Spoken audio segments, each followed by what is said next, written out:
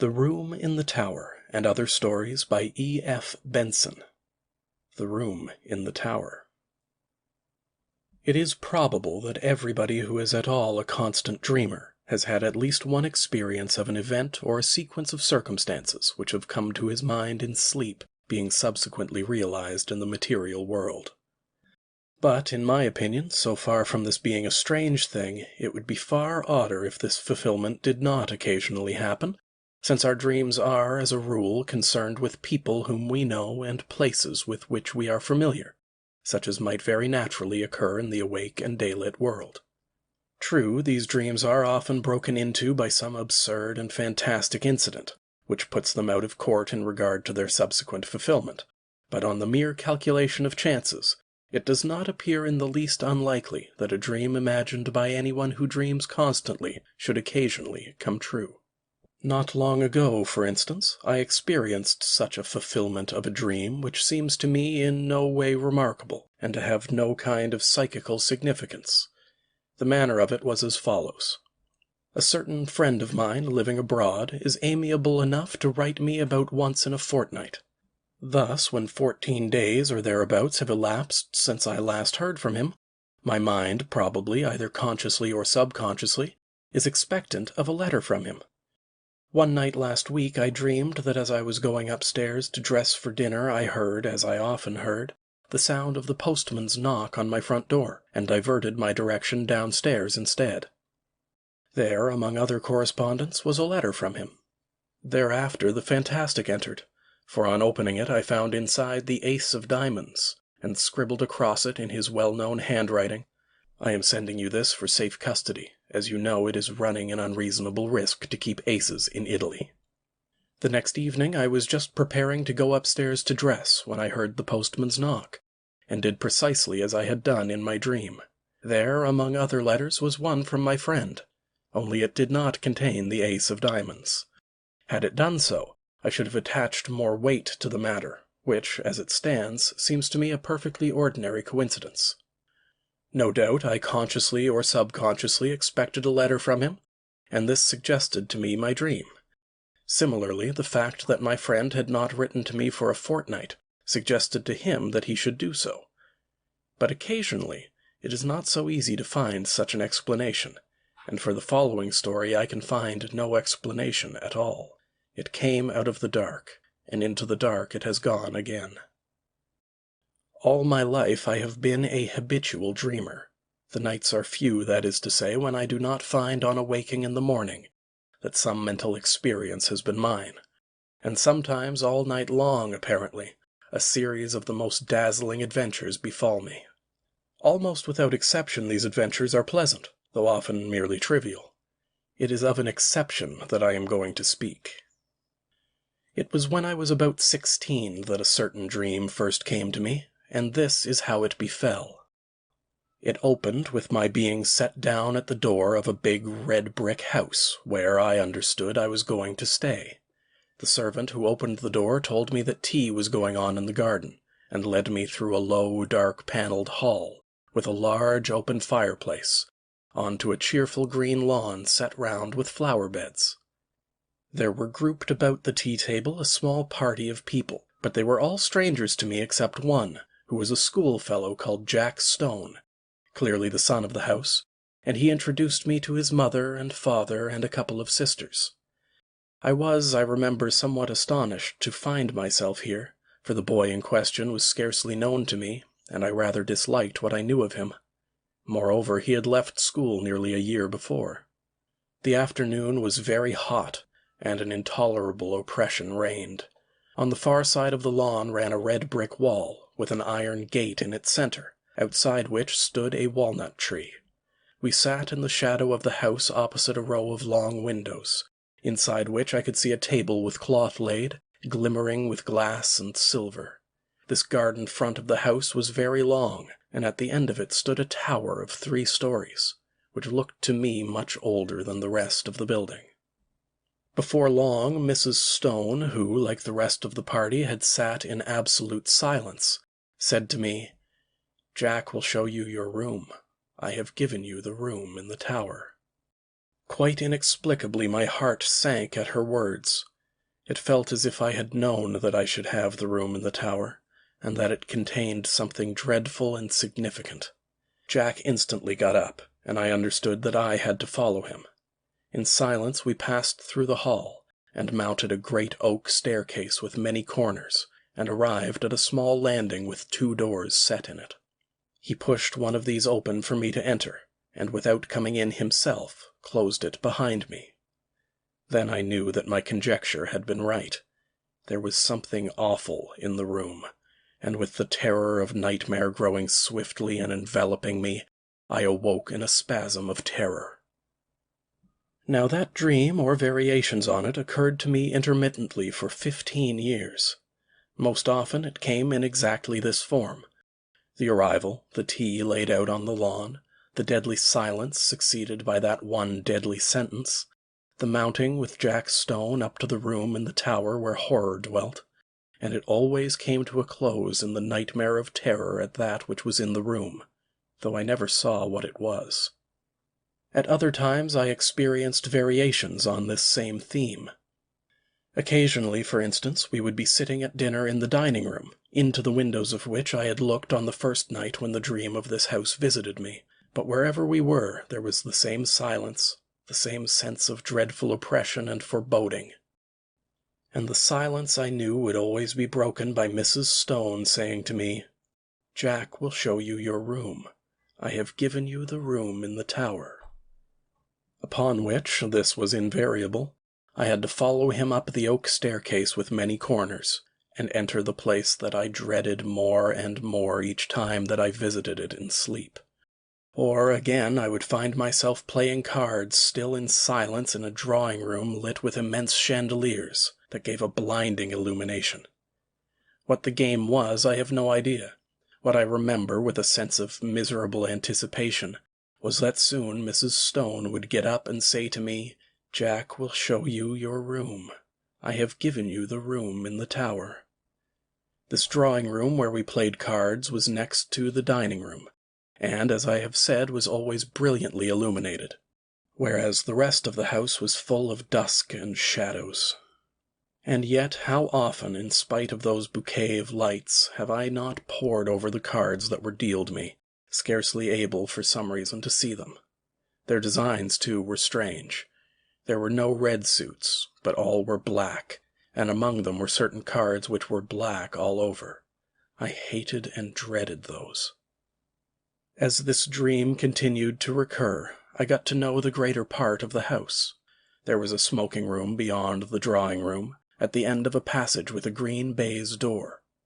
It was always very dark there, and as often as I went there I passed somebody whom I could not see in the doorway coming out. Curious developments, too, took place in the characters that peopled the dream, as might happen to living persons.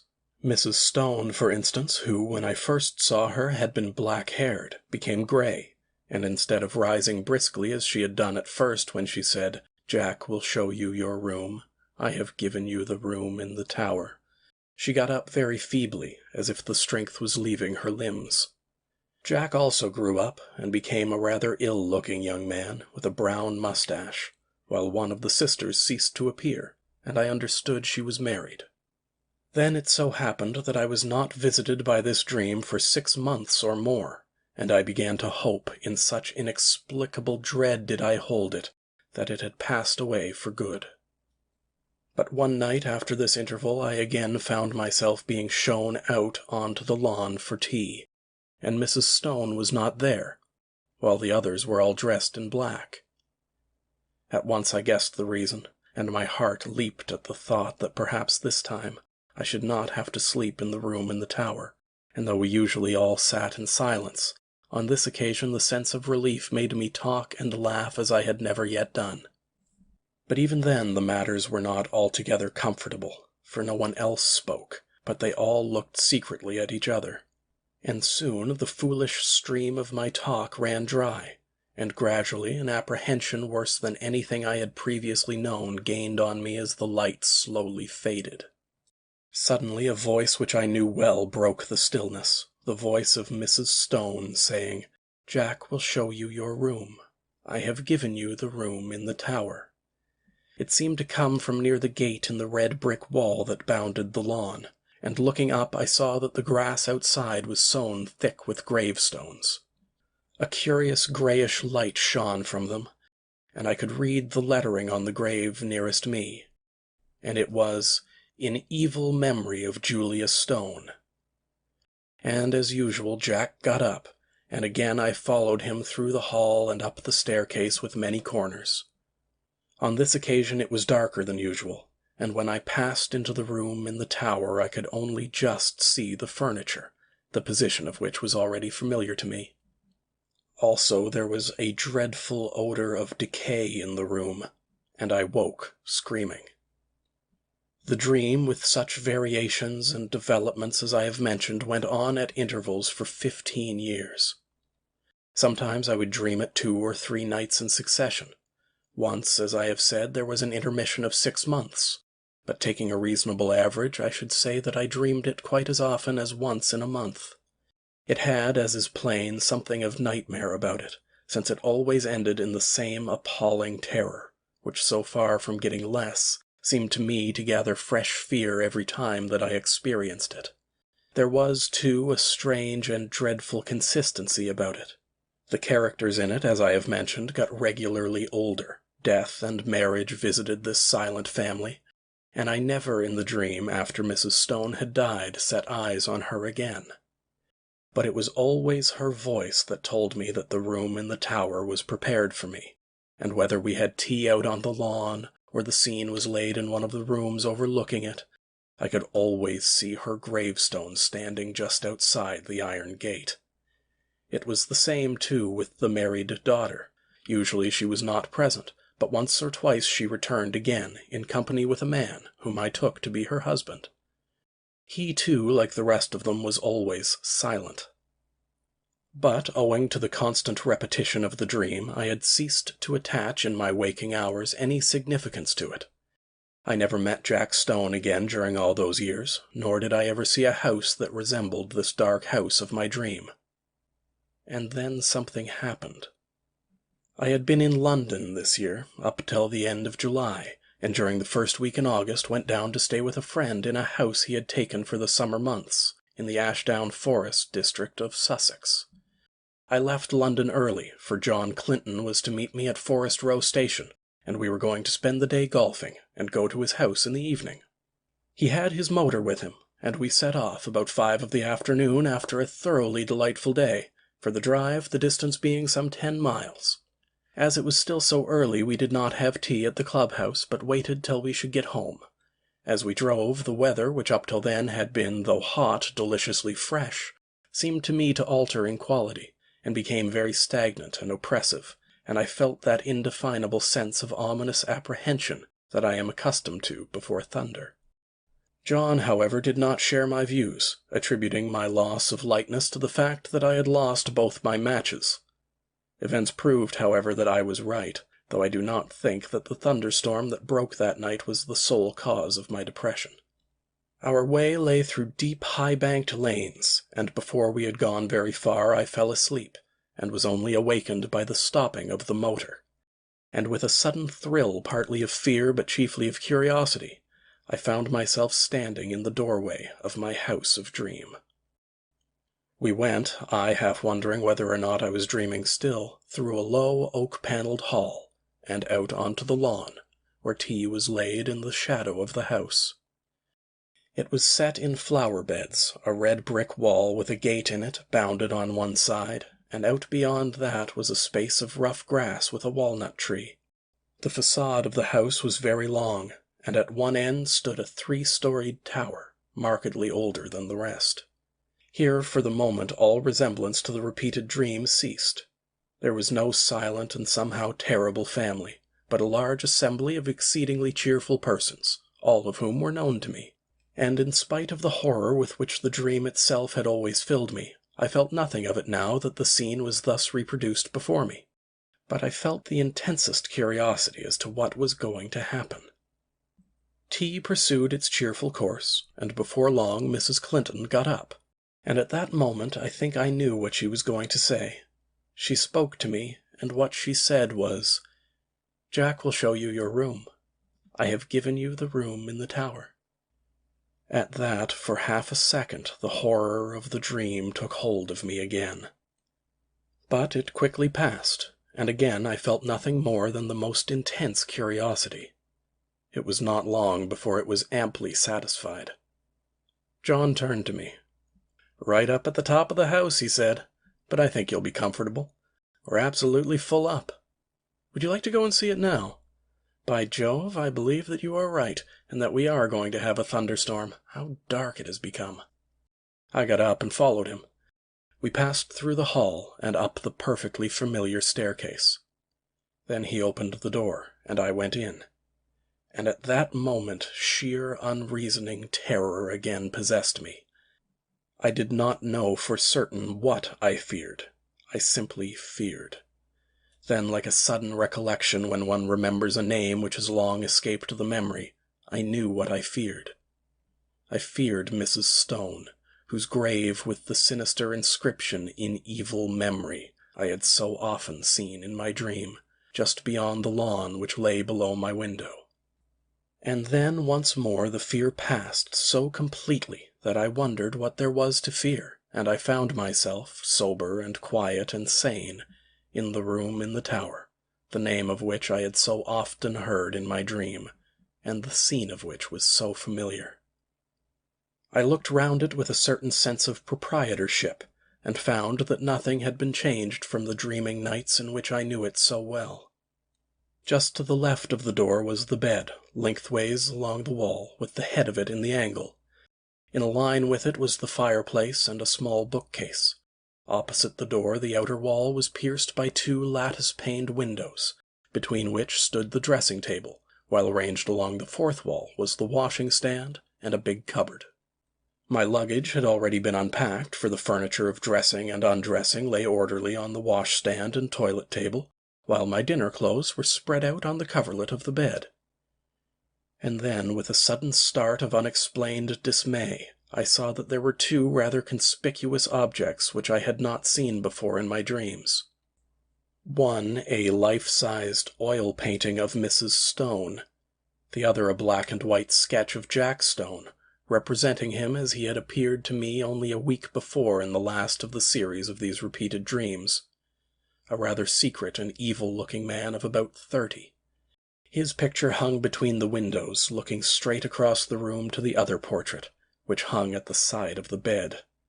At that I looked next, and as I looked I felt once more the horror of the nightmare seize me. It represented Mrs. Stone as I had seen her last in my dreams, old and withered and white-haired. But in spite of the evident feebleness of body, a dreadful exuberance and vitality shone through the envelope of flesh, an exuberance wholly malign, a vitality that foamed and frothed with unimaginable evil.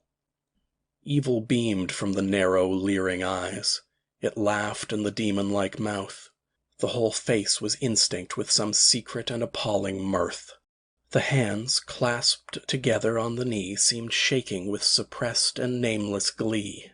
Then I also saw that it was signed in the left-hand bottom corner, and wondering who the artist could be, I looked more closely and read the inscription, "Julia Stone, by Julia Stone." There came a tap at the door, and John Clinton entered. "Got everything you want?" he asked. "Rather more than I want," said I, pointing to the picture. He laughed. "Hard-featured old lady," he said. "By herself, too, I remember. Anyhow, she can't have flattered herself much." "But don't you see?" said I. "It's scarcely a human face at all. It's the face of some witch, some devil." He looked at it more closely.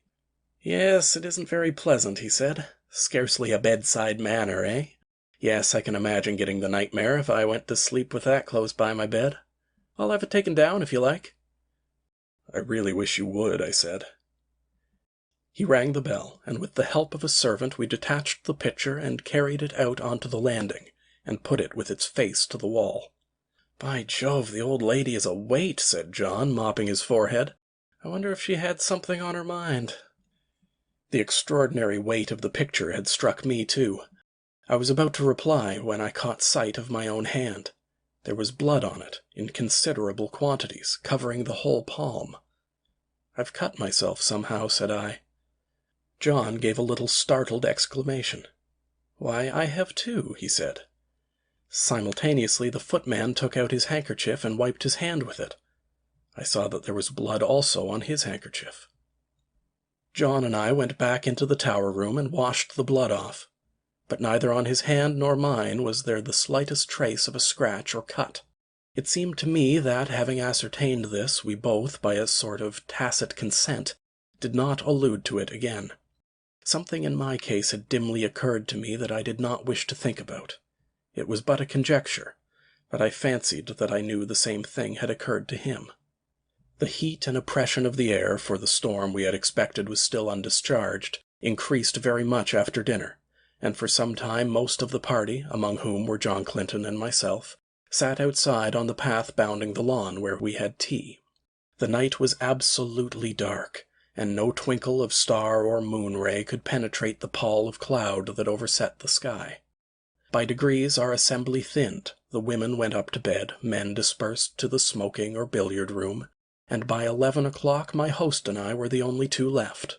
All the evening I thought that he had something on his mind, and as soon as we were alone he spoke. "The man who helped us with the picture had blood on his hand too, did you notice?" he said. "I asked him just now if he had cut himself, and he supposed he had, but that he could find no mark of it. Now where did that blood come from?" By dint of telling myself that I was not going to think about it, I had succeeded in not doing so, and I did not want, especially just at bedtime, to be reminded of it. "I don't know," said I, "and I don't really care so long as the picture of Mrs. Julius Stone is not by my bed." He got up. "But it's odd," he said. "Ha! Now you'll see another odd thing." A dog of his, an Irish terrier by breed, had come out of the house as we talked. The door behind us into the hall was open, and a bright oblong of light shone across the lawn to the iron gate which led on to the rough grass outside where the walnut tree stood. I saw that the dog had all his hackles up, bristling with rage and fright. His lips were curled back from his teeth as if he was ready to spring at something, and he was growling to himself. He took not the slightest notice of his master or me, but stiffly and tensely walked across the grass to the iron gate. There he stood for a moment, looking through the bars and still growling. Then, of a sudden, his courage seemed to desert him. He gave one long howl and scuttled back to the house with a curious crouching sort of movement. "He does that half a dozen times a day," said John. "He sees something which he both hates and fears." I walked to the gate and looked over it. Something was moving on the grass outside, and soon a sound which I could not instantly identify came to my ears. Then I remembered what it was. It was the purring of a cat. I lit a match and saw the purrer, a big blue Persian, walking round and round in a little circle just outside the gate, stepping high and ecstatically, with tail carried aloft like a banner. Its eyes were bright and shining, and every now and then it put its head down and sniffed at the grass. I laughed. "That's the end of that mystery, I am afraid," I said. "Here's a large cat having Walpurgis night all alone." "Yes, that's Darius," said John. "He spends half the day and all night there. But that's not the end of the dog mystery, for Toby and he are the best of friends, but the beginning of the cat mystery. What's the cat doing there? And why is Darius pleased while Toby is terror-stricken?" At that moment I remembered the rather horrible detail of my dreams when I saw through the gate, just where the cat was now, the white tombstone with the sinister inscription. But before I could answer, the rain began, as suddenly and heavily as if a tap had been turned on, and simultaneously the big cat squeezed through the bars of the gate and came leaping across the lawn to the house for shelter. Then it sat in the doorway, looking out eagerly into the dark. It spat and struck at John with its paw, as he pushed it in order to close the door. Somehow, with the portrait of Julius Stone in the passage outside, the room in the tower had absolutely no alarm for me, and as I went to bed feeling very sleepy and heavy, I had nothing more than interest for the curious incident about our bleeding hands, and the conduct of the cat and dog. The last thing I looked at before I put out my light was the square empty space by my bed where the portrait had been. Here the paper was of its original full tint of dark red. Over the rest of the walls it had faded. Then I blew out my candle and instantly fell asleep. My awaking was equally instantaneous, and I sat bolt upright in bed under the impression that some bright light had been flashed in my face, though it was now absolutely pitch dark. I knew exactly where I was, in the room which I had dreaded in dreams, but no horror that I had ever felt when asleep approached the fear that now invaded and froze my brain. Immediately after, a peal of thunder cracked just above the house, but the probability that it was only a flash of lightning which awoke me gave no reassurance to my galloping heart. Something I knew was in the room with me, and instinctively I put out my right hand, which was nearest the wall, to keep it away, and my hand touched the edge of a picture frame hanging close to me. I sprang out of bed, upsetting the small table that stood by it, and I heard my watch, candle, and matches clatter on to the floor. But for the moment there was no need of light, for a blinding flash leaped out of the clouds, and showed me that by my bed again hung the picture of Mrs. Stone. And instantly the room went into blackness again. But in that flash I saw another thing also, namely a figure that leaned over the end of my bed, watching me. It was dressed in some close-clinging white garment, spotted and stained with mold, and the face was that of the portrait. Overhead the thunder cracked and roared, and when it ceased and the deathly stillness succeeded, I heard the rustle of movement coming nearer me, and, more horrible yet, perceived an odor of corruption and decay. And then a hand was laid on the side of my neck, and close beside my ear I heard quick-taken, eager breathing. Yet I knew that this thing, though it could be perceived by touch, by smell, by eye, and by ear, was still not of this earth, but something that had passed out of the body and had power to make itself manifest. Then a voice, already familiar to me, spoke. "I knew you would come to the room in the tower," it said. "I have been long waiting for you. At last you have come. Tonight I shall feast. Before long we will feast together." And the quick breathing came closer to me. I could feel it on my neck. At that, the terror, which I think had paralyzed me for the moment, gave way to the wild instinct of self-preservation. I hit wildly with both arms, kicking out at the same moment, and heard a little animal squeal, and something soft dropped with a thud beside me. I took a couple of steps forward, nearly tripping up over whatever it was that lay there, and by the merest good luck found the handle of the door. In another second I ran out on the landing, and had banged the door behind me. Almost at the same moment I heard a door open somewhere below, and John Clinton, candle in hand, came running upstairs.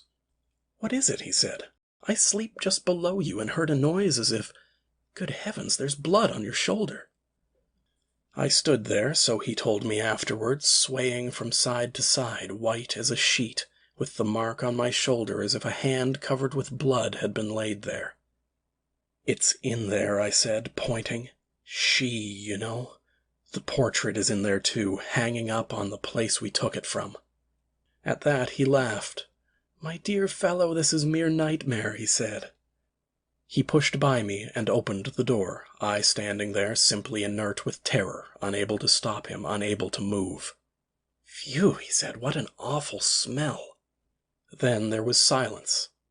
He had passed out of my sight behind the open door. Next moment he came out again, as white as myself, and instantly shut it. "Yes, the portrait's there," he said, "and on the floor is a thing spotted with earth like what they bury people in. Come away, quick, come away." How I got downstairs I hardly know. An awful shuddering and nausea of the spirit rather than of the flesh had seized me, and more than once he had to place my feet upon the steps, while every now and then he cast glances of terror and apprehension up the stairs. But in time we came to his dressing-room on the floor below, and there I told him what I have here described. The sequel can be made short. Indeed, some of my readers have perhaps already guessed what it was, if they remember that inexplicable affair of the churchyard at West Folly some 8 years ago, where an attempt was made 3 times to bury the body of a certain woman who had committed suicide. On each occasion the coffin was found in the course of a few days again protruding from the ground. After the 3rd attempt, in order that the thing should not be talked about, the body was buried elsewhere in unconsecrated ground. Where it was buried was just outside the iron gate of the garden belonging to the house where this woman had lived. She had committed suicide in a room at the top of the tower in that house. Her name was Julia Stone. Subsequently, the body was again secretly dug up, and the coffin was found to be full of blood. The Room in the Tower and Other Stories by E.F. Benson. The Dust Cloud. The big French windows were open onto the lawn, and, dinner being over, 2 or 3 of the party who were staying for the week at the end of August with the Combe Martins had strolled out onto the terrace to look at the sea, over which the moon, large and low, was just rising and tracing a path of pale gold from horizon to shore, while others, less lunar of inclination, had gone in search of bridge or billiards. Coffee had come round immediately after dessert, and the end of dinner, according to the delectable custom of the house, was as informal as the end of breakfast. Every one, that is to say, remained or went away, smoked, drank port, or abstained, according to his personal tastes. Thus, on this particular evening it so happened that Harry Combe Martin and I were very soon left alone in the dining-room, because we were talking unmitigated motor shop, and the rest of the party, small wonder, were bored with it, and had left us. The shop was home shop, so to speak, for it was almost entirely concerned with the manifold perfections of the new 6-cylinder Napier, which my host, in a moment of extravagance, which he did not in the least regret, had just purchased, in which, too, he proposed to take me over to lunch at a friend's house near Hunston on the following day. He observed with legitimate pride that an early start would not be necessary, as the distance was only 80 miles and there were no police traps. "Queer things these big motors are," he said, relapsing into generalities as we rose to go. "Often I can scarcely believe that my new car is merely a machine. It seems to me to possess an independent life of its own. It is really much more like a thoroughbred with a wonderfully fine mouth." "And the moods of a thoroughbred?" I asked. "No, it's got an excellent temper, I'm glad to say. It doesn't mind being checked, or even stopped, when it's going its best. Some of these big cars can't stand that. They get sulky. I assure you it is literally true, if they are checked too often." He paused on his way to ring the bell. "Guy Elphinstone's car, for instance," he said. "It was a bad-tempered brute, a violent, vicious beast of a car." "What make?" I asked. 25 horsepower Amédée. They are a fretful strain of car. Too thin, not enough bone, and bone is very good for the nerves.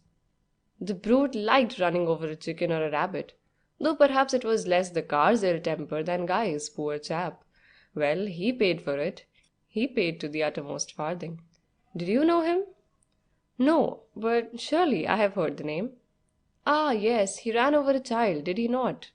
"Yes," said Harry, "and then smashed up against his own park gates." "Killed, wasn't he?" "Oh, yes, killed instantly, and the car just a heap of splinters. There's an odd story about it, I'm told, in the village. Rather in your line." "Ghosts?" I asked. "Yes, the ghost of his motor car. Seems almost too up to date, doesn't it?" "And what's the story?" I demanded. "Why, just this. His place was outside the village of Bircham, 10 miles out from Norwich, and there's a long straight bit of road there. That's where he ran over the child, and a couple of 100 yards farther on, a rather awkward turn into the park gates. Well, a month or 2 ago, soon after the accident, one old gaffer in the village swore he had seen a motor there coming full tilt along the road, but without a sound. and it disappeared at the lodge gates of the park, which were shut. Soon after, another said he had heard a motor whirl by him at the same place, followed by a hideous scream, but he saw nothing. "The scream is rather horrible," said I. "Ah, I see what you mean. I only thought of his siren. Guy had a siren on his exhaust, same as I have. His had a dreadful frightened sort of wail, and always made me feel creepy." "And is that all the story?" I asked. "That one old man thought he saw a noiseless motor, and another thought he heard an invisible one." Harry flicked the ash off his cigarette into the grate. "Oh dear, no," he said. "Half a dozen of them have seen something or heard something. It is quite a heavily authenticated yarn." "Yes, and talked over and edited in the public house," I said.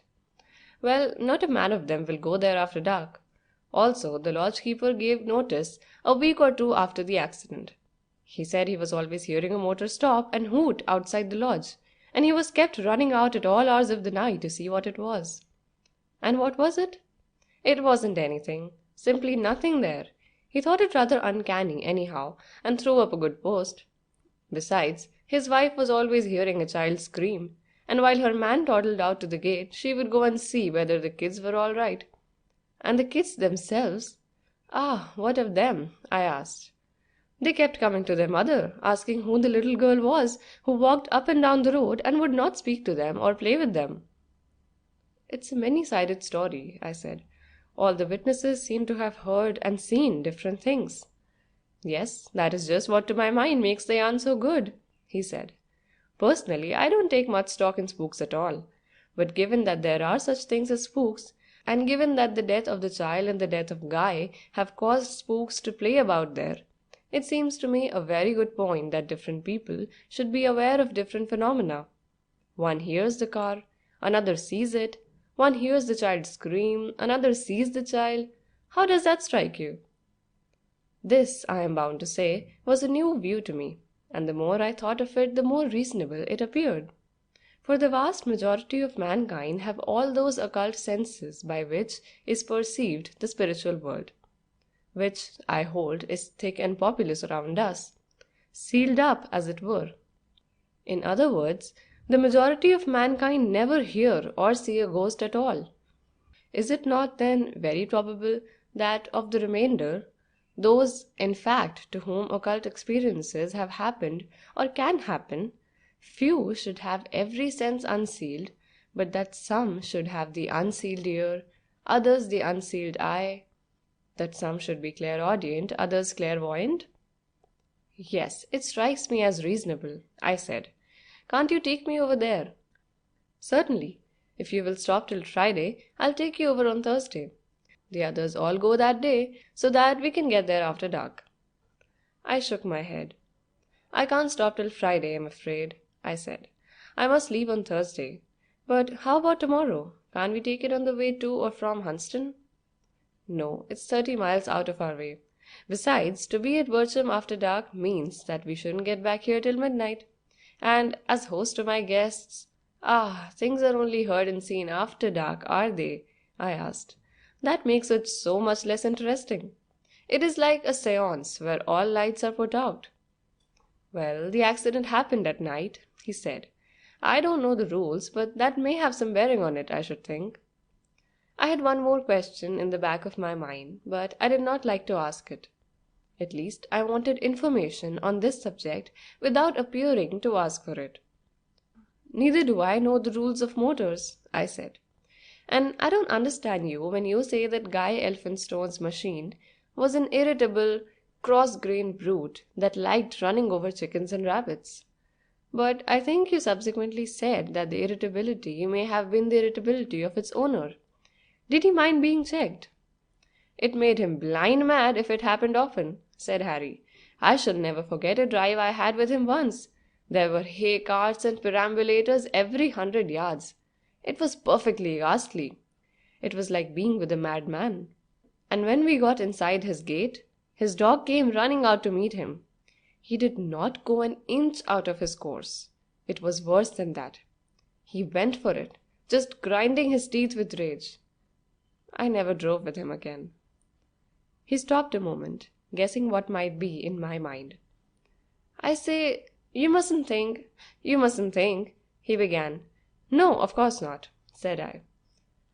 Harry Combe Martin's house stood close to the weather-eaten, sandy cliffs of the Suffolk shore, which are being incessantly gnawed away by the hunger of the insatiable sea. Fathoms deep below it, and now many hundred yards out, lies what was once the second port in England. But now of the ancient town of Dunwich, and of its 7 great churches, nothing remains but one, and that ruinous and already half destroyed by the falling cliff and the encroachments of the sea. Foot by foot, it too is disappearing, and of the graveyard which surrounded it, more than half is gone, so that from the face of the sandy cliff on which it stands, there stick out like straws in glass, as Dante says, the bones of those who were once committed there to the kindly and stable earth.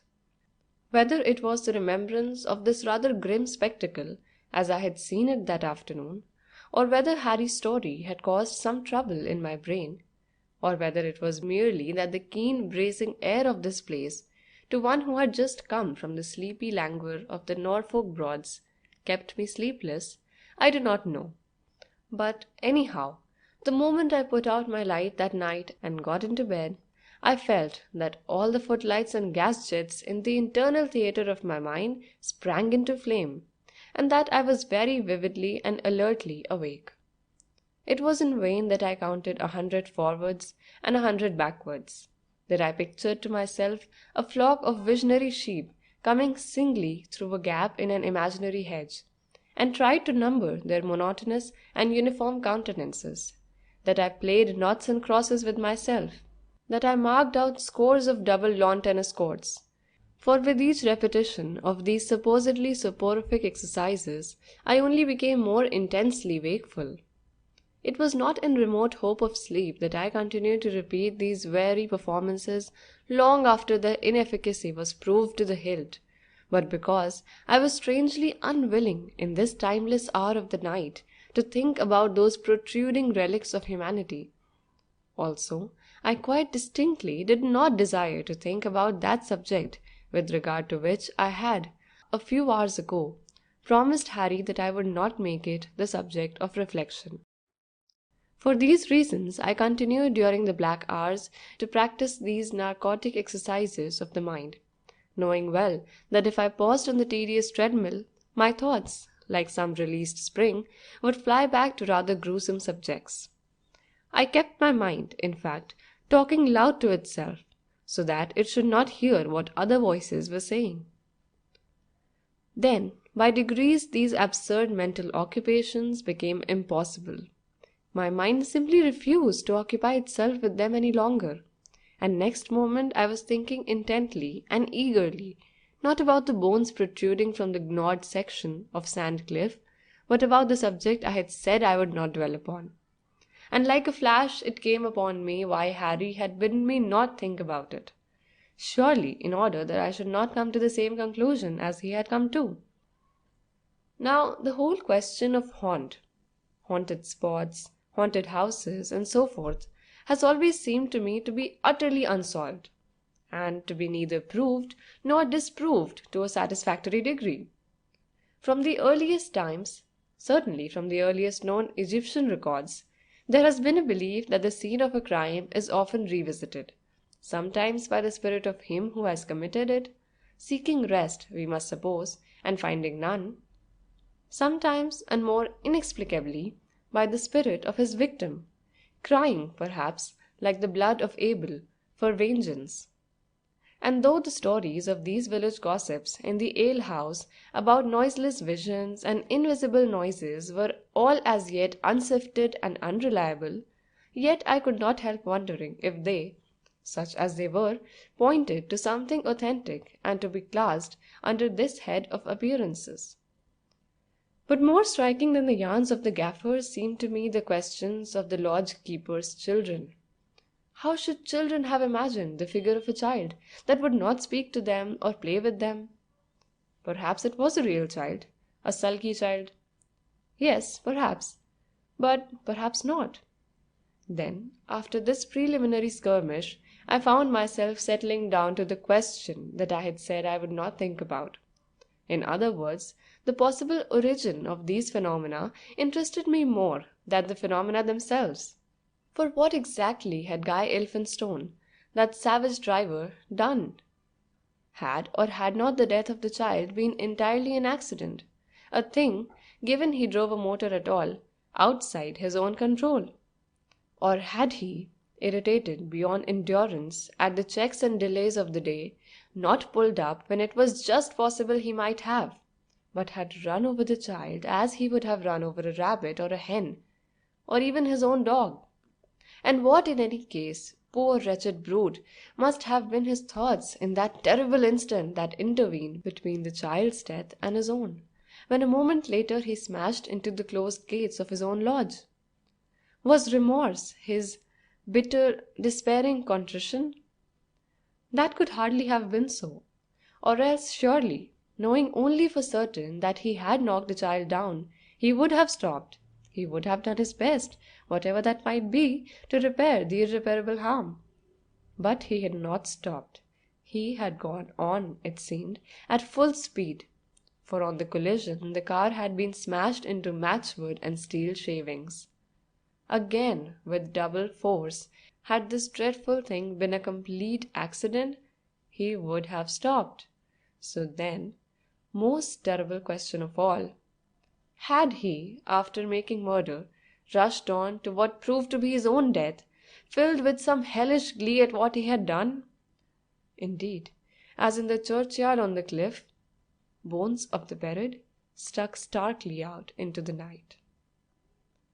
The pale, tired light of earliest morning had turned the window blinds into glimmering squares before I slept, and when I woke, the servant who called me was already rattling them briskly up on their rollers, and letting the calm serenity of the August day stream into the room.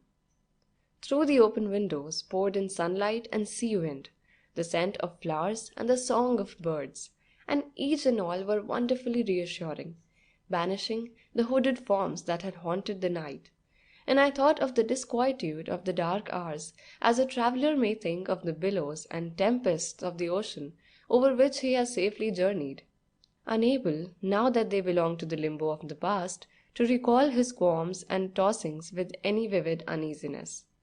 Not without a feeling of relief, too, did I dwell on the knowledge that I was definitely not going to visit this equivocal spot. Our drive today, as Harry had said, would not take us within 30 miles of it, and tomorrow I but went to the station and away. Though a thorough-paced seeker after truth might, no doubt, have regretted that the laws of time and space did not permit him to visit Bircham after the sinister dark had fallen, and test whether for him there was visible or audible truth in the tales of the village gossips, I was conscious of no such regret. Bircham and its fables had given me a very bad night, and I was perfectly aware that I did not in the least want to go near it, though yesterday I had quite truthfully said I should like to do so. In this brightness, too, of sun and sea wind, I felt none of the malaise at my waking moments which a sleepless night usually gives me. I felt particularly well, particularly pleased to be alive, and also, as I have said, particularly content not to be going to Bircham.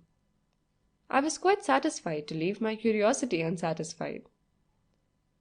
The motor came round about 11, and we started at once. Harry and Mrs. Morrison, a cousin of his, sitting behind in the big back seat, large enough to hold a comfortable 3, and I on the left of the driver, in a sort of trance, I am not ashamed to confess it, of expectancy and delight. For this was in the early days of motors, when there was still the sense of romance and adventure around them. I did not want to drive, any more than Harry wanted to, for driving, so I hold, is too absorbing. It takes the attention in too firm a grip. The mania of the true motorist is not consciously enjoyed.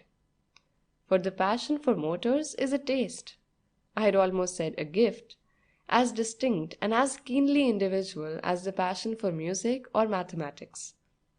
Those who use motors most, merely as a means of getting rapidly from one place to another, are often entirely without it, while those whom adverse circumstances over which they have no control compel to use them least may have it to a supreme degree. To those who have it, analysis of their passion is perhaps superfluous. To those who have it not, explanation is almost unintelligible. Pace, however, and the control of pace, and above all the sensuous consciousness of pace, is at the root of it. And pleasure in pace is common to most people, whether it be in the form of a galloping horse, or the pace of the skate hissing over smooth ice, or the pace of a free-wheel bicycle humming downhill, or, more impersonally, the pace of the smashed ball at lawn tennis, the driven ball at golf, or the low boundary hit at cricket.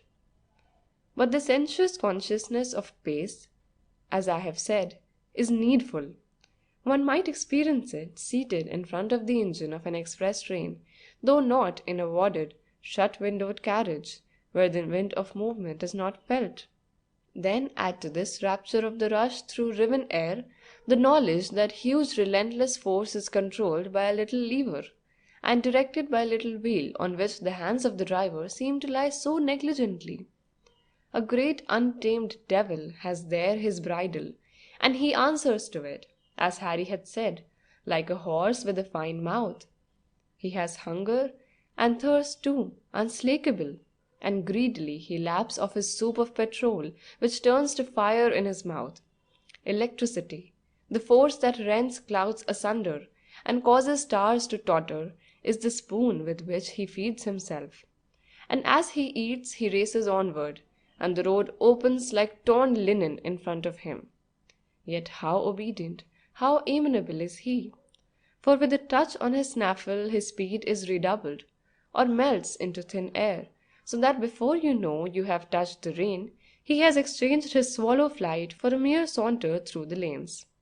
But he ever loves to run, and knowing this, you will bid him lift up his voice and tell those who are in his path that he is coming, so that he will not need the touch that checks.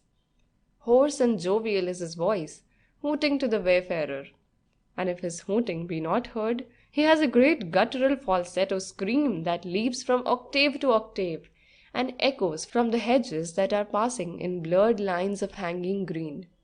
And as you go, the romantic isolation of divers in deep seas is yours. Masked and hooded companions may be near you also, in their driving dress for this plunge through the swift tides of air. But you, like them, are alone and isolated, conscious only of the ribbed ribbon of road, the two great lantern eyes of the wonderful monster that look through drooped eyelids by day, but gleam with fire by night, the two ear laps of splashboards, and the long lean bonnet in front, which is the skull and brain case of that swift, untiring energy that feeds on fire, and whirls its 2 tons of weight uphill and down dale, as if some new law as everlasting as gravity, and like gravity making it go ever swifter, was its sole control. For the first hour, the essence of these joys, any description of which compared to the real thing is but as a stagnant pond compared to the bright rushing of a mountain stream, was mine. A straight switchback road lay in front of us, and the monster plunged silently downhill, and said below his breath, "Ha ha, ha ha, ha ha," as, without diminution of speed, he breasted the opposing slope. In my control were his great vocal cords, for in those days hooter and siren were on the driver's left, and lay convenient to the hand of him who occupied the box seat. And it rejoiced me to let him hoot to a pony cart 300 yards ahead, with a hand on his falsetto scream, if his ordinary tones of conversation were unheard or disregarded. Then came a road crossing ours at right angles, and the dear monster seemed to say, "Yes, yes, see how obedient and careful I am. I stroll with my hands in my pockets."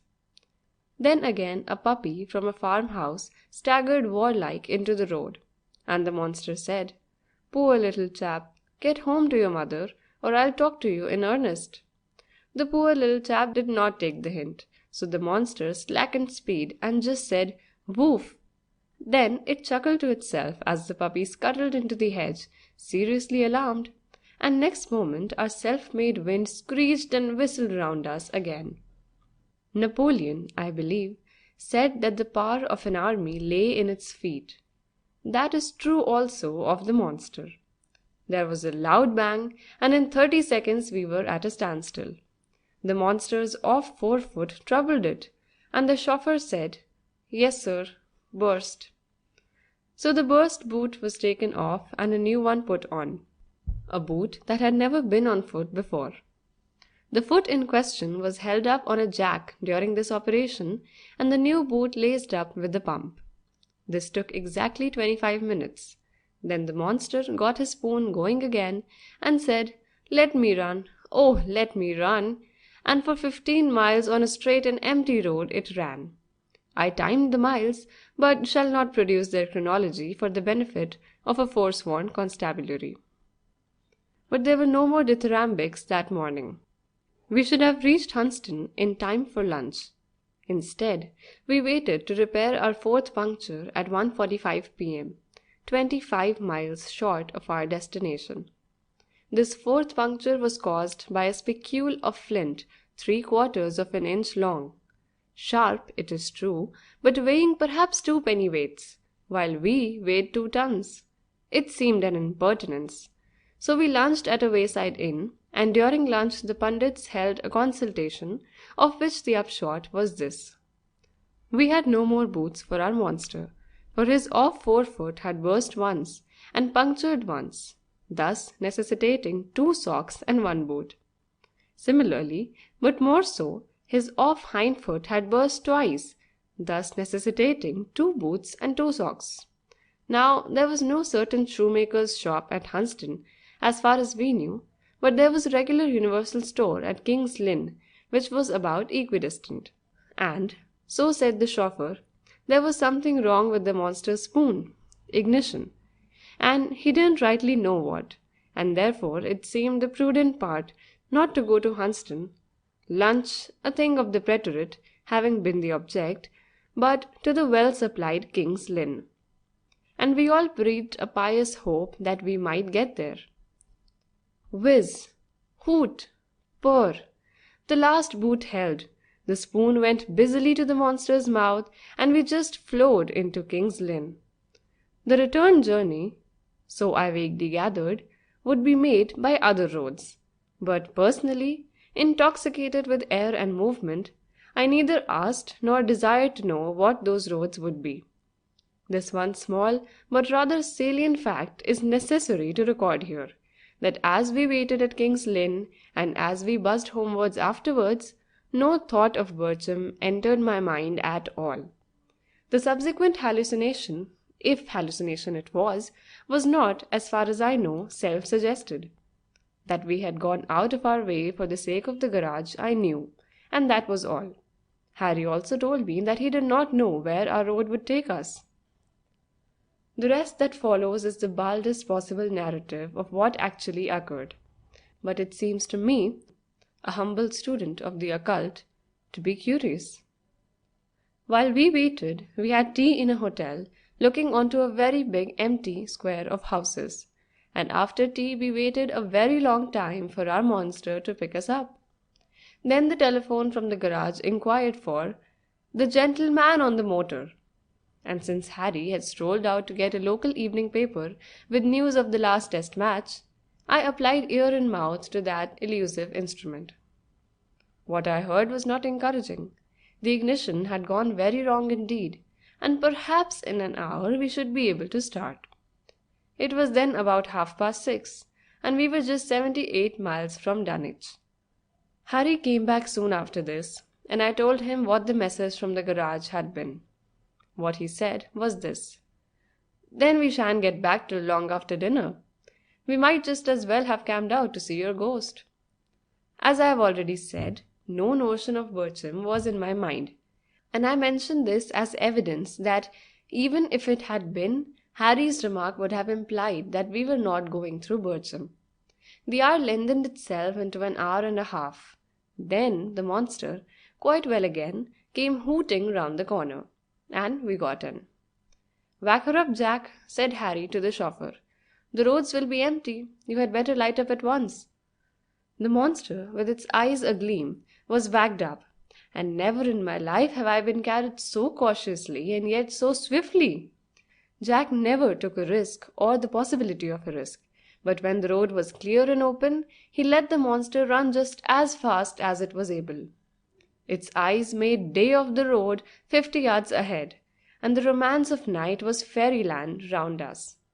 Hares started from the roadside and raced in front of us for 100 yards, then just wheeled in time to avoid the ear flaps of the great triumphant brute that carried us.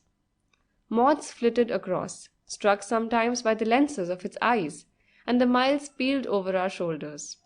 When it occurred, we were going top speed, and this was it. Quite unsensational, but to us, quite inexplicable unless my midnight imaginings happened to be true. As I have said, I was in command of the hooter and of the siren. We were flying along on a straight down grade as fast as ever we could go, for the engines were working, though the decline was considerable. Then, quite suddenly, I saw in front of us a thick cloud of dust, and knew instinctively and on the instant, without thought or reasoning, what that must mean. Evidently something going very fast, or else so large a cloud could not have been raised, was in front of us, and going in the same direction as ourselves. Had it been something on the road coming to meet us, we should of course have seen the vehicle first and run into the dust cloud afterwards. Had it, again, been something of low speed, a horse and dog cart, for instance, no such dust could have been raised. But, as it was, I knew at once that there was a motor travelling swiftly just ahead of us.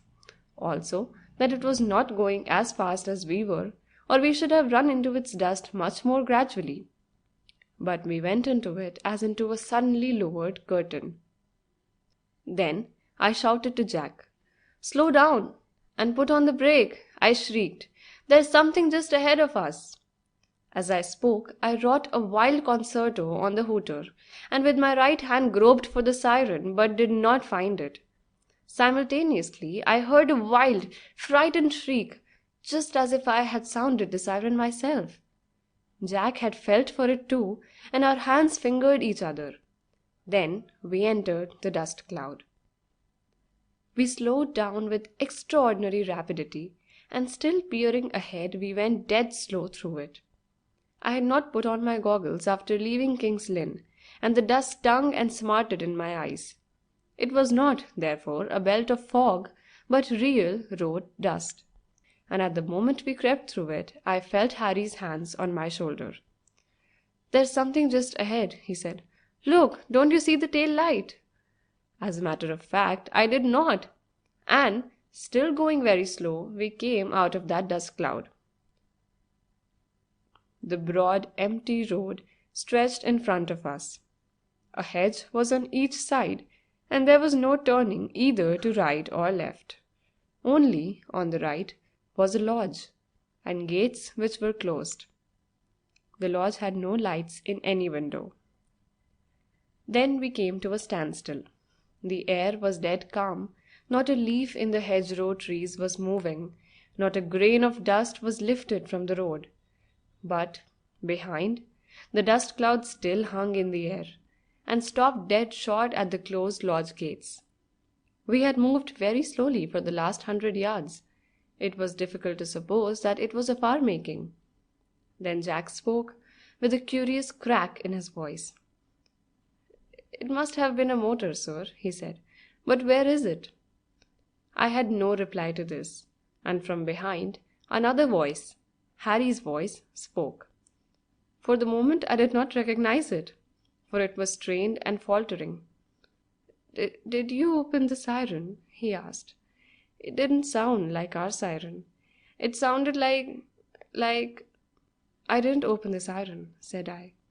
Then we went on again. Soon we came to scattered lights in houses by the wayside. "What's this place?" I asked Jack. "Bertram, sir," said he. The Room in the Tower and Other Stories by E.F. Benson. Garvan's Eve. It is only the largest kind of ordnance map that records the existence of the village of Garvan in the Shire of Sutherland, and it is perhaps surprising that any map on whatever scale should mark so small and huddled a group of huts set on a bare, bleak headland between moor and sea, and, so one would have thought, of no import at all to any who did not happen to live there. But the river Garvan, on the right bank of which stand this half-dozen of chimneyless and wind-swept habitations, is a geographical fact of far greater interest to outsiders, for the salmon there are heavy fish, the mouth of the river is clear of nets, and all the way up to Garvan Loch, some 6 miles inland, the coffee-coloured water lies in pool after deep pool, which merge, if the river is in order and the angler moderately sanguine, on a fishing probability amounting almost to a certainty. In any case, during the first fortnight of September last, I had no blank day on those delectable waters, and up till the 15th of that month there was no day on which someone at the lodge in which I was stopping did not land a fish out of the famous Pict's pool. But after the 15th, that pool was not fished again. The reason why is here set forward. The river at this point, after some 100 yards of rapid, makes a sudden turn round a rocky angle and plunges madly into the pool itself. Very deep water lies at the head of it, but deeper still further down on the east side, where a portion of the stream flicks back again in a swift, dark backwater towards the top of the pool again. It is fishable only from the western bank, for to the east, above this backwater, a great wall of black and basaltic rock, heaved up, no doubt, by some fault in strata, rises sheer from the river to the height of some 60 feet. It is in fact nearly precipitous on both sides, heavily serrated at the top, and of so curious a thinness that at almost the middle of it, where a fissure breaks its topmost edge, and some 20 feet from the top, there exists a long hole, a sort of lancet window, one would say, right through the rock, so that a slit of daylight can be seen through it. Since, therefore, no one would care to cast his line standing perched on that razor-edged eminence, the pool must needs be fished from the western bank. A decent fly, however, will cover it all. It is on the western bank that there stand the remains of that which gave its title to the pool, namely the ruins of a Pict castle, built out of rough and scarcely hewn masonry, unmortared but on a certain large and impressive scale, and in a very well-preserved condition considering its extreme antiquity. It is circular in shape and measures some 20 yards of diameter in its internal span. A staircase of large blocks with a rise of at least a foot leads up to the main gate, and opposite this on the side towards the river is another smaller postern, through which down a rather hazardously steep slope a scrambling path, where progress demands both caution and activity, conducts to the head of the pool, which lies immediately beneath it. A gate chamber, still roofed over, exists in the solid wall. Inside there are foundation indications of 3 rooms, and in the centre of all a very deep hole, probably a well. Finally, just outside the postern leading to the river is a small artificially levelled platform some 20 feet across, as if made to support some superincumbent edifice. Certain stone slabs and blocks are dispersed over it. Brora, the post town of Garvan, lies some 6 miles to the southwest, and from it a track over the moor leads to the rapids immediately above the Pict's pool, across which, by somewhat extravagant striding from boulder to boulder, a man can pass dry foot when the river is low, and make his way up a steep path to the north of the basaltic rock, and so to the village. But this transit demands a steady head, and at the best is a somewhat giddy passage. Otherwise, the road between it and Brora lies in a long detour higher up the moor, passing by the gates of Garvan Lodge, where I was stopping. For some vague and ill-defined reason, the pool itself and the Pict's castle had an uneasy reputation on the countryside, and several times trudging back from a day's fishing I have known my gilly take a longish circuit, though heavy with fish, rather than make this short-cut in the dusk by the castle. On the first occasion when Sandy, a strapping yellow-bearded Viking of 25, did this, he gave as a reason that the ground round about the castle was mossy, though, as a God-fearing man, he must have known he lied. But on another occasion he was more frank, and said that the Pict's pool was no canny after sunset. I am now inclined to agree with him, though, when he lied about it. I think it was because, as a God-fearing man, he feared the devil also. It was on the evening of September 14 that I was walking back with my host, Hugh Graham, from the forest beyond the lodge. It had been a day unseasonably hot for the time of year, and the hills were blanketed with soft, furry clouds. Sandy, the gilly of whom I have spoken, was behind with the ponies, and idly enough I told Hugh about his strange distaste for the Picts' Pool after sunset. He listened, frowning a little. "That's curious," he said.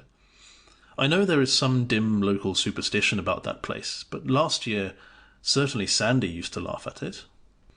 I remember asking him what ailed the place, and he said he thought nothing about the rubbish folk talked. But this year you say he avoids it? On several occasions with me he has done so."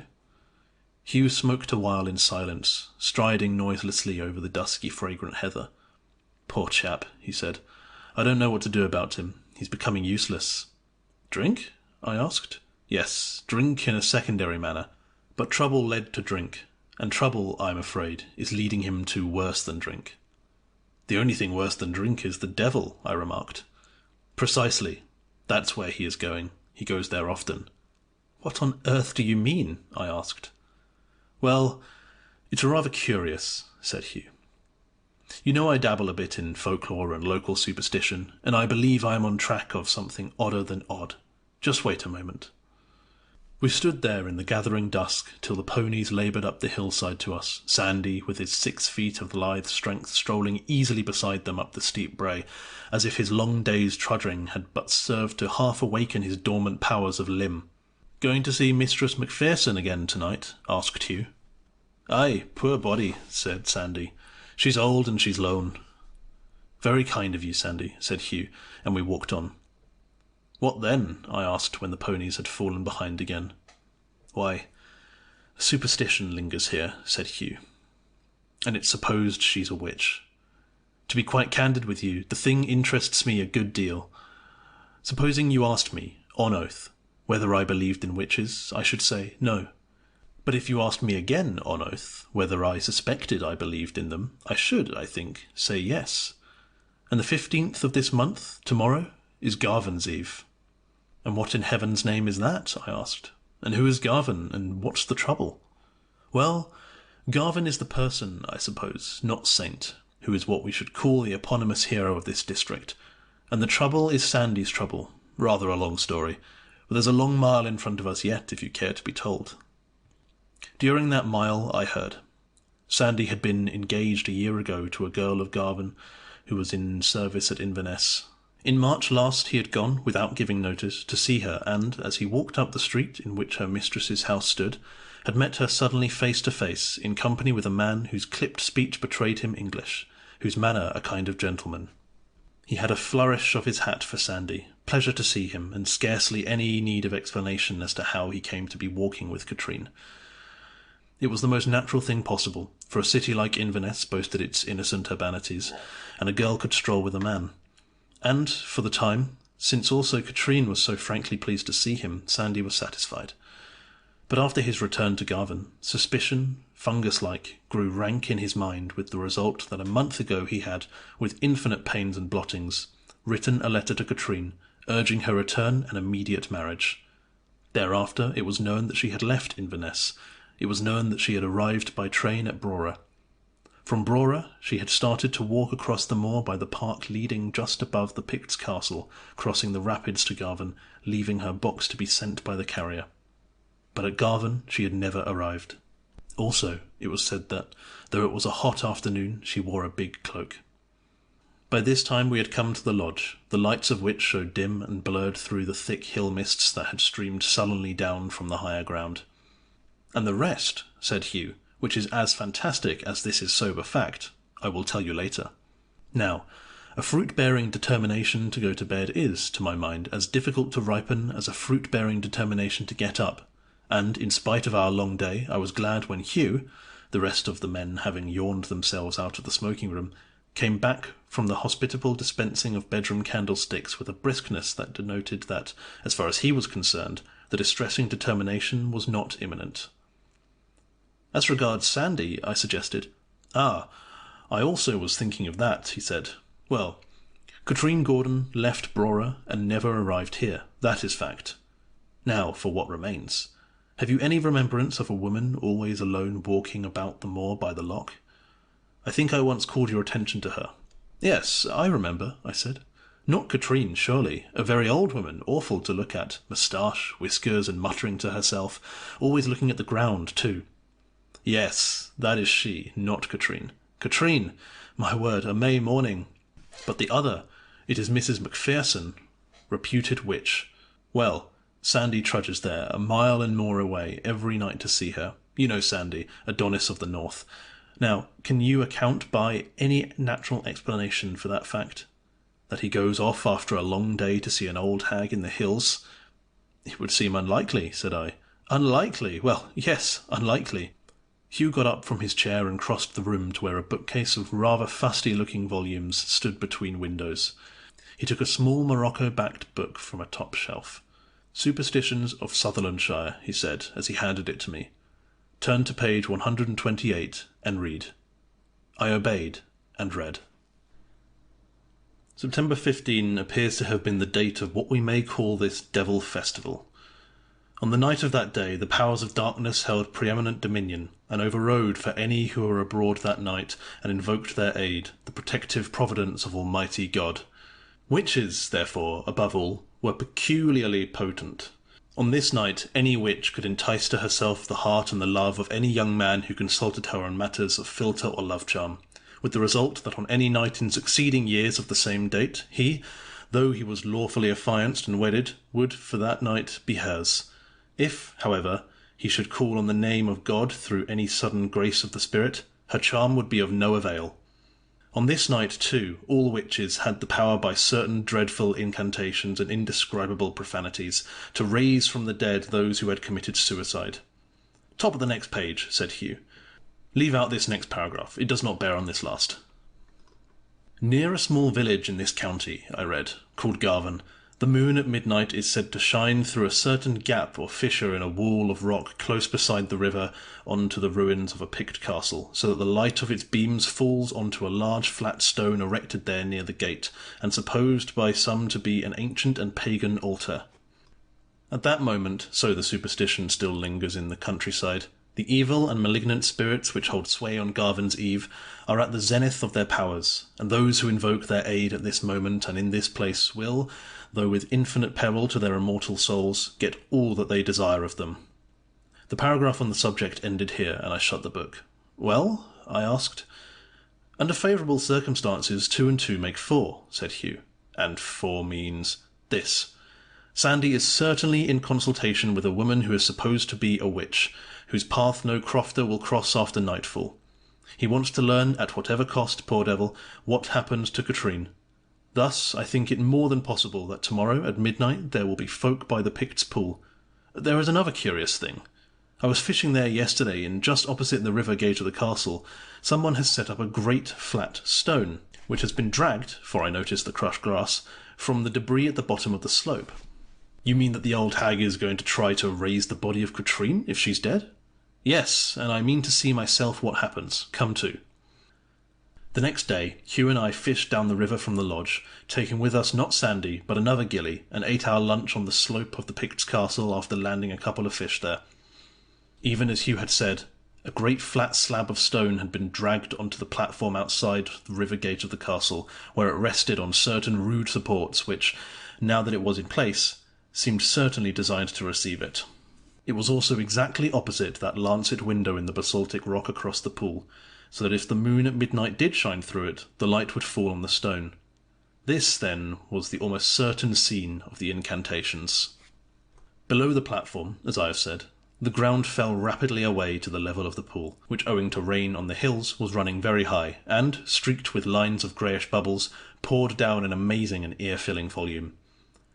But directly underneath the steep escarpment of rock on the far side of the pool it lay foamless and black, a still backwater of great depth.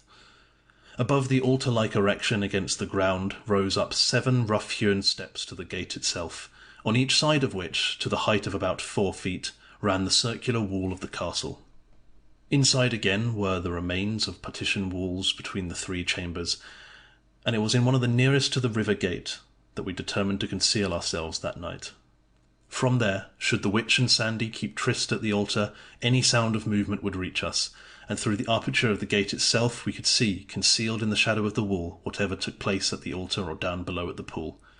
The lodge, finally, was but a short 10 minutes away, if one went in the direct line, so that by starting at 11:45 that night, we could enter the Picts' castle by the gate away from the river, thus not betraying our presence to those who might be waiting for the moment when the moon would shine through the lancet window in the wall of rock onto the altar in front of the river gate.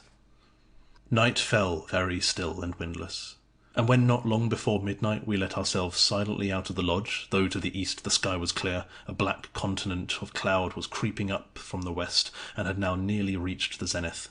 Out of the remote fringes of it, occasional lightning winked, and the growl of very distant thunder sounded drowsily at long intervals after.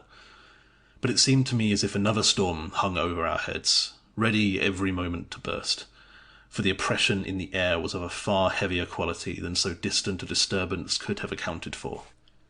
To the east, however, the sky was still luminously clear. The curiously hard edges of the western cloud were star-embroidered, and by the dove-coloured light in the east it was evident that the moonrise over the moor was imminent.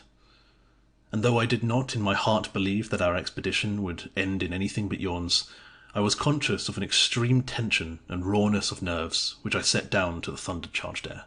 For noiselessness of footstep, we had both put on india-rubber soled shoes, and all the way down to the pool we heard nothing but the very distant thunder and our own padded tread. Very silently and cautiously we ascended the steps of the gate away from the river, and, keeping close to the wall inside, sidled round to the river gate and peered out. For the first moment I could see nothing. So black lay the shadow of the rock wall opposite across the pool, but by degrees I made out the lumps and line of the glimmering foam which streaked the water. High as the river was running this morning, it was infinitely more voluminous and turbulent now, and the sound of it filled and bewildered the ear with its sonorous roaring. Only under the very base of the rock opposite it ran quite black and unfeckled by foam. There lay the deep, still surface of the backwater. Then, suddenly, I saw something black move in the dimness in front of me, and against the grey foam rose up first the head, then the shoulders, and finally the whole figure of a woman coming towards us up the bank. Behind her walked another, a man, and the two came to where the altar of stone had been newly erected and stood there side by side, silhouetted against the churned white of the stream. Hugh had seen too, and touched me on the arm to call my attention.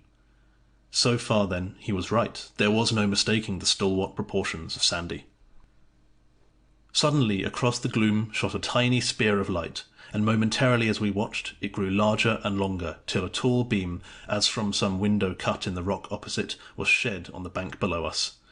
It moved slowly, imperceptibly to the left, till it struck full between the two black figures standing there, and shone with a curious bluish gleam on the flat stone in front of them. Then the roar of the river was suddenly overscored by a dreadful screaming voice, the voice of a woman, and from her side her arms shot up and out as if in invocation of some power. At first I could catch none of the words, but soon from repetition they began to convey an intelligible message to my brain, and I was listening as in the paralytic horror of nightmare to a bellowing of the most hideous and unnameable profanity. What I heard I cannot bring myself to record. Suffice it to say that Satan was invoked by every adoring and reverent name, that cursing and unspeakable malediction was poured forth on him whom we hold most holy. Then the yelling voice ceased as suddenly as it had begun, and for a moment there was silence again, but for the reverberating river. Then, once more that horror of sound was uplifted. "So, Katrine Gordon," it cried, "I bid ye in the name of my master and yours to rise from where ye lie. Up with ye, up!" Once more there was silence. Then I heard Hugh at my elbow draw a quick, sobbing breath, and his finger pointed unsteadily to the dead black water below the rock, and I too looked and saw. Right under the rock there appeared a pale subaqueous light, which waved and quivered in the stream.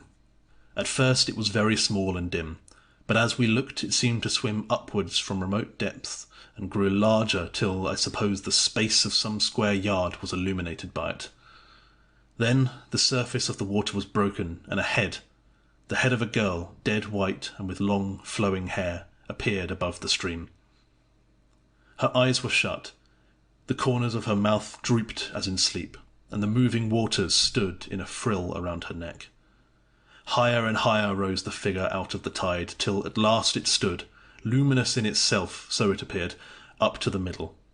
The head was bent down over the breast, and the hands clasped together. As it emerged from the water, it seemed to get nearer, and was by now halfway across the pool, moving quietly and steadily against the great flood of the hurrying river.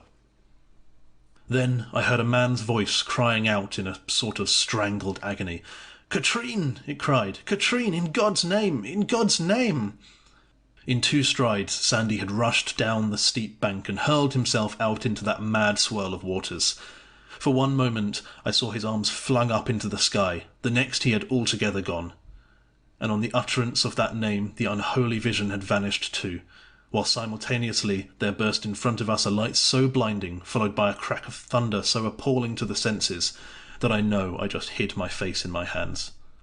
At once, as if the floodgates of the sky had been opened, the deluge was on us, not like rain, but like one sheet of solid water, so that we cowered under it.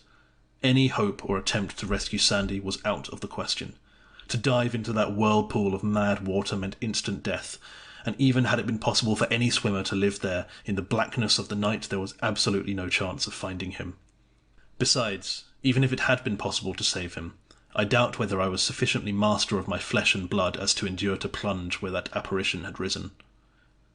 Then, as we lay there, another horror filled and possessed my mind. Somewhere close to us in the darkness was that woman whose yelling voice just now had made my blood run ice cold, while it brought the streaming sweat to my forehead. At that moment I turned to Hugh. "I cannot stop here," I said. "I must run. Run right away." "Where is she?" "Did you not see?" he asked. "No. What happened?" "The lightning struck the stone within a few inches of where she was standing. We must go down and look for her." I followed him down the slope, shaking as if I had the palsy, and groping with my hands on the ground in front of me, in deadly terror of encountering something human. The thunder clouds had in the last few minutes spread over the moon, so that no ray from the window in the rock guided our search. But up and down the bank, from the stone that lay shattered there to the edge of the pool, we groped and stumbled, but found nothing. At length we gave it up. It seemed morally certain that she, too, had rolled down the bank after the lightning stroke, and lay somewhere deep in the pool from which she had called the dead. None fished the pool the next day, but men with dragnets came from Brora. Right under the rock in the backwater lay 2 bodies, close together, Sandy and the dead girl. Of the other they found nothing. It would seem, then, that Katrine Gordon, in answer to Sandy's letter, left Inverness in heavy trouble. What happened afterwards can only be conjectured, but it seems likely that she took the shortcut to Garvan, meaning to cross the river on the boulders above the Picts' pool. But whether she slipped accidentally in her passage and so was drawn down by the hungry water, or whether, unable to face the future, she had thrown herself into the pool, we can only guess. In any case, they sleep together now in the bleak, wind-swept graveyard at Brora, in obedience to the inscrutable designs of God.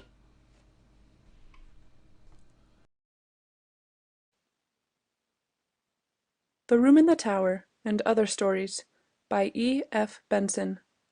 The Confession of Charles Langworth. Dr. Teasdale had occasion to attend the condemned man once or twice during the week before his execution, and found him, as is often the case, when his last hope of life has vanished, quiet and perfectly resigned to his fate, and not seeming to look forward with any dread to the morning that each hour that passed brought nearer and nearer. The bitterness of death appeared to be over for him. It was done with when he was told that his appeal was refused. But for those days, while hope was not yet quite abandoned, the wretched man had drunk of death daily. In all his experience, the doctor had never seen a man so wildly and passionately tenacious of life, nor one so strongly knit to this material world by the sheer animal lust of living. Then the news that hope could no longer be entertained was told him, and his spirit passed out of the grip of that agony of torture and suspense, and accepted the inevitable with indifference. Yet The change was so extraordinary that it seemed to the doctor rather that the news had completely stunned his powers of feeling, and he was, below the numbed surface, still knit into material things as strongly as ever. He had fainted when the result was told him, and Dr. Teasdale had been called in to attend him, but the fit was but transient, and he came out of it into full consciousness of what had happened. The murder had been a deed of peculiar horror, and there was nothing of sympathy in the mind of the public towards the perpetrator. Charles Linkworth, who now lay under capital sentence, was the keeper of a small stationery store in Sheffield, and there lived with him his wife and mother. The latter was the victim of his atrocious crime, the motive of it being to get possession of the sum of £500, which was this woman's property. Linkworth, as came out at the trial, was in debt to the extent of £100 at the time, and during his wife's absence from home on a visit to relations, he strangled his mother, and during the night buried the body in the small back garden of his house.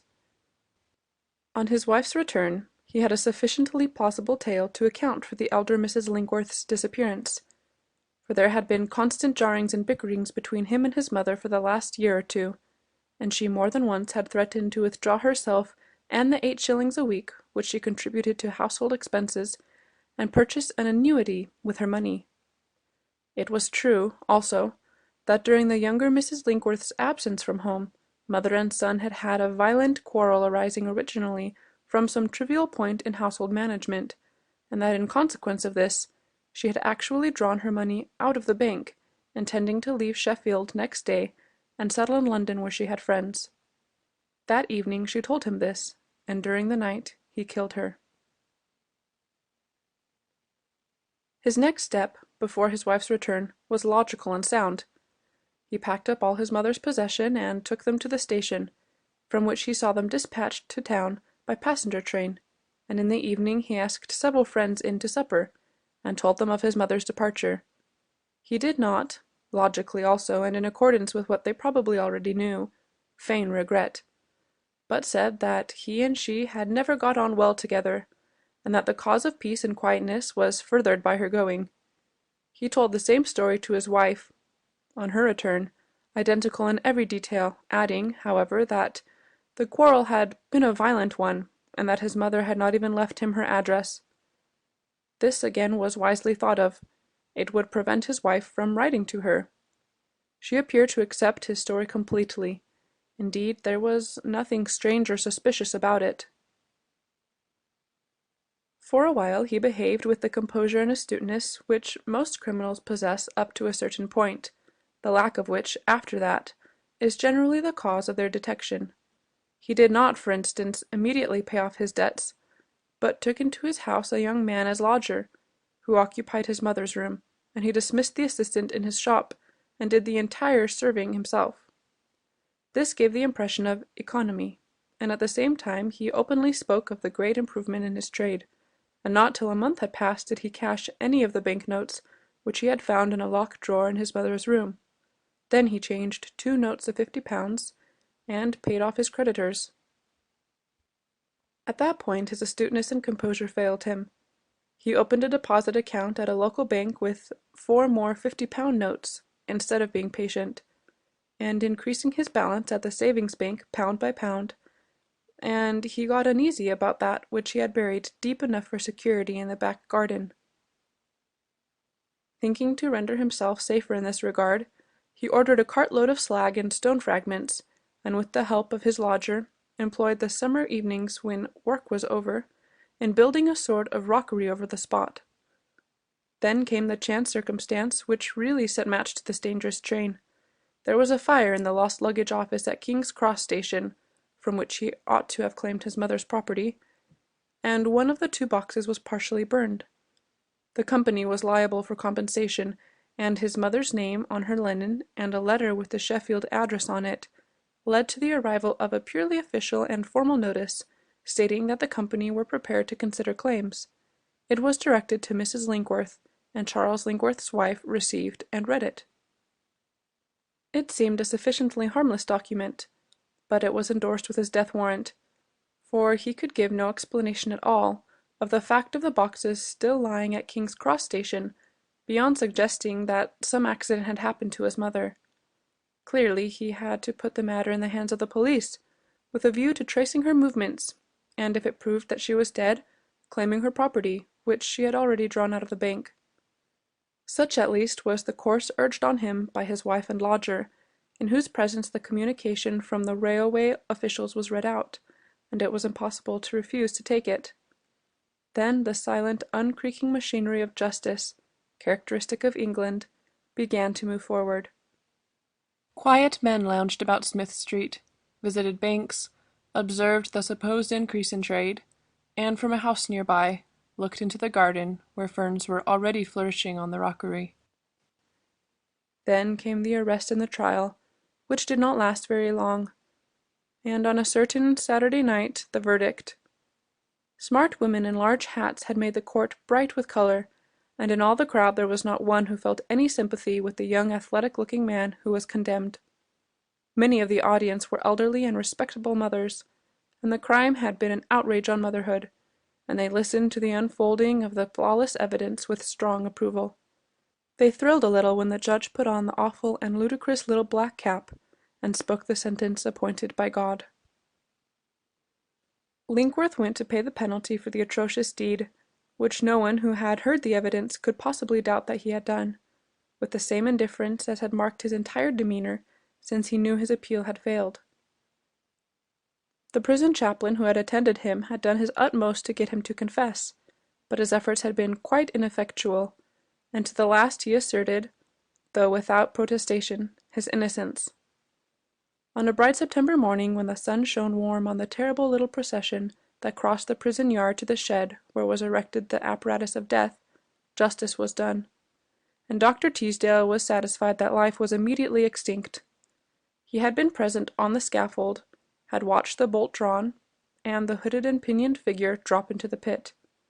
He had heard the chunk and creak of the rope as a sudden weight came onto it, and, looking down, he had seen the queer twitchings of the hanged body. They had lasted but a second or two. The execution had been perfectly satisfactory. An hour later he made the post-mortem examination, and found that his view had been correct. The vertebrae of the spine had been broken at the neck, and death must have been absolutely instantaneous. It was hardly necessary even to make that little piece of dissection that proved this, but for the sake of form he did so. And at that moment he had a very curious and vivid mental impression that the spirit of the dead man was close beside him, as if it still dwelt in the broken habitation of its body. But there was no question at all that the body was dead. It had been dead an hour. Then followed another little circumstance, that at the first seemed insignificant, though curious also. One of the warders entered, and asked if the rope, which had been used an hour ago, and was the hangman's perquisite, had by mistake been brought into the mortuary with the body. But there was no trace of it, and it seemed to have vanished altogether, though it was a singular thing to be lost. It was not here, it was not on the scaffold, and though the disappearance was of no particular moment, it was quite inexplicable. Dr. Teasdale was a bachelor and a man of independent means, and lived in a tall-windowed and commodious house in Bedford Square, where a plain cook of surpassing excellence looked after his food, and her husband his person. There was no need for him to practice a profession at all, and he performed his work at the prison for the sake of the study of the minds of criminals. Most crime, the transgression, that is, of the rule of conduct which the human race has framed for the sake of its own preservation, he held to be either the result of some abnormality of the brain or of starvation. Crimes of theft, for instance, he would by no means refer to one head. Often, it is true, they were the result of actual want, but more often dictated by some obscure disease of the brain. In marked cases it was labelled as kleptomania, but he was convinced that there were many others which did not fall directly under the dictation of physical need. More especially was this the case where the crime in question involved also some deed of violence, and he mentally placed underneath this heading, as he went home that evening, the criminal at whose last moments he had been present that morning. The crime had been abominable, the need of money not so very pressing, and the very abomination and unnaturalness of the murder inclined him to consider the murderer as lunatic rather than criminal. He had been, as far as was known, a man of quiet and kindly disposition, a good husband, a sociable neighbor. And then he had committed a crime, just one, which put him outside all pales. So monstrous a deed, whether perpetrated by a sane man or a mad one, was intolerable. There was no use for the doer of it on this planet at all. But somehow the doctor felt that he would have been more at one with the execution of justice if the dead man had confessed. It was morally certain that he was guilty, but he wished that when there was no longer any hope for him, he had endorsed the verdict himself. He dined alone that evening, and after dinner sat in his study which adjoined the dining room, and feeling disinclined to read, sat in his great red chair opposite the fireplace, and let his mind graze where it would. At once, almost, it went back to the curious sensation he had experienced that morning, of feeling that the spirit of Linkworth was present in the mortuary, though life had been extinct for an hour. It was not the first time, especially in cases of sudden death, that he had felt a similar conviction, though perhaps it had never been quite so unmistakable as it had been today. Yet the feeling, to his mind, was quite probably formed on a natural and psychical truth. The spirit, it may be remarked that he was a believer in the doctrine of future life, and the non-extinction of the soul with the death of the body, was very likely unable or unwilling to quit at once and altogether the earthly habitation. Very likely it lingered there, earth-bound, for a while. In his leisure hours Dr. Teasdale was a considerable student of the occult, for like most advanced and proficient physicians, he clearly recognized how narrow was the boundary of separation between soul and body, how tremendous the influence of the intangible was over material things, and it presented no difficulty to his mind that a disembodied spirit should be able to communicate directly with those who were still bounded by the finite and material. His meditations, which were beginning to group themselves into definite sequence, were interrupted at this moment. On his desk near at hand stood his telephone, and the bell rang, not with its usual metallic insistence, but very faintly, as if the current was weak, or the mechanism impaired. However, it certainly was ringing, and he got up and took the combined ear and mouthpiece off its hook. "Yes, yes," he said. "Who is it?" There was a whisper in reply, almost inaudible and quite unintelligible. "I can't hear you," he said. Again the whisper sounded, but with no greater distinctness. Then it ceased altogether. He stood there for some half-minute or so, waiting for it to be renewed, but beyond the usual chuckling and croaking, which showed, however, that he was in communication with some other instrument, there was silence. Then he replaced the receiver, rang up the exchange, and gave his number. "Can you tell me which number rang me up just now?" he asked. There was a short pause, then it was given him. It was the number of the prison, where he was doctor. "Put me on to it, please," he said. This was done. "You rang me up just now," he said down the tube. "Yes, I am Dr. Teasdale. What is it? I could not hear what you said." The voice came back quite clear and intelligible. "Some mistake, sir," it said. "We haven't rang you up." "But the exchange tells me you did, 3 minutes ago." "Mistake at the exchange, sir," said the voice. "Very odd. Well, good night, then. Warder Draycott, isn't it?" "Yes, sir. Good night, sir." Dr. Teasdale went back to his big armchair, still less inclined to read. He let his thoughts wander on for a while, without giving them definite direction, but ever and again his mind kept coming back to that strange little incident of the telephone. Often and often he had been rung up by mistake. Often and often he had been put on to the wrong number by the exchange. But there was something in this very subdued ringing of the telephone bell, and the unintelligible whisperings at the other end, that suggested a very curious train of reflection to his mind, and soon he found himself pacing up and down his room, with his thoughts eagerly feeding on a most unusual pasture. "But it's impossible," he said aloud. He went down as usual to the prison next morning, and once again he was strangely beset with the feeling that there was some unseen presence there. He had before now had some odd psychical experiences, and knew that he was a sensitive one, that is, who is capable under certain circumstances of receiving supernormal impressions, and of having glimpses of the unseen world that lies about us. And this morning the presence of which he was conscious was that of the man who had been executed yesterday morning. It was local, and he felt it most strongly in the little prison yard, and as he passed the door of the condemned cell. So strong was it there that he would not have been surprised if the figure of the man had been visible to him, and as he passed through the door at the end of the passage he turned round, actually expecting to see it. All the time, too, he was aware of a profound horror at his heart. This unseen presence strangely disturbed him, and the poor soul, he felt, wanted something done for it. Not for a moment did he doubt that this impression of his was objective. It was no imaginative phantom of his own invention that made itself so real. The spirit of Linkworth was there. He passed into the infirmary, and for a couple of hours busied himself with his work, but all the time he was aware that the same invisible presence was near him, though its force was manifestly less here than in those places which had been more intimately associated with the man. Finally, before he left, in order to test his theory, he looked into the execution shed. But next moment, with a face suddenly stricken pale, he came out again, closing the door hastily. At the top of the steps stood a figure hooded and pinioned, but hazy of outline, and only faintly visible. But it was visible. There was no mistake about it.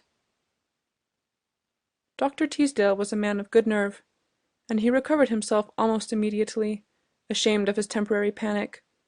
The terror that had blanched his face was chiefly the effect of startled nerves, not of terrified heart, and yet, deeply interested as he was in psychical phenomena, he could not command himself sufficiently to go back there. Or rather, he commanded himself, but his muscles refused to act on the message. If this poor earth-bound spirit had any communication to make to him, he certainly much preferred that it should be made at a distance. As far as he could understand, its range was circumscribed. It haunted the prison yard, the condemned cell, the execution shed. It was more faintly felt in the infirmary. Then a further point suggested itself to his mind, and he went back to his room and sent for Warder Draycott, who had answered him on the telephone last night. "You are quite sure," he asked, "that nobody rang me up last night, just before I rang you?" There was a certain hesitation in the man's manner which the doctor noticed. "I don't see how it could be possible, sir," he said.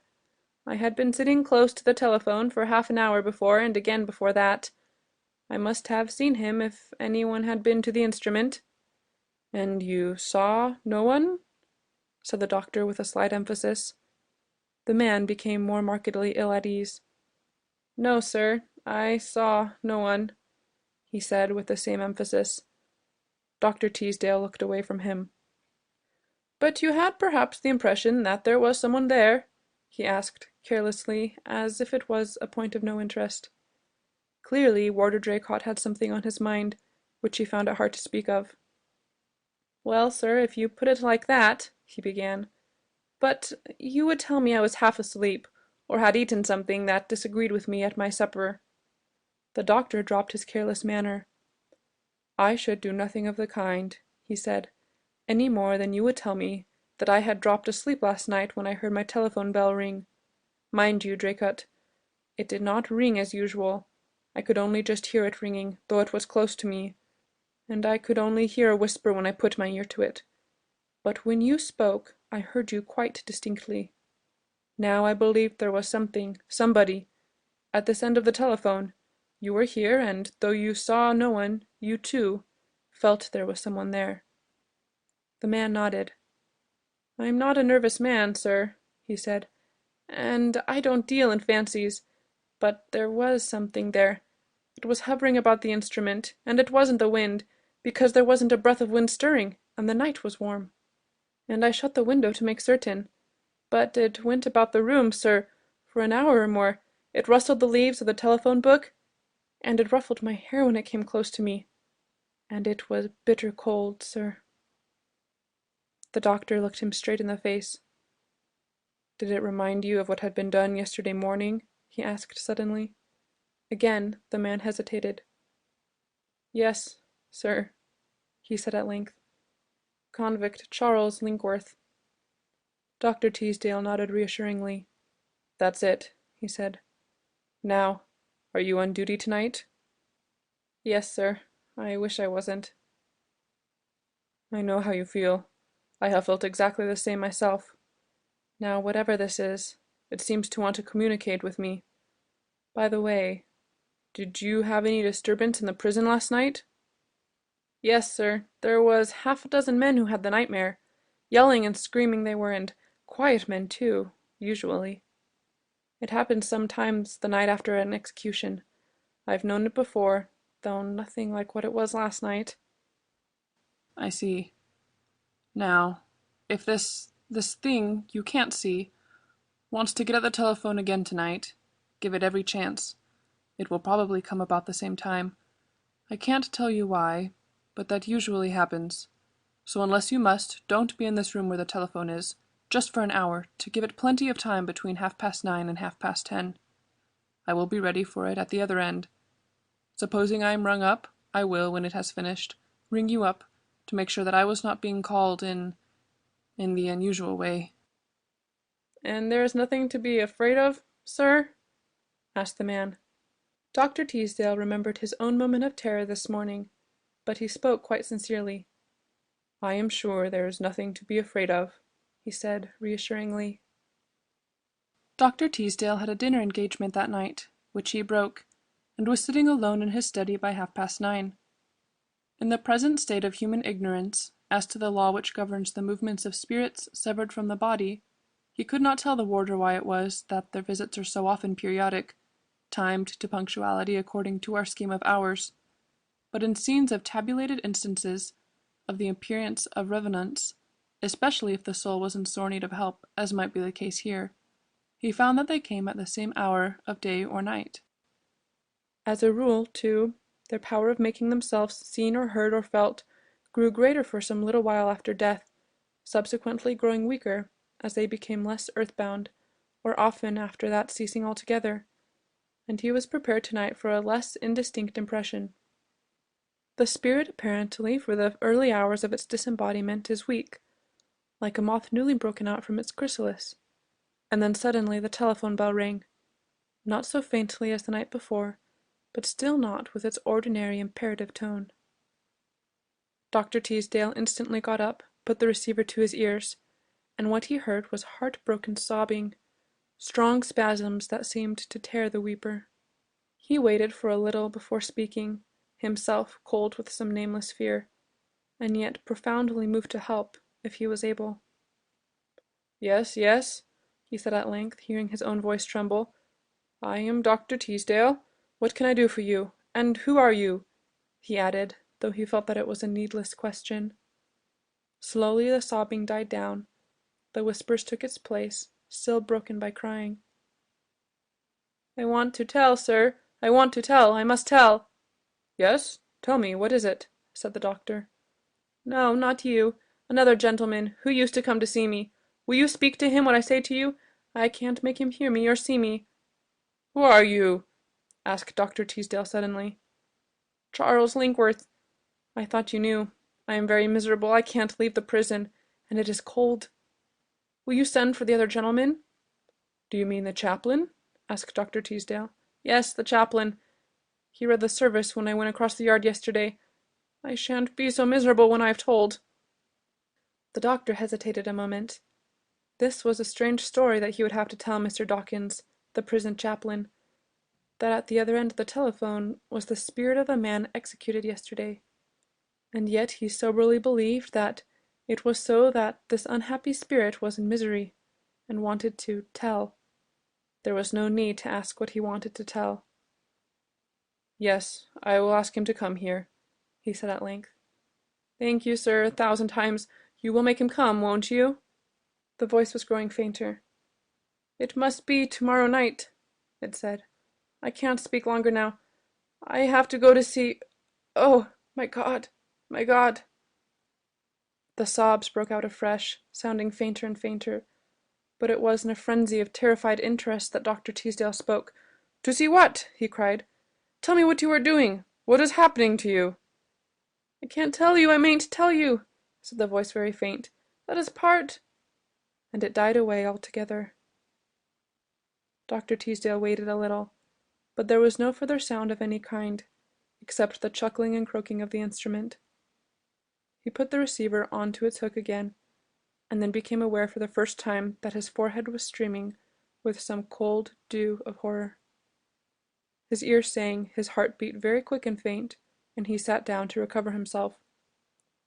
Once or twice he asked himself if it was possible that some terrible joke was being played on him, but he knew that it could not be so. He felt perfectly sure that he had been speaking with a soul in torment of contrition for the terrible and irremediable act it had committed. It was no delusion of his senses either. Here in this comfortable room of his in Bedford Square, with London cheerfully roaring round him, he had spoken with the spirit of Charles Linkworth. But he had no time, nor indeed inclination, for somehow his soul sat shuddering within him, to indulge in meditation. First of all, he rang up the prison. "Warder Draycott?" he asked. There was a perceptible tremor in the man's voice as he answered. "Yes, sir. Is it Dr. Teasdale?" "Yes. Has anything happened here with you?" Twice it seemed that the man tried to speak and could not. At the third attempt the words came. "Yes, sir. He has been here. I saw him go into the room where the telephone is." "Ah! Did you speak to him?"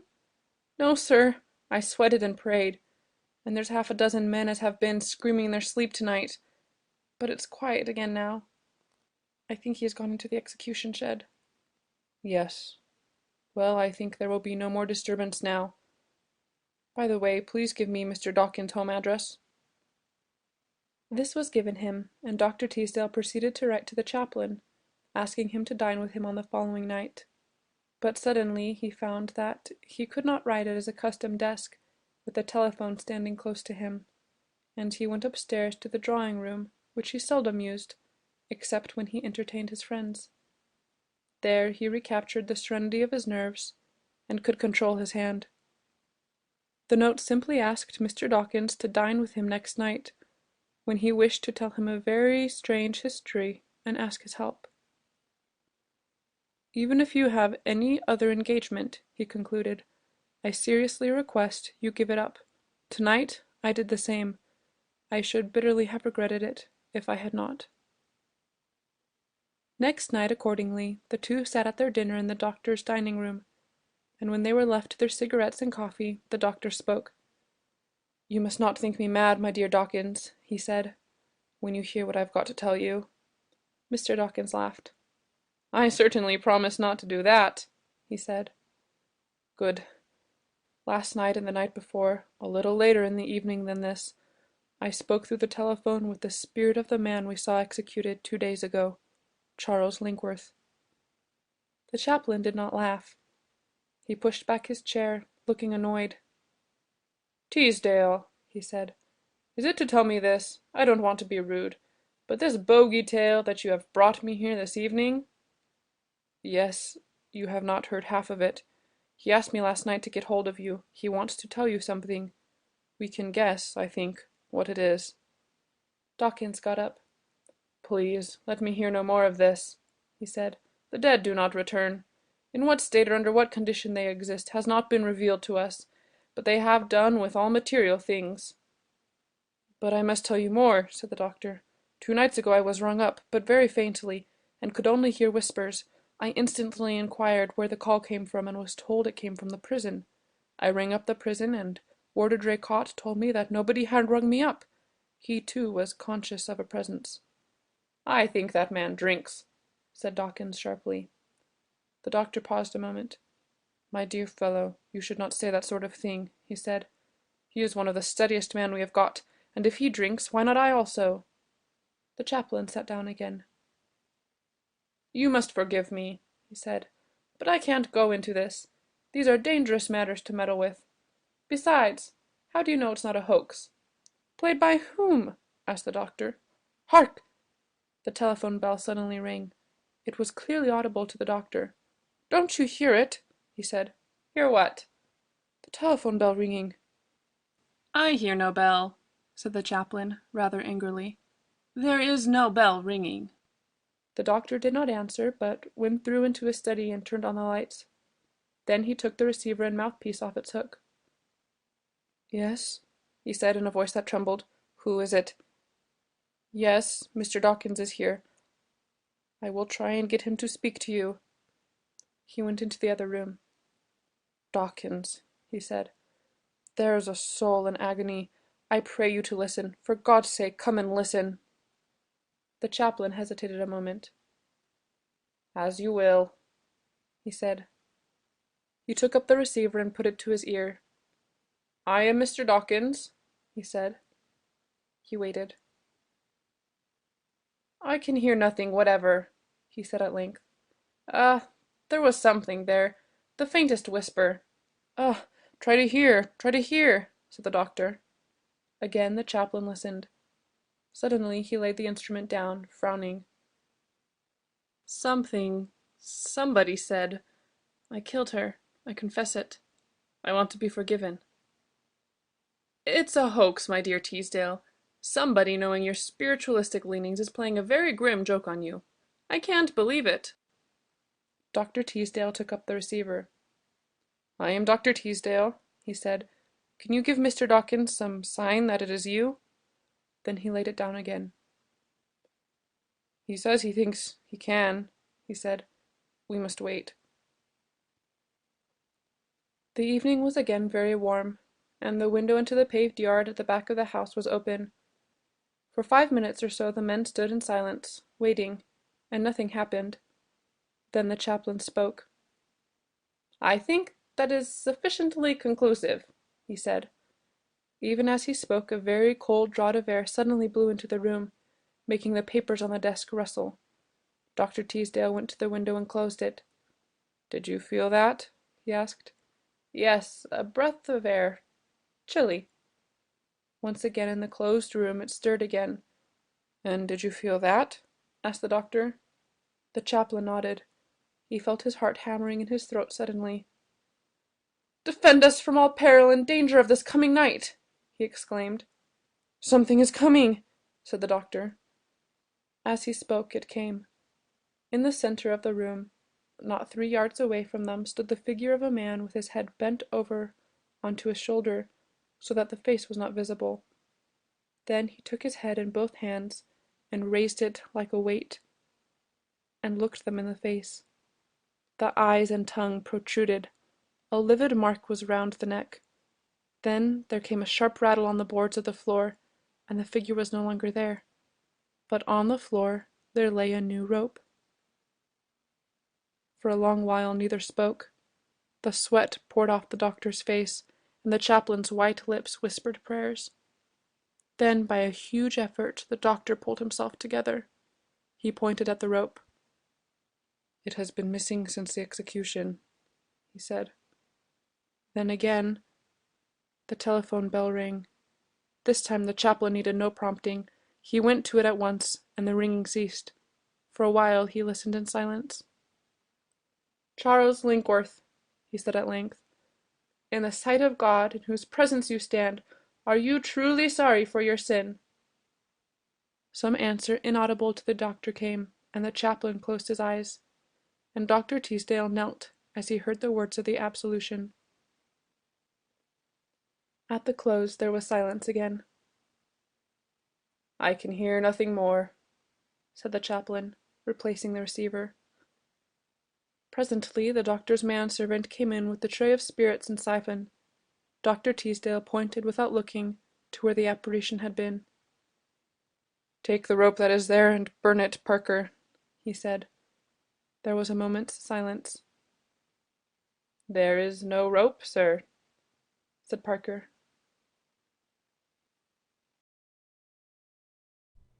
The Room in the Tower and Other Stories by E.F. Benson. At Abdul Ali's Grave. Luxor, as most of those who have been there will allow, is a place of notable charm, and boasts many attractions for the traveller, chief among which he will reckon an excellent hotel containing a billiard room, a garden fit for the gods to sit in, any quantity of visitors, at least a weekly dance on board a tourist steamer, quail shooting, a climate as of Avilion, and a number of stupendously ancient monuments for those archaeologically inclined. But to certain others, few indeed in number, but almost fanatically convinced of their own orthodoxy, the charm of Luxor, like some sleeping beauty, only wakes when these things cease.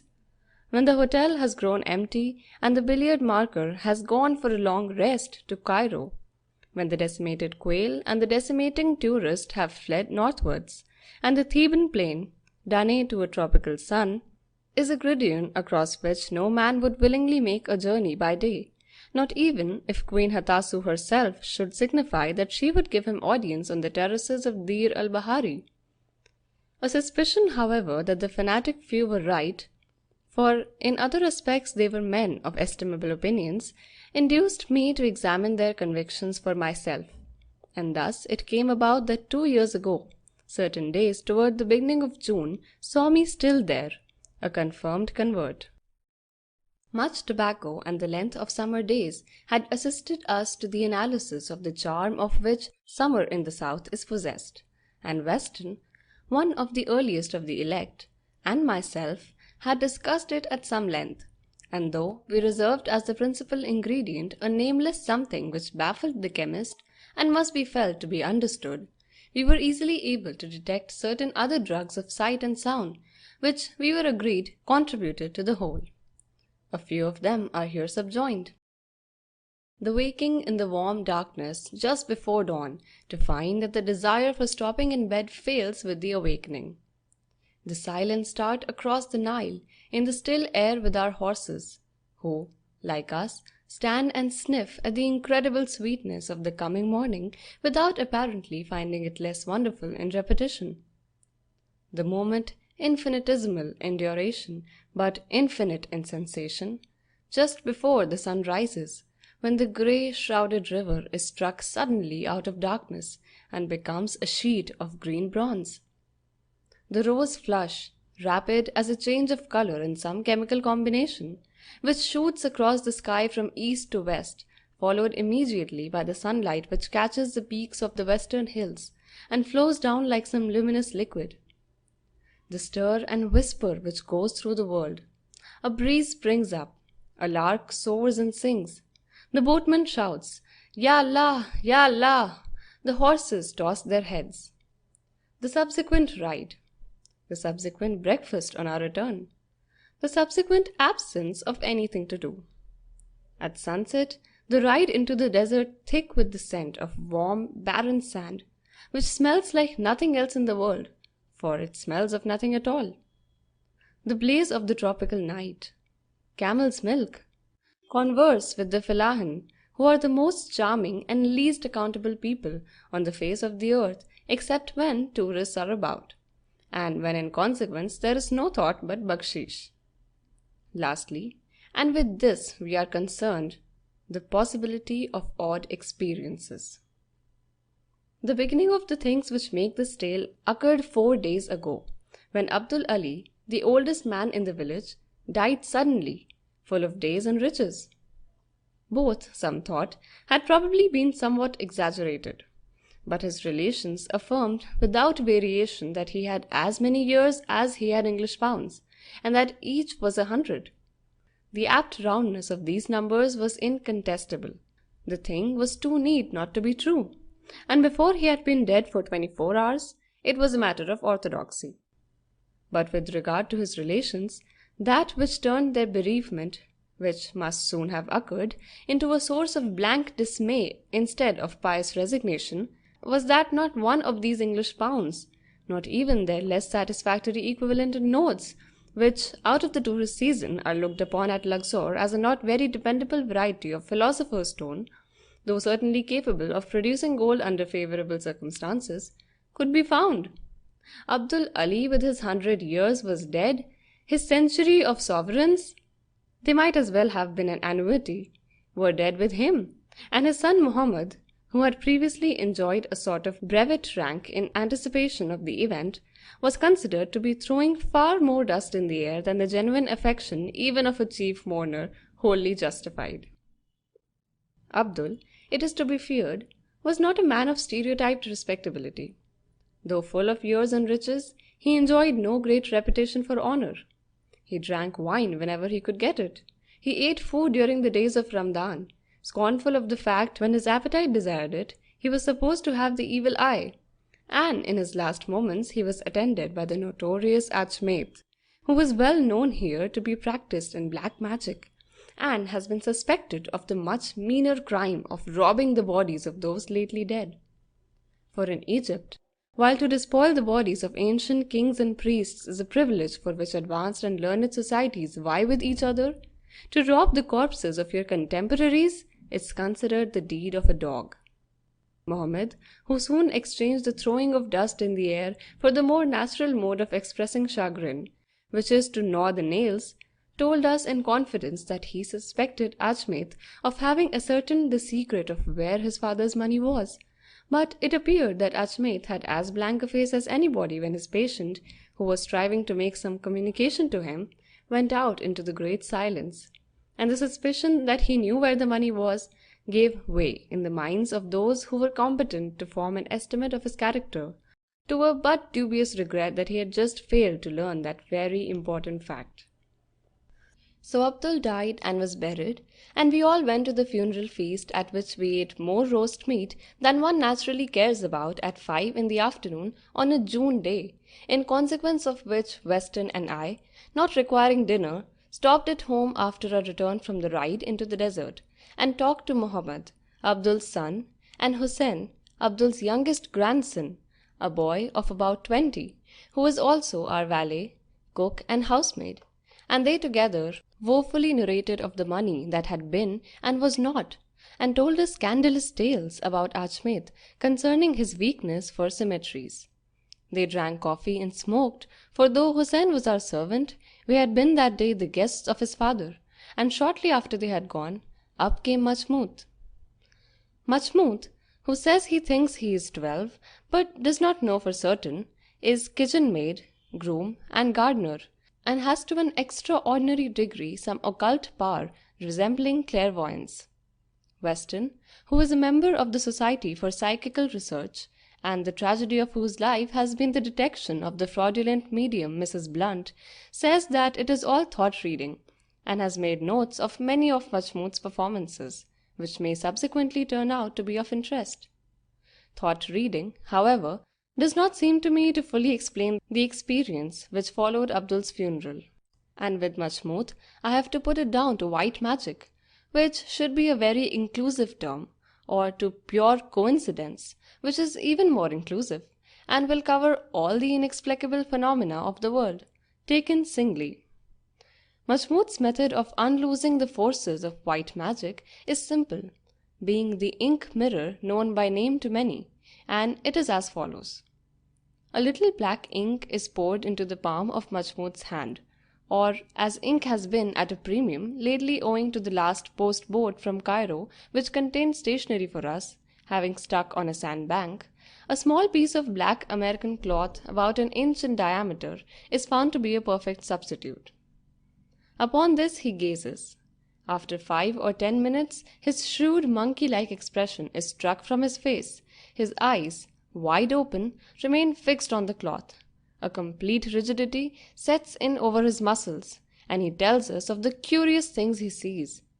In whatever position he is, in that position he remains without the deflection of a hair's breadth until the ink is washed off or the cloth removed. Then he looks up and says, "Khalas," which means it is finished. We only engaged Majmut's services as second general domestic a fortnight ago, but the first evening he was with us, he came upstairs when he had finished his work, and said, "I will show you white magic. Give me ink," and proceeded to describe the front hall of our house in London, saying that there were 2 horses at the door, and that a man and woman soon came out, gave the horses each a piece of bread, and mounted. The thing was so probable that by the next mail I wrote asking my mother to write down exactly what she was doing and where at 5:30 English time on the evening of June 12th. At the corresponding time in Egypt, Majmut was speaking to us of a Sit lady having tea in a room which he described with some minuteness, and I am waiting anxiously for her letter. The explanation which Weston gives us of all these phenomena is that a certain picture of people I know is present in my mind, though I may not be aware of it. Present to my subliminal self, I think he says, and that I give an unspoken suggestion to the hypnotized Majmut. My explanation is that there isn't any explanation, for no suggestion on my part would make my brother go out and write at the moment when Majmut says he is so doing, if indeed we find that Majmut's visions are chronologically correct. Consequently, I prefer the open mind and am prepared to believe anything. Weston, however, does not speak quite so calmly or scientifically about Majmut's last performance, and since it took place, he has almost entirely ceased to urge me to become a member of the Society for Psychical Research, in order that I may no longer be hidebound by vain superstitions. Majmut will not exercise these powers if his own folk are present, for he says that when he is in this state, if a man who knew black magic was in the room, or knew that he was practicing white magic, he could get the spirit who presides over the black magic to kill the spirit of white magic, for the black magic is the more potent, and the two are foes. And as the spirit of white magic is on occasions a powerful friend, he had before now befriended Majmut in a manner which I consider incredible. Majmut is very desirous that he should abide long with him. But Englishmen, it appears, do not know the black magic, so with us he is safe. The spirit of black magic, to speak to whom it is death, Majmut saw once between heaven and earth, and night and day, so he phrases it, on the Karnak road. He may be known, he told us, by the fact that he is of paler skin than his people, that he has 2 long teeth, one in each corner of his mouth, and that his eyes, which are white all over, are as big as the eyes of a horse. Majmut squatted himself comfortably in the corner, and I gave him the piece of black American cloth. As some minutes must elapse before he gets into the hypnotic state in which the visions begin, I strolled out onto the balcony for coolness. It was the hottest night we had yet had, and though the sun had set 3 hours, the thermometer still registered close on 100 degrees. Above, the sky seemed veiled with grey, where it should have been dark velvety blue, and a fitful puffing wind from the south threatened 3 days of the sandy, intolerable Khamsin. A little way up the street to the left was a small cafe in front of which were glowing and waning little glow-worm specks of light from the water pipes of Arabs sitting out there in the dark. From inside came the click of brass castanets in the hands of some dancing girl, sounding sharp and precise against the wailing bagpipe music of the strings and pipes which accompany these movements which Arabs love and Europeans think so unpleasing. Eastwards the sky was paler and luminous, for the moon was imminently rising, and even as I looked, the red rim of the enormous disk cut the line of the desert, and on the instant, with a curious aptness, one of the Arabs outside the cafe broke out into that wonderful chant, "I cannot sleep for longing for thee, O full moon. Far is thy throne over Mecca. Slip down, O beloved, to me." Immediately afterwards I heard the piping monotone of Majmut's voice begin, and in a moment or two I went inside. We have found that the experiments gave the quickest result by contact, a fact which confirmed Weston in his explanation of them by thought transference of some elaborate kind, which, I confess, I cannot understand. He was writing at a table in the window when I came in, but looked up. "Take his hand," he said. "At present he is quite incoherent." "Do you explain that?" I asked. "It is closely analogous, so Myers thinks, to talking in sleep. He has been saying something about a tomb. Do make a suggestion, and see if he gives it right. He is remarkably sensitive, and he responds quicker to you than to me. Probably Abdul's funeral suggested the tomb." A sudden thought struck me. "Hush," I said. "I want to listen." Majmut's head was thrown a little back, and he held the hand in which was the piece of cloth rather above his face. As usual, he was talking very slowly and in a high staccato voice, absolutely unlike his usual tones. On one side of the grave, he piped, is a tamarisk tree, and the green beetles make fantasia about it. On the other side is a mud wall. There are many other graves about, but they are all asleep. This is the grave because it is awake and is moist and not sandy. I thought so, said Weston. It is Abdul's grave he is talking about. There is a red moon sitting on the desert, continued Majmud, and it is now. There is the puffing of Khamseen and much dust coming. The moon is red with dust, and because it is low. Still sensitive to external conditions, said Weston. That is rather curious. Pinch him, will you? I pinched Majmud. He did not pay the slightest attention. In the last house of the street, and in the doorway stands a man. Ah, ah, cried the boy suddenly. It is the black magic he knows. Don't let him come.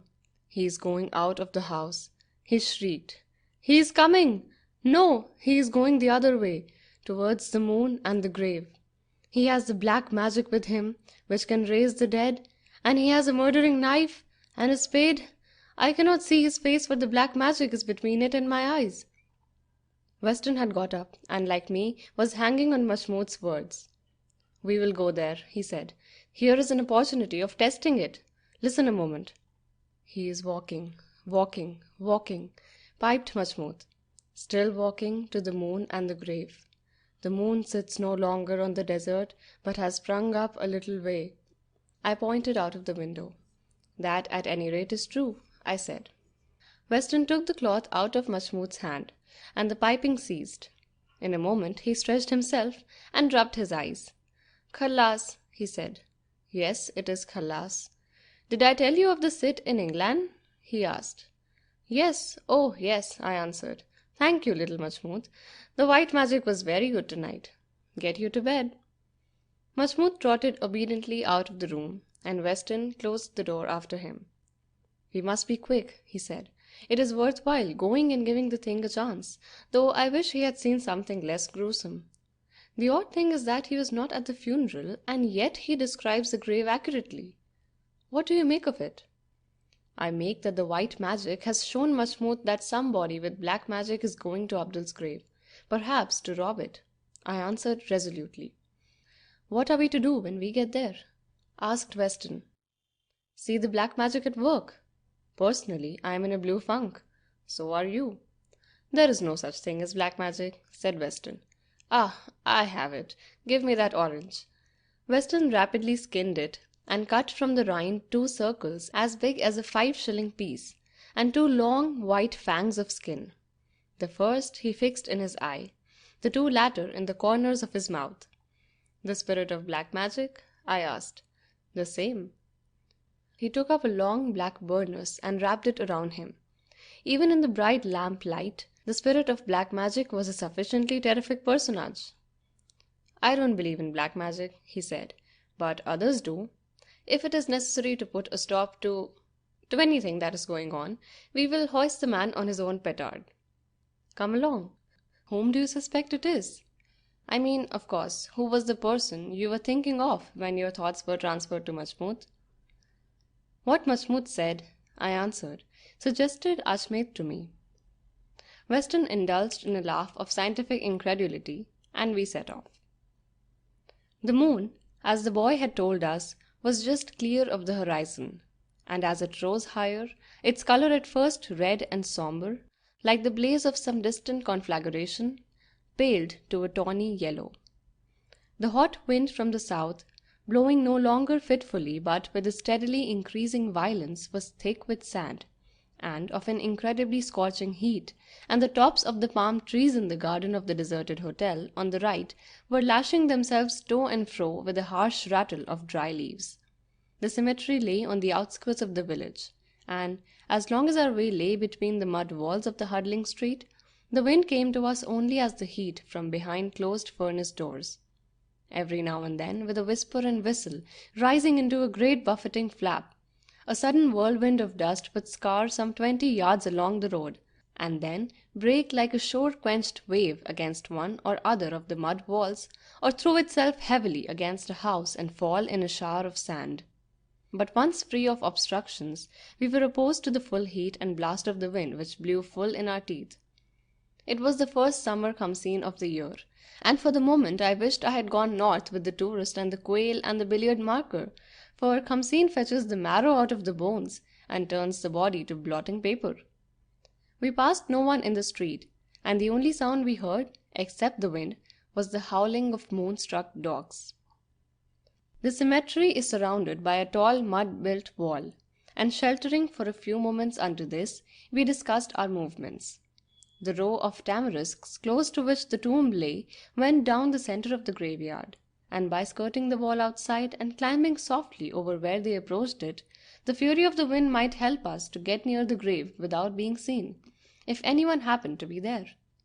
We had just decided on this, and were moving on to put the scheme into execution, when the wind dropped for a moment, and in the silence we could hear the thump of the spade being driven into the earth, and what gave me a sudden thrill of intimate horror, the cry of the carrion-feeding hawk from the dusty sky just overhead.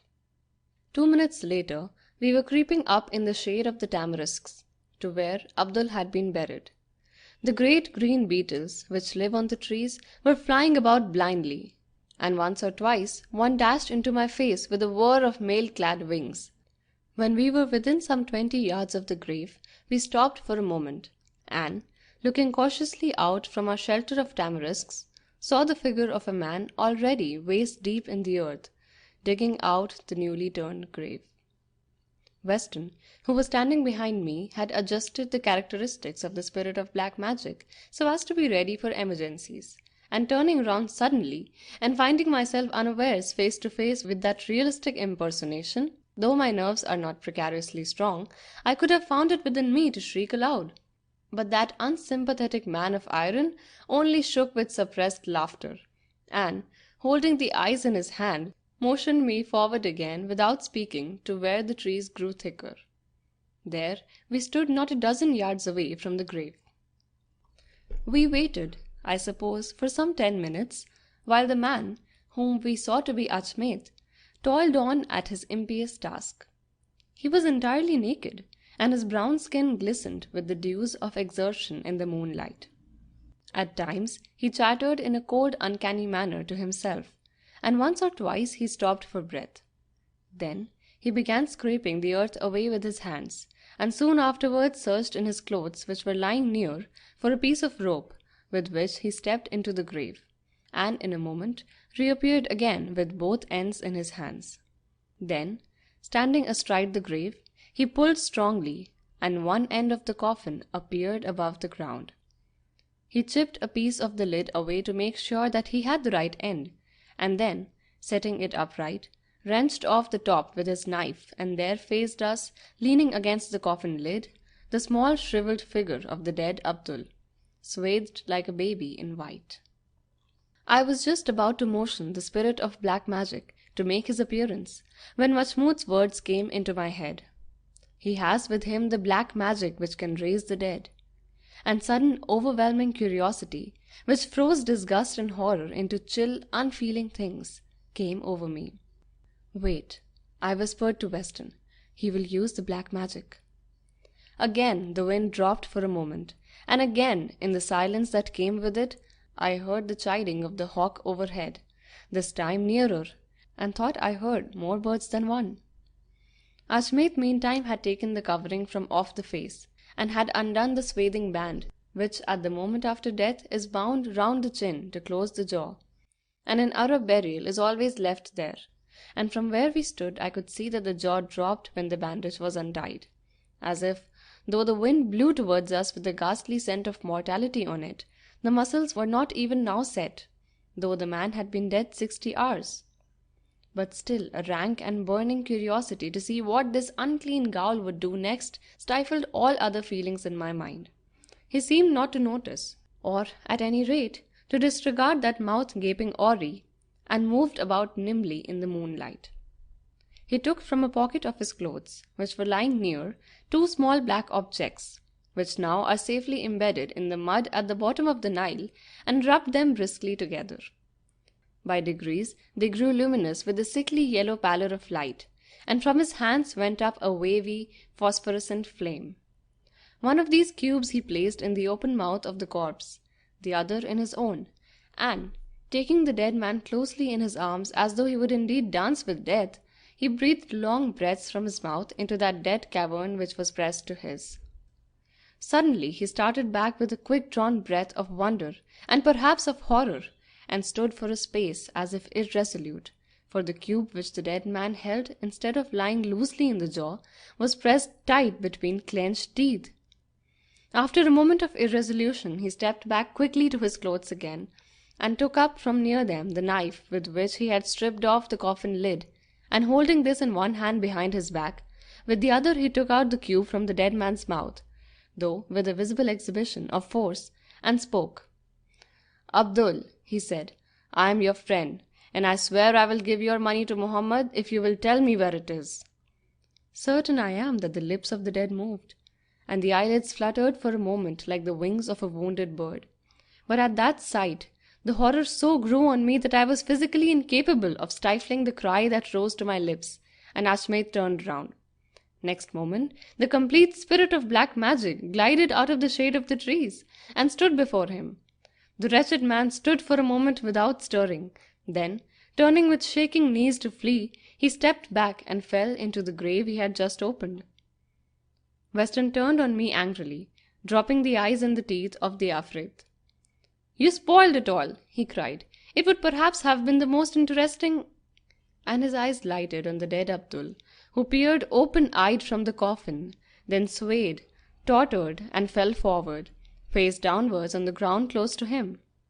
For one moment he lay there, and then the body rolled slowly onto its back without visible cause of movement, and lay staring into the sky. The face was covered with dust, but with the dust was mingled fresh blood. A nail had caught the cloth that wounded him, underneath which, as usual, were the clothes in which he had died, for the Arabs do not wash their dead, and it had torn a great rent through them all, leaving the right shoulder bare. Weston strove to speak once, but failed. Then, "I will go and inform the police," he said, "if you will stop here and see that Ashmate does not get out." But this I altogether refused to do, and, after covering the body with the coffin to protect it from the hawks, we secured Ashmate's arms with the rope he had already used that night, and took him off to Luxor. Next morning Muhammad came to see us. "I thought Ashmate knew where the money was," he said exultantly. "Where was it?" "In a little purse tied round the shoulder. The dog had already begun stripping it. See?" And he brought it out of his pocket. "It is all there in those English notes, £5 each, and there are 20 of them." Our conclusion was slightly different, for even Weston will allow that Ashmate hoped to learn from dead lips the secret of the treasure, and then to kill the man anew and bury him. But that is pure conjecture. The only other point of interest lies in the 2 black cubes which we picked up, and found to be graven with curious characters. These I put one evening into Mahmoud's hand, when he was exhibiting to us his curious powers of thought transference. The effect was that he screamed aloud, crying out that the black magic had come, and though I did not feel certain about that, I thought they would be safer in mid-Nile. Weston grumbled a little, and said that he had wanted to take them to the British Museum, but that, I feel sure, was an afterthought. The Room in the Tower and Other Stories by E.F. Benson. The Shootings of Aknalish. The dining room windows, both front and back, the one looking into Oakley Street, the other into a small backyard with 3 sooty shrubs in it, known as the garden, were all open, so that the table stood in midstream of such air as there was. But in spite of this the heat was stifling, since, for once in a way, July had remembered that it was the duty of good little summers to be hot. Hot in consequence it had been. Heat reverberated from the house walls. It rose through the boot from the paving stones. It poured down from a large, superheated sun that walked the sky all day long in a benignant and golden manner. Dinner was over, but the small party of 4 who had eaten it still lingered. Mabel Armitage, it was she who had laid down the duty of good little Summers, spoke first. "Oh, Jim, it sounds too heavenly," she said. "It makes me feel cool to think of it. Just fancy, in a fortnight's time we shall all 4 of us be there, in our own shooting lodge." "Farmhouse," said Jim. "Well, I didn't suppose it was Balmoral, with our own coffee-coloured salmon river roaring down to join the waters of our own loch." Jim lit a cigarette. "Mabel, you mustn't think of shooting lodges and salmon rivers and lochs," he said. "It's a farmhouse, rather a big one, though I'm sure we shall find it hard enough to fit in. The salmon river you speak of is a big burn, no more, though it appears that salmon have been caught there. But when I saw it, it would have required as much cleverness on the part of a salmon to fit into it as it will require on our parts to fit into our farmhouse, and the loch is a tarn." Mabel snapped the guide to Highland shootings out of my hand with the rudeness that even a sister should not show her elder brother, and pointed a withering finger at her husband. "Achnalee," she declaimed, "is situated in one of the grandest and most remote parts of Sutherlandshire, to be let from August the 12th to the end of October. The lodge with shooting and fishing belonging. Proprietor supplies 2 keepers, fishing gilly, boat on loch and dogs. Tenant should secure about 500 head of grouse and 500 head of mixed game, including partridge, black game, woodcock, snipe, roe deer, also rabbits in very large number, especially by ferreting. Large baskets of brown trout can be taken from the loch, and whenever the water is high, sea trout and occasional salmon. Lodge contains— Oh, I can't go on. It's too hot, and you know the rest. Rent only £350. Jim listened patiently. "Well," he said, "what then?" Mabel rose with dignity. "It's a shooting lodge with a salmon river and a loch, just as I have said. Come, Madge, let's go out. It is too hot to sit in the house." "You'll be calling Buxton the major domo next," remarked Jim as his wife passed by him. I had picked up the guide to Highland shootings again, which my sister had so unceremoniously plucked from me, and idly compared the rent and attractions of Achnalee with other places that were to let. "Seems cheap, too," I said. "Why, here's another place, just the same sort of size and bag, for which they ask £500. Here's another at £550. Jim helped himself to coffee. "Yes, it does seem cheap," he said, "but of course it's very remote. It took me a good 3 hours from Lerg, and I don't suppose I was driving very noticeably below the legal limit, but it's cheap, as you say." Now Madge, who is my wife, has her prejudices. One of them, an extremely expensive one, is that anything cheap has always some hidden and subtle drawback, which you discover when it is too late. And the drawback to cheap houses is drains or offices, the presence, so to speak, of the former, and the absence of the latter, so I hazarded these. "No, the drains are all right," said Jim, "because I got the certificate of inspector, and as for offices, really I think the servants' parts are better than ours. No, why it's so cheap I can't imagine." "Perhaps the bag is overstated," I suggested. Jim again shook his head. "No, that's the funny thing about it," he said. "The bag, I am sure, is understated. At least, I walked over the moor for a couple of hours, and the whole place is simply crawling with hares. Why, you could shoot 500 hares alone on it." "Hares?" I asked. "That's rather queer, so far up, isn't it?" Jim laughed. "So I thought, and the hares are queer, too, big beasts, very dark in colour. Let's join the others outside. Jove, what a hot night!" Even as Mabel had said, that day fortnight found us all 4, the 4 who had stifled and sweltered in Chelsea, flying through the cool and invigorating winds of the north. The road was in admirable condition, and I should not wonder if for the second time Jim's big Napier went not noticeably below the legal limit. The servants had gone straight up, starting the same day as we, while we had got out at Perth, motored to Inverness, and were now, on the second day, nearing our goal. Never have I seen so depopulated a road. I do not suppose there was a man to a mile of it. We had left Lerg about 5 that afternoon, expecting to arrive at Achnalee by 8, but one disaster after another overtook us. Now it was the engine, and now a tire that delayed us. till finally we stopped some 8 miles short of our destination to light up, for with evening had come a huge rack of cloud out of the west, so that we were cheated of the clear post-sunset twilight of the north. Then on again, till, with a little dancing of the car over a bridge, Jim said, "That's the bridge of our Salmon River, so look out for the turning up to the lodge. It is to the right, and only a narrow track. You can send her along, Sefton," he called to the chauffeur. "We shan't meet a soul." I was sitting in front, finding the speed and the darkness extraordinarily exhilarating. A bright circle of light was cast by our lamps, fading into darkness in front, while at the sides, cut off by the casing of the lamps, the transition into blackness was sharp and sudden.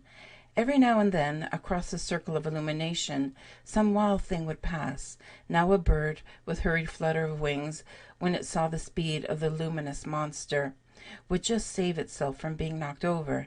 Now a rabbit feeding by the side of the road would dash onto it and then bounce back again.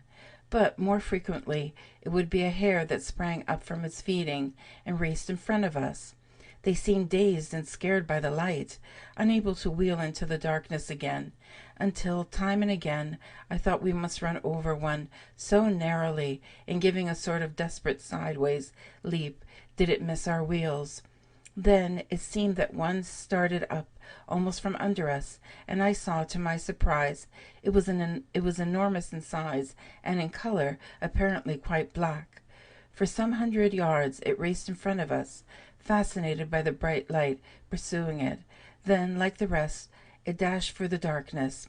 But it was too late, and with a horrid jolt we ran over it. At once Sefton slowed down and stopped, for Jim's rule is to go back always and make sure that any poor run-over is dead. So we stopped. The chauffeur jumped down and ran back. "What was it?" Jim asked me as we waited. "A hare." Sefton came running back. "Yes, sir, quite dead," he said. "I picked it up, sir." "What for?" "Thought you might like to see it, sir. It's the biggest hare I ever see, and it's quite black." It was immediately after this that we came to the track up to the house, and in a few minutes we were within doors.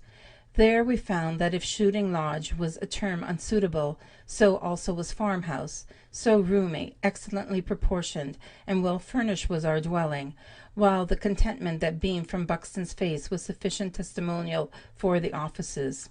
In the hall, too, with its big open fireplace, were a couple of big solemn bookcases, full of serious works, such as some educated minister might have left, and coming down dressed for dinner before the others, I dipped into the shelves. Then something must long have been vaguely simmering in my brain, for I pounced on the book as soon as I saw it. I came upon Yule's Folklore of the Northwest Highlands, and looked out hare in the index. Then I read, "Nor is it only witches that are believed to have the power of changing themselves into animals. Men and women on whom no suspicion of the sort lies are thought to be able to do this, and to don the bodies of certain animals, notably hares. Such, according to local superstition, are easily distinguishable by their size and color, which approaches jet black." I was up and out early next morning, prey to the vivid desire that attacks many folk in new places, namely, to look on the fresh country and the new horizons. And on going out, certainly the surprise was great, for I had imagined an utterly lonely and solitary habitation. Instead, scarce half a mile away, down the steep braeside, at the top of which stood our commodious farmhouse, ran a typically Scottish village street, the hamlet, no doubt, of Achnaleish. So steep was this hillside that the village was really remote. If it was half a mile away in crow-flying measurement, it must have been a couple of 100 yards below us. But its existence was the odd thing to me. There were some 4 dozen houses at the least, while we had not seen half that number since leaving Lairg. A mile away, perhaps, lay the shining shield of the western sea. To the other side, away from the village, I had no difficulty in recognizing the river and the loch. The house, in fact, was set on a hog's back. From all sides it must needs be climbed to. but, as is the custom of the Scots, no house, however small, should be without its due brightness of flowers, and the walls of this were purple with clematis and orange with tropolium. It all looked very placid, serene and homelike. I continued my tour of exploration and came back rather late for breakfast. A slight check in the day's arrangements had occurred, for the head keeper, McLaren, had not come up, and the second, Sandy Ross, reported that the reason for this had been the sudden death of his mother the evening before. She was not known to be ill, but just as she was going to bed, she had thrown up her arms, screamed suddenly as if with fright, and was found to be dead. Sandy, who reported this news to me after breakfast, was just a slow, polite Scotchman, rather shy, rather awkward. Just as he finished, we were standing about outside the back door. There came up from the stables the smart, very English-looking Sefton. In one hand he carried the black hare. He touched his hat to me as he went in. "Just to show it to Mr. Armitage, sir," he said. "She's as black as a boot." He turned into the door, but not before Sandy Ross had seen what he carried, and the slow, polite Scotchman was instantly turned into some furtive, frightened-looking man. "And where might it be that you found that, sir?" he asked. Now, the black hair superstition had already begun to intrigue me. "Why does that interest you?" I asked. The slow Scotch look was resumed with an effort. "It'll no interest me," he said. "I just asked. There are unco many black hairs in Achnaleish." Then his curiosity got the better of him. "She'd have been nigh to where the road passes by and on to Achnaleish?" she asked. "The hare? Yes, we found her on the road there." Sandy turned away. "She sat there," he said. There were a number of little plantations climbing up the steep hillside from Achnaleish to the moor above, and we had a pleasant slack sort of morning shooting there, walking through and round them with a nondescript tribe of beaters, among whom the serious Buxton figured.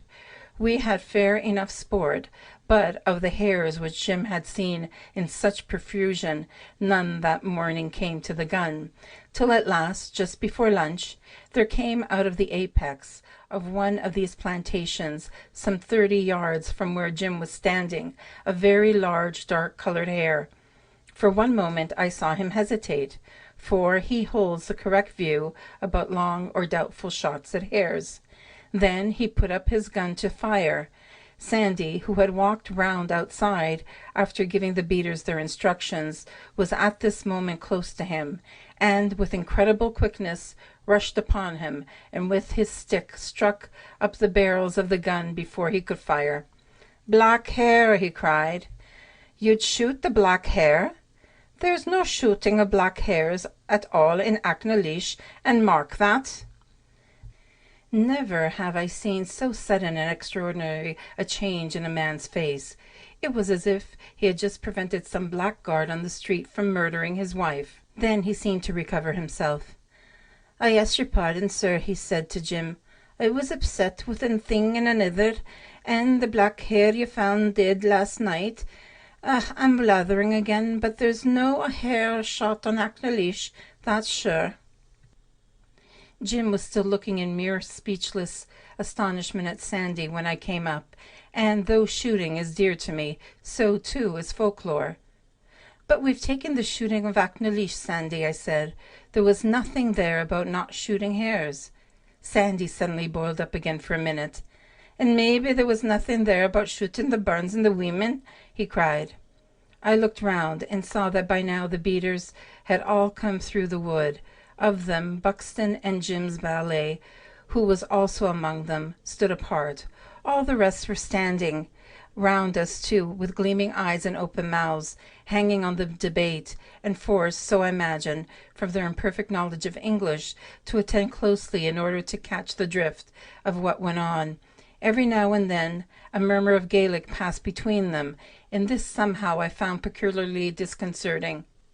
"But what have the hares to do with the children or women of Achnaleish?" I asked. There was no reply to this beyond the reiterated sentence, "There's na shooting of hares in Achnaleish, whatever." And then Sandy turned to Jim.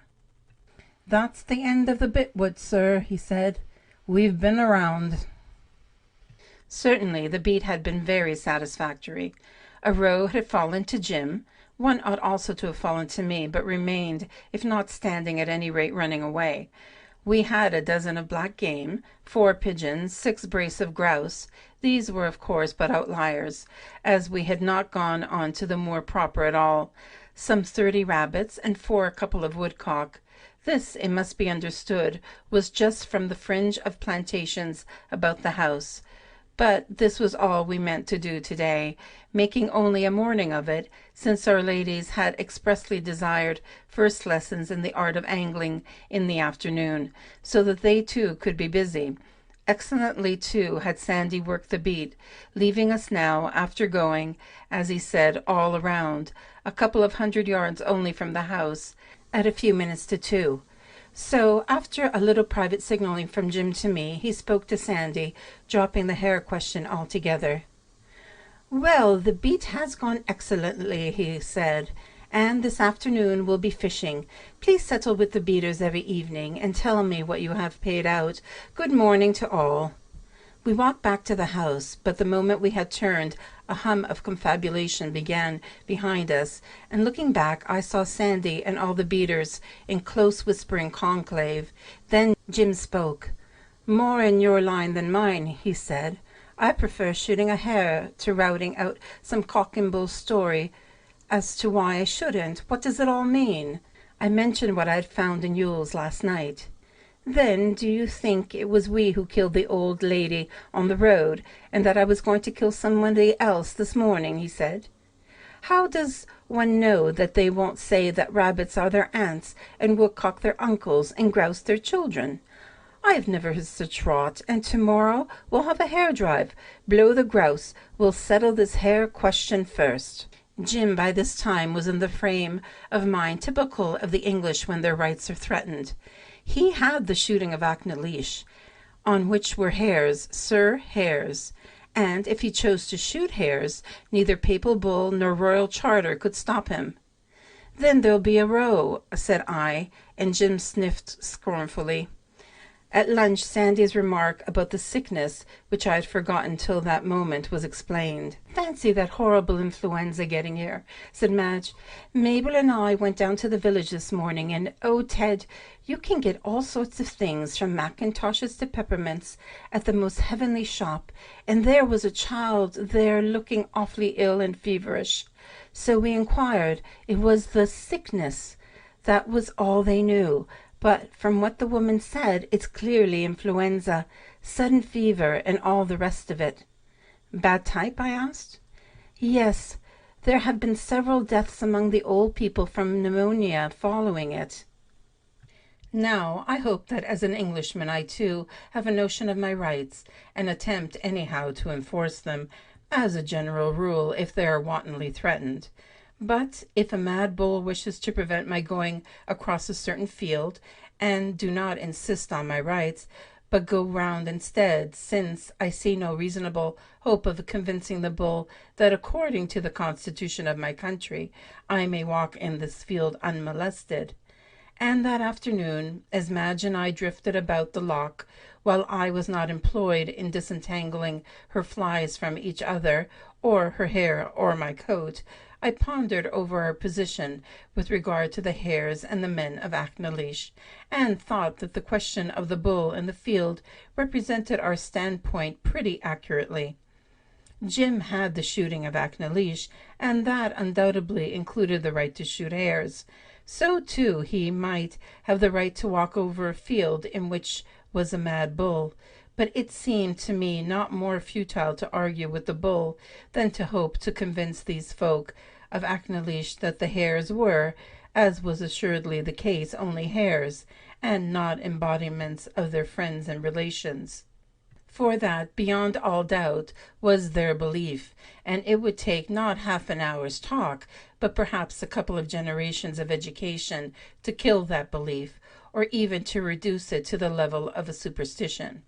At present it was no superstition.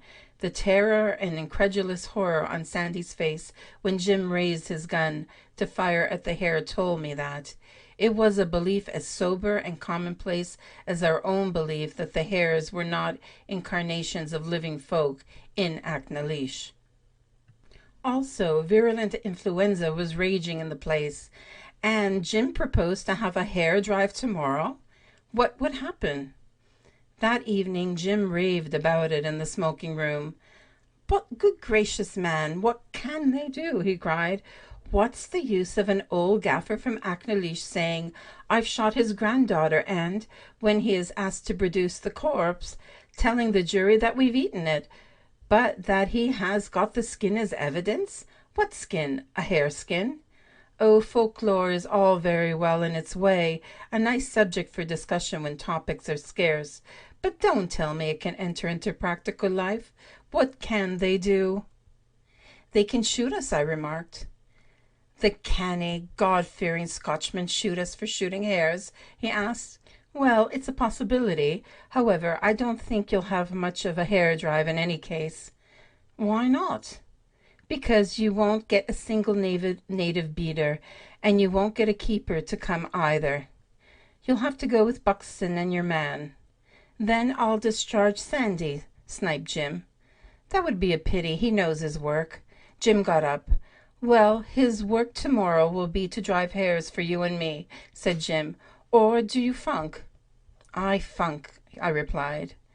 The scene the next morning was extremely short. Jim and I went out before breakfast and found Sandy at the back door, silent and respectful.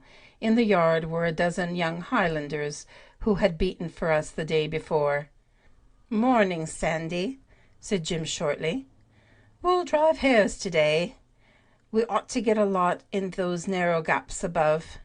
Get a dozen beaters more, can you?" "There will be nae hare drive here," said Sandy quietly. "I've given you your orders," said Jim. Sandy turned to the group of beaters outside and spoke half a dozen words in Gaelic. Next moment the yard was empty, and they were all running down the hillside towards Aknalish. One stood on the skyline a moment, waving his arms, making some signal, as I suppose, to the village below. Then Sandy turned again. "And where are your beaters, sir?" he asked. For the moment I was afraid Jim was going to strike him, but he controlled himself. "You are discharged," he said.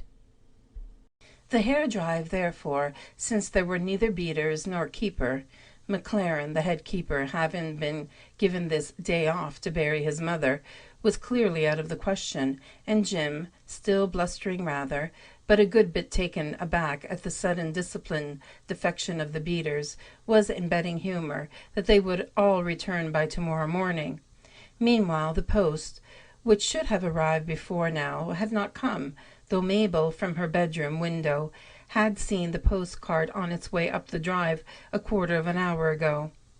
At that a sudden idea struck me, and I ran to the edge of the hog's back on which the house was set. It was even as I thought. The postcart was just striking the high road below, going away from the house and back to the village, without having left our letters. I went back to the dining room.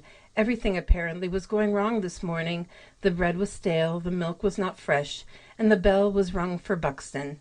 Quite so, neither milkman nor baker had called. From the point of view of folklore, this was admirable. "There's another cock and bull story called taboo," I said. "It means that nobody will supply you with anything." "My dear fellow, a little knowledge is a dangerous thing," said Jim, helping himself to marmalade. I laughed. "You are irritated," I said, "because you are beginning to be afraid that there is something in it." "Yes, quite true," he said, "but who could have supposed there was anything in it? Ah, dash it, there can't be. A hare is a hare." "Except when it's your first cousin," I said.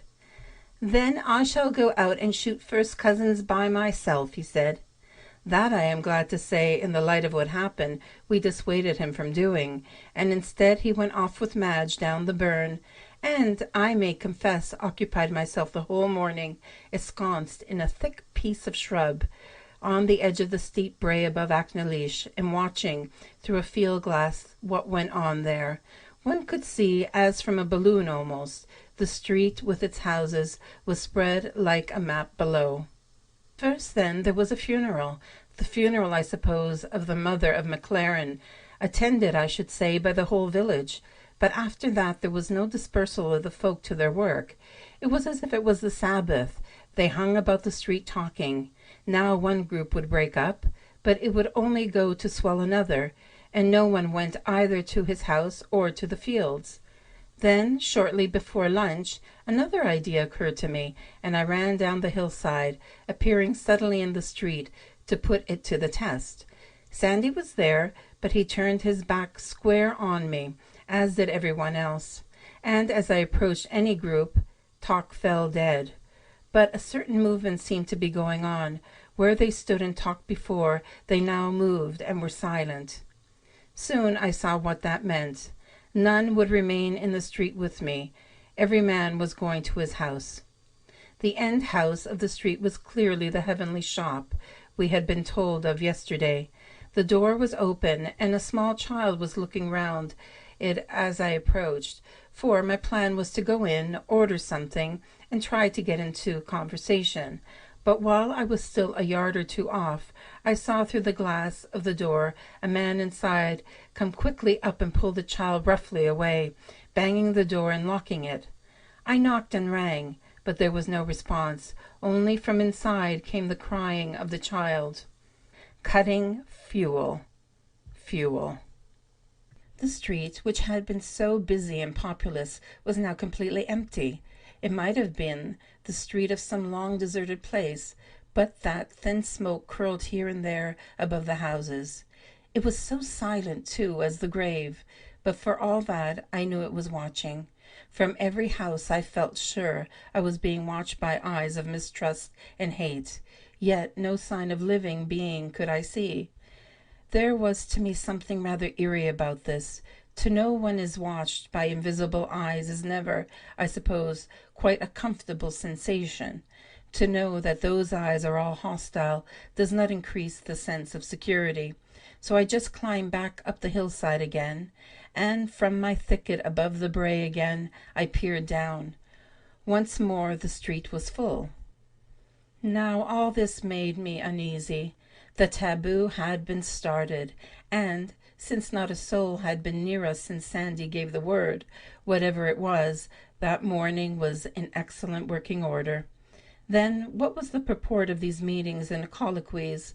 What else threatened? The afternoon told me. It was about 2 o'clock when these meetings finally broke up, and at once the whole village left the street for the hillsides, much as if they were all returning to work. The only odd thing indeed was that no one remained behind. Women and children alike went out, all in little parties of 2 and 3. Some of these I watched rather idly, for I had formed the hasty conclusion that they were all going back to their usual employments, and saw that here a woman and a girl were cutting dead bracken and heather. That was reasonable enough, and I turned my glass on others. Group after group I examined, all doing the same thing, cutting fuel. Fuel. Then vaguely, with a sense of impossibility, a thought flashed across me. Again it flashed more vividly. This time I left my hiding place with considerable alacrity and went to find Jim down by the burn. I told him exactly what I had seen and what I believed it meant, and I fancied that his belief in the possibility of folklore entering the domain of practical life was very considerably quickened. In any case, it was not a quarter of an hour afterwards that the chauffeur and I were going, precisely as fast as the Napier was able, along the road to Lairg. We had not told the women what my conjecture was, because we believed that, making the dispositions we were making, there was no cause for alarm sounding. One private signal only existed between Jim within the house that night and me outside. If my conjecture proved to be correct, he was to place a light in the window of my room, which I should see returning after dark from Lairg. My ostensible reason for going was to get some local fishing flies. As we flowed, there is no other word for the movement of these big cars but that, over the road to Lairg, I ran over everything in my mind. I felt no doubt whatever that all the brushwood and kindling I had seen being gathered in was to be piled after nightfall round our walls and set on fire. This certainly would not be done till after dark. Indeed, we both felt sure that it would not be done till it was supposed that we were all abed. It remained to see whether the police at Lairg agreed with my conjecture, and it was to ascertain this that I was now flowing there.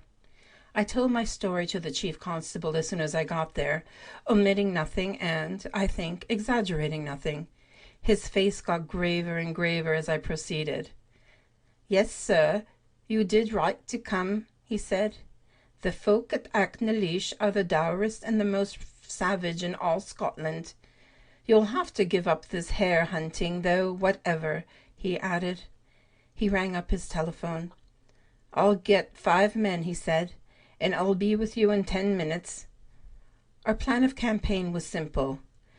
We were to leave the car well out of sight of Achnaleish, and, supposing the signal was in my window, steal up from all sides to command the house from every direction.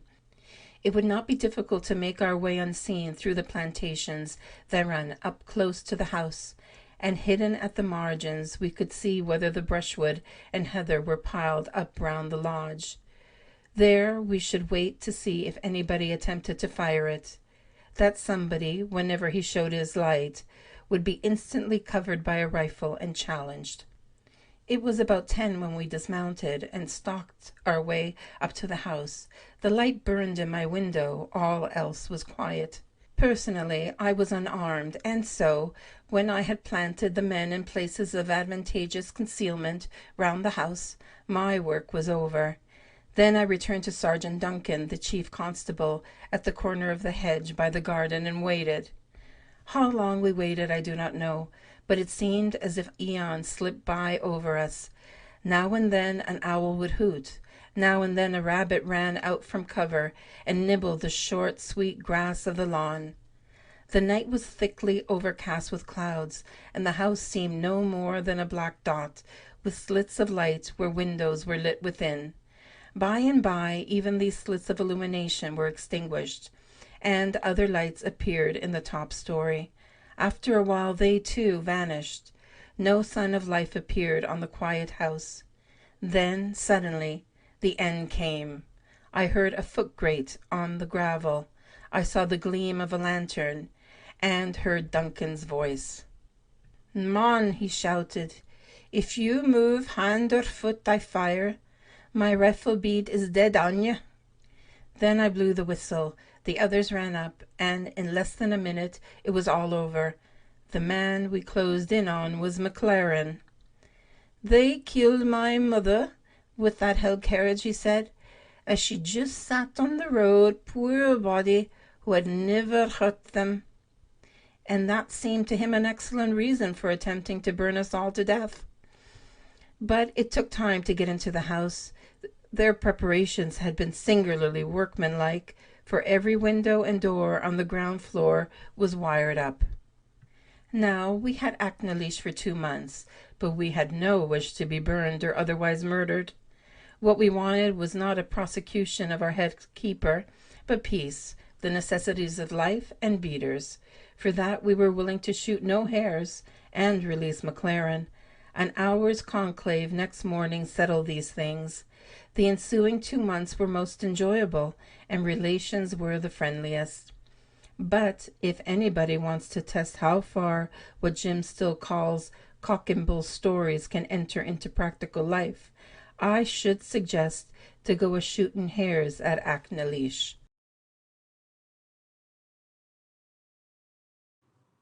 The Room in the Tower and Other Stories by E.F. Benson. How Fear Departed from the Long Gallery. Hurst Perivale is a house so beset and frequented by spectres, both visible and audible, that none of the family, with its shelters under its acre and a half of green copper roofs, take physical phenomena with any seriousness.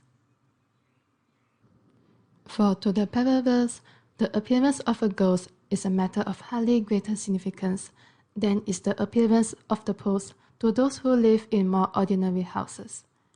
It arrives, that is to say, practically every day. It knocks or makes other noises. It is observed coming up the drive or in other places.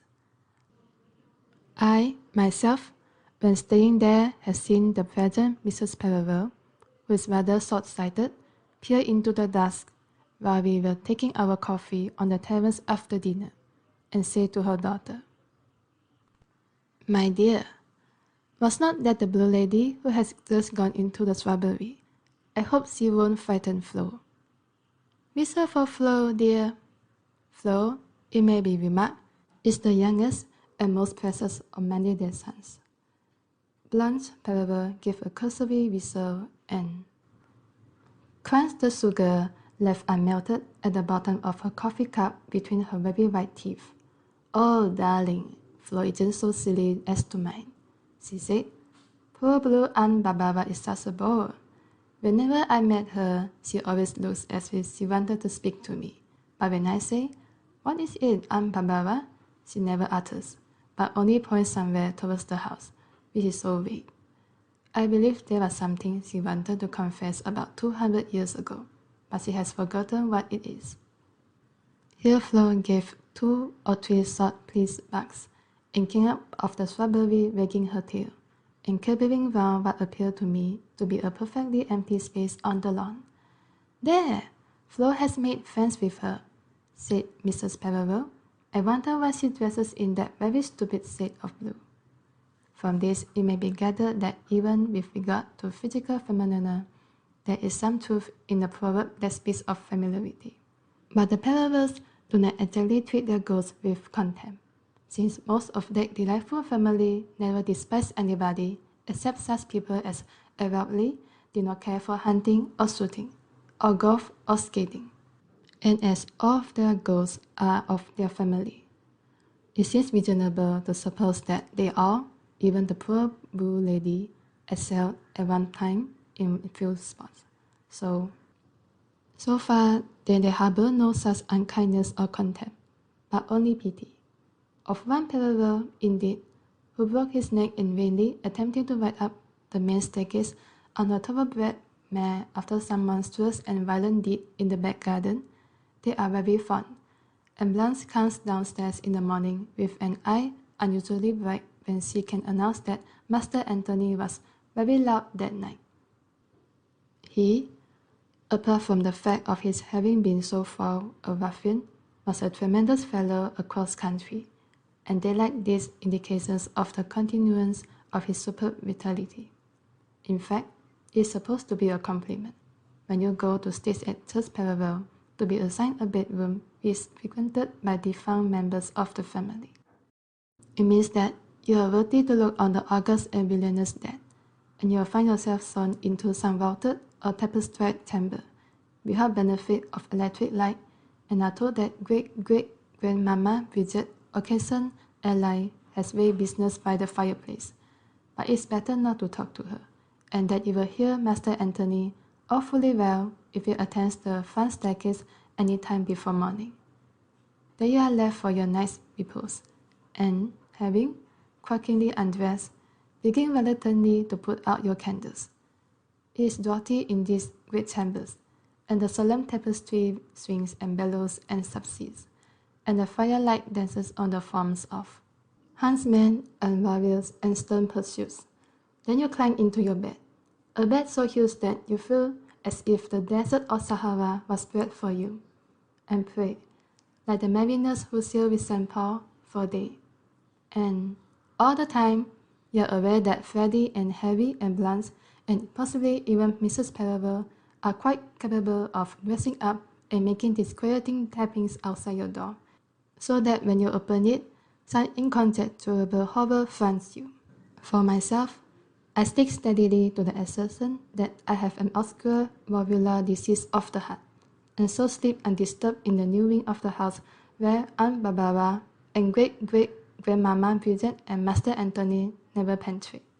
I forgot the details of great-great-grandmamma Bridget, But she certainly cut the throat of some distant relation before she disempowered herself with the axe that has been used at Agincourt. Before that, she had led a very sultry life, crammed with amazing incidents. But there's one ghost at Church Pereville at which the family never laugh, in which they feel no friendly and amused interest, and of which they only speak just as much as is necessary for the safety of their guests. More properly, it should be described as two ghosts, for the haunt in question is that of two very young children, who were twins. This, not without reason, the family take very seriously. Indeed. The story of them, as told me by Mrs. Pereville, is as follows. In the year 1602, the same being the last of Queen Elizabeth's reign, a certain Dick Pereville was greatly in favour at court. He was brother to Master Joseph Pereville, then owner of the family house and lands, who 2 years previously, at the respectable age of 74, became father of twin boys, firstborn of his progeny. It's known that the royal and ensign virgin had said to handsome Dick, who was nearly 40 years his brother's junior, "'Tis pity that you are not master of Church Pereville," and these words probably suggested to him a sinister design. Be that as it may, handsome Dick, who very adequately sustained the family reputation for wickedness, set off to ride down to Yorkshire, and found that, very conveniently, his brother Joseph had just been seized with an apoplexy, which appeared to be the result of a continuous spell of hot weather combined with the necessity of quenching his thirst with an augmented amount of sack, and had actually died while handsome Dick, with God knows what thoughts in his mind, was journeying northwards. Thus, it came about that he arrived at Church Pereville just in time for his brother's funeral. It was with great propriety that he attended the obsequies, and returned to spend a sympathetic day or two of mourning with his widowed sister-in-law, who was but a faint-hearted dame, little fit to be mated with such hogs as these. On the second night of his stay, he did that which the Perevilles regret to this day. He entered the room where the twins slept with their nurse, and quietly strangled the latter as he slept. Then he took the twins and put them into the fire which warms the long gallery. The weather, which up to the day of Joseph's death had been so hot, had changed suddenly to bitter cold, and the fire was heaped high with burning logs and was exultant with flame. In the core of this conflagration, he struck out a cremation chamber, and into that he threw the two children, stamping them down with his riding boots. They could just walk, but they could not walk out of that ardent place. It said that he laughed as he added more logs. Thus he became master of Church Pereville. The crime was never brought home to him, but he lived no longer than a year in the enjoyment of his blood-stained inheritance.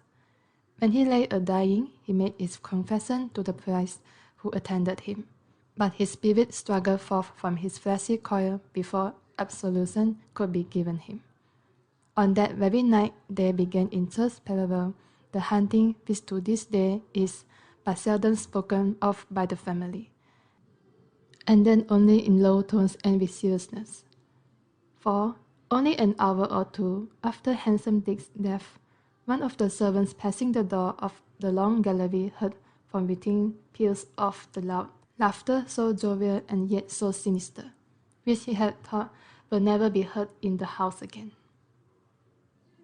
In the moment of that cold courage, which is so nearly akin to mortal terror, he opened the door and entered, expecting to see he knew not what manifestation of him who lay dead in the room below. Instead, he saw two little white-robed figures toiling towards him, hand in hand, across the moonlit floor. The watchers in the room below ran upstairs startled by the crash of his fallen body, and found him lying in the grip of some dread convulsion. Just before morning, he regained consciousness and told his tale. Then, pointing with trembling and ash-grey finger towards the door, he screamed aloud, and so fell back dead.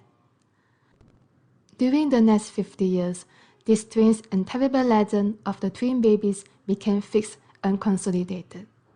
Their appearance, luckily for those who inhabit the house, was exceedingly rare. And during these years, they seem to have been seen 4 or 5 times only. On each occasion, they appeared at night, between sunset and sunrise, always in the same long gallery, and always as 2 toddling children scarcely able to walk. And on each occasion, the luckless individual who saw them died either speedily or terribly, or with both speed and terror, after the accursed vision had appeared to him. Sometimes he might live for a few months. He was lucky if he died, as did the servant who first saw them in a few hours. Vastly more awful was the fate of a certain Mrs. Canning, who had the ill luck to see them in the middle of the next century, or to be quite accurate, in the year 1760. By this time the hours and the place of their appearance were well known, and, as up till a year ago, visitors were warned not to go between sunset and sunrise into the long gallery. But Mrs. Canning, a brilliantly clever and beautiful woman, admirer also and friend of the notorious sceptic Monsieur Voltaire, wilfully went and sat night after night, in spite of all protestants, in the haunted place. For 4 evenings she saw nothing, but on the 5th she had her will, for the door in the middle of the gallery opened, and there came toddling towards her the ill-omened innocent little pair. It seemed that even then she was not frightened, but she thought good, poor rats, to mock at them, telling them it was time for them to get back into the fire. They gave no word in answer, but turned away from her crying and sobbing. Immediately after they disappeared from her vision, and she rushed downstairs to where the family and guests in the house were waiting for her, with the triumphant announcement that she had seen them both, and must need to write to Monsieur Voltaire, saying that she had spoken to spirits made manifest. It would make him laugh. But when some months later the whole news reached him, he did not laugh at all. Mrs. Canning was one of the great beauties of her day, and in the year 1760 she was at the height and zenith of her blossoming. The chief beauty, if it is possible to single out one point where all was so exquisite, lay in the dazzling color and incomparable brilliance of her complexion. She was now just 30 years of age, but, in spite of the excesses of her life, retained the snow and roses of girlhood. As she courted the bright light of day which other women shun, for it but so to greater advantage the splendor of her skin. In consequence, she was very considerably dismayed one morning, about a fortnight after her strange experience in the long gallery, to observe on her left cheek an inch or 2 below her turquoise-colored eyes a little greyish patch of skin, about as big as a 3-penny piece. It was in vain that she applied her accustomed washes and unguents. Vain, too, were the arts of her Fordius and of her medical adviser. For a week she kept herself secluded, martyring herself with solitude and unaccustomed physics, and for result, at the end of the week, she had no amelioration to comfort herself with. Instead, this woeful grey patch had doubled itself in size. Thereafter, the nameless disease, whatever it was, developed in new and terrible ways. From the center of the discolored place there sprouted forth little lichens, like tendrils of greenish grey, and another patch appeared on her lower lip. This, too, soon vegetated, and one morning, on opening her eyes to the horror of a new day, she found that her vision was strangely blurred. She sprang to her looking-glass, and what she saw caused her to shriek aloud with horror. From under her upper eyelid a fresh growth had sprung up, mushroom-like, in the night, and its filaments extended downwards, screening the pupil of her eye. Soon after, her tongue and throat were attacked. The air passages became obstructed, and death by suffocation was merciful after such suffering. More terrible yet was the case of a certain Colonel Blantyre who fired at the children with his revolver. What he went through is not to be recorded here. It is this haunting, then, that the parallels take quite seriously. and every guest on his arrival in the house is told that the long gallery must not be entered after nightfall on any pretext whatever. By day, however, it is a delightful room in intrinsic ally Mary's description, apart from the fact that the due understanding of its geography is necessary for the account that here follows. It is full 80 feet in length and is lit by a row of 6 tall windows looking over the gardens at the back of the house. A door communicates with the landing at the top of the main staircase, and about halfway down the gallery in the wall facing the windows is another door communicating with the black staircase and servants' quarters, and thus the gallery forms a constant place of passage for them in going to the rooms on the first landing. It was through this door that the baby figures came when they appeared to Mrs. Canning, and on several other occasions they have been known to make their entry here, for the room out of which handsome Dick took them lies just beyond at the top of the back stairs. Further on again in the gallery is the fireplace into which he thrust them, and at the far end a large bow window looks straight down the avenue. Above this fireplace there hangs with grim significance a portrait of handsome Dick, in the insolent beauty of early manhood, attributed to Holbein, and a dozen other portraits of great merit face the windows. During the day, it is the most frequented sitting room in the house, for its other visitors never appear there then, nor does it then ever resound with the harsh, jovial laugh of handsome Dick, which sometimes, after dark has fallen, is heard by a passer-by on the landing outside. But Blanche does not grow bright-eyed when she hears it. She shuts her ears and hastens to put a greater distance between her and the sound of that atrocious mirth. But during the day, the long gallery is frequented by many occupants, and much laughter, in no way sinister or saturnine, resounds there. When summer lies hot over the land, those occupants lounge in the deep window seats, and when winter spreads his icy fingers and blows shrilly between his frozen palms, congregate round the fireplace at the far end, and perch, in companies of cheerful chatterers, upon sofa and chair back and floor.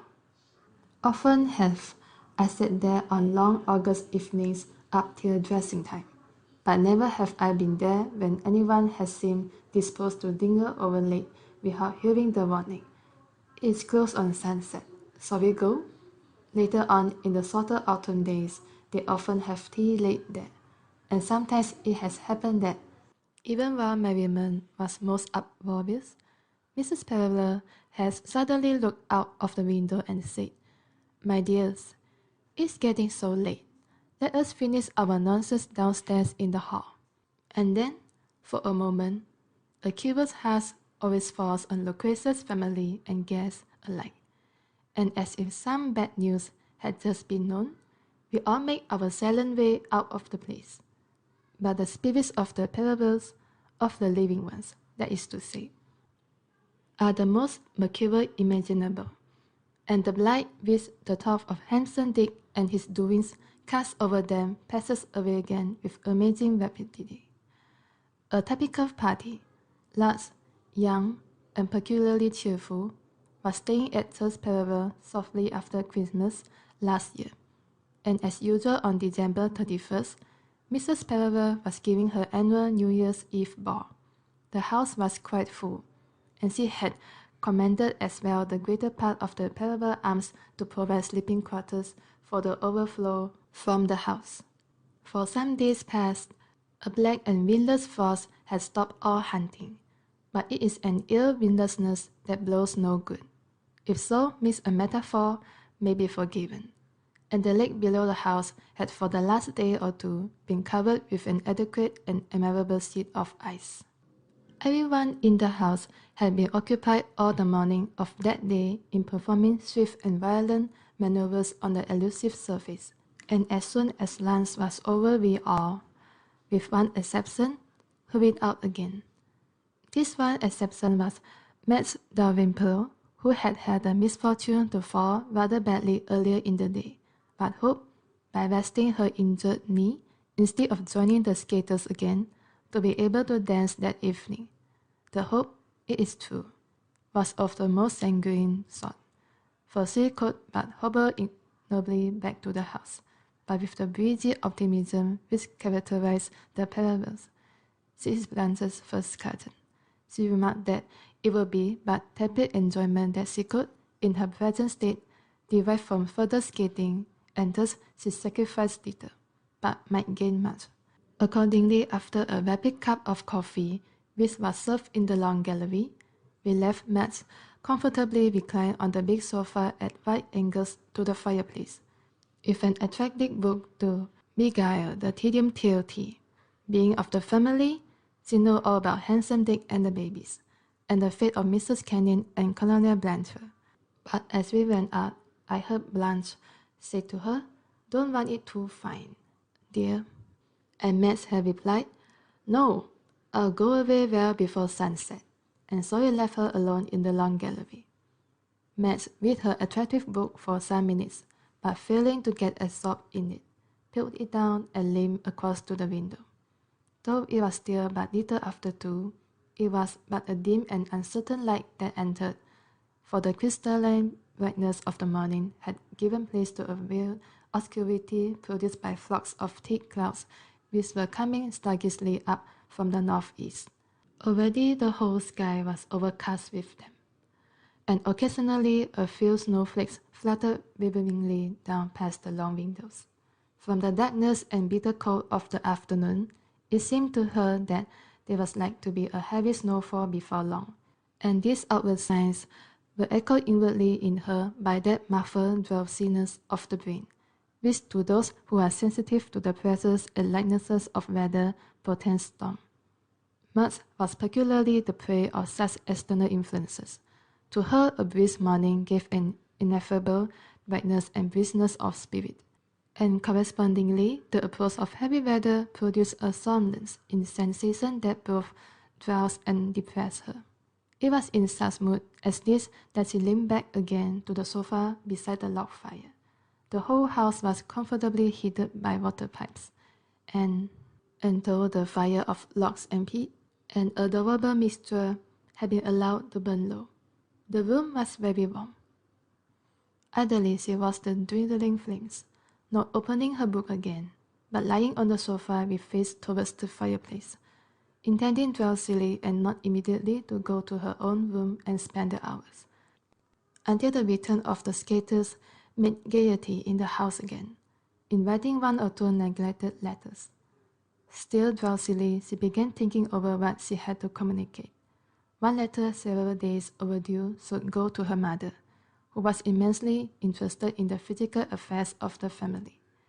She would tell her how Master Anthony had been prodigiously active on the staircase a night or 2 ago, and how the Blue Lady, regardless of the severity of the weather, had been seen by Mrs. Perrier that morning, strolling about. It was rather interesting. The Blue Lady had gone down the lava walk and had been seen by her to enter the stables, where, at the moment, Frederic Perrier was inspecting the frost-bound hunters. Identically then, a sudden panic had spread through the stables, and the horses had whinnied and kicked, and sighed and sweated. Of the fatal twins nothing had been seen for many years past, but, as her mother knew, the Perriers never used the long gallery after dark. Then for a moment she sat up, remembering that she was in the long gallery now. But it was still but a little after 2:30, and if she went to her room, in half an hour, she would have ample time to write this and another letter before tea. Till then she would read her book, but she found she had left it on the window-sill, and it seemed scarcely worthwhile to get it. She felt exceedingly drowsy. The sofa where she lay had been lately recovered, in a greyish-green shade of velvet, somewhat the colour of lichen. It was of very thick, soft texture, and she lasciviously stretched her arms out, one on each side of her body, and pressed her fingers into the nap. How horrible that story of Mrs. Canning was! The growth on her face was of the colour of lichen, and then without further transition or blurring of thought, Max fell asleep. She dreamed. She dreamed that she awoke and found herself exactly where she had gone to sleep, and in exactly the same attitude. The flames from the logs had burned up again and leaped on the walls, faithfully illuminating the picture of handsome Dick above the fireplace. In her dream, she knew exactly what she had done today, and for what reason she was laying here now instead of being out with the rest of the skaters. She remembered also, still dreaming, that she was going to write a letter or two before tea, and prepared to get up in order to go to her room. As she half rose, she caught sight of her own arms lying out on each side of her on the grey velvet sofa, but she could not see where her hands ended and where the grey velvet began. Her fingers seemed to have melted into the stuff. She could see her wrists quite clearly, and the blue line on the backs of her hands, and here and there a knuckle.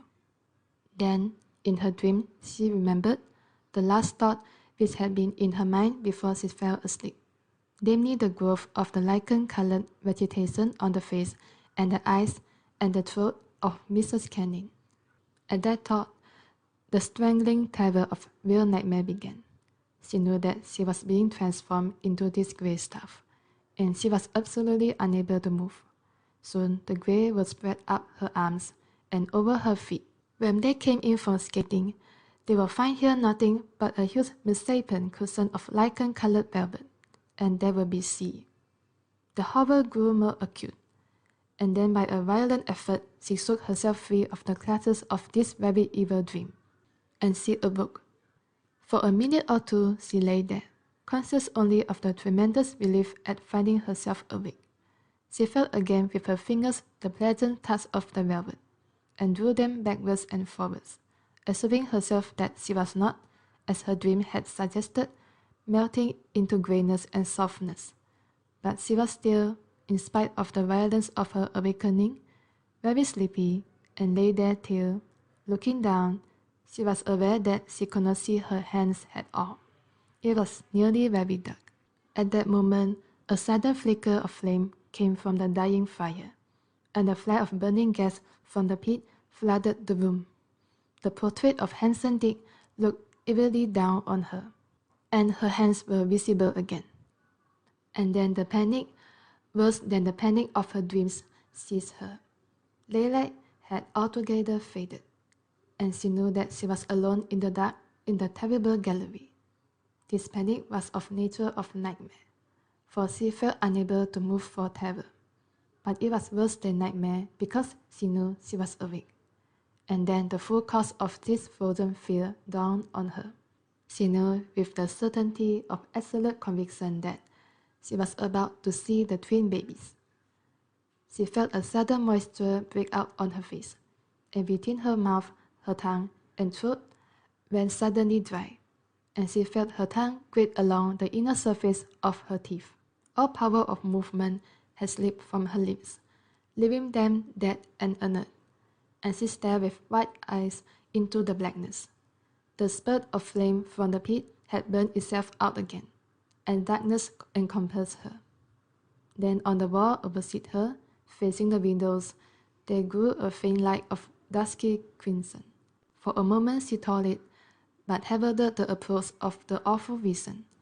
Then hope revived in her heart, and she remembered that thick clouds had overcast the sky before she went to sleep, and guessed that this light came from the sun, not yet quite sunk and set. This sudden revival of hope gave her the necessary stimulus, and she sprang off the sofa where she lay. She looked out of the window and saw the dull glow on the horizon. But before she could take a step forward, it was obscured again. A tiny sparkle of light came from the hearth, which did no more than illuminate the tiles of the fireplace, and snow falling heavily tapped at the window panes. There was neither light nor sound except this. But the courage that had come to her, giving her the power of movement, had not quite deserted her, and she began feeling her way down the gallery. and then she found that she was lost. She stumbled against a chair, and, recovering herself, stumbled against another. Then a table barred her way, and, turning swiftly aside, she found herself up against the back of a sofa. Once more she turned and saw the dim gleam of the firelight on the side opposite to that on which she expected it. In her blind gropings, she must have reversed her direction, but which way was she to go now? She seemed blocked in by furniture, and all the time insistent and imminent was the fact that the two innocent, terrible girls were about to appear to her. Then she began to pray. "Lighten our darkness, O Lord," she said to herself, but she could not remember how the prayer continued, and she had sore need of it. There was something about the perils of the night. All this time she felt about her with groping, fluttering hands. The fire glimmer which should have been on her left was on her right again. Therefore she must turn herself round again. "Lighten our darkness," she whispered, and then aloud she repeated, "Lighten our darkness." She stumbled up against a screen, and could not remember the existence of any such screen. Hastily she felt beside it with blind hands, and touched something soft and velvety. Was it the sofa on which she had lain? If so, where was the head of it? It had a head and a back and feet. It was like a person, all covered with grey lichen. Then she lost her head completely. All that remained to her was to pray. She was lost in this awful place, where no one came in the dark except the babies that cried. And she heard her voice rising from whisper to speech, and speech to scream. She shrieked out the holy words. She yelled them as if blaspheming, as she groped among tables and chairs and the pleasant things of ordinary life which had become so terrible. Then came a sudden and an awful answer to her screamed prayer. Once more a pocket of inflammable gas in the pit on the hearth was reached by the smouldering embers, and the room started into light. She saw the evil eyes of handsome Dick. She saw the little ghostly snowflakes falling thickly outside. And she saw where she was, just opposite the door through where the terrible twins made their entrance. Then the flame went out again, and left her in blackness once more. But she had gained something, for she had her Gugra free now. The center of the room was bare of furniture, and one swift dart would take her to the door of the landing above the main staircase and into safety. In that gleam she had been able to see the handle of the door. Bright brass, luminous like a star. She would go straight for it. It was but a matter of a few seconds now. She took a long breath, partly of relief, partly to satisfy the demands of her galloping heart. But the breath was only half taken when she was stricken once more into the immobility of nightmare. There came a little whisper. It was no more than that, from the door opposite which she stood, and through which the twin babies entered. It was not quite dark outside it, for she could see that the door was opening, and there stood in the opening two little white figures side by side. They came towards her slowly, softeningly. She could not see face or form at all distinctly, but the two little white figures were advancing. She knew them to be the ghosts of terror, innocent of the awful doom they were bound to bring, even as she was innocent. With the inconceivable rapidity of thought, she made up her mind what to do. She had not hurt them or laughed at them. And they were but babies when the wicked and bloody deed had sent them to their burning death. Surely the spirits of these children will not be inaccessible to the cry of one who was of the same blood as they, who had committed no fault that merited the doom they brought. If she entreated them, they might have mercy. They might forbear to bring the curse on her. They might allow her to pass out of the place without plague, without that sentence of death, or the shadow of things worse than death upon her. It was but for the space of a moment that she hesitated. Then she sank down on to her knees, and stretched out her hands towards them. "Oh, my dears," she said, "I only fell asleep. I have done no more wrong than that." She paused a moment, and her tender girl's heart thought no more of herself, but only of them, those little innocent spirits on whom so awful a doom was laid, that she should bring death where other children bring laughter, and doom from delight.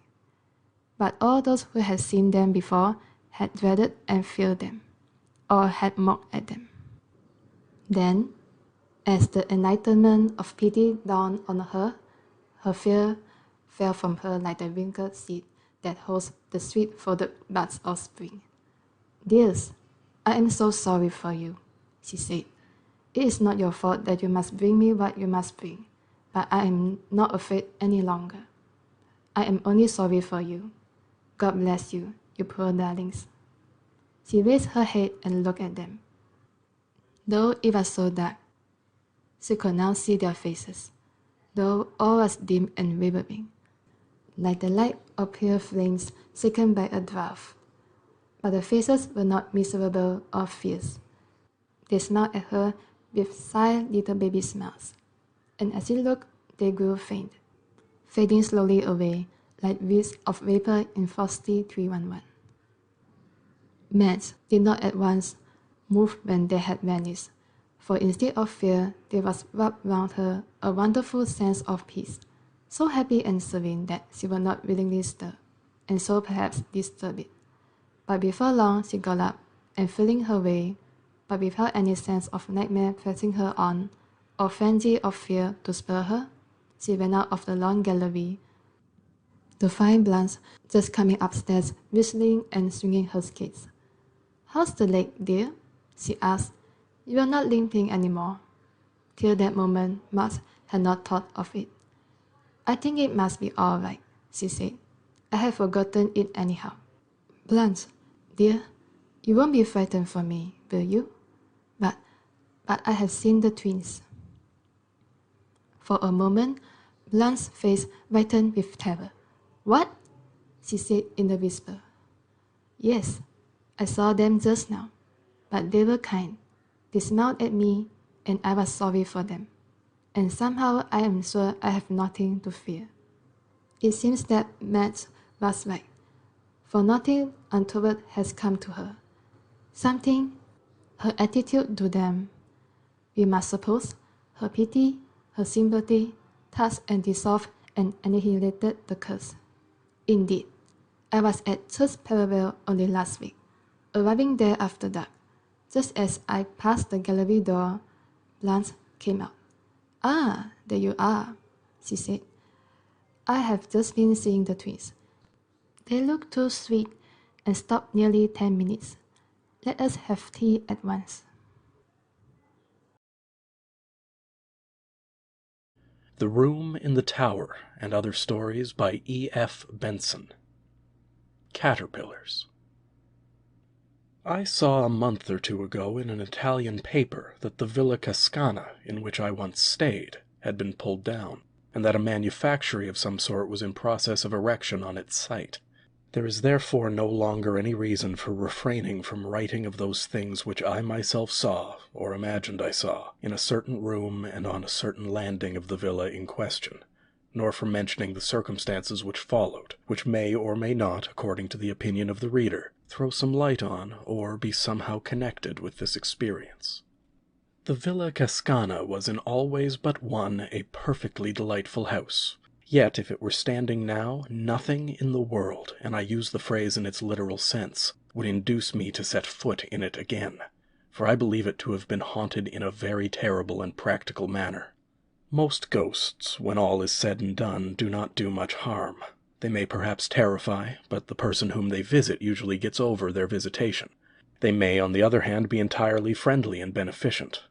But the appearances in the Villa Cascana were not beneficent, and had they made their visit in a very slightly different manner, I do not suppose I should have got over it any more than Arthur Inglis did. The house stood on an ilex-clad hill not far from Sestri di Levante on the Italian Riviera, looking out over the iridescent blues of that enchanted sea. while behind it rose the pale green chestnut woods that climb up the hillsides till they give place to the pines that, black in contrast with them, crown the slopes. All round it the garden in the luxuriance of mid-spring bloomed and was fragrant, and the scent of magnolia and rose, borne on the salt freshness of the winds from the sea, flowed like a stream through the cool vaulted rooms.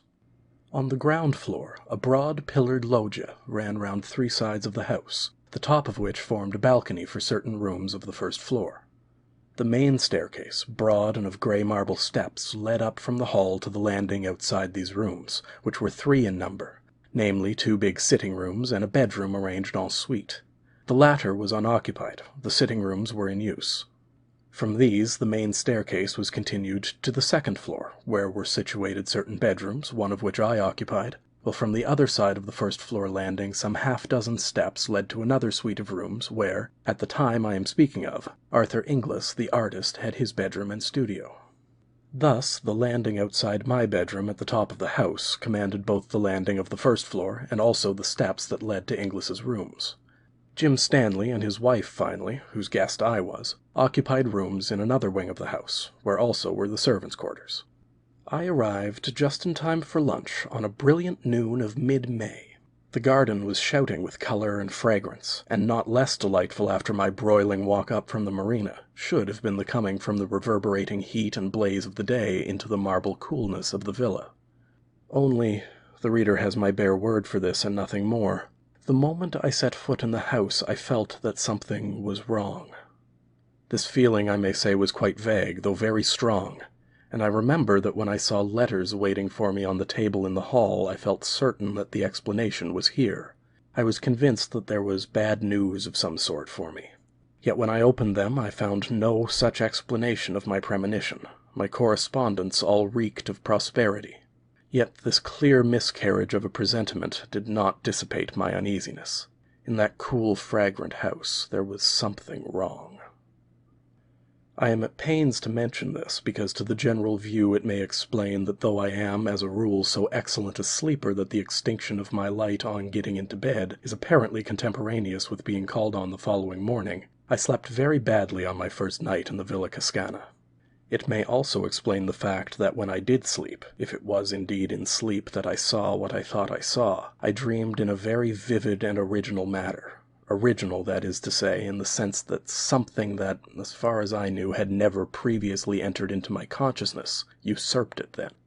But since, in addition to this evil premonition, certain words and events occurring during the rest of the day might have suggested something of what I thought happened that night, it will be well to relate them.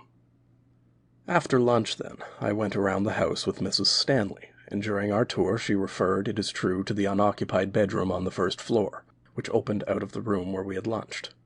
"We left that unoccupied," she said, "because Jim and I have a charming bedroom and dressing room, as you saw, in the wing, and if we used it ourselves we should have to turn the dining room into a dressing room and have our meals downstairs. As it is, however, we have our little flat there, Arthur Inglis has his little flat in the other passage, and I remembered, aren't I extraordinary, that you once said that the higher up you were in a house the better you were pleased.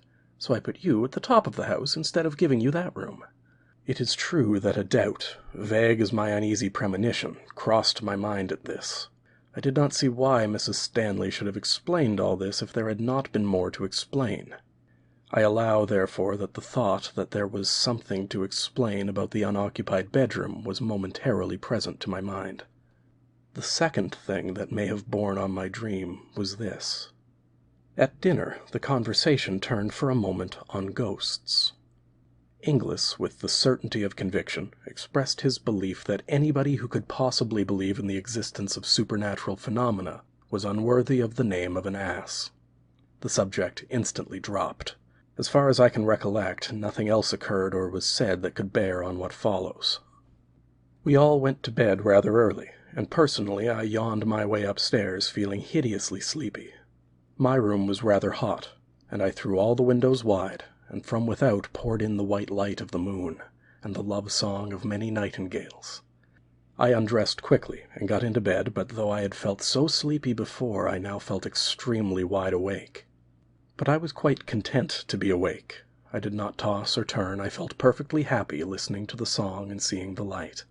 Then it is possible I may have gone to sleep, and what follows may have been a dream. I thought, anyhow, that after a time the nightingales ceased singing and the moon sank. I thought also that if, for some unexplained reason, I was going to lie awake all night, I might as well read, and I remembered that I had left a book in which I was interested in the dining room on the first floor. So I got out of bed, lit a candle, and went downstairs. I went into the room, saw on a side table the book I had come to look for, and then, simultaneously, saw that the door into the unoccupied bedroom was open.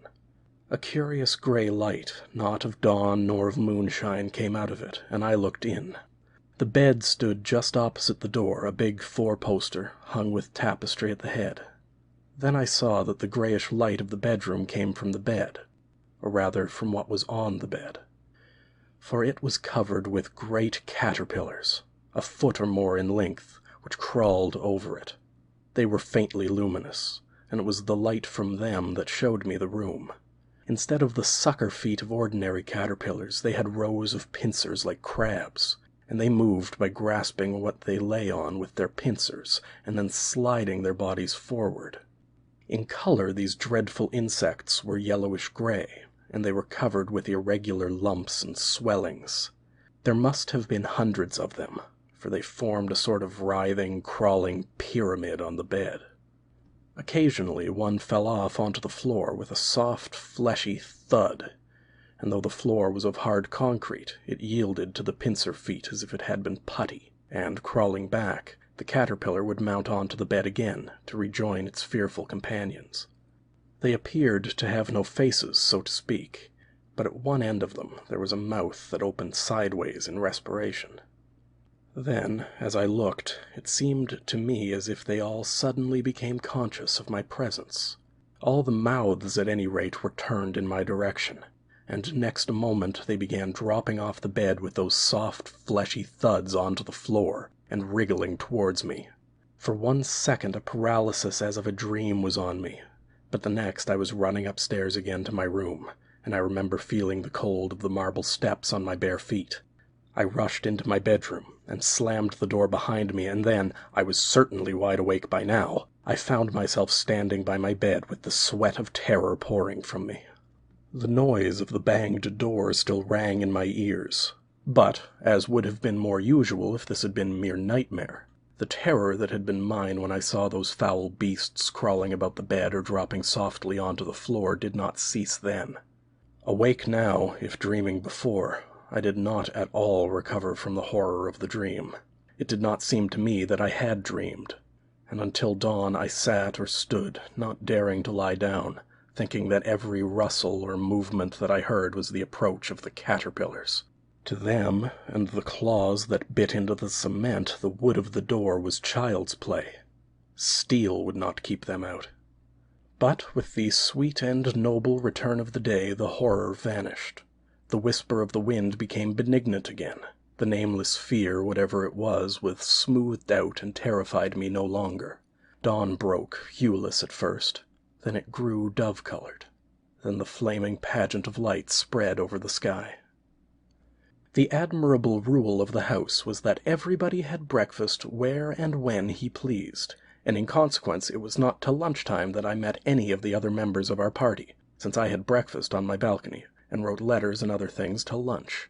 In fact, I got down to that meal rather late, after the other three had begun. Between my knife and fork there was a small pill-box of cardboard, and as I sat down, Inglis spoke. "Do look at that," he said, "since you are interested in natural history. I found it crawling on my counterpane last night, and I don't know what it is." I think that before I opened the pill-box I expected something of the sort which I found in it. Inside it, anyhow, was a small caterpillar, grayish-yellow in color, with curious bumps and excrescences on its rings. It was extremely active, and hurried round the box this way and that. Its feet were unlike the feet of any caterpillar I ever saw. They were like the pincers of a crab. I looked, and shut the lid down again. "No, I don't know what," I said, "but it looks rather unwholesome. What are you going to do with it?" "Oh, I shall keep it," said Inglis. "It has begun to spin. I want to see what sort of a moth it turns into." I opened the box again, and saw that these hurrying movements were indeed the beginning of the spinning of the web of its cocoon. Then Inglis spoke again. "It has got funny feet, too," he said. "They're like crab's pincers. What's the Latin for crab? Ah, yes, cancer. So, in case it is unique, let's christen it Cancer Inglisensis." Then something happened in my brain, some momentary piecing together of all that I had seen or dreamed. Something in his words seemed to me to throw light on it all, and my own intense horror at the experience of the night before linked itself on to what he had just said. In effect, I took the box and threw it, caterpillar and all, out of the window. There was a gravel path just outside, and beyond it a fountain playing into a basin. The box fell onto the middle of this. Inglis laughed. "So the students of the occult don't like solid facts," he said. "My poor caterpillar." The talk went off again at once on to other subjects, and I have only given in detail as they happened these trivialities in order to be sure myself that I have recorded everything that could have borne on occult subjects or on the subject of caterpillars. But at the moment when I threw the pillbox into the fountain, I lost my head. My only excuse is that, as is probably plain, the tenant of it was, in miniature, exactly what I had seen crowded onto the bed in the unoccupied room. And though this translation of those phantoms into flesh and blood, or whatever it is that caterpillars are made of, ought perhaps to have relieved the horror of the night, as a matter of fact it did nothing of the kind. It only made the crawling pyramid that covered the bed in the unoccupied room more hideously real. After lunch we spent a lazy hour or two strolling about the garden or sitting in the loggia, and it must have been about 4 o'clock when Stanley and I started off to bathe, down the path that led by the fountain into which I had thrown the pillbox. The water was shallow and clear, and at the bottom of it I saw its white remains. The water had disintegrated the cardboard, and it had become no more than a few strips and shreds of sodden paper.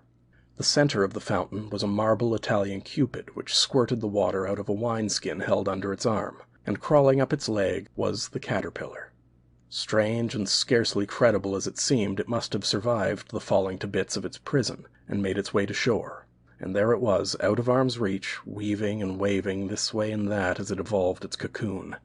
Then, as I looked at it, it seemed to me again that, like the caterpillar I had seen last night, it saw me, and breaking out of the threads that surrounded it, it crawled down the marble leg of the Cupid, and began swimming like a snake across the water of the fountain towards me.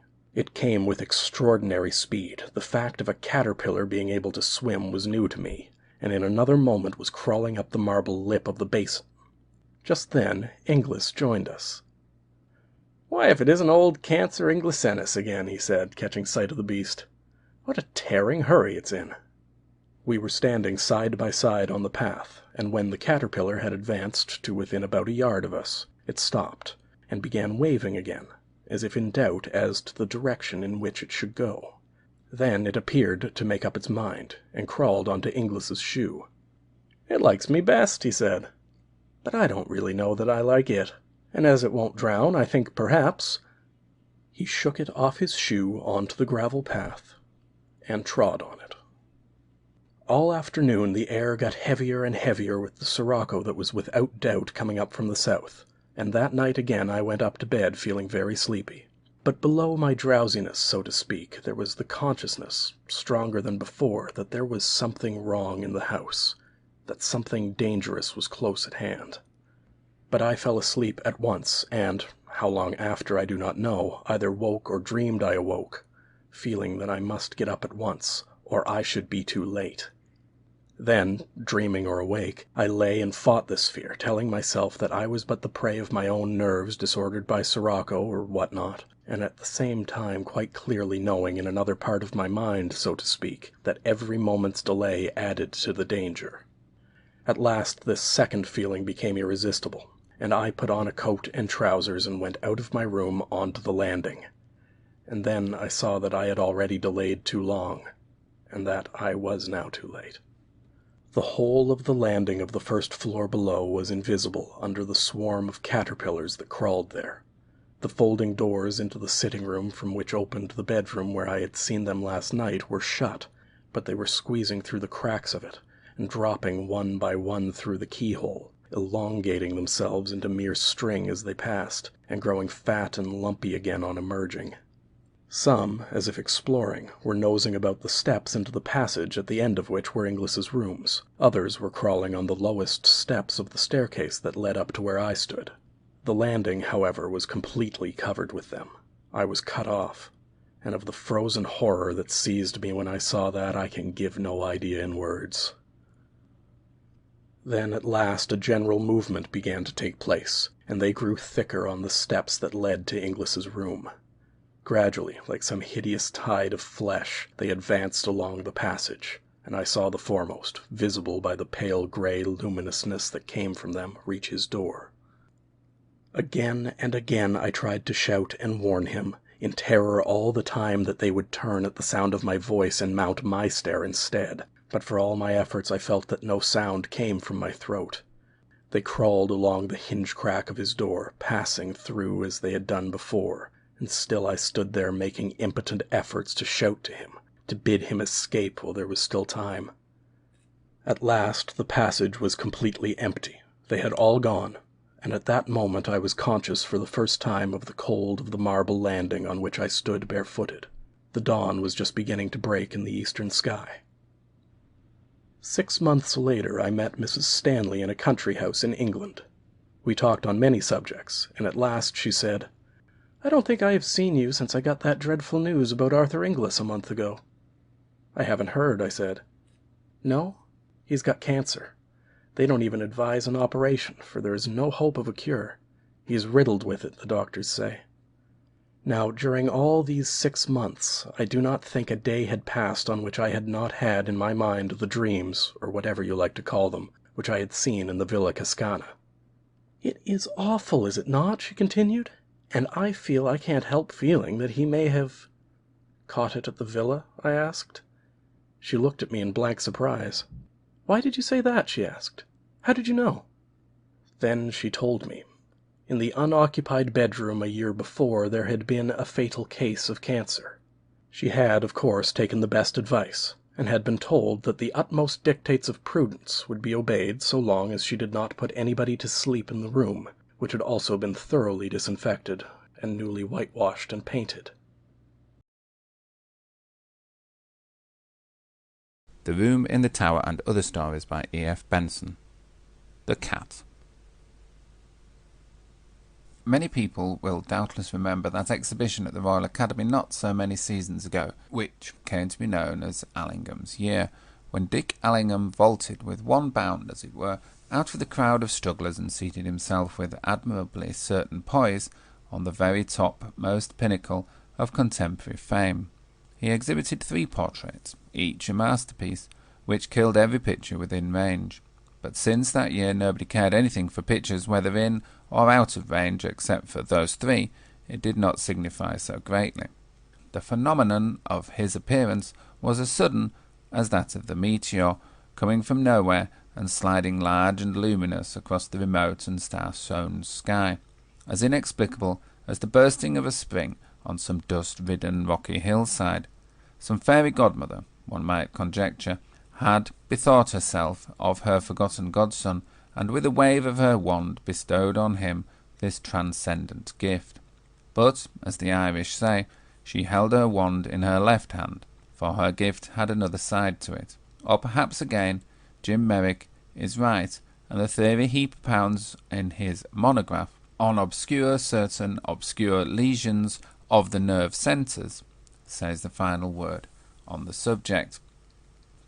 Dick Allingham himself, as was indeed natural, was delighted with his fairy godmother, or his obscure lesion, whichever was responsible, and, the monograph spoken above was written after Dick's death, confessed frankly to his friend Merrick, who was still struggling through the crowds of rising young medical practitioners, that it was all quite as inexplicable to himself as it was to anyone else. "All I know about it," he said, "is that last autumn I went through 2 months of mental depression so hideous that I thought again and again that I must go off my head. For hours daily I sat here waiting for something to crack, which, as far as I am concerned, would end everything. Yes, there was a cause. You know it." He paused a moment, and poured into his glass a fairly liberal allowance of whisky, filled it half up from a siphon, and lit a cigarette. The cause, indeed, had no need to be enlarged on, for Merrick quite well remembered how the girl Dick had been engaged to threw him over with an abruptness that was almost superb, when a more eligible suitor made his appearance. The latter was certainly very eligible indeed, with his good looks, his title, and his millions of money, and Lady Madingley, ex-future Mrs. Allingham, was perfectly content with what she had done. She was one of those blonde, lithe, silken girls who, happily for the peace of men's minds, are rather rare, and who remind one of some humanized yet celestial and bestial cat. I needn't speak of the cause, Dick continued, but, as I say, for those 2 months I soberly thought that the one end of it would be madness. Then, one evening when I was sitting here alone, I was always sitting alone, something did snap in my head. I know, I wondered, without caring at all, whether this was the madness which I had been expecting, or whether, which would be preferable, some more fatal breakage had happened. And even while I wondered, I was aware that I was not depressed or unhappy any longer. He paused for so long in a smiling retrospect that Merrick indicated to him that he had a listener. "Well?" he said. "It was well indeed. I haven't been unhappy since. I have been riotously happy instead. Some divine doctor, I suppose, just wiped off that stain on my brain that hurt so. Heavens, how it hurt! Have a drink, by the way." "No, thanks," said Merrick. "But what has all this got to do with your painting?" "Well, everything, for I had hardly realized the fact that I was happy again when I was aware that everything looked different. The colours of all I saw were twice as vivid as they had been. Shape and outline were intensified too.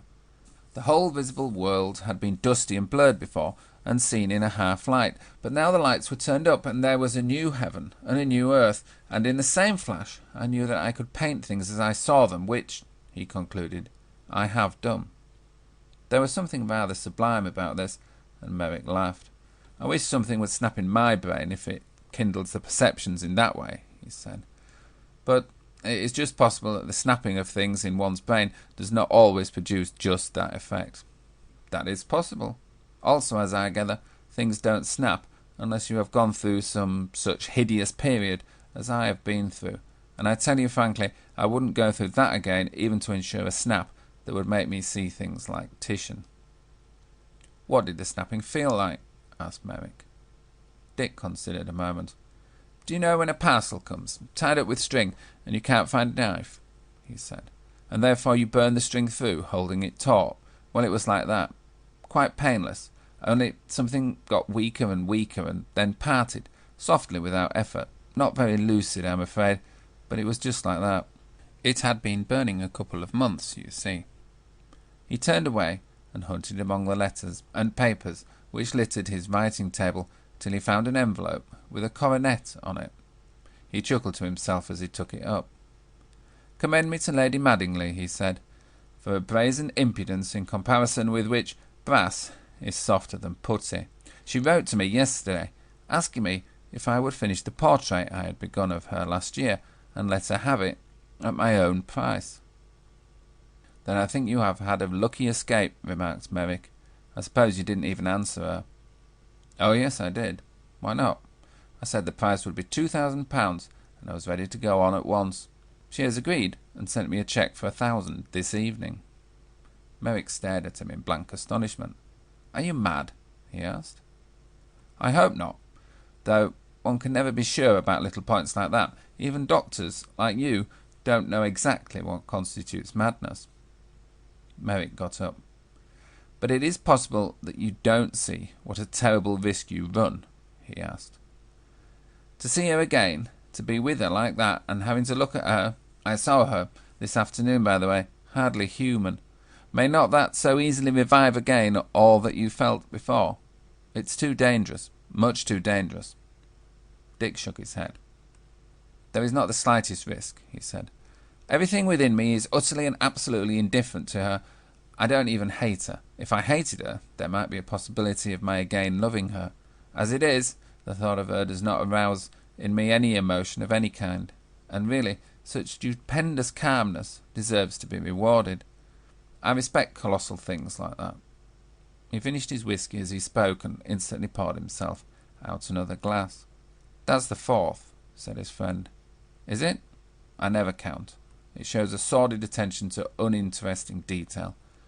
Funnily enough, too, alcohol does not have the smallest effects on me now." "Why drink, then?" "Because, if I give it up, this entrancing vividness of colour and clarity of outline is a little diminished." "Can't be good for you," said the doctor. Dick laughed. "My dear fellow, look at me carefully," he said, "and then, if you can conscientiously declare that I show any signs of indulging in stimulants, I'll give them up altogether." Certainly, it would have been hard to find a point in which Dick did not present the appearance of perfect health. He had paused and stood still a moment, his glass in one hand, the whisky bottle in the other, black against the front of his shirt, and not a tremor of unsteadiness was there. His face, of wholesome sunburnt hue, was neither puffy nor emaciated, but firm of flesh, and of a wonderful clearness of skin. Clear, too, was his eye, with eyelids neither baggy nor puckered. He looked indeed a model of condition, hard and fit, as if he was in training for some athletic event. Lithe and active, too, was his figure. His movements were quick and precise, and even Merrick, with his doctor's eye, trained to detect any symptom, however slight, in which the drinker must betray himself, was bound to confess that no such was here present. His appearance contradicted it authoritatively. So, also, his manner. He met the eye of a man he was talking to without sideways glances. He showed no signs, however small, of any disorder of the nerves. Yet Dick was altogether an abnormal fellow. The history he had just recounted was abnormal. These weeks of depression, followed by the sudden snap in his brain, which had apparently removed, as a wet cloth removes a stain, all the memory of his love, and of the cruel bitterness that resulted from it. Abnormal, too, was his sudden leap into high artistic achievement from a past of very mediocre performance. Why should there then not be a similar abnormality here?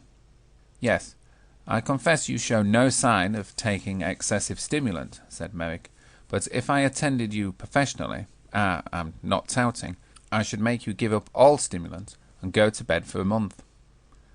"Why in the name of goodness?" asked Dick. "Because, theoretically, it must be the best thing you could do. You had a shock, how severe, the misery of those weeks in depression tells you. Well, common sense says, go slow after a shock, recoup. Instead of which you go very fast indeed, and produce. I grant it seems to suit you. You also became suddenly capable of feats which...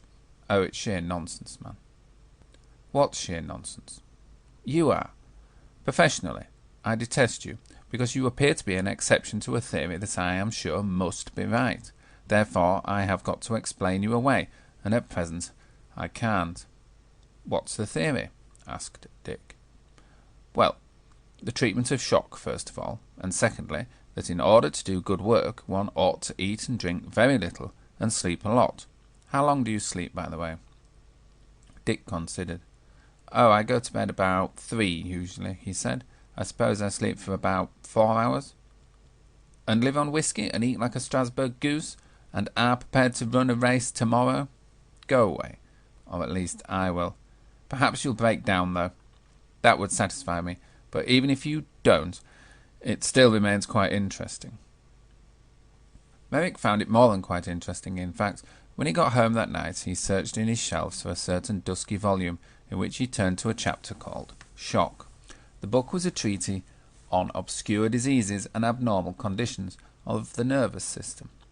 He had often read it before, for in his profession he was a special student of the rare and curious, and the following paragraph, which had interested him much before, interested him more than ever this evening. "The nervous system also can act in a way that must always, even to the most advanced student, be totally unexpected. Cases are known, and well-authenticated ones, when a paralytic person has jumped out of bed on the cry of fire. Cases too are known when a great shock, which produces depression so profound as to amount to lethargy, is followed by abnormal activity and the calling into use of powers which were previously unknown to exist, or at any rate existed in quite ordinary degree. Such a hypersensitive state, especially since the desire for sleep or rest is very often much diminished, demands much stimulant in the way of food and alcohol. It would appear also that the patient suffering from this rare form of the after consequences of shock has sooner or later some sudden and complete breakdown. It is impossible, however, to conjecture what form this will take. The digestion, however, may become suddenly atrophied. Delirium tremens may, without warning, supervene, or he may go completely off his head. But the weeks passed on. The July suns made London reel in a haze of heat, and yet Allingham remained busy, brilliant, and altogether exceptional. Merrick, unknown to him, was watching him closely, and at present was completely puzzled. He held Dick to his word that if he could detect the slightest sign of overindulgence in stimulant, he would cut it off altogether, but he could see absolutely none. Lady Madingley meantime had given him several sittings, and in this connection again Merrick was utterly mistaken in the view he had expressed to Dick as to the risks he ran, for strangely enough the two had become great friends. Yet Dick was quite right. All emotion with regard to her on his part was dead. It might have been a piece of still life that he was painting, instead of a woman he had wildly worshipped. One morning in mid-July she had been sitting to him in his studio, and contrary to custom he had been rather silent, biting the ends of his brushes, frowning at his canvas, frowning too at her. Suddenly he gave a little impatient exclamation. "It's so like you," he said, "but it just isn't you. There's a lot of difference. I can't help making you look as if you were listening to a hymn, one of those in 4 sharps, don't you know, written by an organist, probably after eating muffins, and that's not characteristic of you." She laughed. "You must be rather ingenious to put all that in," she said. "I am." "Where do I show it all?" Dick sighed. "Oh, in your eyes, of course," he said. "You show everything by your eyes, you know. It is entirely characteristic of you. You are a throwback. Don't you remember? We settled that ever so long ago, to the brute creation, who likewise show everything by their eyes." "Oh, I should have thought that dogs growled at you, and cats scratched." "Those are practical measures, but short of that, you and animals use their eyes only, whereas people use their mouths and foreheads and other things. A pleased dog, an expectant dog, a hungry dog, a jealous dog, a disappointed dog. One gathers all that from a dog's eyes. Their mouths are comparatively immobile, and a cat's is even more so." "You have often told me that I belong to genus cat," said Lady Madingley, with complete composure. "By Jove, yes," he said. "Perhaps looking at the eyes of a cat would help me to see what I miss. Many thanks for the hint." He put down his palette and went to the side table on which stood bottles and ice and siphons. "No drink of any kind in this Sahara of morning?" he asked. "No, thanks. Now, when will you give me the final sitting? You said you only wanted one more." Dick helped himself. "Well, I go down to the country with this," he said, "to put in the background I told you of. With luck, it will take me 3 days hard painting. Without luck, a week or more. Oh, my mouth waters at the thought of the background. So shall we say tomorrow week?" Lady Madingley made a note of this in a minute gold and jewelled memorandum book. "And am I to be prepared to see the cat's eyes painted there instead of my own when I see it next?" she asked, passing by the canvas. Dick laughed. "Oh, you will hardly notice the difference," he said. "How odd it is that I always have detested cats so. They make me feel actually faint, although you always remind me of a cat." "You must ask your friend Mr. Merrick about these metaphysical mysteries," she said. The background of the picture was at present only indicated by a few vague splashes close to the side of the head of the brilliant purple and brilliant green. The artist's mouth might well water at the thoughts of the few days' painting that lay before him, for behind the figure in the long panel-shaped canvas was to be painted a green trellis, over which, almost hiding the woodwork, there was to sprawl a great purple clematis in full flaunting glory of varnished leaf and starry flower. At the top would be just a strip of pale summer sky, at her feet just a strip of grey-green grass, but all the rest of the background, greatly daring, would be this diaper of green and purple. For the purpose of putting this in, he was going down to a small cottage of his near Godalming, where he had built in the garden a sort of outdoor studio, an erection betwixt a room and a mere shelter, with a side to the north entirely open and flanked by this green trellis, which was now one immense constellation of purple stars. Framed in this, he well knew how the strange pale beauty of his sitter would glow on the canvas, how she would start out of the background, she in her huge grey hat and shining grey dress, and yellow hair and ivory white skin, and pale eyes, now blue, now grey, now green. This was indeed a thing to look forward to, for there is probably no such unadulterated rapture known to men as creation.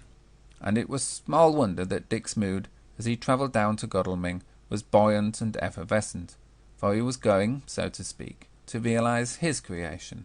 Every purple star of clematis, every green leaf and piece of trellis work that he put in, would cause what he had painted to live and shine, just as it is the layers of dusk that fall over the sky at evening, which make the stars to sparkle there, jewel-like.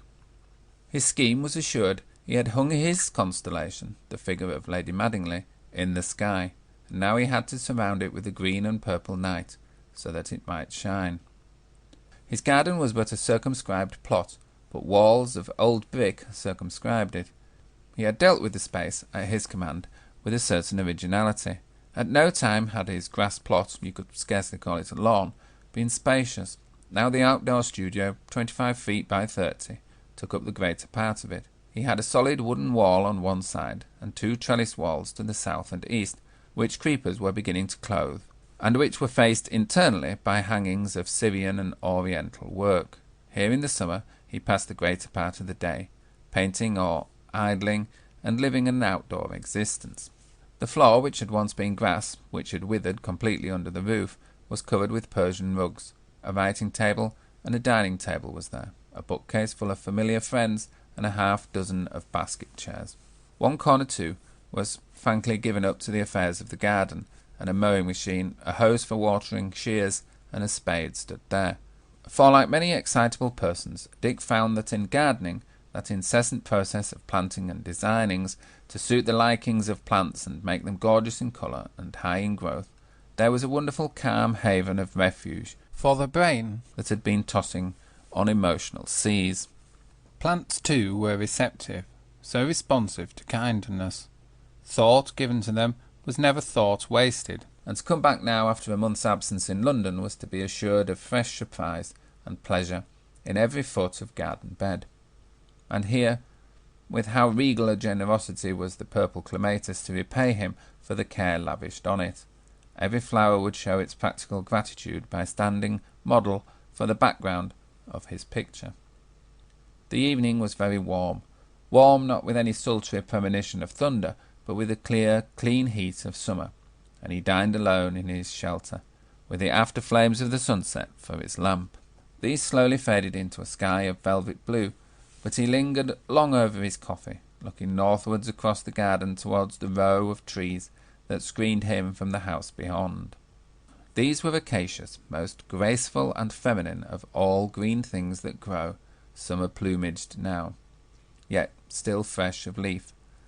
Below them ran a little raised terrace of turf, and nearer the beds of the beloved garden, clumps of sweet peas made an inimitable fragrance, and the rose-beds were pink with Baroness Rothschild and La France, and copper-coloured with Beauté Inconstant and the Richardson rose. Then nearer at hand was the green trellis, foaming with purple. He was sitting there, hardly looking, but unconsciously drinking in this great festival of colour, when his eyes were arrested by a dark, slinking form that appeared among the roses, and suddenly turned 2 shining, luminous orbs on him. At this he started up, but his movement caused no perturbation in the animal, which continued with back arched for stroking and poker-like tail to advance towards him, purring. As it came closer, Dick felt that shuddering faintness which often affected him in the presence of cats come over him, and he stamped and clapped his hands. At this it turned tail quickly. A sort of dark shadow streaked the garden wall for a moment, and it vanished. But its appearance had spoiled for him the sweet spell of the evening, and he went indoors. The next morning was pellucid summer, A faint north wind blew, and a sun, worthy to illuminate the Isles of Greece, flooded the sky. Dick's dreamless and, for him, long sleep had banished from his mind that rather disquieting incident of the cat, and he set up his canvas facing the trellis work and purple clematis with a huge sense of imminent ecstasy. Also the garden, which at present he had only seen in the magic of sunset, was gloriously rewarding and glowed with colour.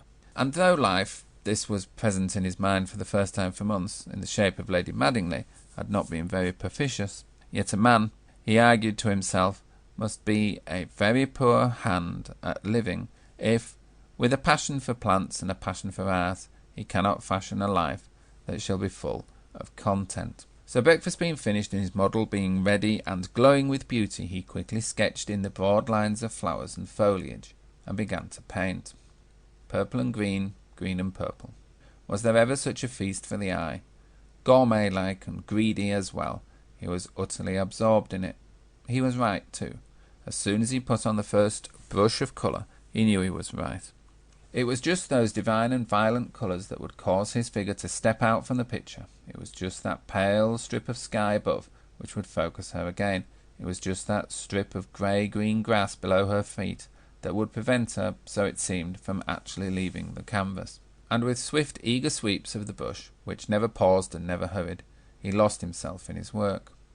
He stopped at length with a sense of breathlessness, feeling too as if he had been suddenly called back from some immense distance off. He must have been working some 3 hours, for his man was already laying the table for lunch, yet it seemed to him that the morning had gone by in one flash. The progress he had made was extraordinary, and he looked long at his picture. Then his eye wandered from the brightness of the canvas to the brightness of the garden beds. There, in front of the bed of sweet peas, not 2 yards from him, stood a very large grey cat, watching him. Now the presence of the cat was a thing that usually produced in Dick a feeling of deadly faintness, yet at this moment he looked at the cat, and the cat at him. He was conscious of no such feeling, and put down the absence of it, in so far as he consciously thought about it, to the fact that he was in the open air, not in the atmosphere of a closed room. Yet, last night out there, the cat had made him feel faint, but he hardly gave a thought to this, for what filled his mind was that he saw in the rather friendly, interested look of the beast that expression in the eye which had so baffled him in his portrait of Lady Madingley. So slowly, and without any sudden movement that might startle the cat, he reached out his hand for the palette he had just put down, and in a corner of the canvas not yet painted over, recorded in half a dozen swift, intuitive touches what he wanted. Even in the broad sunlight where the animal stood, its eyes looked as if they were internally smouldering, as well as being lit from without. It was just so that Lady Madingley looked. He would have to lay colour very thinly over white. For 5 minutes or so he painted them with quiet, eager strokes, drawing the colour thinly over the background of white, and then looking long at the sketch of the eye to see if he had got what he wanted. Then he looked back at the cat, which had stood so charmingly for him. But there was no cat there.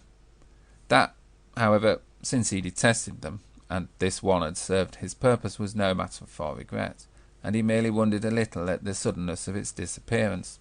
But the legacy it had left on the canvas could not vanish thus. It was his own, a possession, an achievement.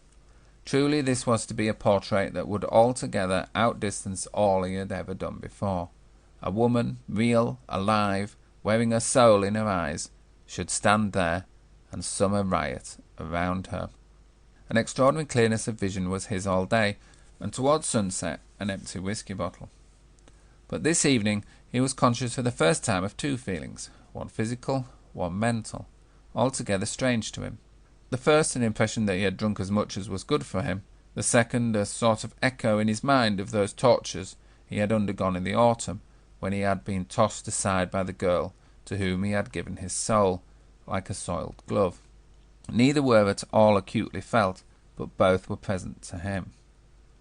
The evening altogether belied the brilliance of the day, and about 6 o'clock thick clouds had driven up over the sky, and the clear heat of summer had given place to a heat no less intense, but full of the menace of storm. A few big hot drops, too, of rain warned him further, and he pulled his easel into shelter and gave orders that he would dine indoors. As was usual with him when he was at work, he shunned the distracting influence of any companionship, and he dined alone. Dinner finished, he went into his sitting room, prepared to enjoy his solitary evening. His servant had brought him in the tray, and till he went to bed he would be undisturbed. Outside the storm was moving nearer, and the reverberation of the thunder, though not yet close, kept up a continual growl. Any moment it might move up and burst above in riot of fire and sound. Dick read a book for a while, but his thoughts wandered. The poignancy of his trouble last autumn, which he thought had passed away from him forever, grew suddenly and strangely more acute. Also his head was heavy, perhaps with the storm, but possibly with what he had drunk. So, intending to go to bed and sleep off his disquietude, he closed his book and went across to the window to close that also. But halfway towards it he stopped. There on the sofa, below it, sat a large grey cat, with yellow gleaming eyes.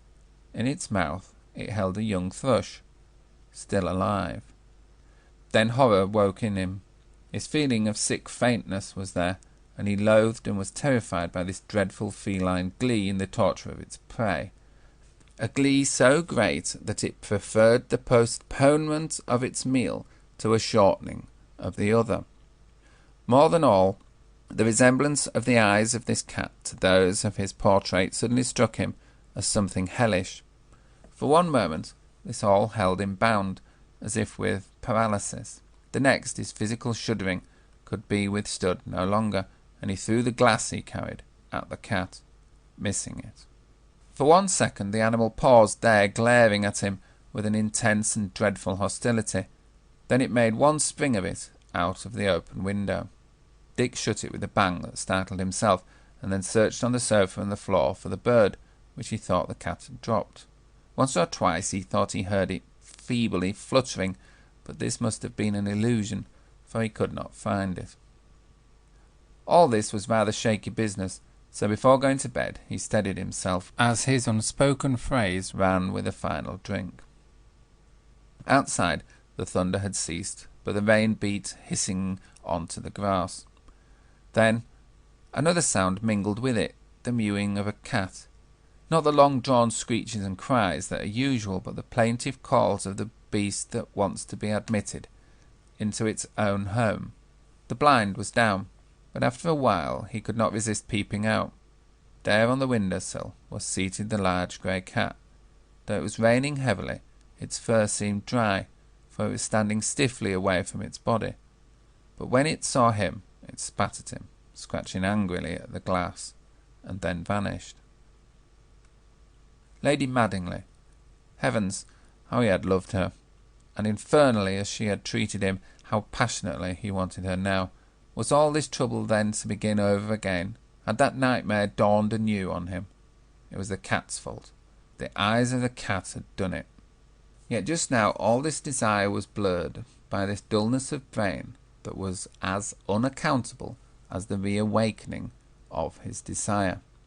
For months now he had drunk far more than he had drunk today, yet evening had seen him clear-headed, acute, master of himself, and revelling in the liberty that had come to him, and in the cool joy of creative vision. But tonight he stumbled and groped across the room. The neutral-coloured light of dawn awoke him, and he got up at once, feeling still very drowsy, but in answer to some silent, imperative call. The storm had altogether passed away, and a jewel of a morning star hung in a pale heaven. His room looked strangely unfamiliar to him. His own sensations were unfamiliar. There was a vagueness about things, a barrier between him and the world. One desire alone possessed him, to finish the portrait.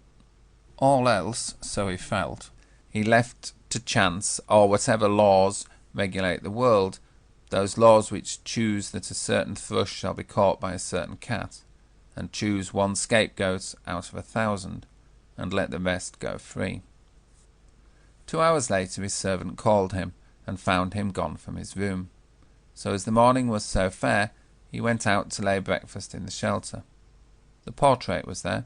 It had been dragged back into position by the clematis, but it was covered with strange scratches as if the claws of some enraged animal, or the nails perhaps of a man had furiously attacked it.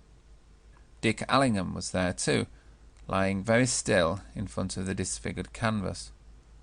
Claws, also, or nails had attacked him. His throat was horribly mangled by them, but his hands were covered with paint. The nails of his fingers, too, were choked with it.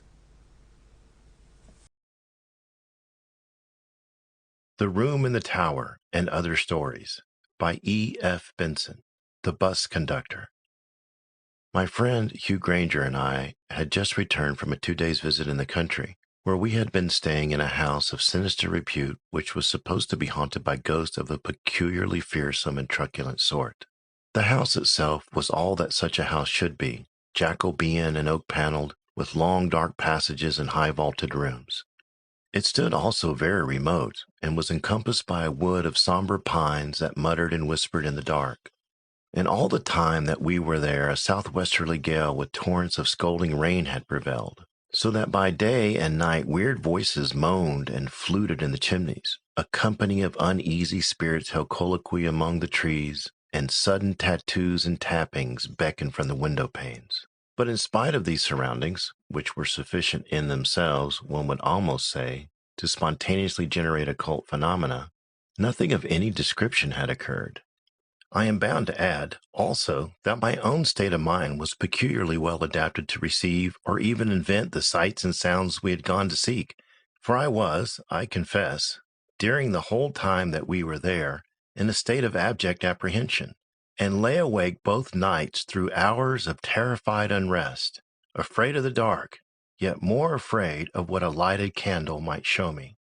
Hugh Granger, on the evening after our return to town, had dined with me, and after dinner our conversation, as was natural, soon came back to these entrancing topics. "But why you go ghost-seeking I cannot imagine," he said. "Because your teeth were chattering, and your eyes starting out of your head all the time you were there, from sheer fright. Or do you like being frightened? Hugh, though generally intelligent, is dense in certain ways. This is one of them." "Why, of course I like being frightened," I said. "I want to be made to creep and creep and creep. Fear is the most absorbing and luxurious of emotions. One forgets all else if one is afraid." "Well, the fact that neither of us saw anything," he said, "confirms what I have always believed." "And what have you always believed?" "That these phenomena are purely objective, not subjective, and that one state of mind has nothing to do with the perception that perceives them, nor have circumstances or surroundings anything to do with them either. Look at Osburton. It has had the reputation of being a haunted house for years, and it certainly has all the accessories of one. Look at yourself, too, with all your nerves on edge, afraid to look around or light a candle for fear of seeing something. Surely there was the right man in the right place then, if ghosts are subjective."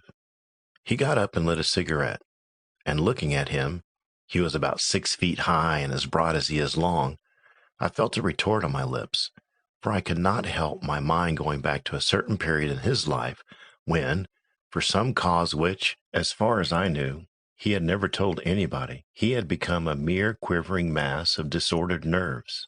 Oddly enough, at the same moment and for the first time, he began to speak of it himself.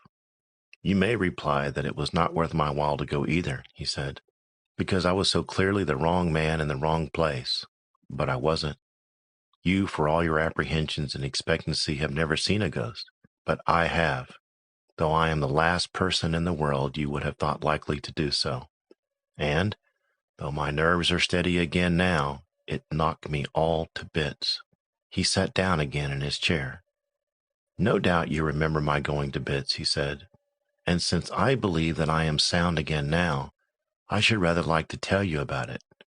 But before I couldn't speak of it at all to anybody. Yet there ought to have been nothing frightening about it. What I saw was certainly a most useful and friendly ghost, but it came from the shaded side of things. It looked suddenly out of the night and the mystery with which life is surrounded. I want first to tell you quite shortly my theory about ghost seeing," he continued, "and I can explain it best by a simile, an image. Imagine then that you and I and everybody in the world are like people whose eye is directly opposite a little tiny hole in a sheet of cardboard which is continually shifting and revolving and moving about.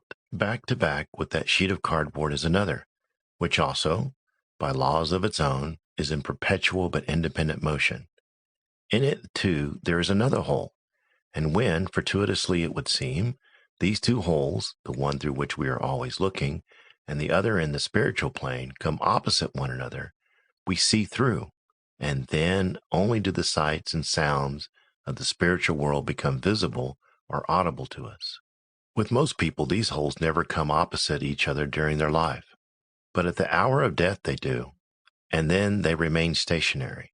That, I fancy, is how we pass over.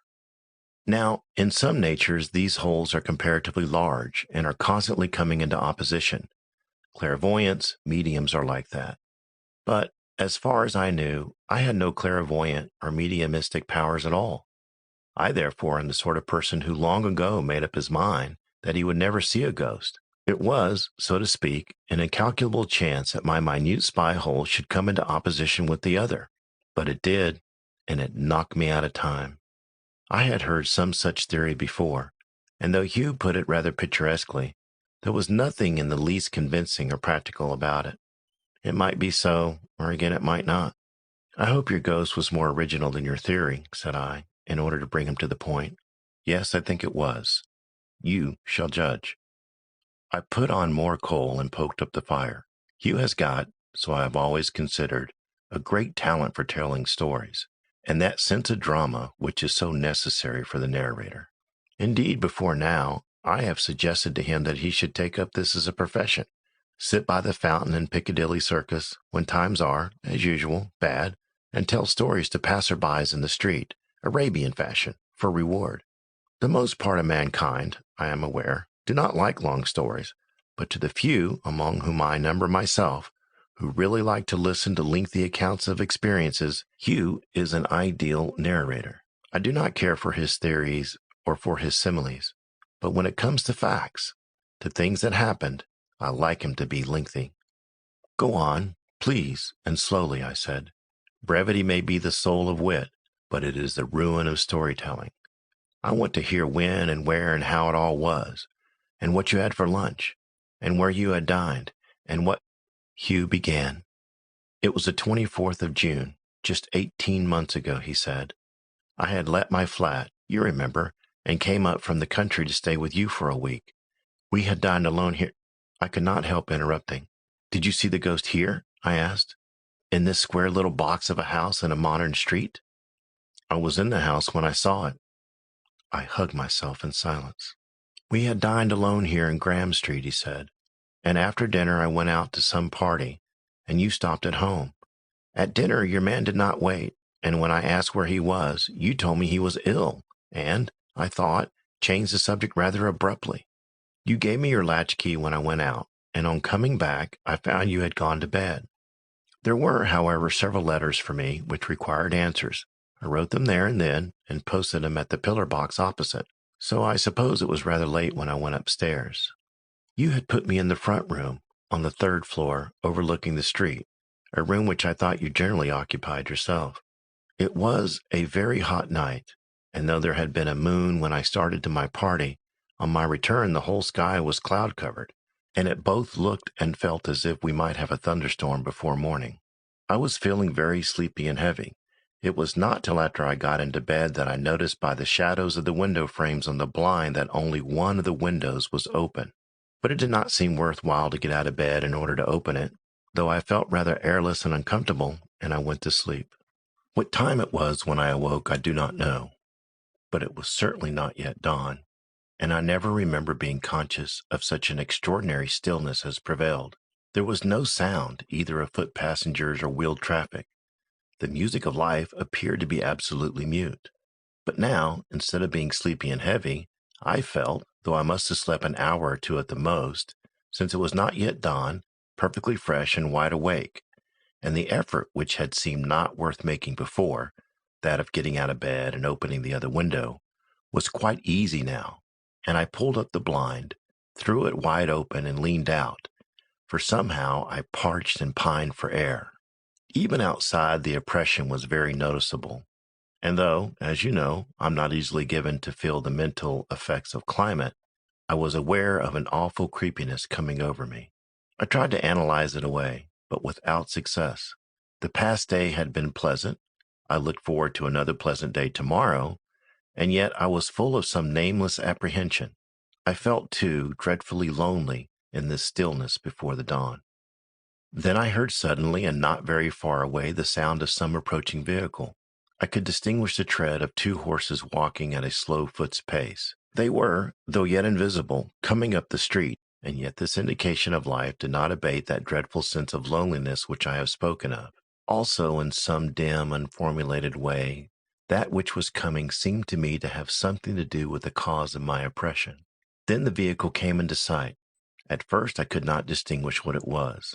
Then I saw that the horses were black and had long tails, and that what they dragged was made of glass, but had a black frame. It was a hearse, empty.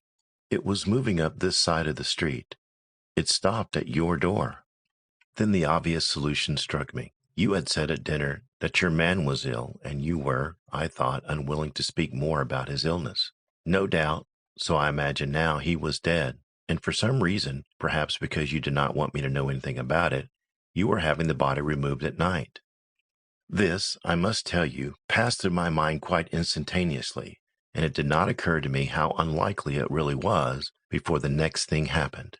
I was still leaning out the window, and I remember also wondering, yet only momentarily, how odd it was that I saw things, or rather the one thing I was looking at, so very distinctly. Of course there was a moon behind the clouds, but it was curious how every detail of the hearse and the horse were visible.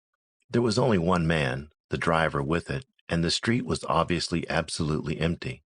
It was at him I was looking now. I could see every detail of his clothes, but from where I was, so high above him, I could not see his face. He had on gray trousers, brown boots, and a black coat buttoned all the way up, and a straw hat. Over his shoulder there was a strap, which seemed to support some sort of little bag. He looked exactly like, well, from my description, what did he look exactly like? Why, a bus conductor, I said instantly. So I thought, and even while I was thinking this, he looked up at me. He had a rather long, thin face, and on his left cheek there was a mole with a growth of dark hair on it. All this was as distinct as if it had been noonday, and as if I was within a yard of him. But, so instantaneous was all that takes so long in the telling, I had not time to think it strange that the driver of the hearse should be so unfunerally dressed. Then he touched his hat to me, and jerked his thumb over his shoulder. "Just room for one inside, sir," he said. There was something so odious, so coarse, so unfeeling about this that I instantly drew my head in, pulled the blind down again, and then, for what reason I do not know, turned on the electric light in order to see what time it was. The hands of my watch pointed to 11:30. It was then for the first time, I think, that a doubt crossed my mind as to the nature of what I had just seen. But I put out the light again, got into bed, and began to think. We had dined, I had gone to a party, I had come back and written letters, had gone to bed and had slept. So how could it be 11:30? Or what 11:30 was it? Then another easy solution struck me. My watch must have stopped, but it had not. I could hear it ticking. There was stillness and silence again. I expected every moment to hear muffled footsteps on the stairs, footsteps moving slowly and smallly under the weight of a heavy burden. But from inside the house there was no sound whatever. Outside, too, there was the same dead silence, while the hearse waited at the door. And the minutes ticked on, and at length I began to see a difference in the light of the room, and I knew that the dawn was beginning to break outside. But how had it happened then that if the corpse was to be removed at night it had not gone, and that the hearse still waited when morning was already coming? Presently I got out of bed again, and with the sense of a strong physical shrinking I went to the window and pulled back the blind. The dawn was coming fast. The whole street was lit by that silver hueless light of morning, but there was no hearse there. Once again I looked at my watch. It was just 4:15. but I would swear not half an hour had passed since it had told me it was 11:30. Then a curious double sense, as if I were living in the present and at the same moment had been living in some other time, came over me. It was dawn on June 25th, and the street, as natural, was empty.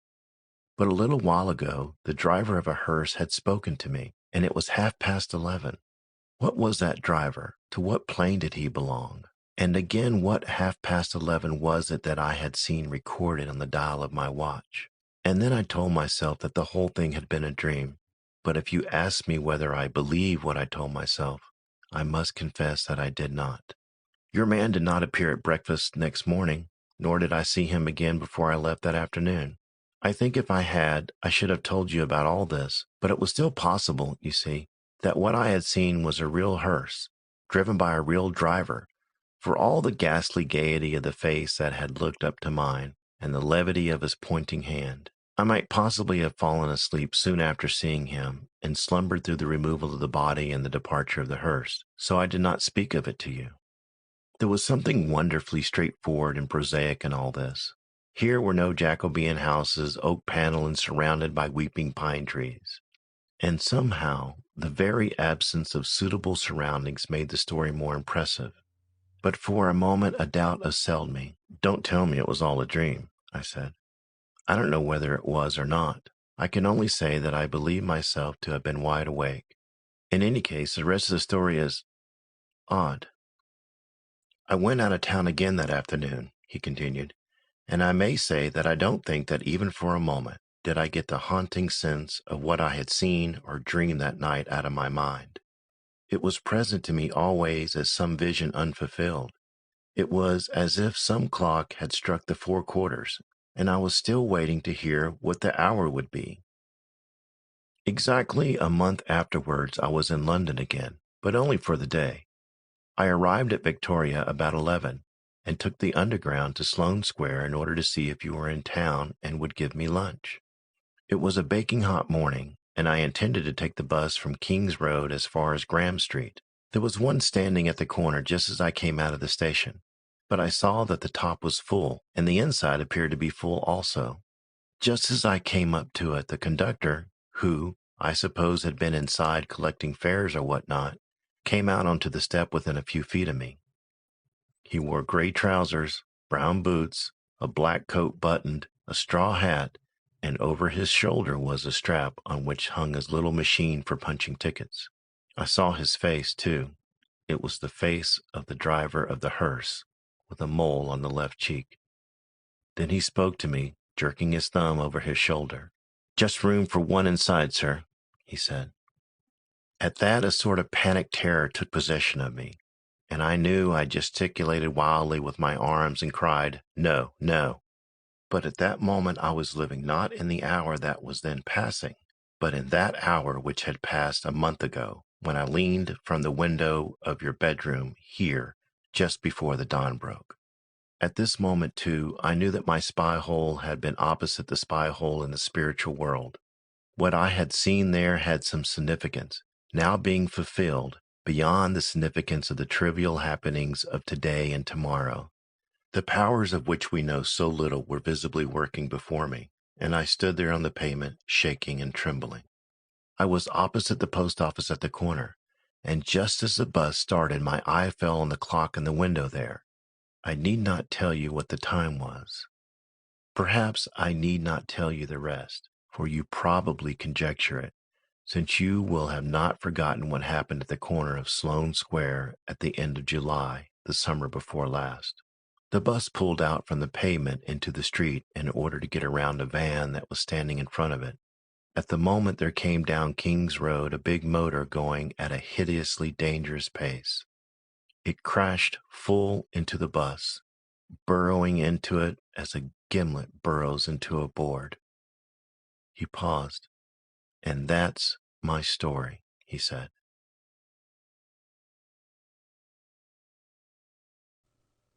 The Room in the Tower and Other Stories by E. F. Benson. The Man Who Went Too Far. The little village of St. Faith's nestles in a hollow of wooded hill up on the north bank of the River Fawn in the county of Hampshire, huddling close round its grey Norman church as if for spiritual protection against the fays and fairies, the trolls and little people, who might be supposed still to linger in the vast empty spaces of the New Forest, and to come after dusk and do their doubtful businesses. Once outside the hamlet, you may walk in any direction, so long as you avoid the high road which leads to Brockenhurst, for the length of a summer afternoon, without seeing sign of human habitation, or possibly even catching sight of another human being. Shaggy wild ponies may stop their feeding for a moment as you pass, the white scuts of rabbits will vanish into their burrows, a brown viper perhaps will glide from your path into a clump of heather, and unseen birds will chuckle in the bushes, but it may easily happen that for a long day you will see nothing human. But you will not feel in the least lonely. In summer, at any rate, the sunlight will be gay with butterflies, and the air thick with all those woodland sounds which, like instruments in an orchestra, combine to play the great symphony of the yearly festival of June. Winds whisper in the birches and sigh among the firs. Bees are busy with their redolent labour among the heather. A myriad birds chirp in the green temples of the forest trees, and the voice of the river, prattling over stony places, bubbling into pools, chuckling and gulping round corners, gives you the sense that many presences and companions are near at hand. Yet, oddly enough, though one would have thought that these benign and cheerful influences of wholesome air and spaciousness of forest were very healthful comrades for a man, in so far as nature can really influence this wonderful human genus which has in these centuries learned to defy her most violent storms in its well-established houses, to bridle her torrents and make them light its streets, to tunnel her mountains and plough her seas, the inhabitants of St. Faith's will not willingly venture into the forest after dark. For in spite of the silence and loneliness of the hooded night, it seems that a man is not sure in what company he may suddenly find himself, and though it is difficult to get from these villagers any very clear story of occult appearances, the feeling is widespread.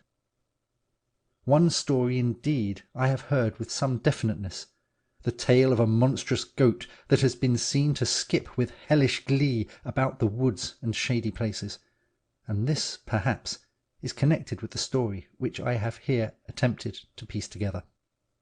It, too, is well known to them, for all remember the young artist who died here not long ago, a young man, or so he struck the beholder, of great personal beauty, with something about him that made men's faces to smile and brighten when they looked on him.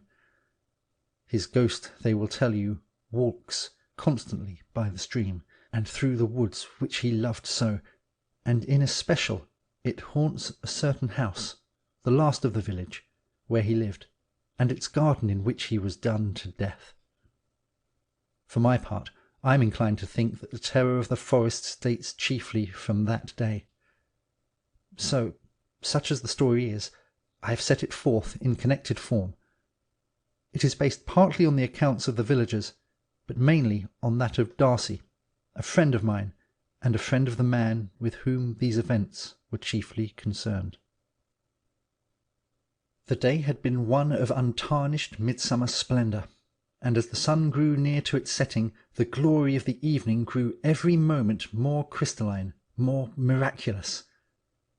Westward from St. Faith's, the beechwood, which stretched for some miles toward the heathery upland beyond, already cast its veil of clear shadow over the red roofs of the village, but the spire of the grey church, overtopping all, still pointed a flaming orange finger into the sky. The River Fawn, which runs below, lay in sheets of sky-reflected blue, and wound its dreamy, devious course round the edge of this wood, where a rough, two-planked bridge crossed from the bottom of the garden of the last house in the village, and communicated, by means of a little wicker gate, with the wood itself. Then, once out of the shadow of the wood, the stream lay in flaming pools of the molten crimson of the sunset, and lost itself in the haze of woodland distances. This house, at the end of the village, stood outside the shadow, and the lawn which sloped down to the river was still flecked with sunlight. Garden beds of dazzling colour lined its gravel walks, and down the middle of it ran a brick pergola, half hidden in clusters of rambler rose and purple with starry clematis. At the bottom end of it, between two of its pillars, was slung a hammock containing a shirt-sleeved figure. The house itself lay somewhat remote from the rest of the village, and a footpath leading across 2 fields, now tall and fragrant with hay, was its only communication with the high road. It was low built, only 2 stories in height, and like the garden, its walls were a mass of flowering roses. A narrow stone terrace ran along the garden front, over which was stretched an awning, and on the terrace a young, silent-footed manservant was busied with the laying of the table for dinner. He was neat-handed and quick with his job, and having finished it, he went back into the house and reappeared again with a large, rough bath-towel on his arm. With this he went to the hammock in the pergola. "Nearly 8, sir," he said. "Has Mr. Darcy come yet?" asked a voice from the hammock. "No, sir." "If I'm not back when he comes, tell him that I'm just having a bathe before dinner." The servant went back to the house, and after a moment or two Frank Halton struggled to a sitting posture and slipped out onto the grass. He was of medium height and rather slender in build, but the supple ease and grace of his movements gave the impression of great physical strength. Even his descent from the hammock was not an awkward performance. His face and hands were of very dark complexion, either from constant exposure to wind and sun, or, as his black hair and dark eyes tended to show, from some strain of southern blood. His head was small, his face of an exquisite beauty of modelling, while the smoothness of its contour would have led you to believe that he was a beardless lad still in his teens. But something, some look, which living and experience alone can give, seemed to contradict that, and finding yourself completely puzzled as to his age, you would next moment probably cease to think about that, and only look at this glorious specimen of young manhood with wondering satisfaction. He was dressed as became the season and the heat, and wore only a shirt open at the neck and a pair of flannel trousers. His head, covered very thickly with a somewhat rebellious crop of short curly hair, was bare as he strolled across the lawn to the bathing place that lay below. Then for a moment there was silence, then the sound of splashed and divided waters, and presently after a great shout of ecstatic joy as he swam upstream with the foamed water standing in a frill round his neck. Then, after some 5 minutes of limb-stretching struggle with the flood, he turned over on his back, and with arms thrown wide, floated downstream, ripple-cradled and inert. His eyes were shut, and between half-parted lips he talked gently to himself. "I am one with it," he said to himself. "The river and I and the river. The coolness and splash of it is I, and the water herbs that wave in it are I also, and my strength and my limbs are not mine, but the river's. It is all one, dear fawn." A quarter of an hour later he appeared again at the bottom of the lawn, dressed as before, his wet hair already drying into its crisp short curls again. There he paused a moment, looking back at the stream with the smile with which men look on the face of a friend, then turned towards the house. Simultaneously his servant came to the door leading on to the terrace, followed by a man who appeared to be some half-way through the 4th decade of his years. Frank and he saw each other across the bushes and garden beds, and each quickening his step, they met suddenly face to face round an angle of the garden walk in the fragrance of syringa. "My dear Darcy," cried Frank, "I am charmed to see you." But the other stared at him in amazement. "Frank!" he exclaimed. "Yes, that is my name," he said, laughing. "What is the matter?" Darcy took his hand. "What have you done to yourself?" he asked. "You are a boy again." "Ah, I have a lot to tell you," said Frank. "Lots that you will hardly believe, But I shall convince you—" He broke off suddenly and held up his hand. "Hush! There is my nightingale," he said. The smile of recognition and welcome with which he had greeted his friend faded from his face, and a look of rapt wonder took its place, as of a lover listening to the voice of his beloved. His mouth parted slightly, showing the white line of teeth, and his eyes looked out and out till they seemed to Darcy to be focused on things beyond the vision of man. Then something perhaps startled the bird, for the song ceased. "Yes, lots to tell you," he said. "Really, I am delighted to see you. But you look rather white and pulled down. No wonder after that fever. And there is to be no nonsense about this visit. It is June now. You stop here till you are fit to begin work again. 2 months at least." "Ah, I can't trespass quite to that extent." Frank took his arm and walked him down the grass. "Trespass? Who talks of trespass? I shall tell you quite openly when I am tired of you. But you know, when we had the studio together, we used not to bore each other. However, it is ill talking of going away on the moment of your arrival. Just a stroll to the river, and then it will be dinner time." Darcy took out his cigarette case and offered it to the other. Frank laughed. "No, not for me. Dear me, I suppose I used to smoke once. How very odd. Given it up? I don't know. I suppose I must have. Anyhow, I don't do it now. I would as soon think of eating meat. Another victim on the smoking altar of vegetarianism?" "Victim?" asked Frank. "Do I strike you as such?" He paused on the margin of the stream and whistled softly. Next moment a moorhen made its splashing flight across the river and ran up the bank. Frank took it very gently in his hands and stroked its head as the creature lay against his shirt. "And is the house among the reeds still secure?" he half crooned to it. "And is the missus quite well? And are the neighbours flourishing? There, dear, home with you." And he flung it into the air. "That bird's very tame," said Darcy, slightly bewildered. "It is rather," said Frank, following its flight. During dinner, Frank chiefly occupied himself in bringing himself up to date in the movements and achievements of this old friend whom he had not seen for 6 years.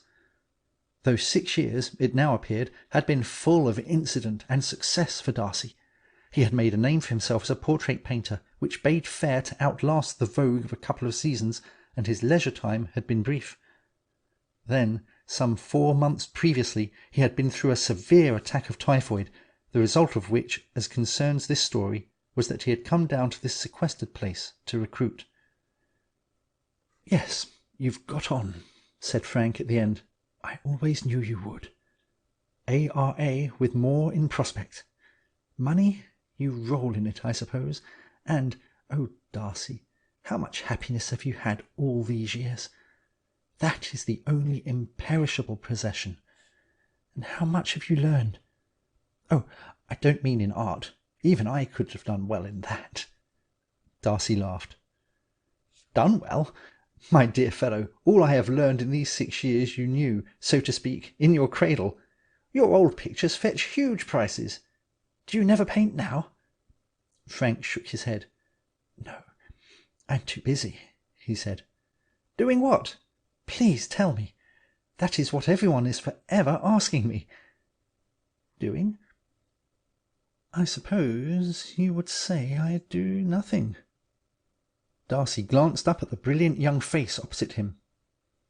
"It seems to suit you, that way of being busy," he said. "Now, it's your turn. Do you read? Do you study? I remember you saying that it would do us all us artists, I mean, a great deal of good if we would study any one human face carefully for a year without recording a line. Have you been doing that?" Frank shook his head again. "I mean exactly what I say," he said. "I have been doing nothing, and I've never been so occupied. Look at me. Have I not done something to myself to begin with?" "You're 2 years younger than I," said Darcy. "At least you used to be. You therefore are 35. But had I never seen you before, I should say you were just 20. But was it worth while to spend 6 years of greatly occupied life in order to look 20? Seems rather like a woman of fashion. Frank laughed boisterously. First time I have ever been compared to that particular bird of prey, he said. No, that has not been my occupation. In fact, I am only very rarely conscious that one effect of my occupation has been that.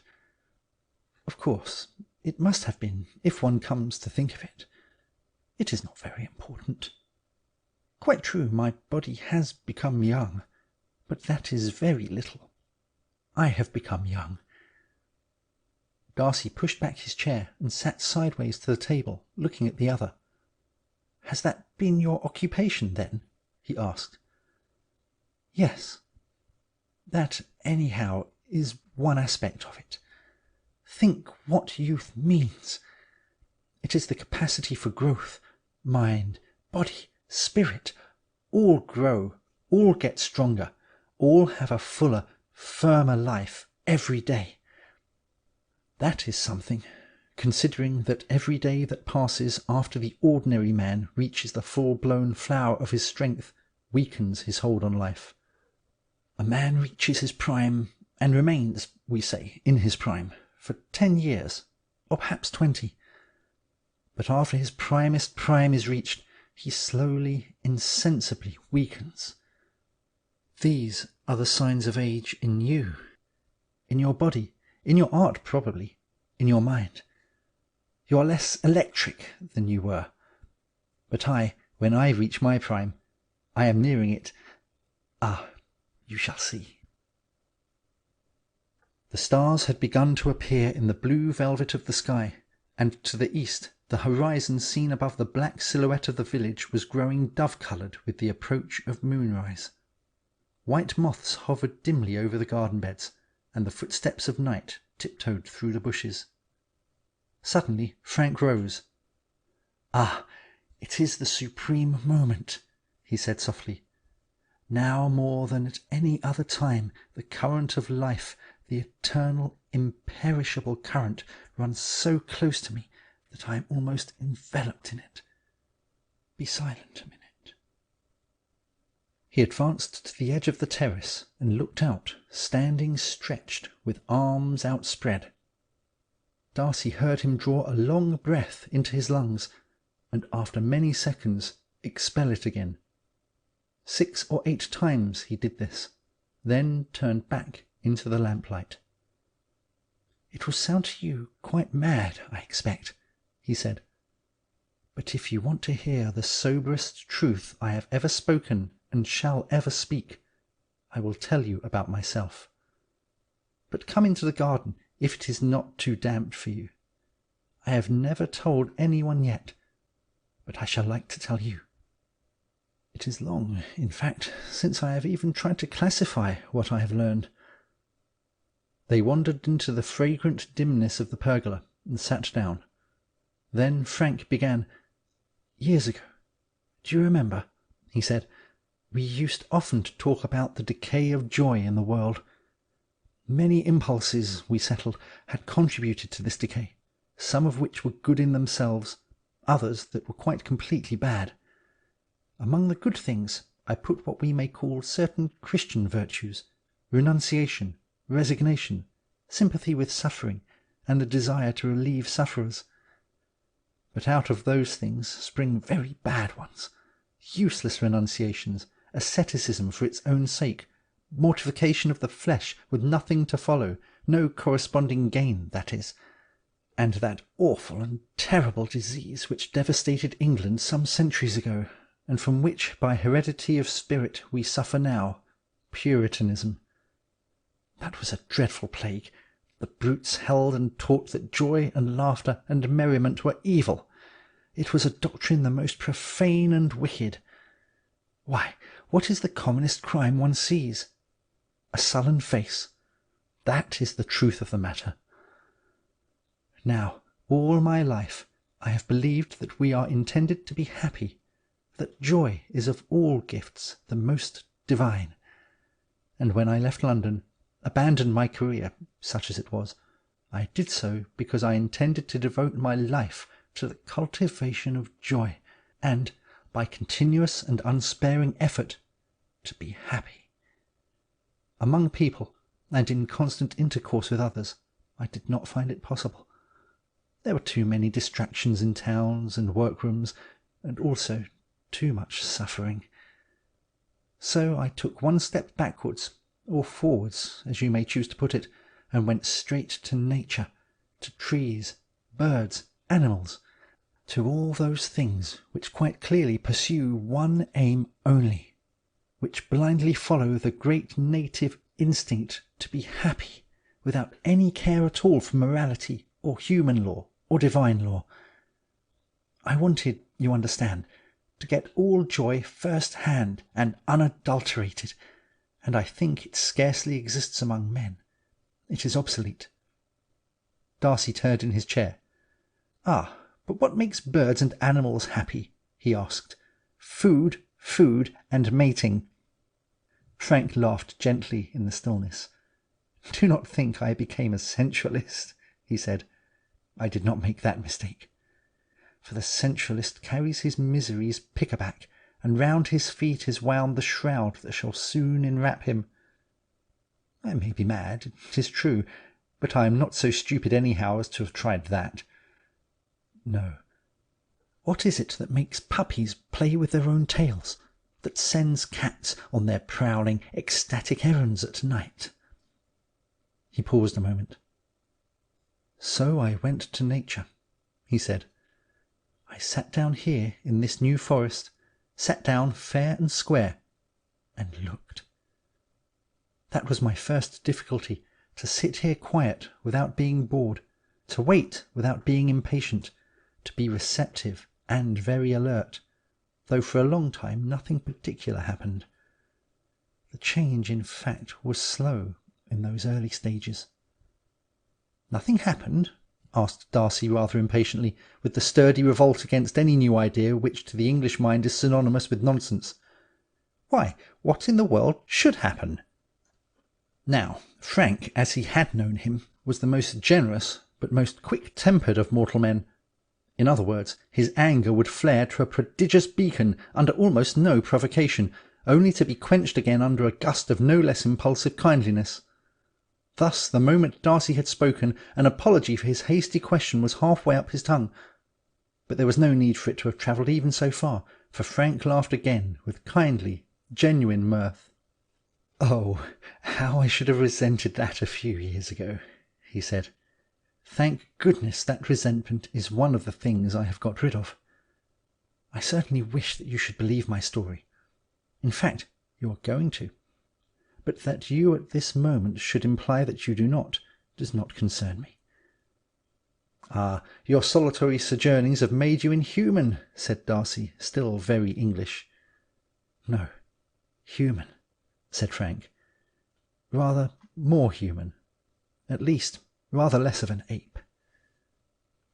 "Well, that was my first quest," he continued after a moment, "the deliberate and unswerving pursuit of joy, and my method the eager contemplation of nature.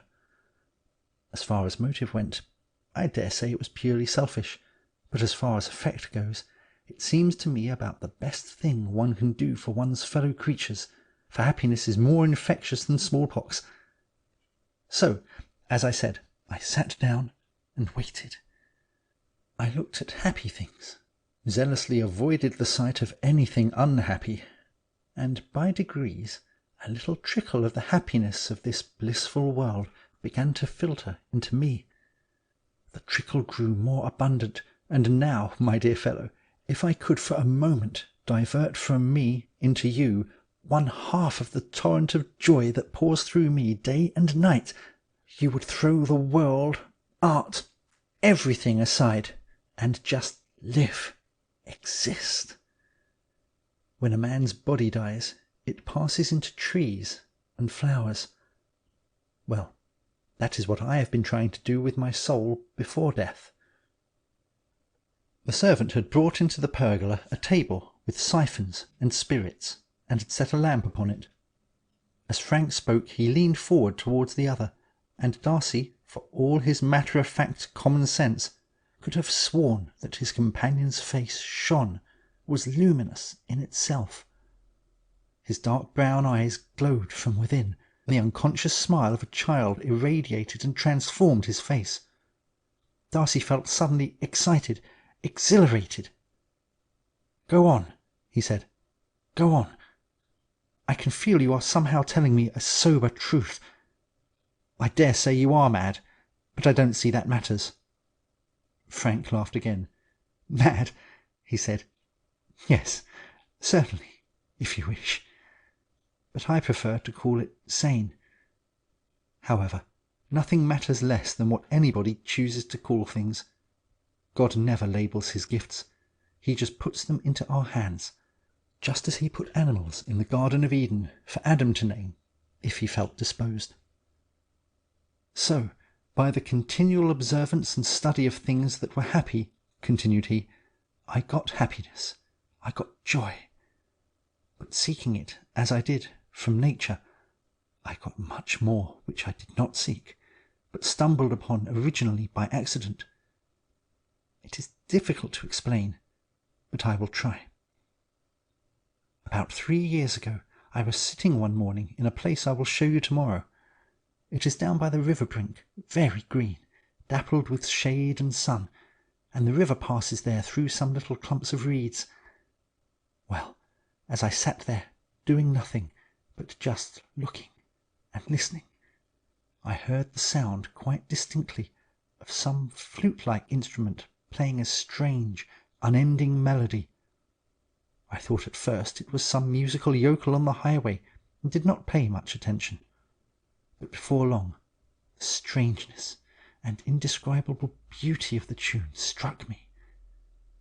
It never repeated itself, but it never came to an end. Phrase after phrase ran its sweet course. It worked gradually and inevitably up to a climax, and having attained it, it went on.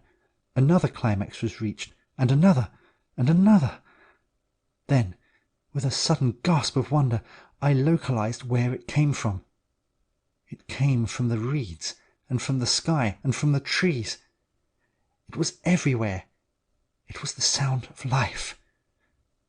It was, my dear Darcy, as the Greeks would have said, it was Pan playing on his pipes, the voice of nature. It was the life melody, the world melody. Darcy was far too interested to interrupt, though there was a question he would have liked to ask, and Frank went on. Well, for the moment I was terrified with the impotent horror of nightmare, and I stopped my ears and just ran from the place and got back to the house, panting, trembling, literally in a panic. Unknowingly, for at that time I only pursued joy, I had begun, since I drew my joy from nature, to get in touch with nature. Nature, force, God, call it what you will, had drawn across my face a little gossamer web of essential life. I saw that when I emerged from my terror, and I went very humbly back to where I had heard the panpipes. But it was nearly 6 months before I heard them again. Why was that? Asked Darcy. Surely because I had revolted, rebelled, and, worst of all, been frightened. For I believe that just as there is nothing in the world which so injures one's body as fear, so there is nothing that so much shuts up the soul. I was afraid, you see, of the one thing in the world which has real existence. No wonder its manifestation was withdrawn. And after 6 months, one blessed morning, I heard the piping again. I wasn't afraid that time. And since then it has grown louder. It has become more constant. I now hear it often, and I can put myself into such an attitude towards nature that the pipes will almost certainly sound. And never yet have they played the same tune. It is always something new, something fuller, richer, more complete than before. "What do you mean by such an attitude towards nature?" asked Darcy. "I can't explain that, but by translating it into a bodily attitude, it is this." Frank sat up for a moment, quite straight in his chair, then slowly sunk back with arms outspread and head drooped. "That," he said, "an effortless attitude, but open, resting, receptive. It is just that which you must do with your soul." Then he sat up again. "One word more," he said, "and I will bore you no further. Nor unless you ask me questions shall I talk about it again. You will find me, in fact, quite sane in my mode of life. Birds and beasts you will see behaving somewhat intimately to me, like that moorhen, but that is all. I will walk with you, ride with you, play golf with you, and talk with you on any subject you like. But I wanted you on the threshold to know what has happened to me. And one more thing will happen." He paused again, and a slight look of fear crossed his eyes. "There will be a final revelation," he said, "a complete and blinding stroke, which will throw open to me once and for all the full knowledge, the full realization and comprehension that I am one, just as you are, with life. In reality there is no me, no you, no it. Everything is part of the one and only thing, which is life. I know that that is so, but the realization of it is not yet mine. But it will be. And on that day, so I take it, I shall see Pan. It may mean death, the death of my body, that is, but I don't care. It may mean immortal, eternal life, lived here and now and forever. Then, having gained that, my dear Darcy, I shall preach such a gospel of joy, showing myself as the living proof of the truth that Puritanism, the dismal religion of sour faces, shall vanish like a breath of smoke, and be dispersed and disappear in the sunlit air. But first, the full knowledge must be mine." Darcy watched his face narrowly. "You are afraid of that moment," he said. Frank smiled at him. "Quite true. You are quick to have seen that. But when it comes, I hope I shall not be afraid." For some little time there was silence.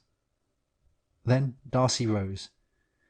"You have bewitched me, you extraordinary boy," he said. "You have been telling me a fairy story, and I find myself saying, 'Promise me it is true.'" "I promise you that," said the other. "And I know I shan't sleep," added Darcy. Frank looked at him with a sort of mild wonder, as if he scarcely understood. "Well, what does that matter?" he said. "I assure you it does. I am wretched unless I sleep." "Of course, I can make you sleep if I want," said Frank in a rather bored voice. "Well, do." "Very good. Go to bed. I'll come upstairs in 10 minutes."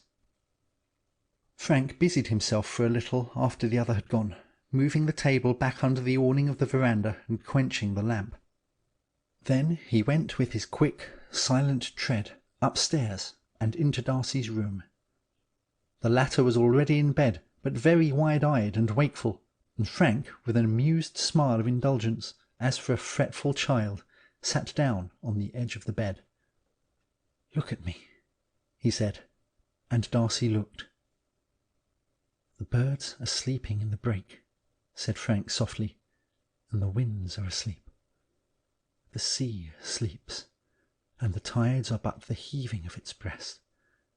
The stars swing slow, rocked in the great cradle of the heavens, and—" He stopped suddenly, gently blew out Darcy's candle, and left him sleeping.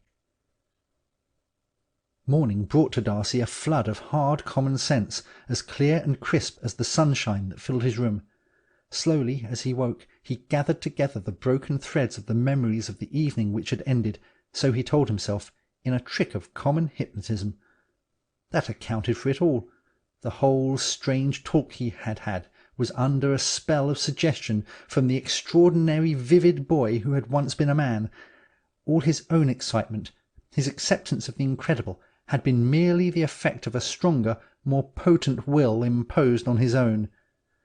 How strong that will was, he guessed from his own instantaneous obedience to Frank's suggestion of sleep, and armed with impenetrable common sense he came down to breakfast.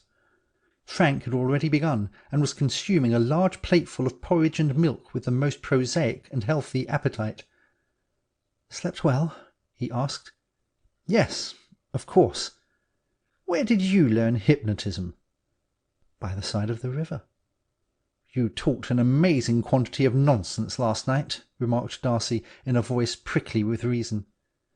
"Rather. I felt quite giddy. Look, I remembered to order a dreadful daily paper for you. You can read about money markets, or politics, or cricket matches." Darcy looked at him closely. In the morning light Frank looked even fresher, younger, more vital than he had done the night before, and the sight of him somehow dinted Darcy's armour of common sense. "You are the most extraordinary fellow I ever saw," he said. "I want to ask you some more questions." "Ask away," said Frank. For the next day or two Darcy plied his friend with many questions, objections, and criticisms on the theory of life, and gradually got out of him a coherent and complete account of his experience. In brief, then, Frank believed that, by lying naked, as he put it, to the force which controls the passage of the stars, the breaking of a wave, the budding of a tree, the love of a youth and maiden, he had succeeded in a way hitherto undreamed of in possessing himself of the essential principle of life. Day by day, so he thought, he was getting nearer to, and in closer union with, the great power itself which caused all life to be, the spirit of nature, of force, or the spirit of God. For himself, he confessed to what others would call paganism. It was sufficient for him that there existed a principle of life. He did not worship it, he did not pray to it, he did not praise it.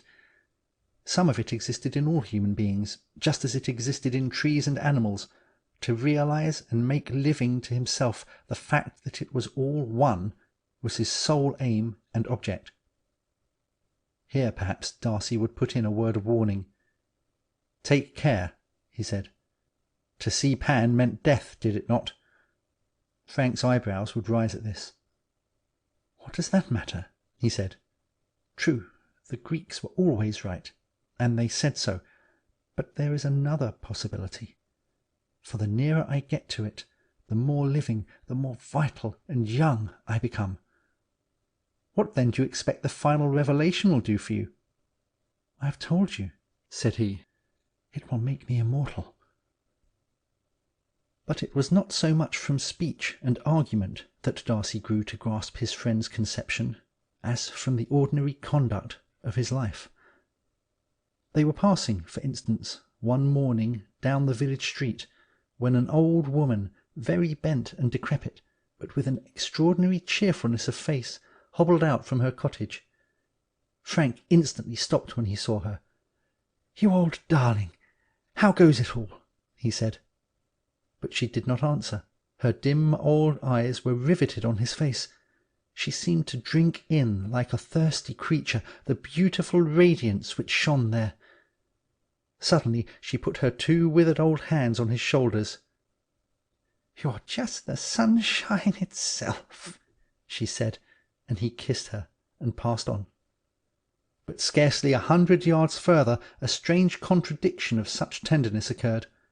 A child running along the path towards them fell on its face and set up a dismal cry of fright and pain. A look of horror came into Frank's eyes, and, putting his fingers in his ears, he fled at full speed down the street, and did not pause till he was out of hearing. Darcy, having ascertained that the child was not really hurt, followed him in bewilderment. "Are you without pity, then?" he asked. Frank shook his head impatiently. "Can't you see?" he asked. "Can't you understand that that sort of thing, pain, anger, anything unlovely, throws me back, retards the coming of the great hour? Perhaps when it comes I shall be able to piece that side of life on to the other, on to the true religion of joy. At present I can't." "But the old woman, was she not ugly?" Frank's radiance gradually returned. "Ah, no. She was like me. She longed for joy, and knew it when she saw it, the old darling." Another question suggested itself. "Then what about Christianity?" asked Darcy. "I can't accept it. I can't believe in any creed of which the central doctrine is that God, who is joy, should have had to suffer. Perhaps it was so. In some inscrutable way I believe it may have been so, but I don't understand how it was possible. So I leave it alone. My affair is joy." They had come to the weir above the village, and the thunder of riotous cool water was heavy in the air. Trees dipped into the translucent stream with slender trailing branches, and the meadow where they stood was starred with midsummer blossomings. Larks shot up, carolling, into the crystal dome of blue, and 1,000 voices of June sang round them. Frank, bareheaded as was his wont, with his coat slung over his arm and his shirt sleeves rolled up above the elbow, stood there like some beautiful wild animal with eyes half shut and mouth half open, drinking in the scented warmth of the air. Then suddenly he flung himself face downwards on the grass at the edge of the stream, burying his face in the daisies and cowslips, and lay stretched there in wide-armed ecstasy, with his long fingers pressing and stroking the dewy herbs of the field. Never before had Darcy seen him thus fully possessed by his idea. His caressing fingers, his half-buried face pressed close to the grass, even the clothed lines of his figure were instinct with a vitality that somehow was different from that of other men. And some faint glow from it reached Darcy. Some thrill, some vibration from that charged recumbent body passed to him, and for a moment he understood as he had not understood before, despite his persistent questions and the candid answers they received, how real and how realized by Frank his idea was. Then suddenly the muscles in Frank's neck became stiff and alert, and he half raised his head, whispering, "The panpipes, the panpipes. Close. Oh, so close." Very slowly, as if a sudden movement might interrupt the melody, he raised himself and leaned on the elbow of his bent arm.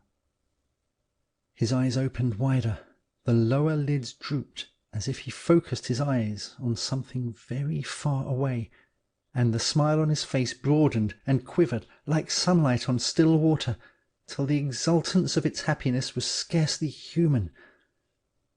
So he remained motionless and rapt for some minutes. Then the look of listening died from his face, and he bowed his head, satisfied. "Ah, that was good," he said. "How is it possible you did not hear? Oh, you poor fellow! Did you really hear nothing?" A week of this outdoor and stimulating life did wonders in restoring Darcy to the vigour and health which his weeks of fever had filched from him, and as his normal activity and higher pressure of vitality returned, he seemed himself to fall even more under the spell which the miracle of Frank's youth cast over him. 20 times a day he found himself saying to himself suddenly, at the end of some 10 minutes' silent resistance to the absurdity of Frank's idea, "But it isn't possible. It can't be possible." And from the fact of his having to assure himself so frequently of this, he knew that he was struggling and arguing with a conclusion which already had taken root in his mind. For in any case, a visible, living miracle confronted him, since it was equally impossible that this youth, this boy, trembling on the verge of manhood, was 35. Yet such was the fact. July was ushered in by a couple of days of blustering and fretful rain, and Darcy, unwilling to risk a chill, kept to the house. But to Frank, this weeping change of weather seemed to have no bearing on the behaviour of man, and he spent his days exactly as he did under the suns of June, lying in his hammock, stretched on the dripping grass, or making huge rambling excursions into the forest, the birds hopping from tree to tree after him, to return in the evening, drenched and soaked, but with the same unquenchable flame of joy burning within him. "Catch cold?" he would ask. "I've forgotten how to do it, I think. I suppose it makes one's body more sensible always to sleep out of doors. People who live indoors always remind me of something peeled and skinless." "Do you mean to say you slept out of doors last night, in that deluge?" asked Darcy. "And where, may I ask?" Frank thought a moment. "I slept in the hammock till nearly dawn," he said, "for I remember the light blinked in the east when I awoke.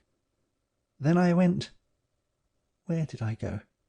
Oh, yes, to the meadow where the panpipes sounded so close a week ago. You were with me, do you remember?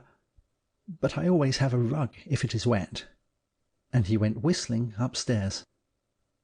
Somehow that little touch, his obvious effort to recall where he had slept, brought strangely home to Darcy the wonderful romance of which he was the still half-incredulous beholder. Sleep till close on dawn in a hammock, then the tramp, or probably scamper, underneath the windy and weeping heavens to the remote and lonely meadow by the weir. The picture of other such nights rose before him. Frank sleeping, perhaps, by the bathing-place under the filtered twilight of the stars, or the white blaze of moonshine, astir and awakening at some dead hour, perhaps a space of silent wide-eyed thought, and then a wandering through the hushed woods to some other dormitory, alone with his happiness, alone with the joy and the life that suffused and enveloped him, without other thought or desire or aim, except the hourly and never-ceasing communion with the joy of nature. They were in the middle of dinner that night, talking on indifferent subjects, when Darcy suddenly broke off in the middle of a sentence. "I've got it," he said. "At last, I've got it." "Congratulate you," said Frank. "But what?" "The radical unsoundness of your idea. It is this. All nature from highest to lowest is full, crammed full of suffering. Every living organism in nature preys on another, yet in your aim to get close to be one with nature, you leave suffering altogether out. You run away from it, you refuse to recognize it, and you are waiting, you say, for the final revelation." Frank's brow clouded slightly. "Well?" he asked rather wearily. "Cannot you guess then when the final revelation will be? In joy you are supreme, I grant you that. I did not know a man could be so master of it. You have learned, perhaps practically, all that nature can teach, and if, as you think, the final revelation is coming to you, it will be the revelation of horror, suffering, death, pain in all its hideous forms. Suffering does exist, you hate it, and fear it." Frank held up his hand. "Stop. Let me think," he said. There was silence for a long minute. "That never struck me," he said at length. "It is possible that what you suggest is true. Does the sight of Pan mean that, do you think? Is it that nature, take it altogether, suffers horribly, suffers to a hideous, inconceivable extent? Shall I be shown all the suffering?" He got up and came round to where Darcy sat. "If it is so, so be it," he said, "because, my dear fellow, I am near, so splendidly near to the final revelation. To-day the pipes have sounded almost without pause. I have even heard the rustle in the bushes, I believe, of Pan's coming. I have seen, yes, I saw to-day, the bushes pushed aside as if by a hand, and a piece of a face, not human, peered through. But I was not frightened. At least, I did not run away this time. He took a turn up to the window and back again. Yes, there is suffering all through, he said, and I have left it all out of my search. Perhaps, as you say, the revelation will be that. And in that case, it will be goodbye. I have gone on one line. I shall have gone too far along one road without having explored the other. But I can't go back now. I wouldn't, if I could. Not a step would I retrace. In any case, whatever the revelation is, it will be God. I'm sure of that. The rainy weather soon passed, and with the return of the sun, Darcy again joined Frank in long rambling days. It grew extraordinarily hotter, and with the fresh bursting of life after the rain, Frank's vitality seemed to blaze higher and higher. Then, as is the habit of the English weather, one evening clouds began to bank themselves up in the west. The sun went down in a glare of coppery thunder-rack, and the whole earth, broiling under an unspeakable oppression and sultriness, paused and panted for the storm. After sunset, the remote fires of lightning began to wink and flicker on the horizon, but when bedtime came, the storm seemed to have moved no nearer, though a very low, unceasing noise of thunder was audible. Weary and oppressed by the stress of the day, Darcy fell at once into a heavy, uncomforting sleep. He woke suddenly into full consciousness, with the din of some appalling explosion of thunder in his ears, and sat up in bed with racing heart. Then for a moment, as he recovered himself from the panic land which lies between sleeping and waking, there was silence, except for the steady hissing of rain on the shrubs outside his window. But suddenly that silence was shattered and shredded into fragments by a scream from somewhere close at hand outside in the black garden, a scream of supreme and despairing terror.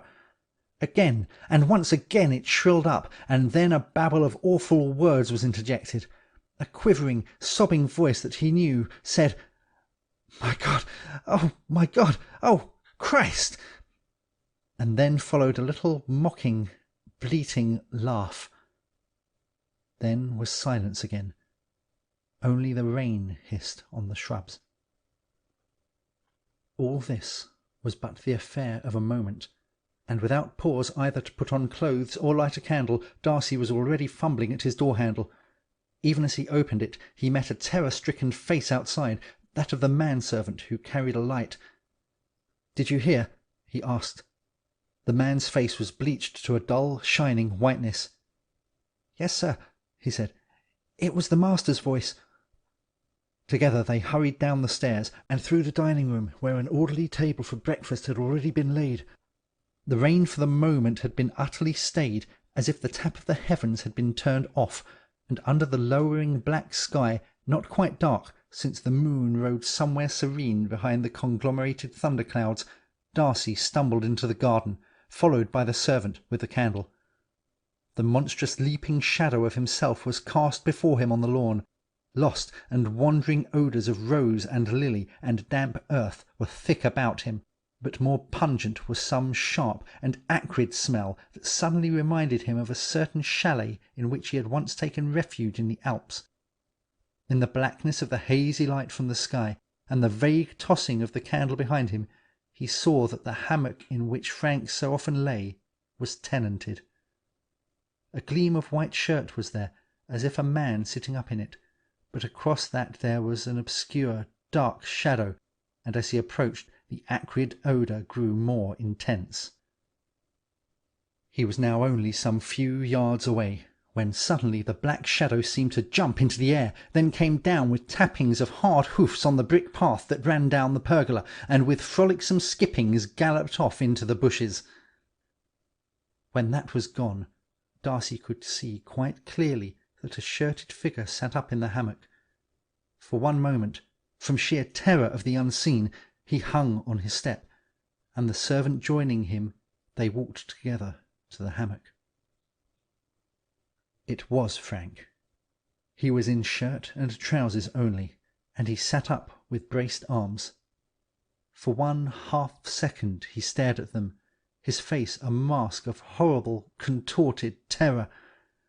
His upper lip was drawn back so that the gums of the teeth appeared, and his eyes were focused not on the two who approached him, but on something quite close to him. His nostrils were widely expanded, as if he panted for breath, and terror incarnate and repulsion and deathly anguish ruled dreadful lines on his smooth cheeks and forehead.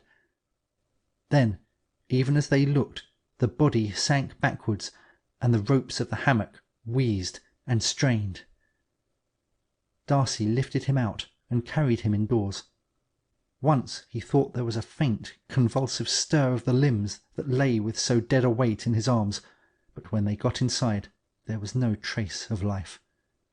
But the look of supreme terror and agony of fear had gone from his face. A boy, tired with play, but still smiling in his sleep, was the burden he laid on the floor.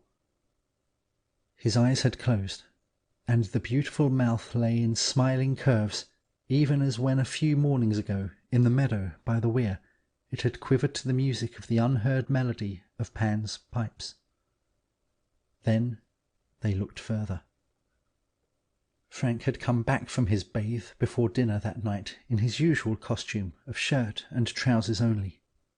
He had not dressed, and during dinner, so Darcy remembered, he had rolled up the sleeves of his shirt to above the elbow.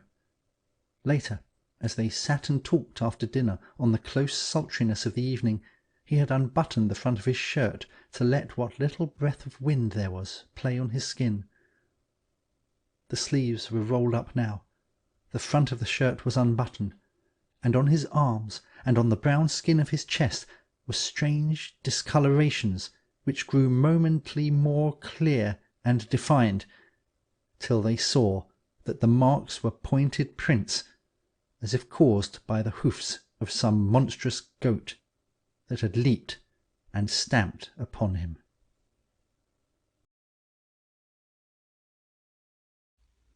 The Room in the Tower and Other Stories by E.F. Benson. Between the Lights. The day had been one unceasing fall of snow from sunrise until the gradual withdrawal of the vague white light outside indicated that the sun had set again. But, as usual, at this hospitable and delightful house of Everard Chandler, where I often spent Christmas, and was spending it now, there had been no lack of entertainment, and the hours had passed with a rapidity that had surprised us.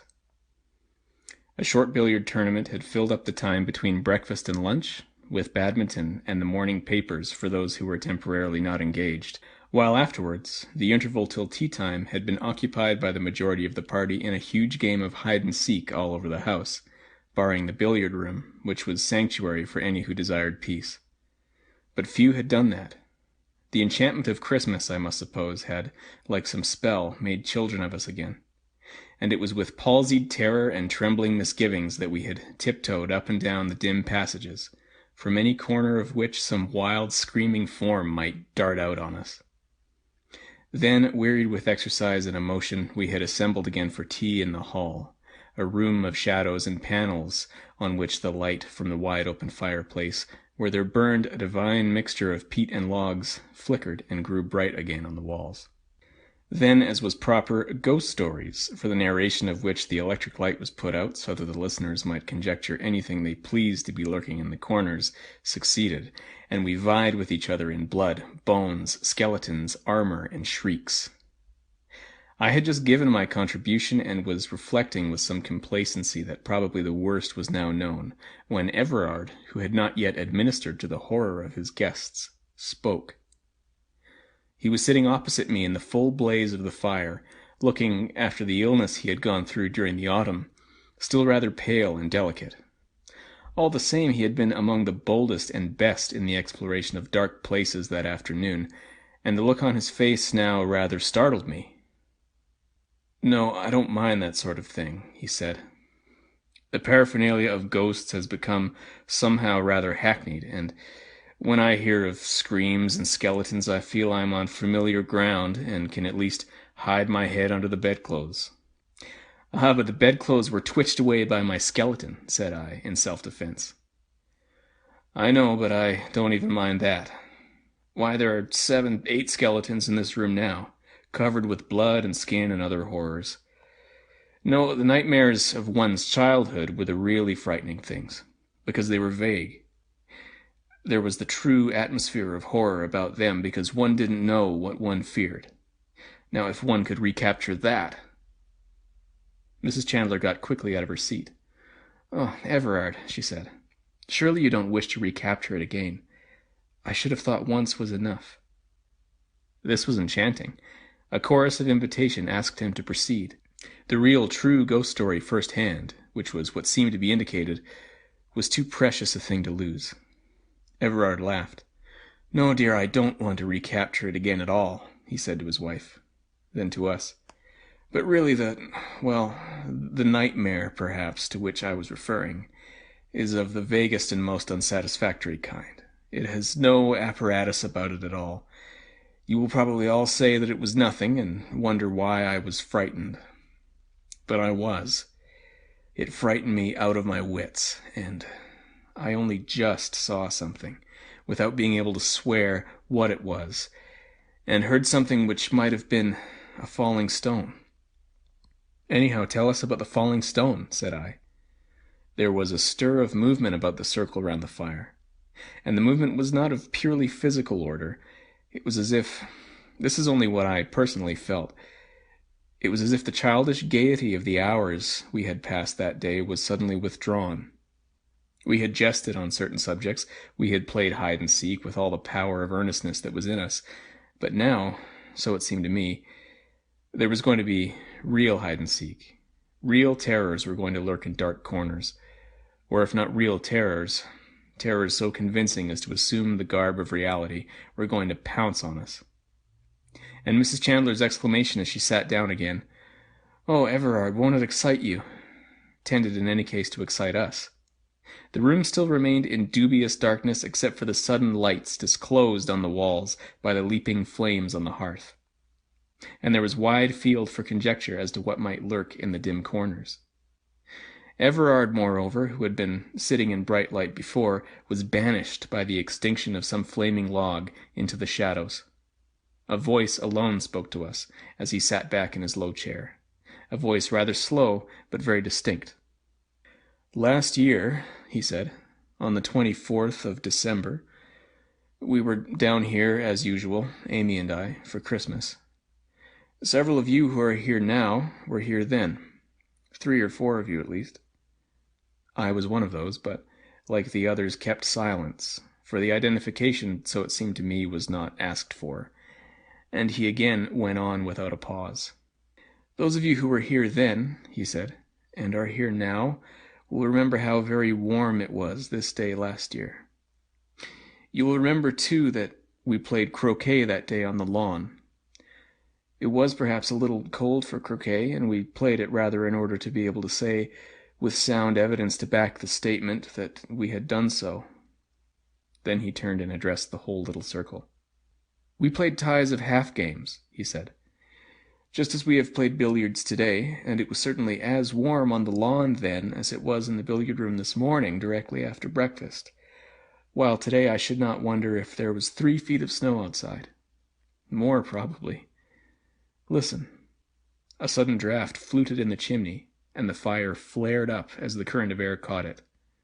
The wind also drove the snow against the windows, and as he said, "Listen," we heard a soft scurry of the falling flakes against the panes, like the soft tread of many little people who stepped lightly but with the persistence of multitudes who were flocking to some rendezvous. Hundreds of little feet seemed to be gathering outside. Only the glass kept them out. And of the 8 skeletons present, 4 or 5 anyhow turned and looked at the windows. These were small-paned with leaden bars. On the leaden bars, little heaps of snow had accumulated. But there was nothing else to be seen. "Yes, last Christmas Eve was very warm and sunny," went on Everard. "We had had no frost that autumn, and a temerarious dahlia was still in flower. I have always thought that it must have been mad." He paused a moment. "And I wonder if I were not mad too," he added. No one interrupted him. There was something arresting, I must suppose, in what he was saying. It chimed in anyhow with the hide-and-seek, with the suggestions of the lonely snow. Mrs. Chandler had sat down again, but I heard her stir in her chair. But never was there a gay party so reduced as we had been in the last 5 minutes. Instead of laughing at ourselves for playing silly games, we were all taking a serious game seriously. "Anyhow, I was sitting out," he said to me, "while you and my wife played your half-game of croquet.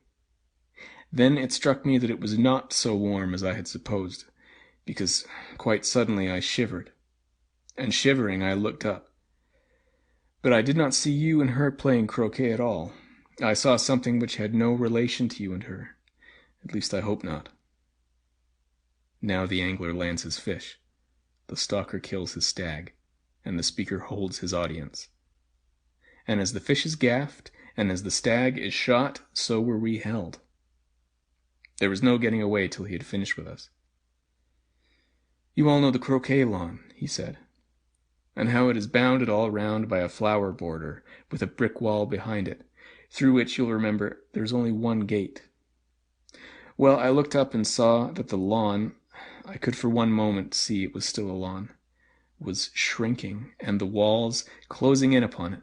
As they closed in too, they grew higher, and simultaneously the light began to fade and be sucked from the sky, till it grew quite dark overhead, and only a glimmer of light came in through the gate. There was, as I told you, a dahlia in flower that day. And as this dreadful darkness and bewilderment came over me, I remember that my eyes sought it in a kind of despair, holding on, as it were, to any familiar object. But it was no longer a dahlia, and for the red of its petals I saw only the red of some feeble firelight. And at that moment the hallucination was complete. I was no longer sitting on the lawn watching croquet, but I was in a low-roofed room, something like a cattle shed, but round. Close above my head, though I was sitting down, ran rafters from wall to wall. It was nearly dark, but a little light came in from the door opposite to me, which seemed to lead into a passage that communicated with the exterior of the place. Little, however, of the wholesome air came into this dreadful den. The atmosphere was oppressive and foul beyond all telling. It was as if for years it had been the place of some human menagerie, and for those years had been uncleaned and unsweetened by the winds of heaven. Yet that oppressiveness was nothing to the awful horror of the place from the view of the spirit. Some dreadful atmosphere of crime and abomination dwelt heavy in it. Its denizens, whoever they were scarce human, so it seemed to me, and though men and women, were akin more to the beasts of the field. And in addition there was present to me some sense of the weight of years. I had been taken and thrust down into some epoch of dim antiquity. He paused for a moment, and the fire on the hearth leaped up for a second and then died down again. But in that gleam I saw that all the faces were turned to Everard, and that all wore some look of dreadful expectancy. Certainly I felt it myself, and waited in a sort of shrinking horror for what was coming. "As I told you," he continued, "where there had been that unseasonable dahlia, there now burned a dim firelight, and my eyes were drawn there. Shapes were gathered round it. What they were I could not at first see. Then perhaps my eyes got more accustomed to the dusk, or the fire burned better, for I perceived that they were of human form, but very small. For when one rose, with a horrible chattering, to his feet, his head was still some inches off the low roof. He was dressed in a sort of shirt that came to his knees, but his arms were bare and covered with hair. Then the gesticulation and chattering increased, and I knew that they were talking about me, for they kept pointing in my direction. At that my horror suddenly deepened, for I became aware that I was powerless and could not move hand or foot. A helpless nightmare impotence had possession of me. I could not lift a finger or turn my head. And in the paralysis of that fear I tried to scream, but not a sound could I utter. All this, I suppose, took place with the instantaneousness of a dream, for at once, and without transition, the whole thing had vanished, and I was back on the lawn again, while the stroke for which my wife was aiming was still unplayed. But my face was dripping with perspiration, and I was trembling all over. Now you may all say that I had fallen asleep and had a sudden nightmare. That may be so, but I was conscious of no sense of sleepiness before, and I was conscious of none afterwards. It was as if someone had held a book before me, whisked the pages open for a second, and closed them again. Somebody, I don't know who, got up from his chair with a sudden movement that made me start, and turned on the electric light.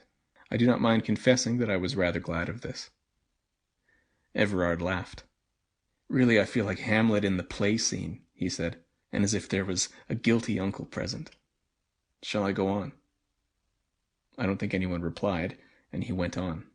"Well, let us say for the moment that it was not a dream exactly, but a hallucination. Whichever it was, in any case it haunted me. For months, I think, it was never quite out of my mind, but lingered somewhere in the dusk of consciousness, sometimes sleeping quietly, so to speak, but sometimes stirring in its sleep. It was no good my telling myself that I was disquieting myself in vain, for it was as if something had actually entered into my very soul, as if some seed of horror had been planted there. And as the weeks went on, the seed began to sprout, so that I could no longer even tell myself that that vision had been a moment's disorderment only. I can't say that it actually affected my health. I did not, as far as I know, sleep or eat insufficiently. But morning after morning I used to wake, not gradually and through pleasant dozings into full consciousness, but with absolute suddenness, and find myself plunged in an abyss of despair. Often, too, eating or drinking, I used to pause and wonder if it was worthwhile. Eventually I told 2 people about my trouble, hoping that perhaps the mere communication would help matters, hoping also, but very distantly, that though I could not believe at present that digestion or the obscurities of the nervous system were at fault, a doctor by some simple dose might convince me of it. In other words, I told my wife, who laughed at me, and my doctor, who laughed also, and assured me that my health was quite unnecessarily robust. At the time he suggested that change of air and scene does wonders for the delusions that exist merely in the imagination. He also told me, in answer to a direct question, that he would stake his reputation on the certainty that I was not going mad. Well, we went up to London as usual for the season, and though nothing whatever occurred to remind me in any way of that single moment on Christmas Eve, the reminding was seen to all right. The moment itself took care of that, for instead of fading, as is the way of sleeping or waking dreams, it grew every day more vivid and ate, so to speak, like some corrosive acid into my mind, etching itself there. And to London succeeded Scotland. I took last year for the first time a small forest up in Sutherland, called Glencallan, very remote and wild, but affording excellent stalking. It was not far from the sea, and the gillies used always to warn me to carry a compass on the hill, because sea mists were liable to come up with frightful rapidity, and there was always a danger of being caught by one, and of having perhaps to wait hours till it cleared again. This at first I always used to do, but, as everyone knows, any precaution that one takes which continues to be unjustified gets gradually relaxed, and at the end of a few weeks, since the weather had been uniformly clear, it was natural that, as often as not, my compass remained at home. One day the stalk took me onto a part of my ground that I had seldom been on before, a very high tableland on the limit of my forest, which went down very steeply on one side to a loch that lay below it, and on the other, by gentler gradations, to the river that came from the loch, 6 miles below which stood the lodge. The wind had necessitated our climbing up, or so my stalker had insisted, not by the easier way, but up the crags from the loch. I had argued the point with him, for it seemed to me that it was impossible that the deer could get our scent if we went by the more natural path. But he still held to his opinion, and therefore, since after all this was his part of the job, I yielded. A dreadful climb we had of it, over big boulders, with deep holes in between, masked by clumps of heather, so that a wary eye and a prodding stick were necessary for each step if one wished to avoid broken bones. Adders also literally swarmed in the heather. We must have seen a dozen at least on our way up, and adders are a beast for which I have no manner of use. But a couple of hours saw us to the top, only to find that the stalker had been utterly at fault, and that the deer must quite infallibly have got wind of us, if they had remained in the place where we last saw them. That, when we could spy the ground again, we saw had happened. In any case, they had gone. The man insisted the wind had changed, a palpably stupid excuse, and I wondered at that moment what other reason he had. For reason I felt sure there must be, for not wishing to take what would clearly now have been a better route. But this piece of bad management did not spoil our luck, for within an hour we had spied more deer, and about 2 o'clock I got a shot, killing a heavy stag. Then sitting on the heather I ate lunch and enjoyed a well-earned bask and smoke in the sun. The pony meantime had been saddled with the stag, and was plodding homewards. The morning had been extraordinarily warm, with a little wind blowing off the sea, which lay a few miles off, sparkling beneath a blue haze, and all morning, in spite of our abominable climb, I had had an extreme sense of peace, so much so that several times I had probed my mind, so to speak, to find if the horror still lingered there. But I could scarcely get any response from it. Never since Christmas had I been so free of fear, and it was with a great sense of repose, both physical and spiritual, that I lay looking up into the blue sky, watching my smoke whorls curl slowly away into nothingness. But I was not allowed to take my ease long, for Sandy came and begged that I would move. The weather had changed, he said. The wind had shifted again, and he wanted me to be off this high ground and on the path again as soon as possible, because it looked to him as if a sea mist would presently come up. "And yon's a bad place to get down in the mist," he added, nodding towards the crags we had come up. I looked at the man in amazement, for to our right lay a gentle slope down onto the river, and there was now no possible reason for again tackling those hideous rocks up which we had climbed this morning. More than ever, I was sure he had some secret reason for not wishing to go the obvious way. But about one thing he was certainly right. The mist was coming up from the sea, and I felt in my pocket for the compass, and found I had forgotten to bring it. Then there followed a curious scene which lost us time that we could really ill afford to waste, I insisting on going down by the way that common sense directed, he imploring me to take his word for it that the crags were the better way. Eventually I marched off to the easier descent, and told him not to argue any more but follow. What annoyed me about him was that he would only give the most senseless reasons for preferring the crags.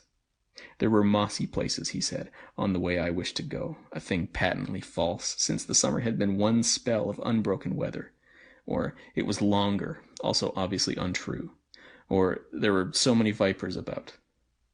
But seeing that none of these arguments produced any effect, at last he desisted and came after me in silence.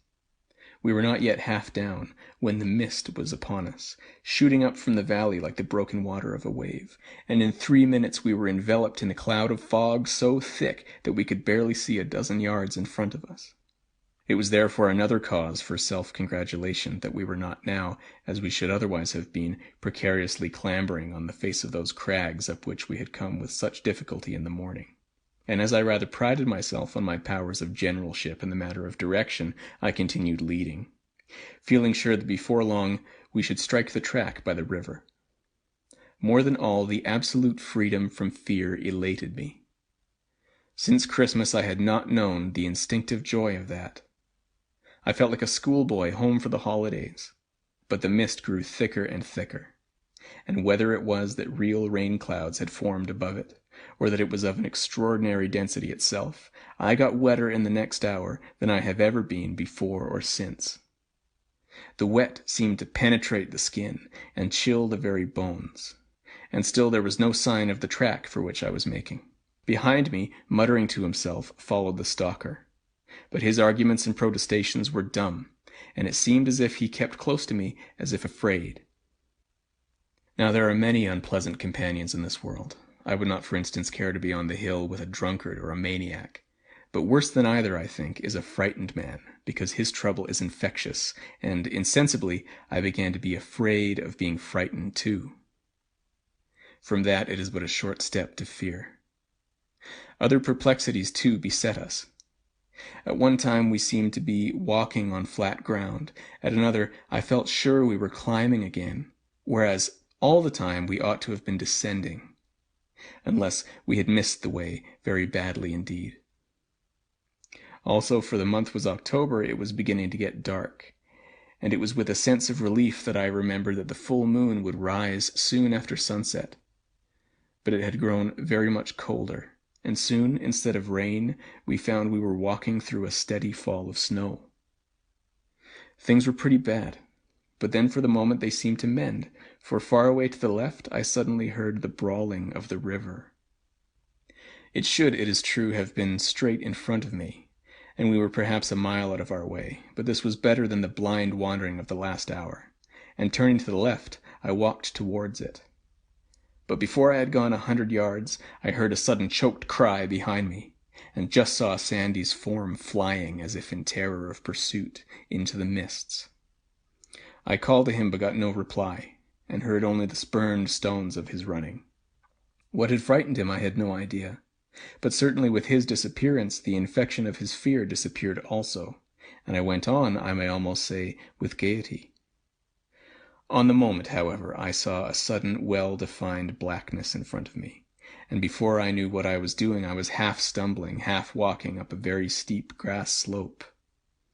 During the last few minutes the wind had got up, and the driving snow was peculiarly uncomfortable, but there had been a certain consolation in thinking that the wind would soon disperse these mists, and I had nothing more than a moonlight walk home. But as I paused on this slope, I became aware of two things. One, that the blackness in front of me was very close. The other, that, whatever it was, it sheltered me from the snow. So I climbed on a dozen yards into its friendly shelter, for it seemed to me to be friendly. A wall some 12 feet high crowned the slope, and exactly where I struck it there was a hole in it, or door rather, through which a little light appeared. Wondering at this I pushed on, bending down, for the passage was very low, and in a dozen yards came out on the other side. Just as I did this the sky suddenly grew lighter, the wind, I suppose, having dispersed the mists, and the moon, though not yet visible through the flying skirts of cloud, made sufficient illumination. I was in a circular enclosure, and above me there projected from the walls, some 4 feet from the ground, broken stones which must have been intended to support a floor. Then simultaneously two things occurred. The whole of my 9 months' terror came back to me, for I saw that the vision in the garden was fulfilled, and at that same moment I saw stealing towards me a little figure as of a man, but only about 3'6" in height. That my eyes told me. My ears told me that he stumbled on a stone. My nostrils told me that the air I breathed was of an overpowering foulness, and my soul told me that it was sick unto death. I think I tried to scream, but could not. I know I tried to move, and could not, and it crept closer. Then I suppose the terror which held me spellbound so spurred me that I must move, for the next moment I heard a cry break from my lips, and I was stumbling through the passage. I made one leap of it down the grass slope, and ran as I hope never to have to run again. What direction I took I did not pause to consider, so long as I put distance between me and that place. Luck, however, favored me, and before long I struck the track by the river, and an hour afterwards reached the lodge. Next day I developed a chill, and as you know, pneumonia laid me on my back for 6 weeks. Well, that is my story, and there are many explanations. You may say that I fell asleep on the lawn and was reminded of that by finding myself, under discouraging circumstances, in an old Pict's castle, where a sheep or a goat that, like myself, had taken shelter from the storm, was moving about. Yes, there are hundreds of ways in which you may explain it, but the coincidence was an odd one, and those who believe in second sight might find an instance of their hobby in it. And is that all? I asked. Yes, it was nearly too much for me. I think the dressing bell has sounded.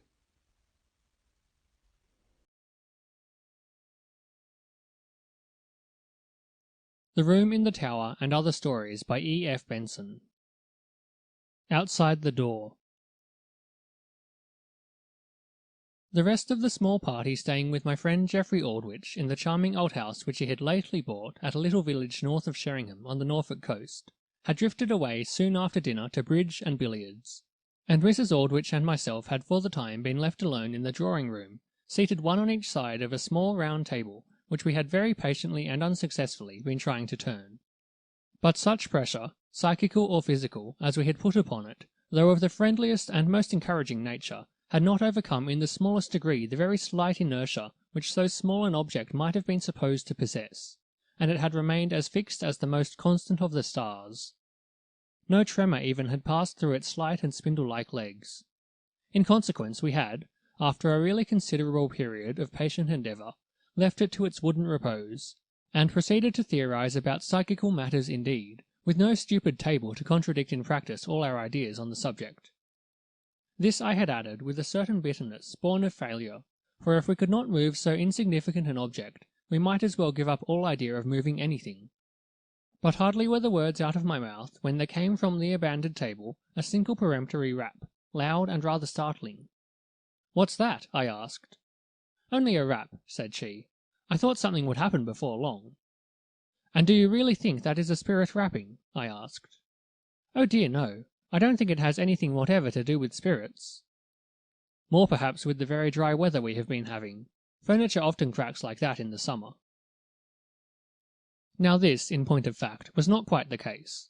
Neither in summer nor in winter have I heard ever furniture crack as the table had cracked, for the sound, whatever it was, did not at all resemble the husky creak of contracting wood. It was a loud, sharp crack, like the smart concussion of one hard object with another. "No, I don't think it had much to do with dry weather either," said she, smiling. "I think, if you wish to know, that it was the direct result of our attempt to turn the table. Does that sound nonsense?" "At present, yes," said I, "though I have no doubt that if you tried you could make it sound sense. There is, I notice, a certain plausibility about you and your theories." "Now you are being merely personal," she observed. "For the good motive, to goad you into explanations and enlargements. Please go on." "Let us stroll outside then," said she, "and sit in the garden if you are sure you prefer my plausibilities to bridge. It is deliciously warm, and the darkness will be more suitable for the propagation of psychical phenomena, as at seances," said I. "Oh, there is nothing psychical about my plausibilities," said she. "The phenomena I mean are purely physical, according to my theory." So we wandered out into the transparent half-light of multitudinous stars. The last crimson feather of sunset, which had hovered long in the west, had been blown away with the breath of the night wind, and the moon, which would presently rise, had not yet cut the dim horizon of the sea, which lay very quiet, breathing gently in its sleep, with stir of whispering ripples. Across the dark velvet of the close-cropped lawn, which stretched seawards from the house, grew a little breeze full of the savour of salt and the freshness of night, with, every now and then, a hint so subtly conveyed as to be scarcely perceptible, of its travel across the sleeping fragrance of drowsy garden beds, over which the white moths hovered seeking their night honey. The house itself, with its two battlemented towers of Elizabethan times, gleamed with many windows, and we passed out of sight of it, and into the shadow of a box hedge, clipped into shapes and monstrous fantasies, and found chairs by the striped tent at the top of the sheltered bowling alley. "And this is all very plausible," said I. "Theories, if you please, at length, and, if possible, a full-length illustration also." "By which you mean a ghost story, or something to that effect?" "Precisely, and without presuming to dictate, if possible, first-hand." "Oddly enough, I can supply that also," said she. "So first I will tell you my general theory, and follow it by a story that seems to bear it out. It happened to me, and it happened here." "I am sure it will fit the bill," said I. She paused a moment while I lit a cigarette, and then began in her very clear, pleasant voice. She has the most lucid voice I know, and to me sitting there in the deep-dyed dusk, the words seemed the very incarnation of clarity, for they dropped into the still quiet of the darkness, undisturbed by impressions conveyed to other senses.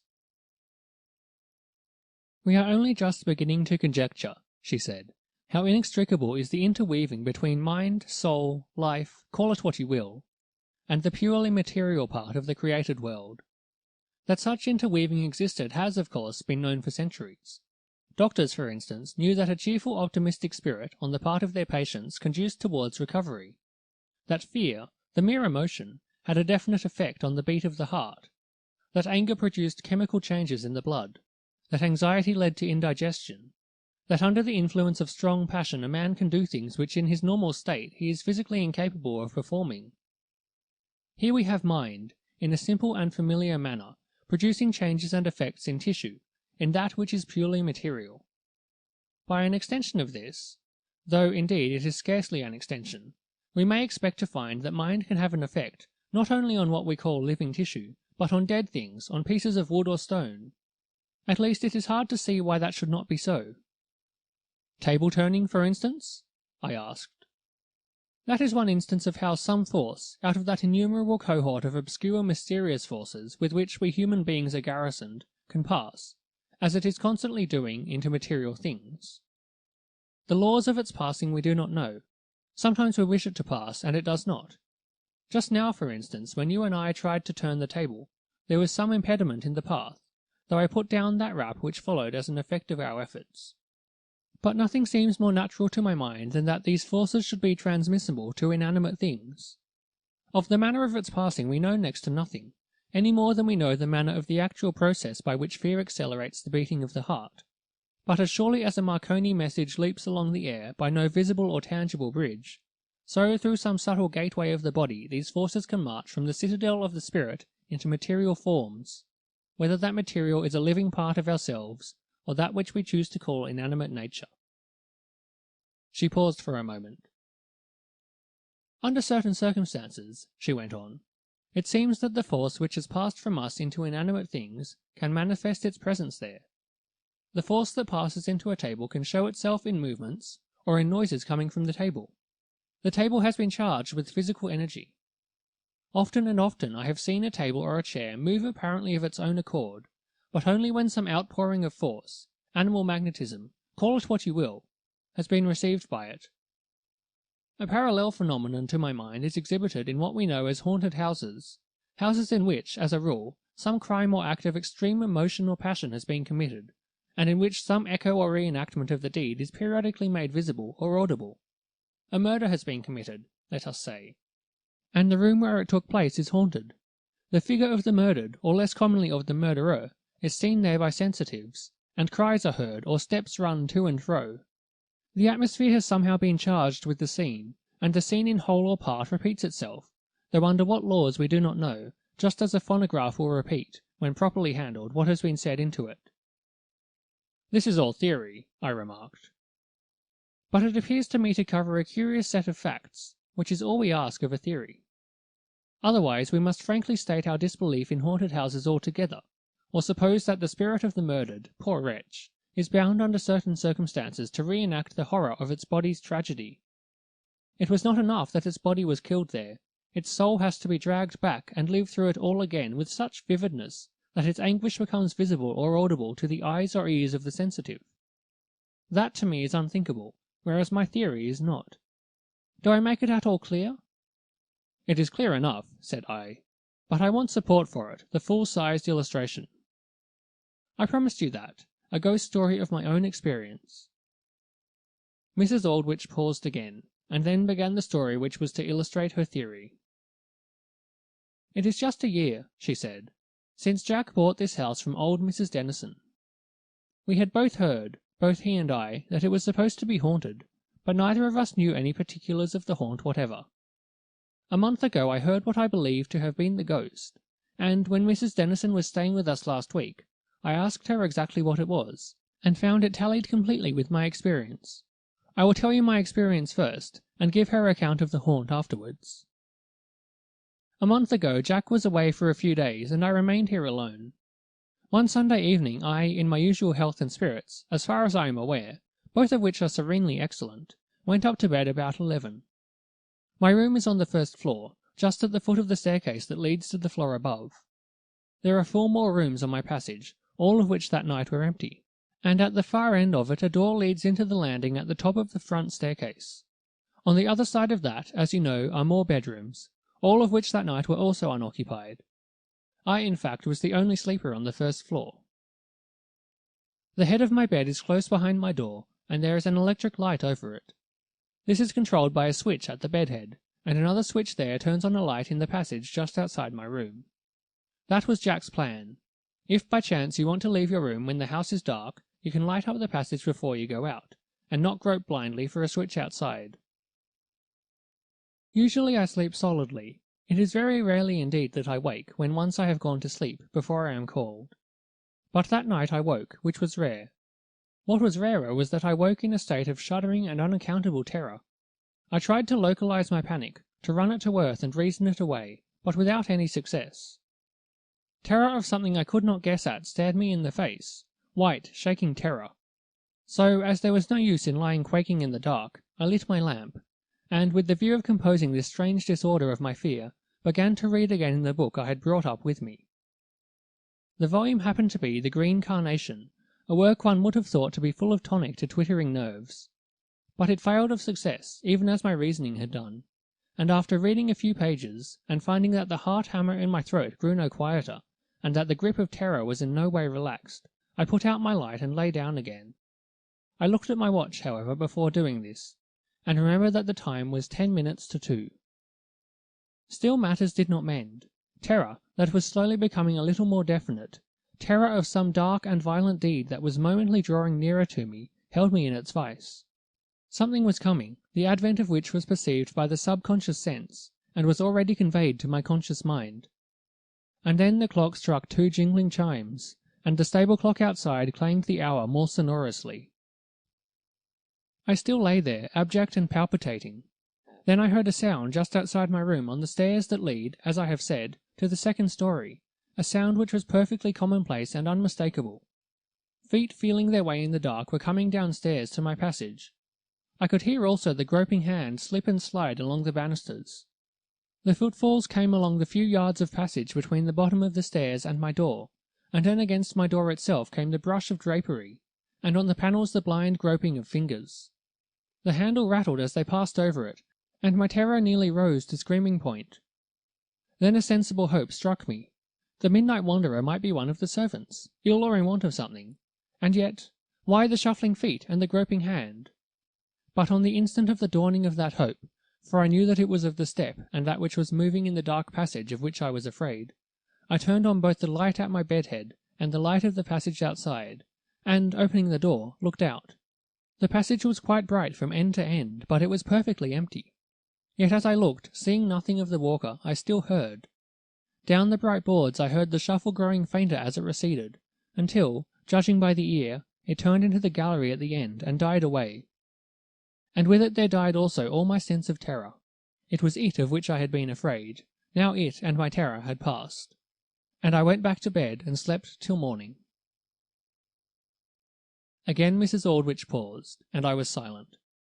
Somehow it was in the extreme simplicity of her experience that the horror lay. She went on almost immediately. Now for the sequel, she said, or what I choose to call the explanation.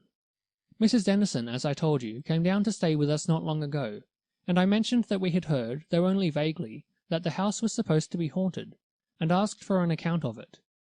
This is what she told me. In the year 1610, the heiress to the property was a girl, Helen Dennison, who was engaged to be married to young Lord Southern. In case, therefore, of her having children, the property would pass away from Dennisons. In case of her death, childless, it would pass to her first cousin. A week before the marriage took place, he and a brother of his entered the house, riding here from 30 miles away, after dark, and made their way to her room on the second story. There they gagged her and attempted to kill her, but she escaped from them, groped her way along this passage, and into the room at the end of the gallery. They followed her there, and killed her. The facts were known by the younger brother turning king's evidence. Now Mrs. Dennison told me that the ghost had never been seen, but that it was occasionally heard coming downstairs or going along the passage. She told me that it was never heard except between the hours of 2 and 3 in the morning, the hour during which the murder took place. And since then, have you heard it again? I asked. Yes, more than once, but it has never frightened me again. I feared, as we all do, what was unknown. I feel that I should fear the known if I knew it was that, said I.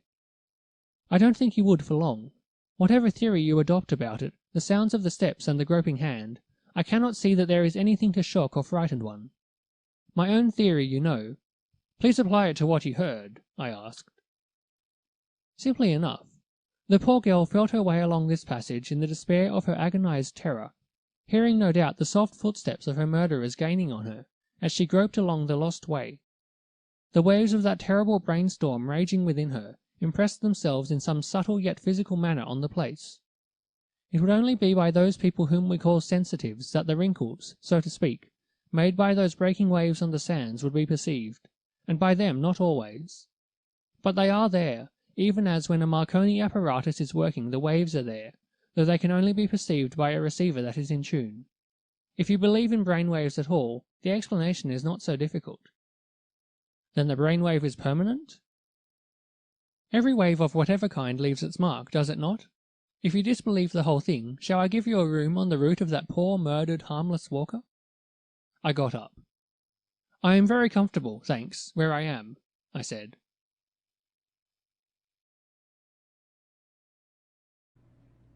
The Room in the Tower, and Other Stories by E.F. Benson. The Terror by Night. The transference of emotion is a phenomenon so common, so constantly witnessed, that mankind in general have long ceased to be conscious of its existence as a thing worth our wonder or consideration, regarding it as being as natural and commonplace as the transference of things that act by the ascertained laws of matter. Nobody, for instance, is surprised if, when the room is too hot, the opening of a window causes the cold fresh air of outside to be transferred into the room, and in the same way, no one is surprised when into the same room, perhaps, which we will imagine as being peopled with dull and gloomy persons, there enters someone of fresh and sunny mind, who instantly brings into the stuffy mental atmosphere a change analogous to that of the opened windows. Exactly how this infection is conveyed we do not know. Considering the wireless wonders that act by material laws, which are already beginning to lose their wonder now that we have our newspaper brought as a matter of course every morning in the mid-Atlantic, it would not perhaps be rash to conjecture that in some subtle and occult way the transference of emotion is in reality material too. Certainly, to take another instance, the sight of definitely material things, like writing on a page, conveys emotion apparently direct to our minds, as when our pleasure or pity is stirred by a book, and it is therefore possible that mind may act on mind by means as material as that. Occasionally, however, we come across phenomena which, though they may easily be as material as any of these things, are rarer and therefore more astounding. Some people call them ghosts, some conjuring tricks, and some nonsense. It seems simpler to group them under the head of transferred emotions, and they may appeal to any of the senses. Some ghosts are seen, some heard, some felt, and though I know of no instance of a ghost being tasted, yet it will seem in the following pages that these occult phenomena may appeal at any rate to the senses that perceive heat, cold, or smell. For, to take the analogy of wireless telegraphy, we are all probably receivers to some extent, and catch now and then a message or part of a message that the eternal waves of emotion are ceaselessly shouting aloud to those who have ears to hear, and materializing themselves for those who have eyes to see. Not being as a rule perfectly tuned, we grasp but pieces and fragments of such messages, a few coherent words it may be, or a few words which seem to have no sense. The following story, however, to my mind, is interesting, because it shows how different pieces of what no doubt was one message were received and recorded by several different people simultaneously. 10 years have elapsed since the events recorded took place, but they were written down at the time. Jack Lorimer and I were very old friends before he married, and his marriage to a first cousin of mine did not make, as so often happens, a slackening in our intimacy. Within a few months after, it was found out that his wife had consumption, and without any loss of time she was sent off to Davos, with her sister to look after her. The disease had evidently been detected at a very early stage, and there was excellent ground for hoping that, with proper care and strict regime, she would be cured by the life-giving frosts of that wonderful valley. The two had gone out in the November of which I am speaking, and Jack and I joined them for a month at Christmas, and found that week after week she was steadily and quickly gaining ground. We had to be back in town by the end of January, but it was settled that Ida should remain out with her sister for a week or two more. They both, I remember, came down to the station to see us off, and I am not likely to forget the last words that passed. "Oh, don't look so woebegone, Jack," his wife had said. "You'll see me before long." Then the fussy little mountain engine squeaked, as a puppy squeaks when its toe is trodden on, and we puffed our way up the pass.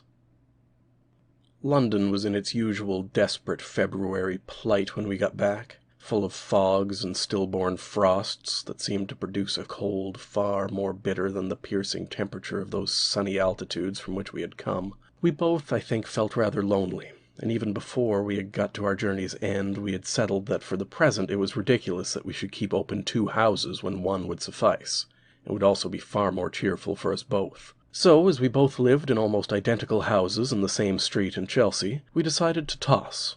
Live in the house which the coin indicated, heads mine, tails his, share expenses, attempt to let the other house, and, if successful, share the proceeds.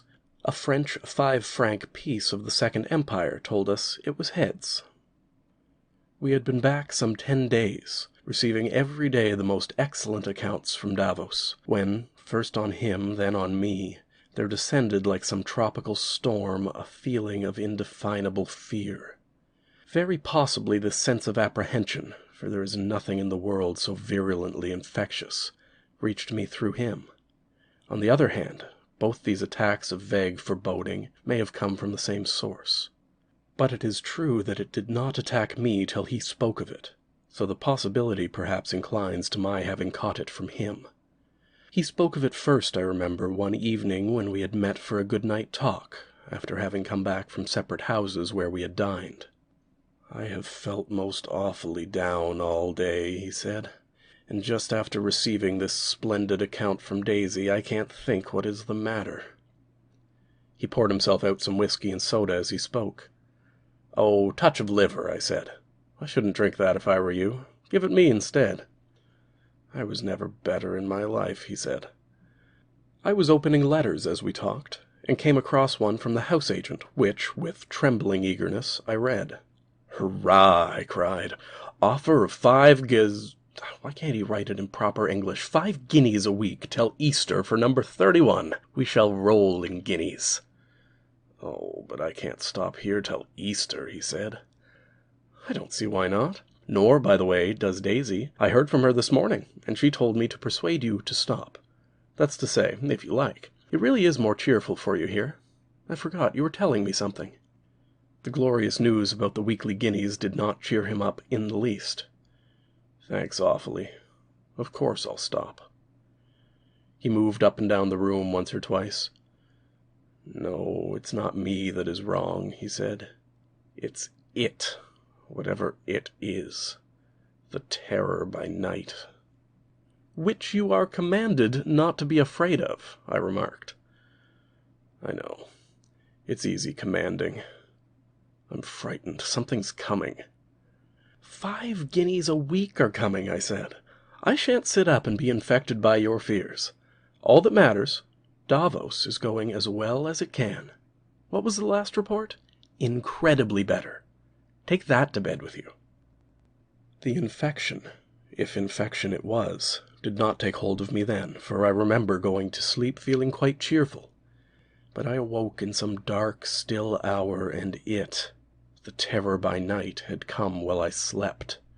Fear and misgiving, blind, unreasonable, and paralyzing, had taken and gripped me. What was it?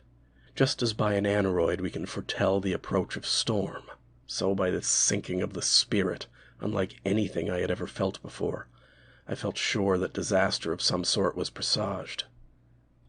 Jack saw it at once when we met at breakfast next morning, in the brown, haggard light of a foggy day, not dark enough for candles, but dismal beyond all telling. "So it has come to you too," he said. And I had not even the fighting power left to tell him that I was merely slightly unwell. Besides, never in my life had I felt better. All next day, all the day after that, fear lay like a black cloak over my mind. I did not know what I dreaded, but it was something very acute, something that was very near. It was coming nearer every moment, spreading like a pall of clouds over the sky. But on the third day, after miserably cowering under it, I suppose some sort of courage came back to me. Either this was pure imagination, some trick of disordered nerves or whatnot, in which case we were both disquieting ourselves in vain, or from the immeasurable waves of emotion that beat upon the minds of men, something within both of us had caught a current, a pressure. In either case, it was infinitely better to try, however ineffectively, to stand up against it. For these 2 days I had neither worked nor played. I had only shrunk and shuddered. I planned for myself a busy day, with diversion for both of us in the evening. "We will dine early," I said, "and go to the man from Blankley's.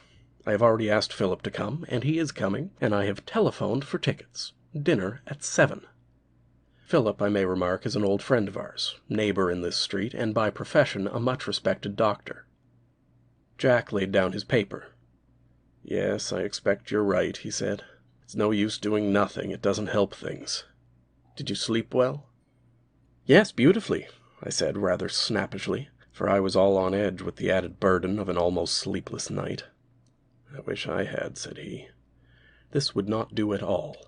"We have got to play up," I said. "Here are we, 2 strong and stalwart persons, with as much cause for satisfaction with life as any you can mention, letting ourselves behave like worms. Our fear may be over things imaginary or over things that are real, but it is the fact of being afraid that is so despicable. There is nothing in the world to fear except fear. You know that as well as I do.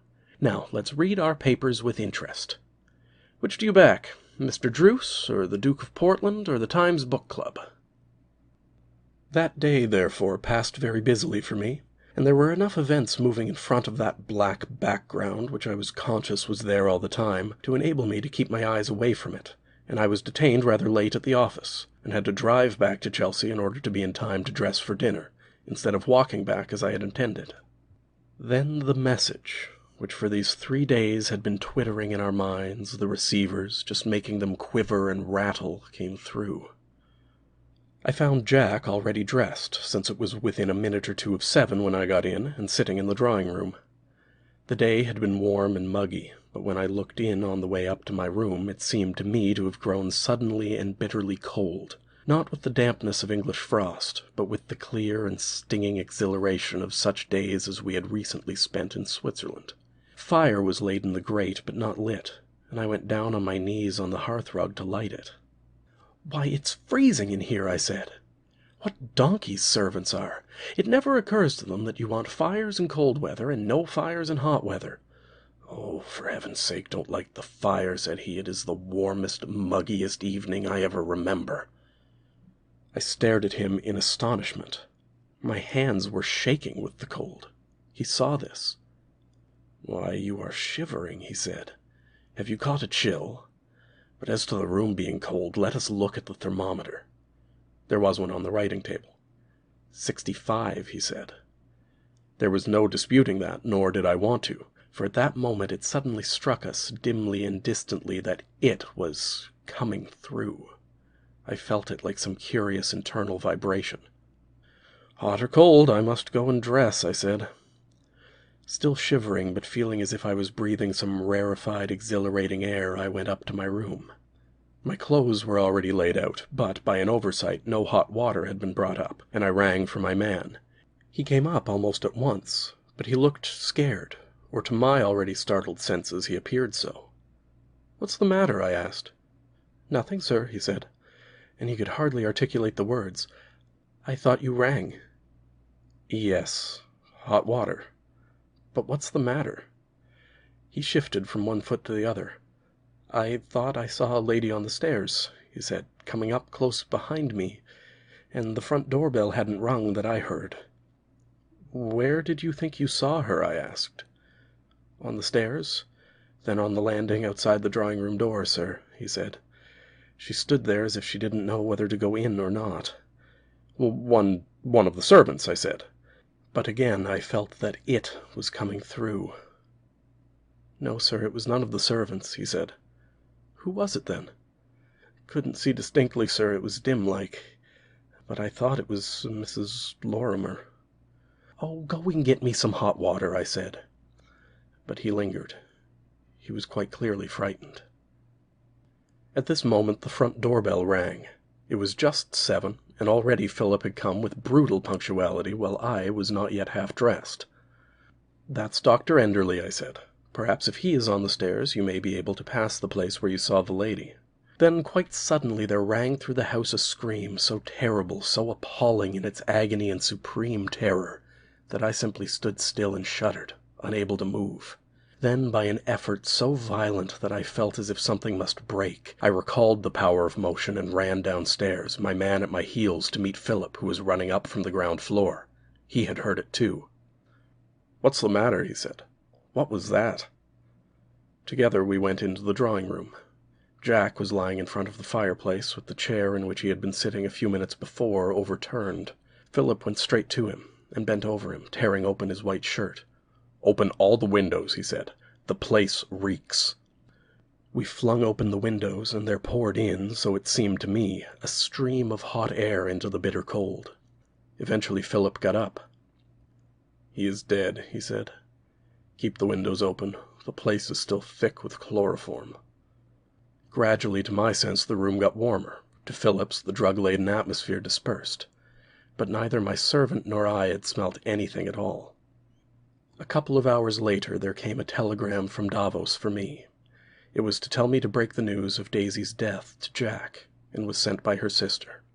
She supposed he would come out immediately, but he had been gone 2 hours now. I left for Davos next day, and learned what had happened. Daisy had been suffering for 3 days from a little abscess which had to be opened, and though the operation was of the slightest, she had been so nervous about it that the doctor gave her chloroform. She made a good recovery from the anesthetic, but an hour later had a sudden attack of syncope, and had died that night at a few minutes before 8 by Central European time, corresponding to 7 in English time. She had insisted that Jack should be told nothing about this little operation till it was over, since the matter was quite unconnected with her general health, and she did not wish to cause him needless anxiety. And there the story ends. To my servant there came the sight of a woman outside the drawing-room door, where Jack was, hesitating about her entrance, at the moment when Daisy's soul hovered between the two worlds. To me there came, I do not think it is fanciful to suppose this, the keen, exhilarating cold of Davos. To Philip there came the fumes of chloroform. And to Jack, I must suppose, came his wife. So he joined her.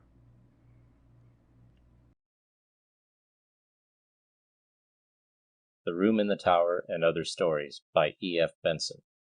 The Other Bed. I had gone out to Switzerland just before Christmas, expecting, from experience, a month of divinely renovating weather, of skating all day in brilliant sun, and basking in the hot frost of that windless atmosphere. Occasionally, as I knew, there might be a snowfall, which would last perhaps for 48 hours at the outside, and would be succeeded by another 10 days of cloudless perfection, cold even to 0 at night, but irradiated all day long by the unflecked splendor of the sun. Instead, the climatic conditions were horrible. Day after day a gale screamed through this upland valley that should have been so windless and serene, bringing with it a tornado of sleet that changed to snow by night. For 10 days there was no abatement of it, and evening after evening, as I consulted my barometer, feeling sure that the black finger would show that we were coming to the end of these abominations, I found that it had sunk a little lower yet, till it stayed like a homing pigeon on the S of storm. I mention these things in depreciation of the story that follows, in order that the intelligent reader may say at once, if he wishes, that all that occurred was merely a result of the malaise of nerves and digestion that perhaps arose from those storm-bound and disturbing conditions. And now to go back to the beginning again. I had written to engage a room at the Hotel Beausite, and had been agreeably surprised on arrival to find that for the modest sum of 12 francs a day, I was allotted a room on the first floor with 2 beds in it. Otherwise the hotel was quite full. Fearing to be billeted in a 22-franc room by mistake, I instantly confirmed my arrangements at the bureau. There was no mistake.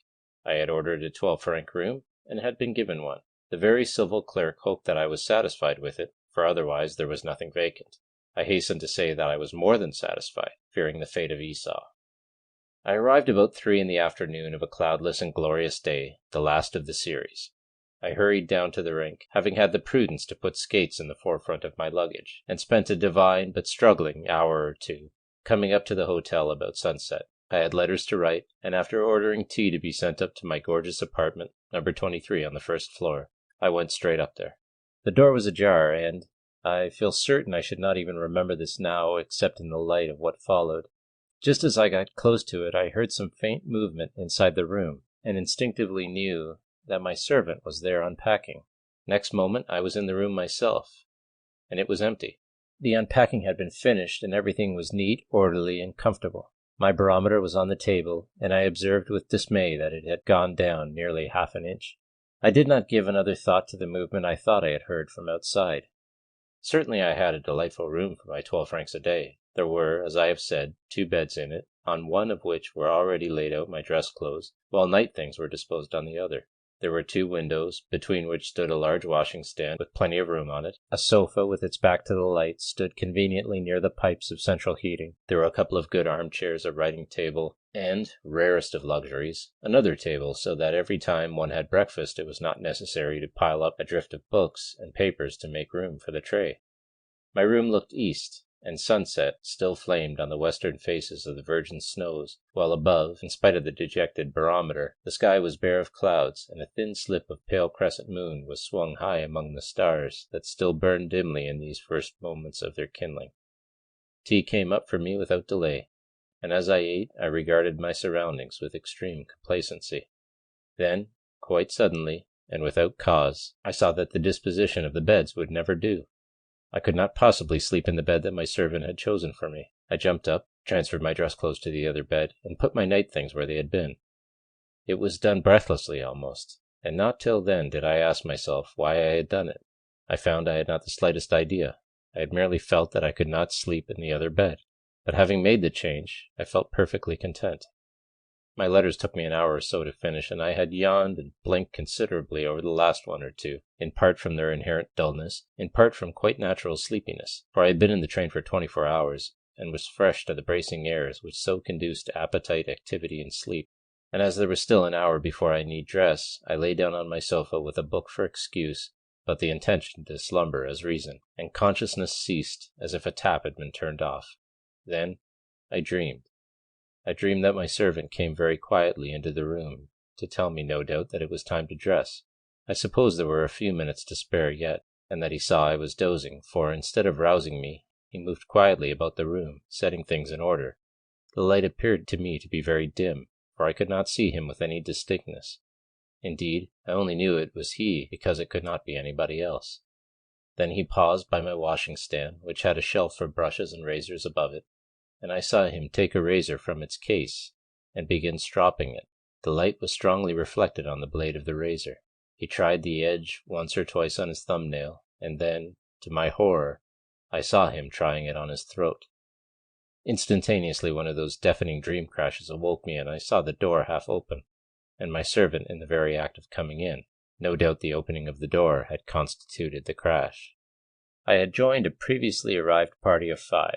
All of us old friends, and accustomed to see each other often, and at dinner and afterwards, in intervals of bridge, the conversation roamed agreeably over a variety of topics, rocking turns and the prospects of weather, a thing of vast importance in Switzerland and not a commonplace subject, and the performances at the opera, and under what circumstances, as revealed in Dummy's hand, is it justifiable for a player to refuse to return his partner's original lead in No Trumps. Then, over whiskey and soda, and the repeated last cigarette, it veered back via the Zanzigs to thought transference and the transference of emotion. Here, one of the party, Harry Lambert, put forward the much-discussed explanation of haunted houses based on this principle. He put it very concisely. Everything that happens, he said, whether it is a step we take or a thought that crosses our mind, makes some change in its immediate material world. Now, the most violent and concentrated emotion we can imagine is the emotion that leads a man to take so extreme a step as killing himself or somebody else. I can easily imagine such a deed so eating into the material scene, the room, or the haunted heath where it happens, that its mark lasts an enormous time. The air rings with the cry of the slain, and still drips with his blood. It is not everybody who will perceive it, but sensitives will. By the way, I am sure that man who waits on us at dinner is a sensitive. It was already late, and I rose. Let us hurry to the scene of the crime, I said. For myself, I shall hurry to the scene of sleep. Outside, the threatening promise of the barometer was already finding fulfillment, and a cold, ugly wind was complaining among the pines, and hooting round the peaks, and snow had begun to fall. The night was thickly overcast, and it seemed as if uneasy presences were going to and fro in the darkness. But there was no use in ill augury, and certainly if we were to be housebound for a few days, I was lucky in having so commodious a lodging. I had plenty to occupy myself with indoors, though I should vastly have preferred to be engaged outside, and in the immediate present, how good it was to lie free in a proper bed after a cramped night in the train. I was half undressed when there came a tap at my door, and the waiter who had served us at dinner came in carrying a bottle of whiskey. He was a tall young fellow, and though I had not noticed him at dinner, I saw at once now, as he stood in the glare of the electric light, what Harry had meant when he said he was sure he was a sensitive. There is no mistaking that look. It is exhibited in a peculiar in-looking of the eye. Those eyes, one knows, see further than the surface. "The bottle of whiskey for monsieur," he said, putting it down on the table. "But I ordered no whiskey," said I. He looked puzzled. "Number 23, he said. Then he glanced at the other bed. "Ah, for the other gentleman, without doubt," he said. "But there is no other gentleman," said I. "I am alone here." He took up the bottle again. "Pardon, monsieur," he said. "There must be a mistake. I am new here. I only came today. But I thought—" "Yes," said I. "I thought that number 23 had ordered a bottle of whiskey," he repeated. "Good night, monsieur, and pardon." I got into bed, extinguished the light, and feeling very sleepy and heavy with the oppression, no doubt, of the snow that was coming, expected to fall asleep at once. Instead, my mind would not go quite to roost, but kept sleepily stumbling about among the little events of the day, as some tired pedestrian in the dark stumbles over stones instead of lifting his feet. And as I got sleepier, it seemed to me that my mind kept moving in a tiny little circle. At one moment it drowsily recollected how I had thought I had heard movement inside my room.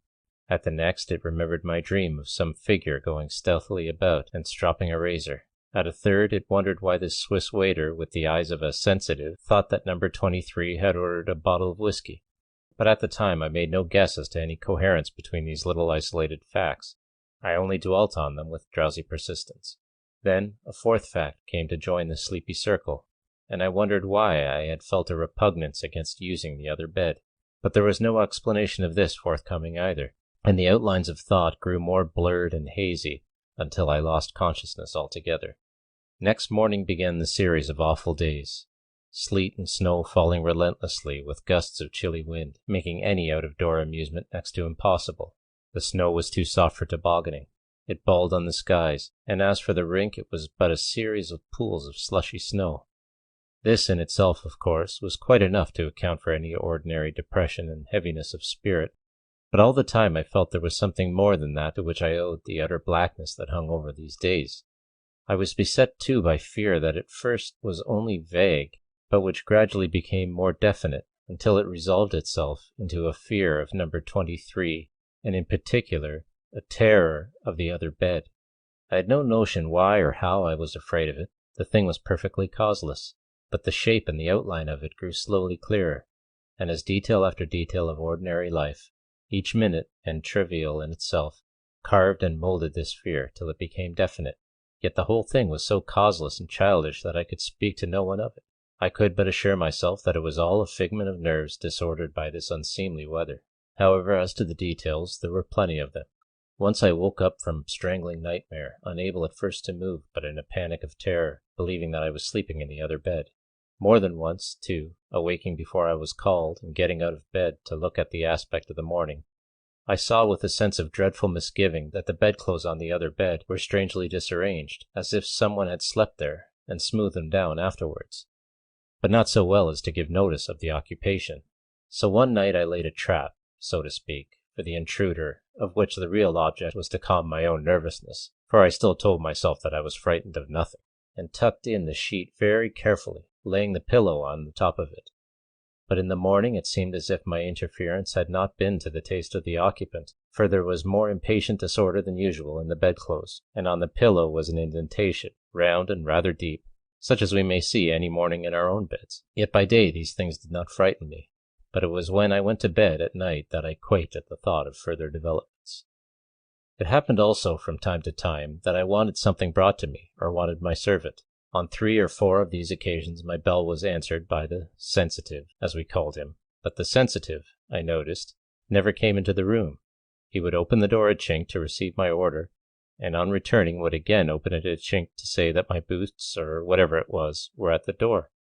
Once I made him come in, but I saw him cross himself as, with a face of icy terror, he stepped into the room, and the sight somehow did not reassure me. Twice also he came up in the evening, when I had not rung at all, even as he came up the first night, and opened the door a chink to say that my bottle of whiskey was outside. But the poor fellow was in such a state of bewilderment when I went out and told him that I had not ordered whiskey that I did not press for an explanation. He begged my pardon profusely. He thought a bottle of whiskey had been ordered for number 23. It was his mistake entirely. I should not be charged for it. It must have been the other gentleman. Pardon again. He remembered there was no other gentleman. The other bed was unoccupied. It was on the night when this happened for the second time that I definitely began to wish that I, too, was quite certain that the other bed was unoccupied. The 10 days of snow and sleet were at an end, and tonight the moon once more, grown from a mere slip to a shining shield, swung serenely among the stars. But though at dinner everyone exhibited an extraordinary change of spirit with the rising of the barometer and the discharge of this huge snowfall, the intolerable gloom, which had been mine so long, but deepened and blackened. The fear was to me now like some statue, nearly finished, modelled by the carving hands of these details, and though it still stood below its moistened sheet, any moment, I felt, the sheet might be twitched away and I be confronted with it. Twice that evening I had started to go to the bureau to ask to have a bed made up for me, anywhere, in the billiard room or the smoking room, since the hotel was full, but the intolerable childishness of the proceeding revolted me. What was I afraid of? A dream of my own? A mere nightmare? Some fortuitous disarrangement of bed linen? The fact that a Swiss waiter made mistakes about bottles of whiskey? It was an impossible cowardice. But equally impossible that night were billiards or bridge or any form of diversion. My only salvation seemed to lie in downright hard work, and soon after dinner I went to my room in order to make my first real counter-move against fear, and sat down solidly to several hours of proof-correcting, a menial and monotonous employment, but one which is necessary and engages the entire attention. But first I looked thoroughly round the room to reassure myself, and found all modern and solid. A bright paper of daisies on the wall, a floor parquetted, the hot water pipes chuckling to themselves in the corner, my bedclothes turned down for the night, the other bed. The electric light was burning brightly, and there seemed to me to be a curious stain, as of a shadow, on the lower part of the pillow and the top of the sheet, definite and suggestive, and for a moment I stood there again throttled by a nameless terror. Then taking my courage in my hands, I went closer and looked at it. Then I touched it. The sheet where the stain or shadow was seemed damp to the hand. So also was the pillow. And then I remembered I had thrown some wet clothes on the bed before dinner. No doubt that was the reason. And fortified by this extremely simple dissipation of my fear, I sat down and began on my proofs. But my fear had been this, that the stain had not in that first moment looked like the mere greyness of water-moistened linen. From below at first came the sound of music, for they were dancing tonight, but I grew absorbed in my work and only recorded the fact that after a long time there was no more music. Steps went along the passages, and I heard the buzz of conversation on landings and the closing of doors till by degrees the silence became noticeable. The loneliness of night had come. It was after the silence had become lonely that I made the first pause in my work, and by the watch on my table saw that it was already past midnight. But I had little more to do. Another half hour would see the end of the business, but there were certain notes I had to make for future reference, and my stock of paper was already exhausted. However, I had bought some in the village that afternoon, and it was in the bureau downstairs, where I had left it when I came in and had subsequently forgotten to bring it upstairs. It would be the work of a minute only to get it. The electric light had brightened considerably during the last hour, owing no doubt to many burners being put out in the hotel, and as I left the room I saw again the stain on the pillow and sheet of the other bed. I had really forgotten all about it for the last hour, and its presence there came as an unwelcome surprise. Then I remembered the explanation of it, which had struck me before, and for purposes of self-reassurement I again touched it. It was still damp, but had I got chilly with my work? For it was warm to the hand, warm and surely rather sticky. It did not seem like the touch of the water damp. and at the same moment I knew I was not alone in the room. There was something there, something silent as yet, and as yet invisible, but it was there. Now, for the consolation of persons who are inclined to be fearful, I may say at once that I am in no way brave. But that terror, which, God knows, was real enough, was yet so interesting that interest overruled it. I stood for a moment by the other bed, and, half consciously only, wiped the hand that had felt the stain, for the touch of it, though all the time I told myself that it was but the touch of the melted snow on the coat I had put there, was unpleasant and unclean. More than that I did not feel, because in the presence of the unknown, and the perhaps awful, the sense of curiosity, one of the strongest instincts we have, came to the fore. So, rather eager to get back to my room again, I ran downstairs to get the packet of paper. There was still a light on in the bureau, and the sensitive, on night duty, I suppose, was sitting there dozing. My entrance did not disturb him, for I had on noiseless felt slippers, and seeing at once the packages I was in search of, I took it, and left him still unawakened. That was somehow of a fortifying nature. The sensitive, anyhow, could sleep in his hard chair. The occupant of the unoccupied bed was not calling to him tonight. I closed my door quietly, as one does at night when the house is silent, and sat down at once to open my packet of paper and finish my work. It was wrapped up in an old news sheet, and struggling with the last of the string that bound it, certain words caught my eye.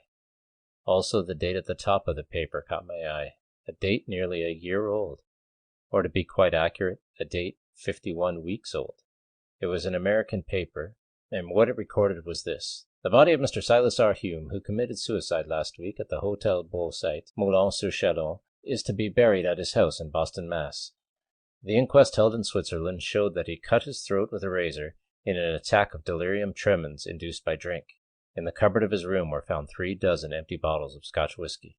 So far I had read, when without warning the electric light went out, and I was left in, what seemed for the moment, absolute darkness. And again I knew I was not alone, and I knew now who it was who was with me in the room. Then the absolute paralysis of fear seized me. As if a wind had blown over my head, I felt the hair of it stir and rise a little. My eyes also, I suppose, became accustomed to the sudden darkness, for they could now perceive the shape of the furniture in the room from the light of the starlit sky outside. They saw more too than the mere furniture. There was, standing by the washstand between the two windows, a figure, clothed only in night garments, and its hands moved among the objects on the shelf above the basin. Then, with 2 steps, it made a sort of dive for the other bed, which was in shadow, and then the sweat poured onto my forehead.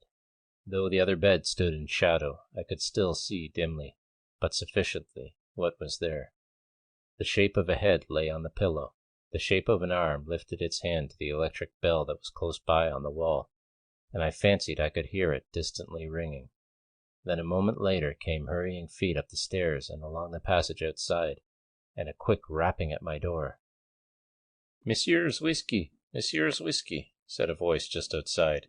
"Pardon, Monsieur, I brought it as quickly as I could." The impotent paralysis of cold terror was still on me.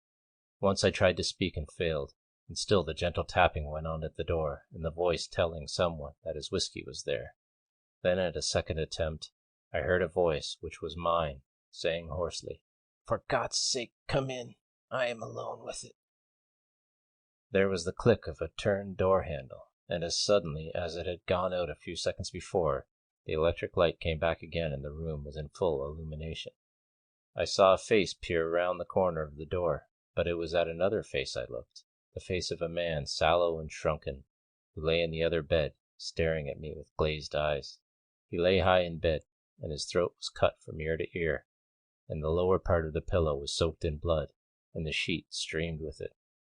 Then suddenly that hideous vision vanished, and there was only a sleepy-eyed waiter looking into the room. But below the sleepiness, terror was awake, and his voice shook when he spoke. "Monsieur rang?" he asked. No, Monsieur had not rung, but Monsieur made himself a couch in the billiard room.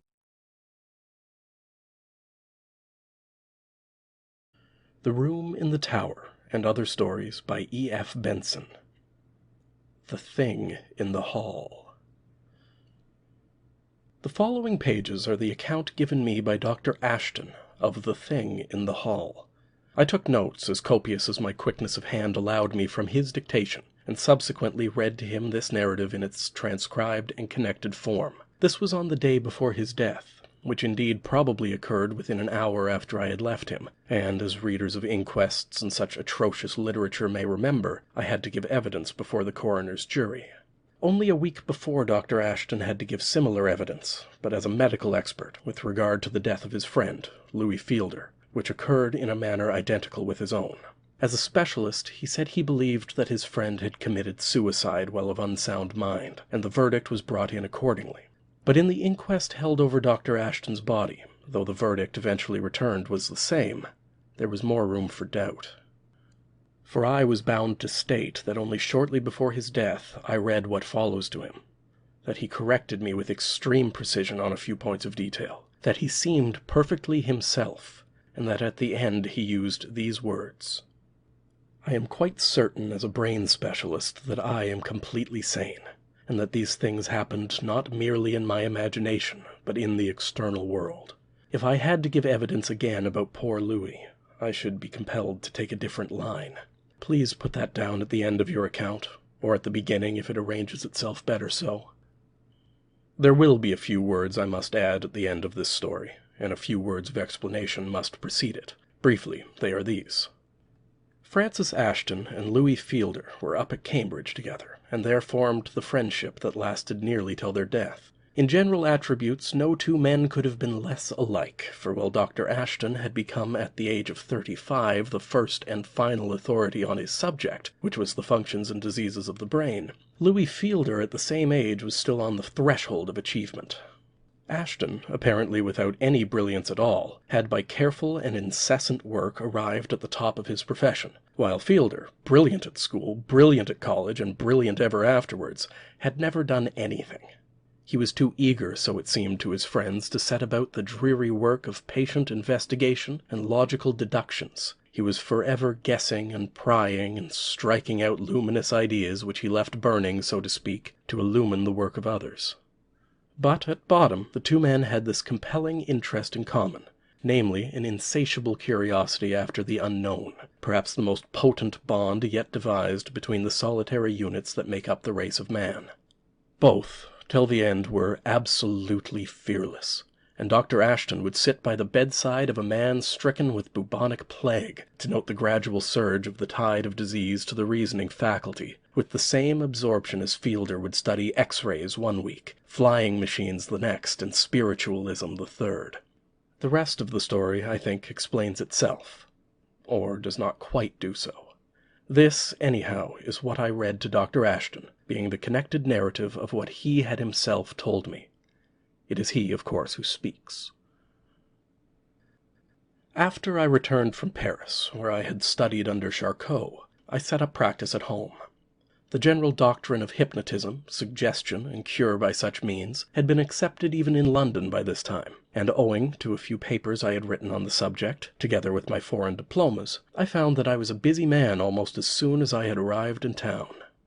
Louis Fielder had his ideas about how I should make my debut, for he had ideas on every subject, and all of them original, and entreated me to come and live not in the stronghold of doctors, Chloroform Square as he called it, but down in Chelsea, where there was a house vacant next his own.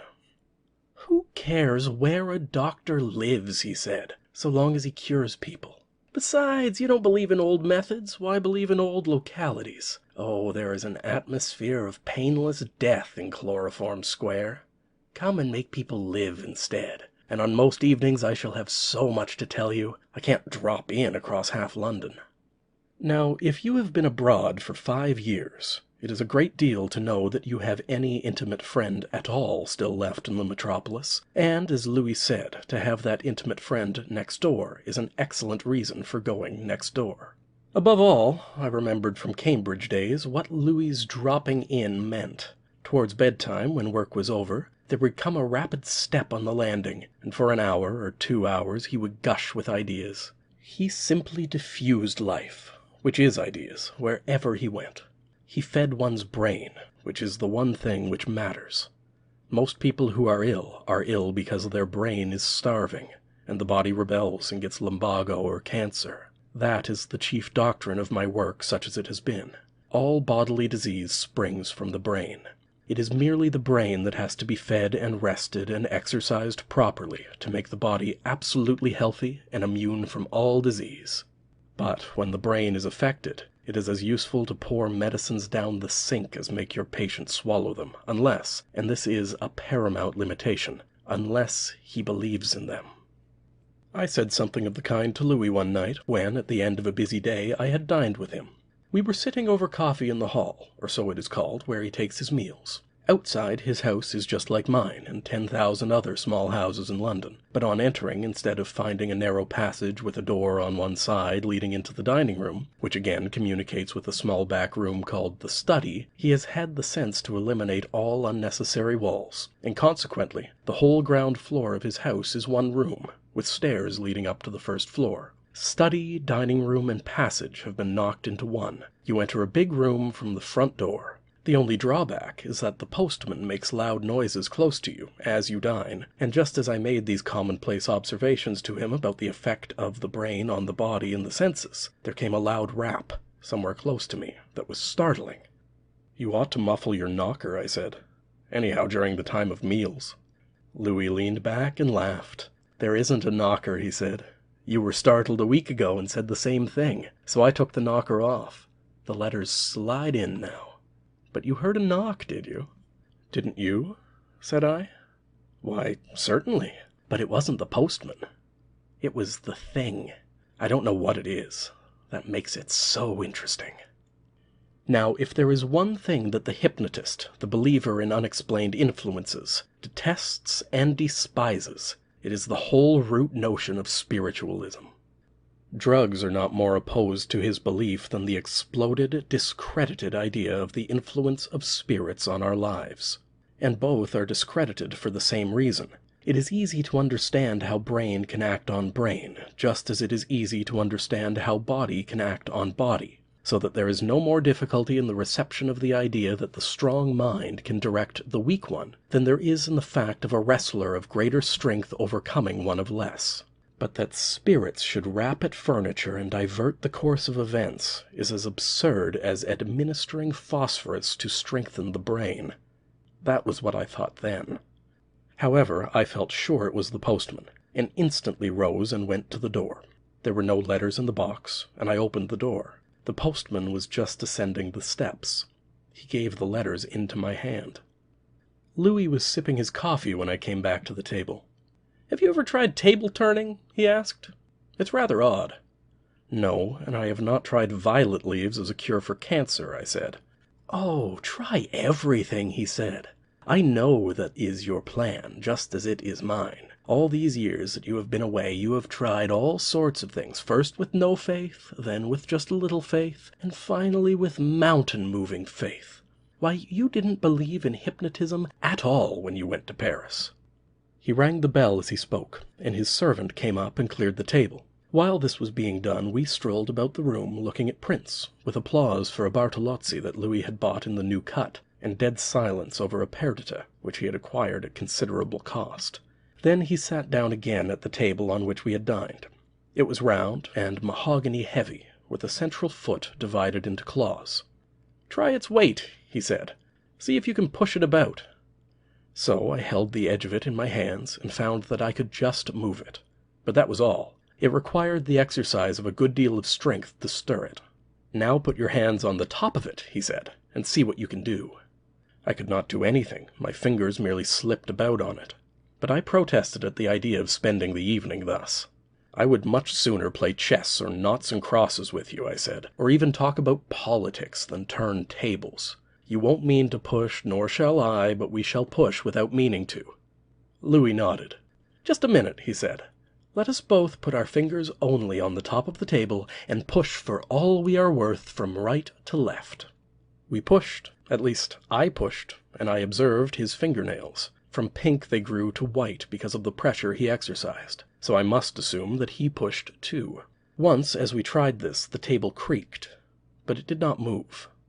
Then there came a quick peremptory rap, not, I thought, on the front door, but somewhere in the room. "It's the thing," said he. "Today, as I speak to you, I suppose it was. But on that evening it seemed only like a challenge. I wanted to demonstrate its absurdity. For 5 years, on and off, I've been studying rank spiritualism," he said. "I haven't told you before because I wanted to lay before you certain phenomena, which I can't explain, but which now seem to me to be at my command. You shall see and hear, and then decide if you will help me." "And in order to let me see better, you are proposing to put out the lights," I said. "Yes, you will see why." "I am here as a skeptic," said I. "Skep away," said he. Next moment the room was in darkness, except for a very faint glow of firelight. The window curtains were thick, and no street illumination penetrated them, and the familiar cheerful sounds of pedestrians and wheeled traffic came in muffled. I was at the side of the table towards the door. Louis was opposite me, for I could see his figure dimly silhouetted against the glow from the smoldering fire. "Put your hands on the table," he said, "quite lightly, and, how shall I say it? Expect." Still protesting in spirit, I expected. I could hear his breathing rather quickened, and it seemed to me odd that anybody could find excitement in standing in the dark over a large mahogany table, expecting. Then, through my fingertips laid lightly on the table, there began to come a faint vibration, like nothing so much as the vibration through the handle of a kettle when water is beginning to boil inside it. This got gradually more pronounced and violent, till it was like the throbbing of a motor car. It seemed to give off a low humming note. Then, quite suddenly, the table seemed to slip from under my fingers, and began very slowly to revolve. "Keep your hands on it, and move with it," said Louis. And as he spoke, I saw his silhouette pass away from in front of the fire, moving as the table moved. For some moments there was silence, and we continued, rather absurdly, to circle round, keeping step, so to speak, with the table. Then Louis spoke again, and his voice was trembling with excitement. "Are you there?" he said. There was no reply, of course, and he asked it again. This time there came a rap like that which I had thought during dinner to be the postman. But whether it was that the room was dark, or that despite myself I felt rather excited too, it seemed to me to be far louder than before. Also, it appeared to come neither from here nor there, but to be diffused through the room. Then the curious revolving of the table ceased, but the intense, violent throbbing continued. My eyes were fixed on it, though owing to the darkness I could see nothing, when quite suddenly a little speck of light moved across it, so that for an instant I saw my own hands. Then came another, and another, like the spark of matches struck in the dark, or like fireflies crossing the dusk in southern gardens. Then came another knock of shattering loudness, and the throbbing of the table ceased, and the lights vanished. Such were the phenomena at the first séance at which I was present. But Fielder, it must be remembered, had been studying expecting, as he called it, for some years. To adopt spiritualistic language, which at that time I was very far from doing, he was the medium, I merely the observer, and all the phenomena I had seen that night were habitually produced or witnessed by him. I make this limitation since he told me that certain of them now appeared to be outside his own control altogether. The knockings would come when his mind, as far as he knew, was entirely occupied in other matters, and sometimes he had even been awakened out of sleep by them. The lights were also independent of his volition. Now, my theory at the time was that all these things were purely subjective in him, and that what he expressed by saying that they were out of his control meant that they had become fixed and rooted in the unconscious self, of which we know so little but which more and more we see to play an enormous part in the life of a man. In fact, it is not too much to say that the vast majority of our deeds spring, apparently without volition, from this unconscious self.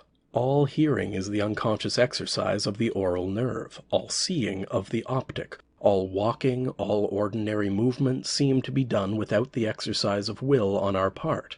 Nay more, should we take to some new form of progression, skating for instance, the beginner will learn with falls and difficulty the outside edge, but within a few hours of his having learned his balance on it, he will give no more thought to what he learned so short a time ago as an acrobatic feat, than he gives to the placing of one foot before the other.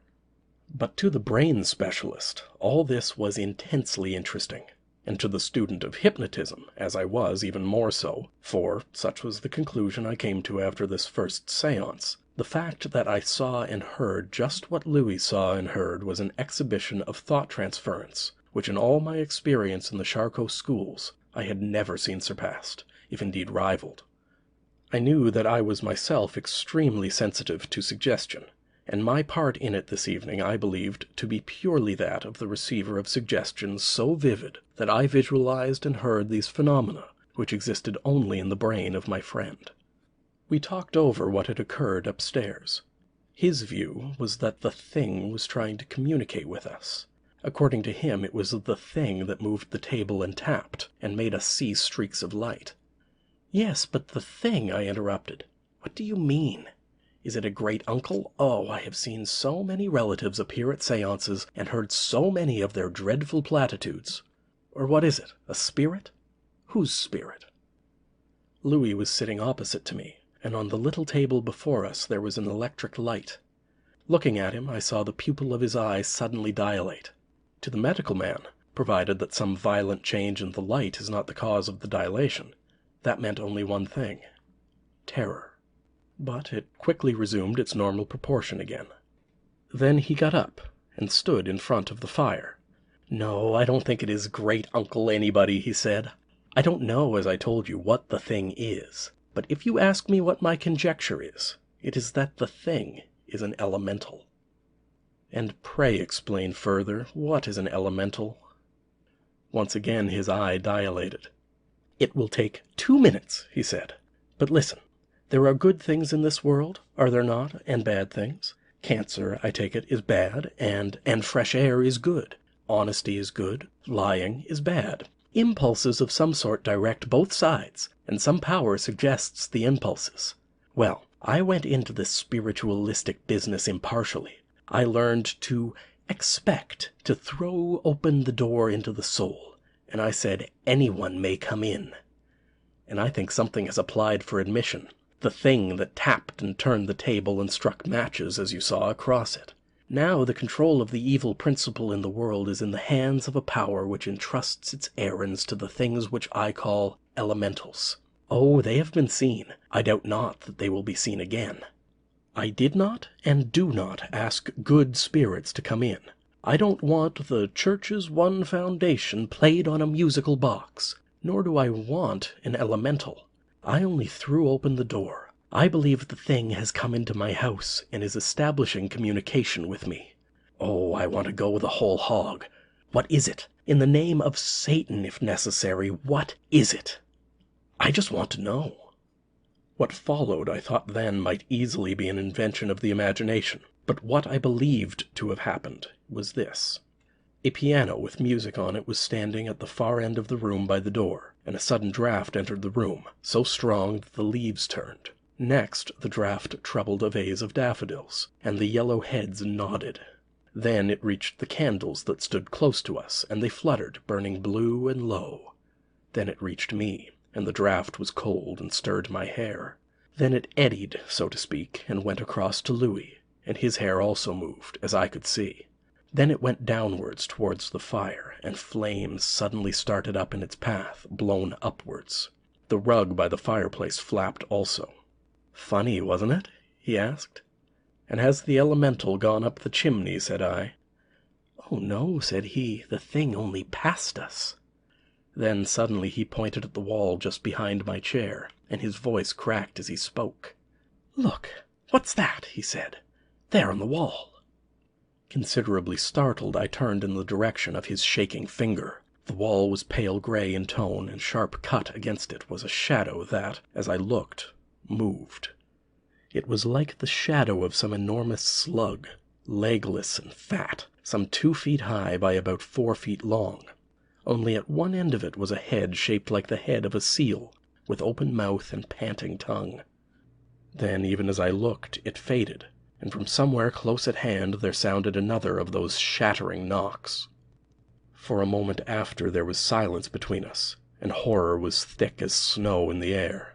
But somehow neither Louis or I were frightened for more than one moment. The whole thing was so absorbingly interesting. That's what I mean by it being outside my control, he said. I said I was ready for any visitor to come in, and by God, we've got a beauty.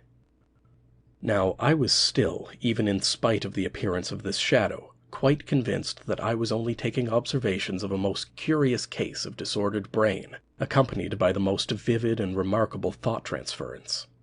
I believed I had not seen a slug-like shadow at all, but that Louis had visualized this dreadful creature so intensely that I saw what he saw. I found also that his spiritualistic trash books, which I thought a truer nomenclature than textbooks, mentioned this as a common form for elementals to take. He, on the other hand, was more firmly convinced than ever that we were dealing not with a subjective, but an objective phenomenon. For the next 6 months or so we sat constantly, but made no further progress, nor did the thing or its shadow appear again, and I began to feel that we were really wasting time. Then it occurred to me to get in a so-called medium, induce hypnotic sleep, and see if we could learn anything further. This we did, sitting as before round the dining-room table. The room was not quite dark, and I could see sufficiently clearly what happened. The medium, a young man, sat between Louis and myself, and without the slightest difficulty I put him into a light hypnotic sleep. Instantly there came a series of the most terrific raps, and across the table there slid something more palpable than a shadow, with a faint luminance about it, as if the surface of it was smoldering. At the moment the medium's face became contorted to a mask of hellish terror. Mouth and eyes were both open, and the eyes were focused on something close to him. The thing, waving its head, came closer and closer to him, and reached out towards his throat.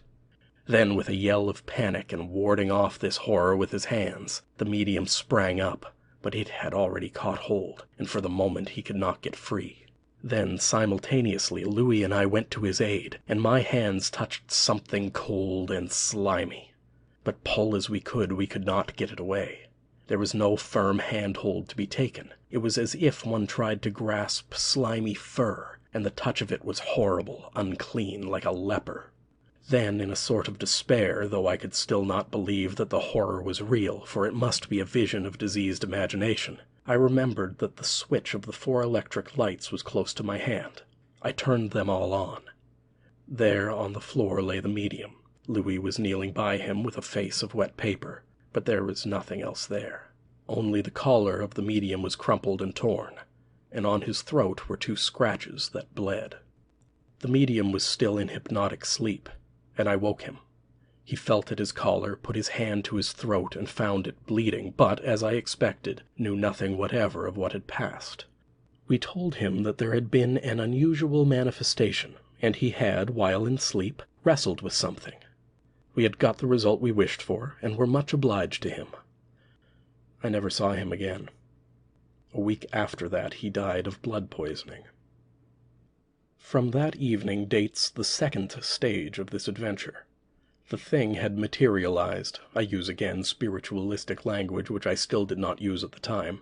The huge slug, the elemental, manifested itself no longer by knocks and waltzing tables, nor yet by shadows. It was there in a form that could be seen and felt. But it still, this was my strong point, was only a thing of twilight. The sudden kindling of the electric light had shown us that there was nothing there. In this struggle perhaps the medium had clutched his own throat. Perhaps I had grasped Louis's sleeve, he mine. But though I said these things to myself, I am not sure that I believed them, in the same way that I believe the sun will rise tomorrow. Now, as a student of brain functions and a student in hypnotic affairs, I ought perhaps to have steadily and unremittingly pursued this extraordinary series of phenomena. But I had my practice to attend to, and I found that with the best will in the world I could think of nothing else except the occurrence in the hall next door. So I refused to take part in any further séance with Louis. I had another reason also. For the last 4 or 5 months he was becoming depraved. I have been no prude or Puritan in my own life, and I hope I have not turned a pharisaical shoulder on sinners. But in all branches of life and morals, Louis had become infamous.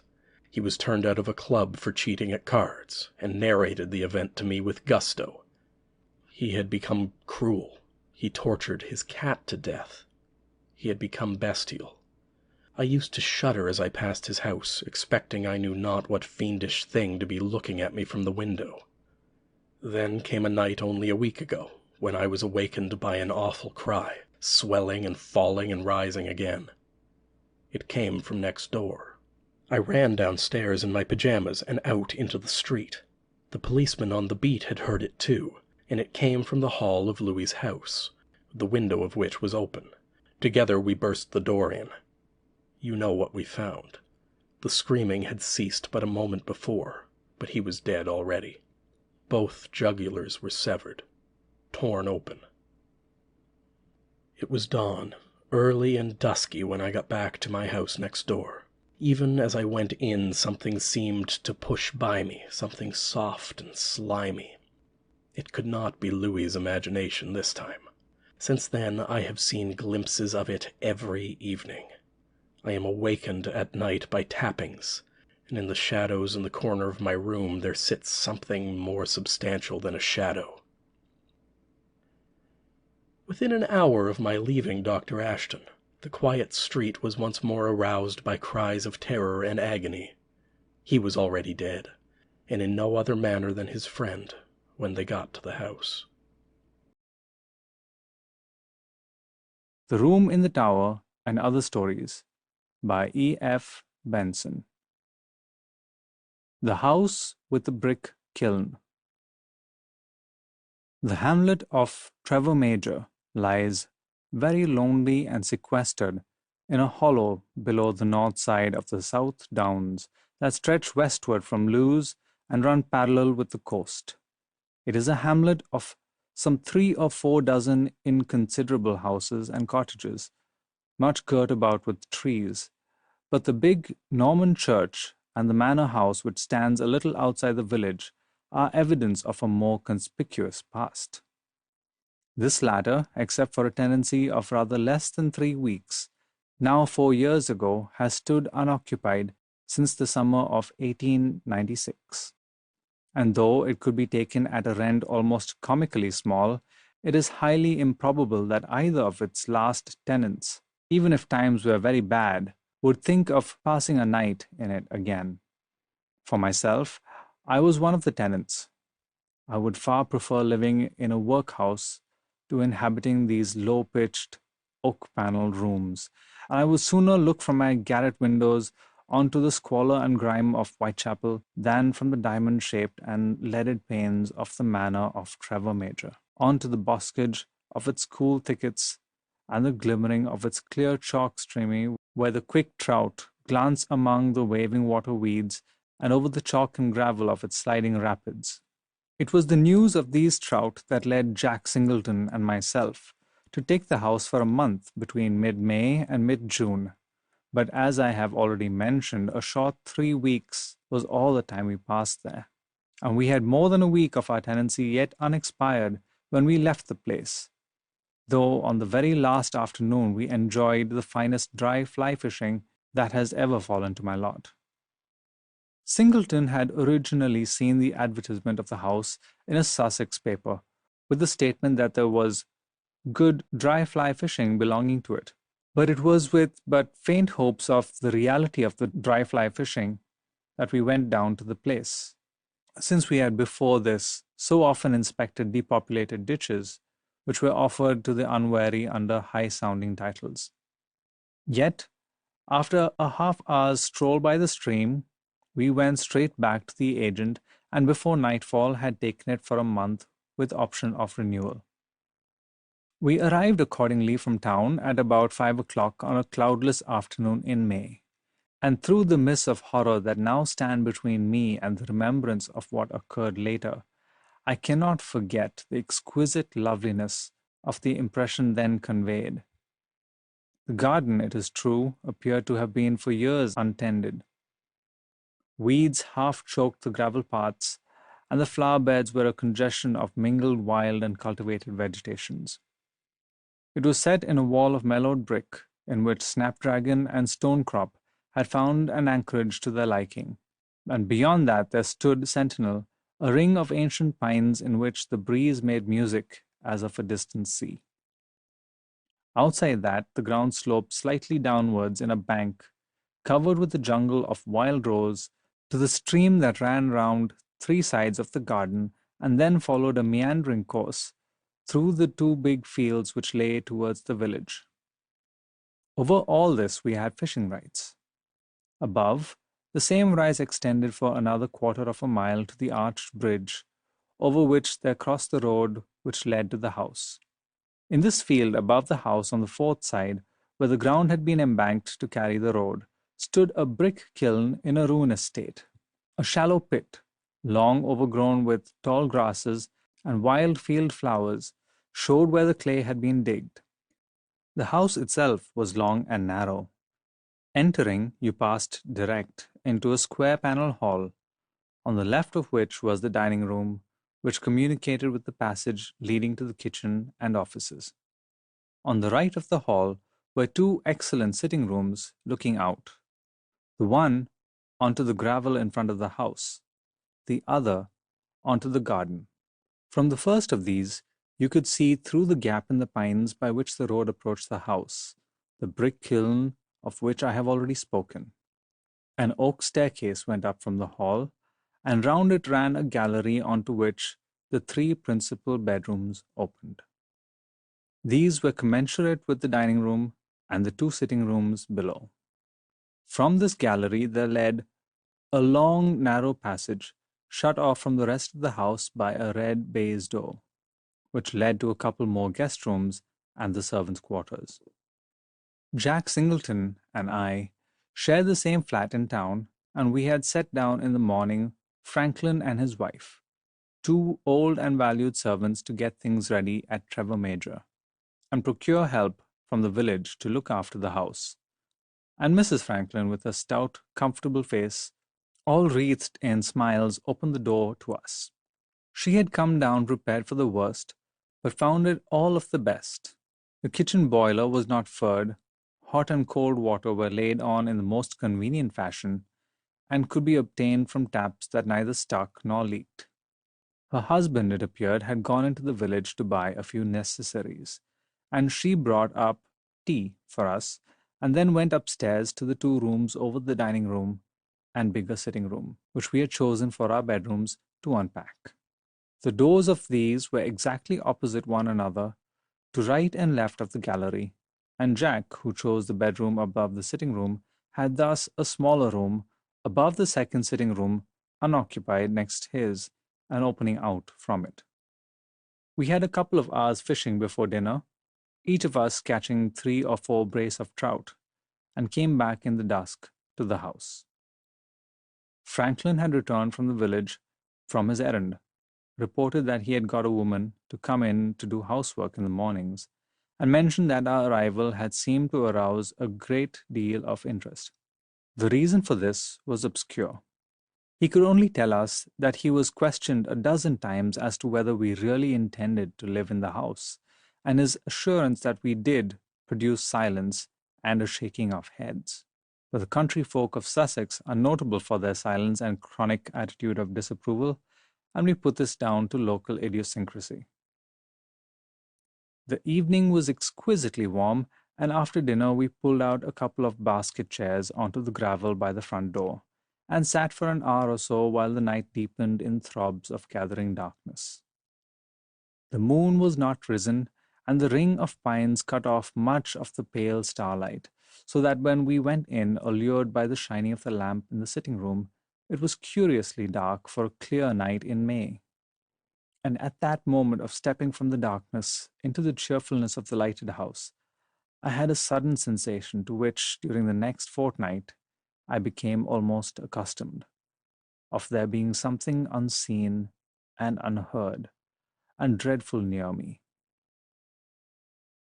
In spite of the warmth, I felt myself shiver, and concluded instantly that I had sat out of doors long enough, and without mentioning it to Jack, followed him into the smaller sitting room in which we had scarcely yet set foot.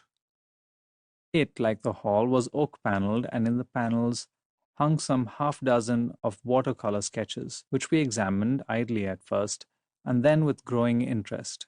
for they were executed with extraordinary finish and delicacy, and each represented some aspect of the house or garden. Here you looked up the gap in the fir trees into a crimson sunset. Here the garden, trim and carefully tended, dozed beneath some languid summer noon. Here an angry wreath of storm cloud brooded over the meadow where the trout stream ran grey and leaden below a threatening sky, while another, the most careful and arresting of all, was a study of the brick kiln.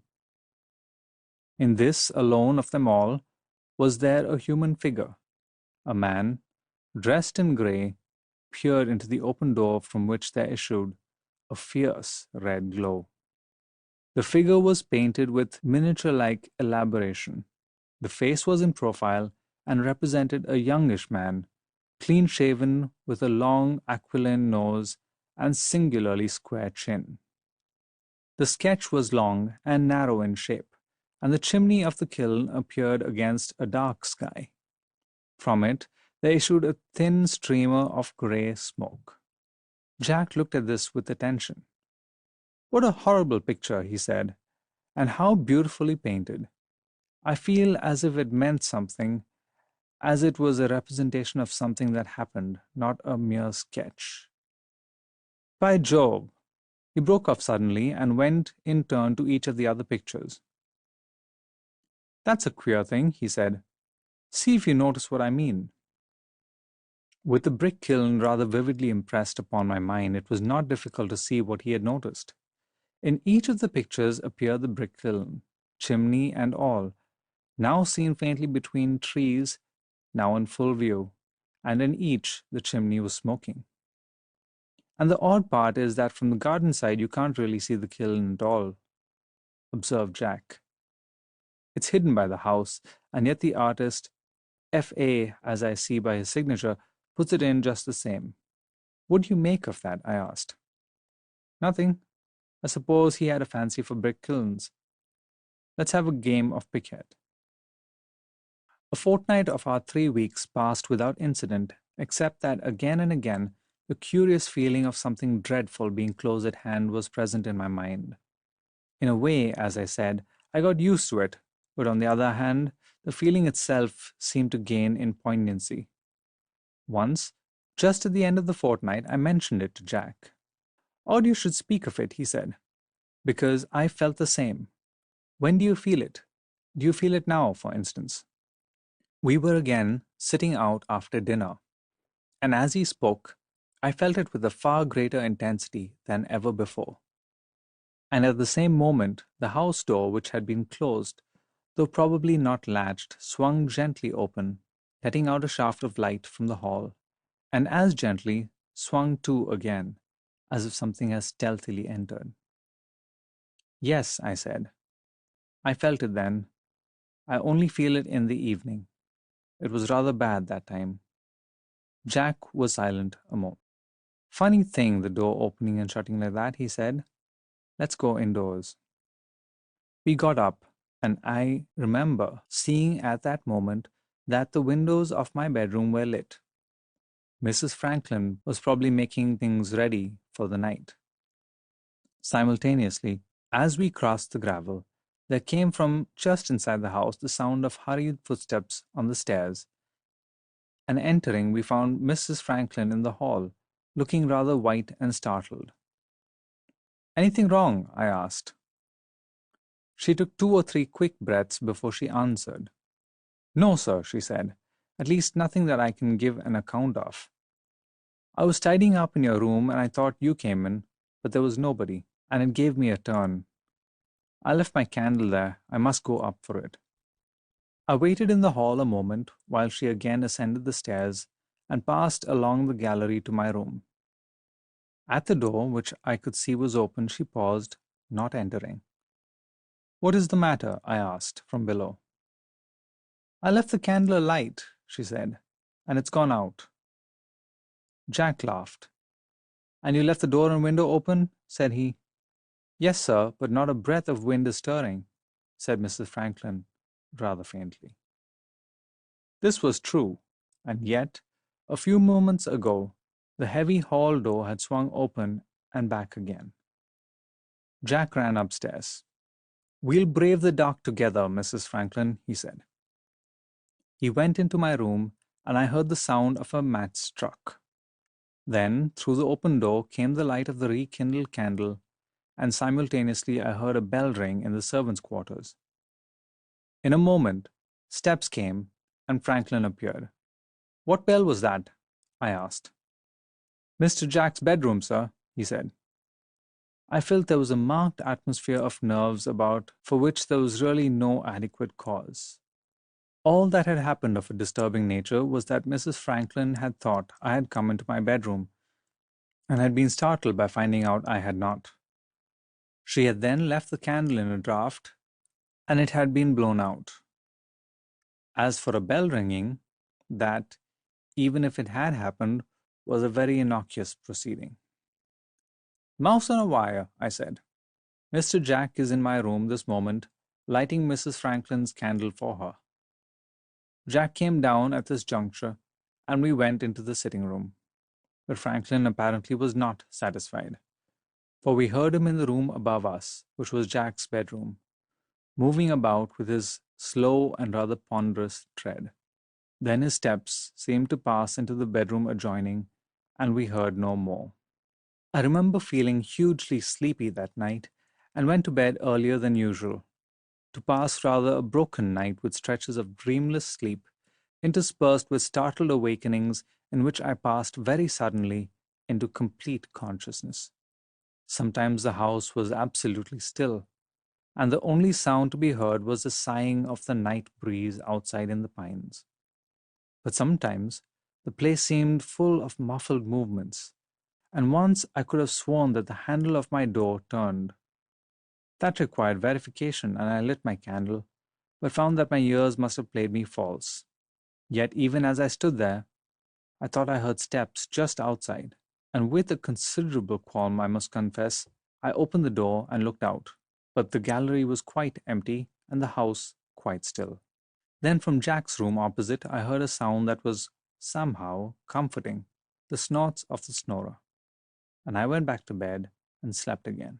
And when next I awoke, morning was already breaking in red lines on the horizon, and the sense of trouble that had been with me ever since the last evening had gone. Heavy rain set in after lunch next day, and as I had arrears of letter writing to do, and the water was soon both muddy and rising, I came home alone about 5, leaving Jack still sanguine by the stream, and worked for a couple of hours, sitting at a writing table in the room overlooking the gravel at the front of the house, where hung the watercolors.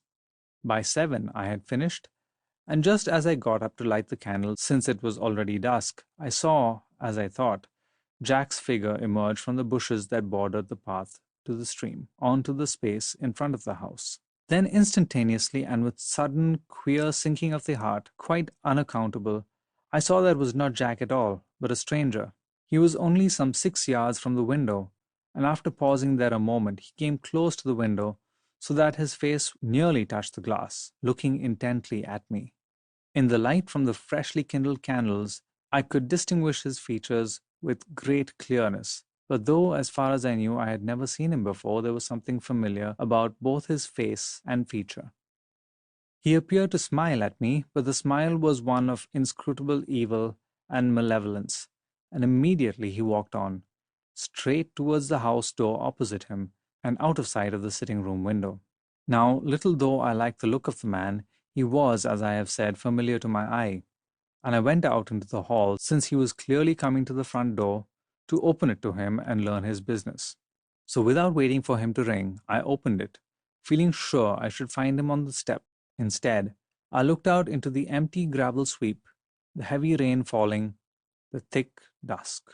And even as I looked, I felt something that I could not see push by me through the half-open door and pass into the house.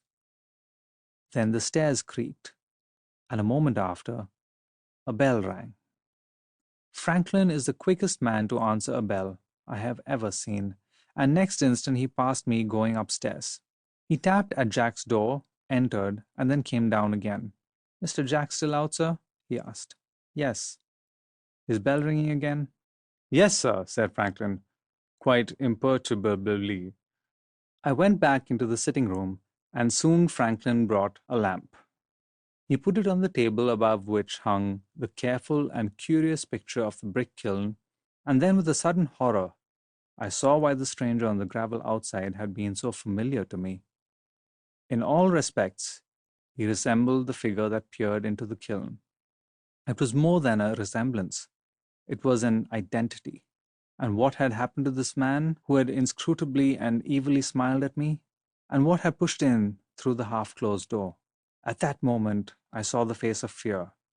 My mouth went dry, and I heard my heart leaping and cracking in my throat. That face was only turned on me for a moment, and then away again, but I knew it to be the genuine thing. Not apprehension, not foreboding, not a feeling of being startled, but fear. Cold fear. And then, though nothing had occurred to assuage the fear, it passed, and a certain sort of reason usurped, for so I must say, its place. I had certainly seen somebody on the gravel outside the house. I had supposed he was going to the front door. I had opened it, and found he had not come to the front door. Or, and once again the terror resurged, had the invisible pushing thing been that which I had seen outside? And if so, what was it? And how came it that the face and figure of the man I had seen was the same as which was so scrupulously painted in the picture of the brick kiln? I had set myself to argue down the fear, for which there was no more foundation than this. This and the repetition of the ringing bell, and my belief is that I did so. I told myself till I believed it, that a man, a human man, had been walking across the gravel outside, and that he had not come to the front door but had gone, as he might easily have done, up the drive into the high road.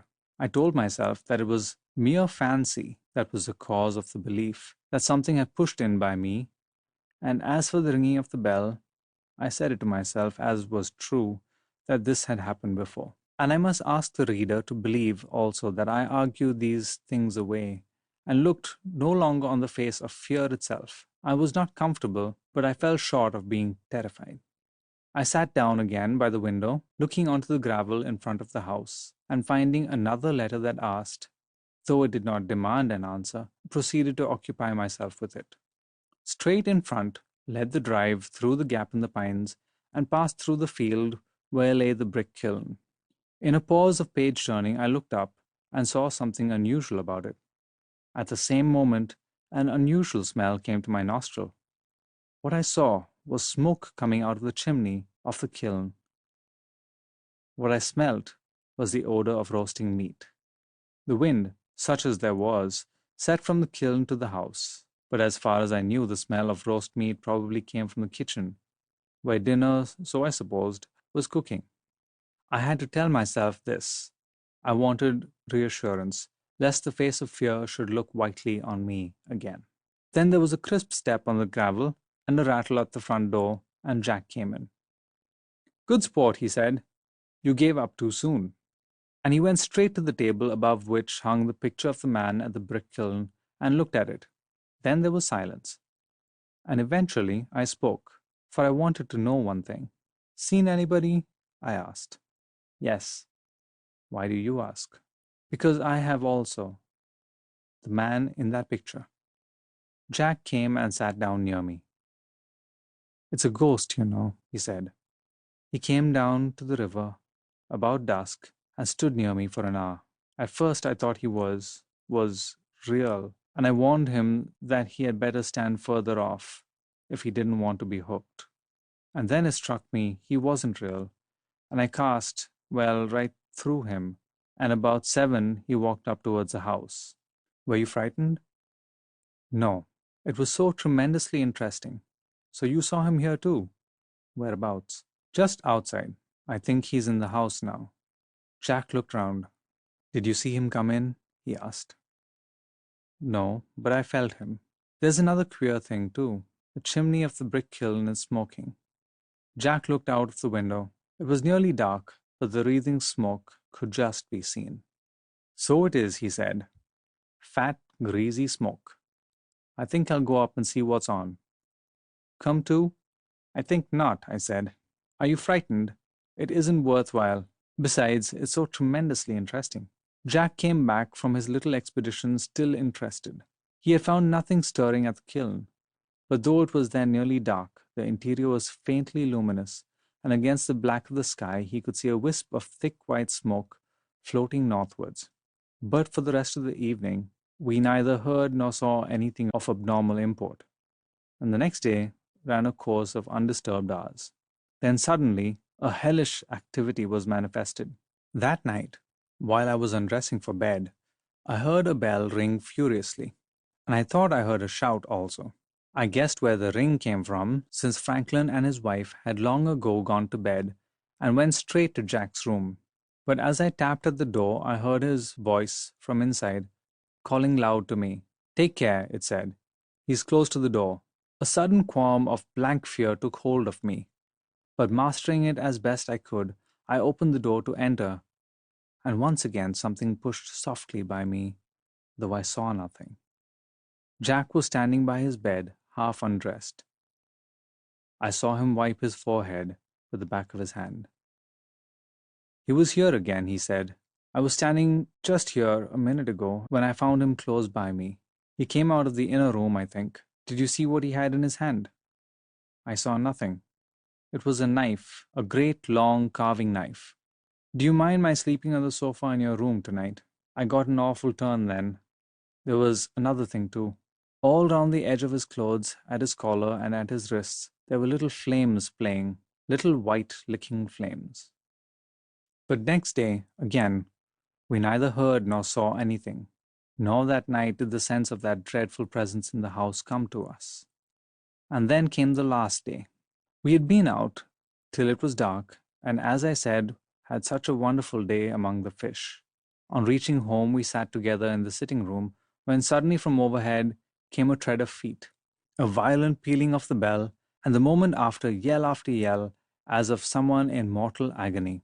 The thought occurred to both of us that this might be Mrs. Franklin in terror of some fearful sight, and together we rushed up and sprang into Jack's bedroom.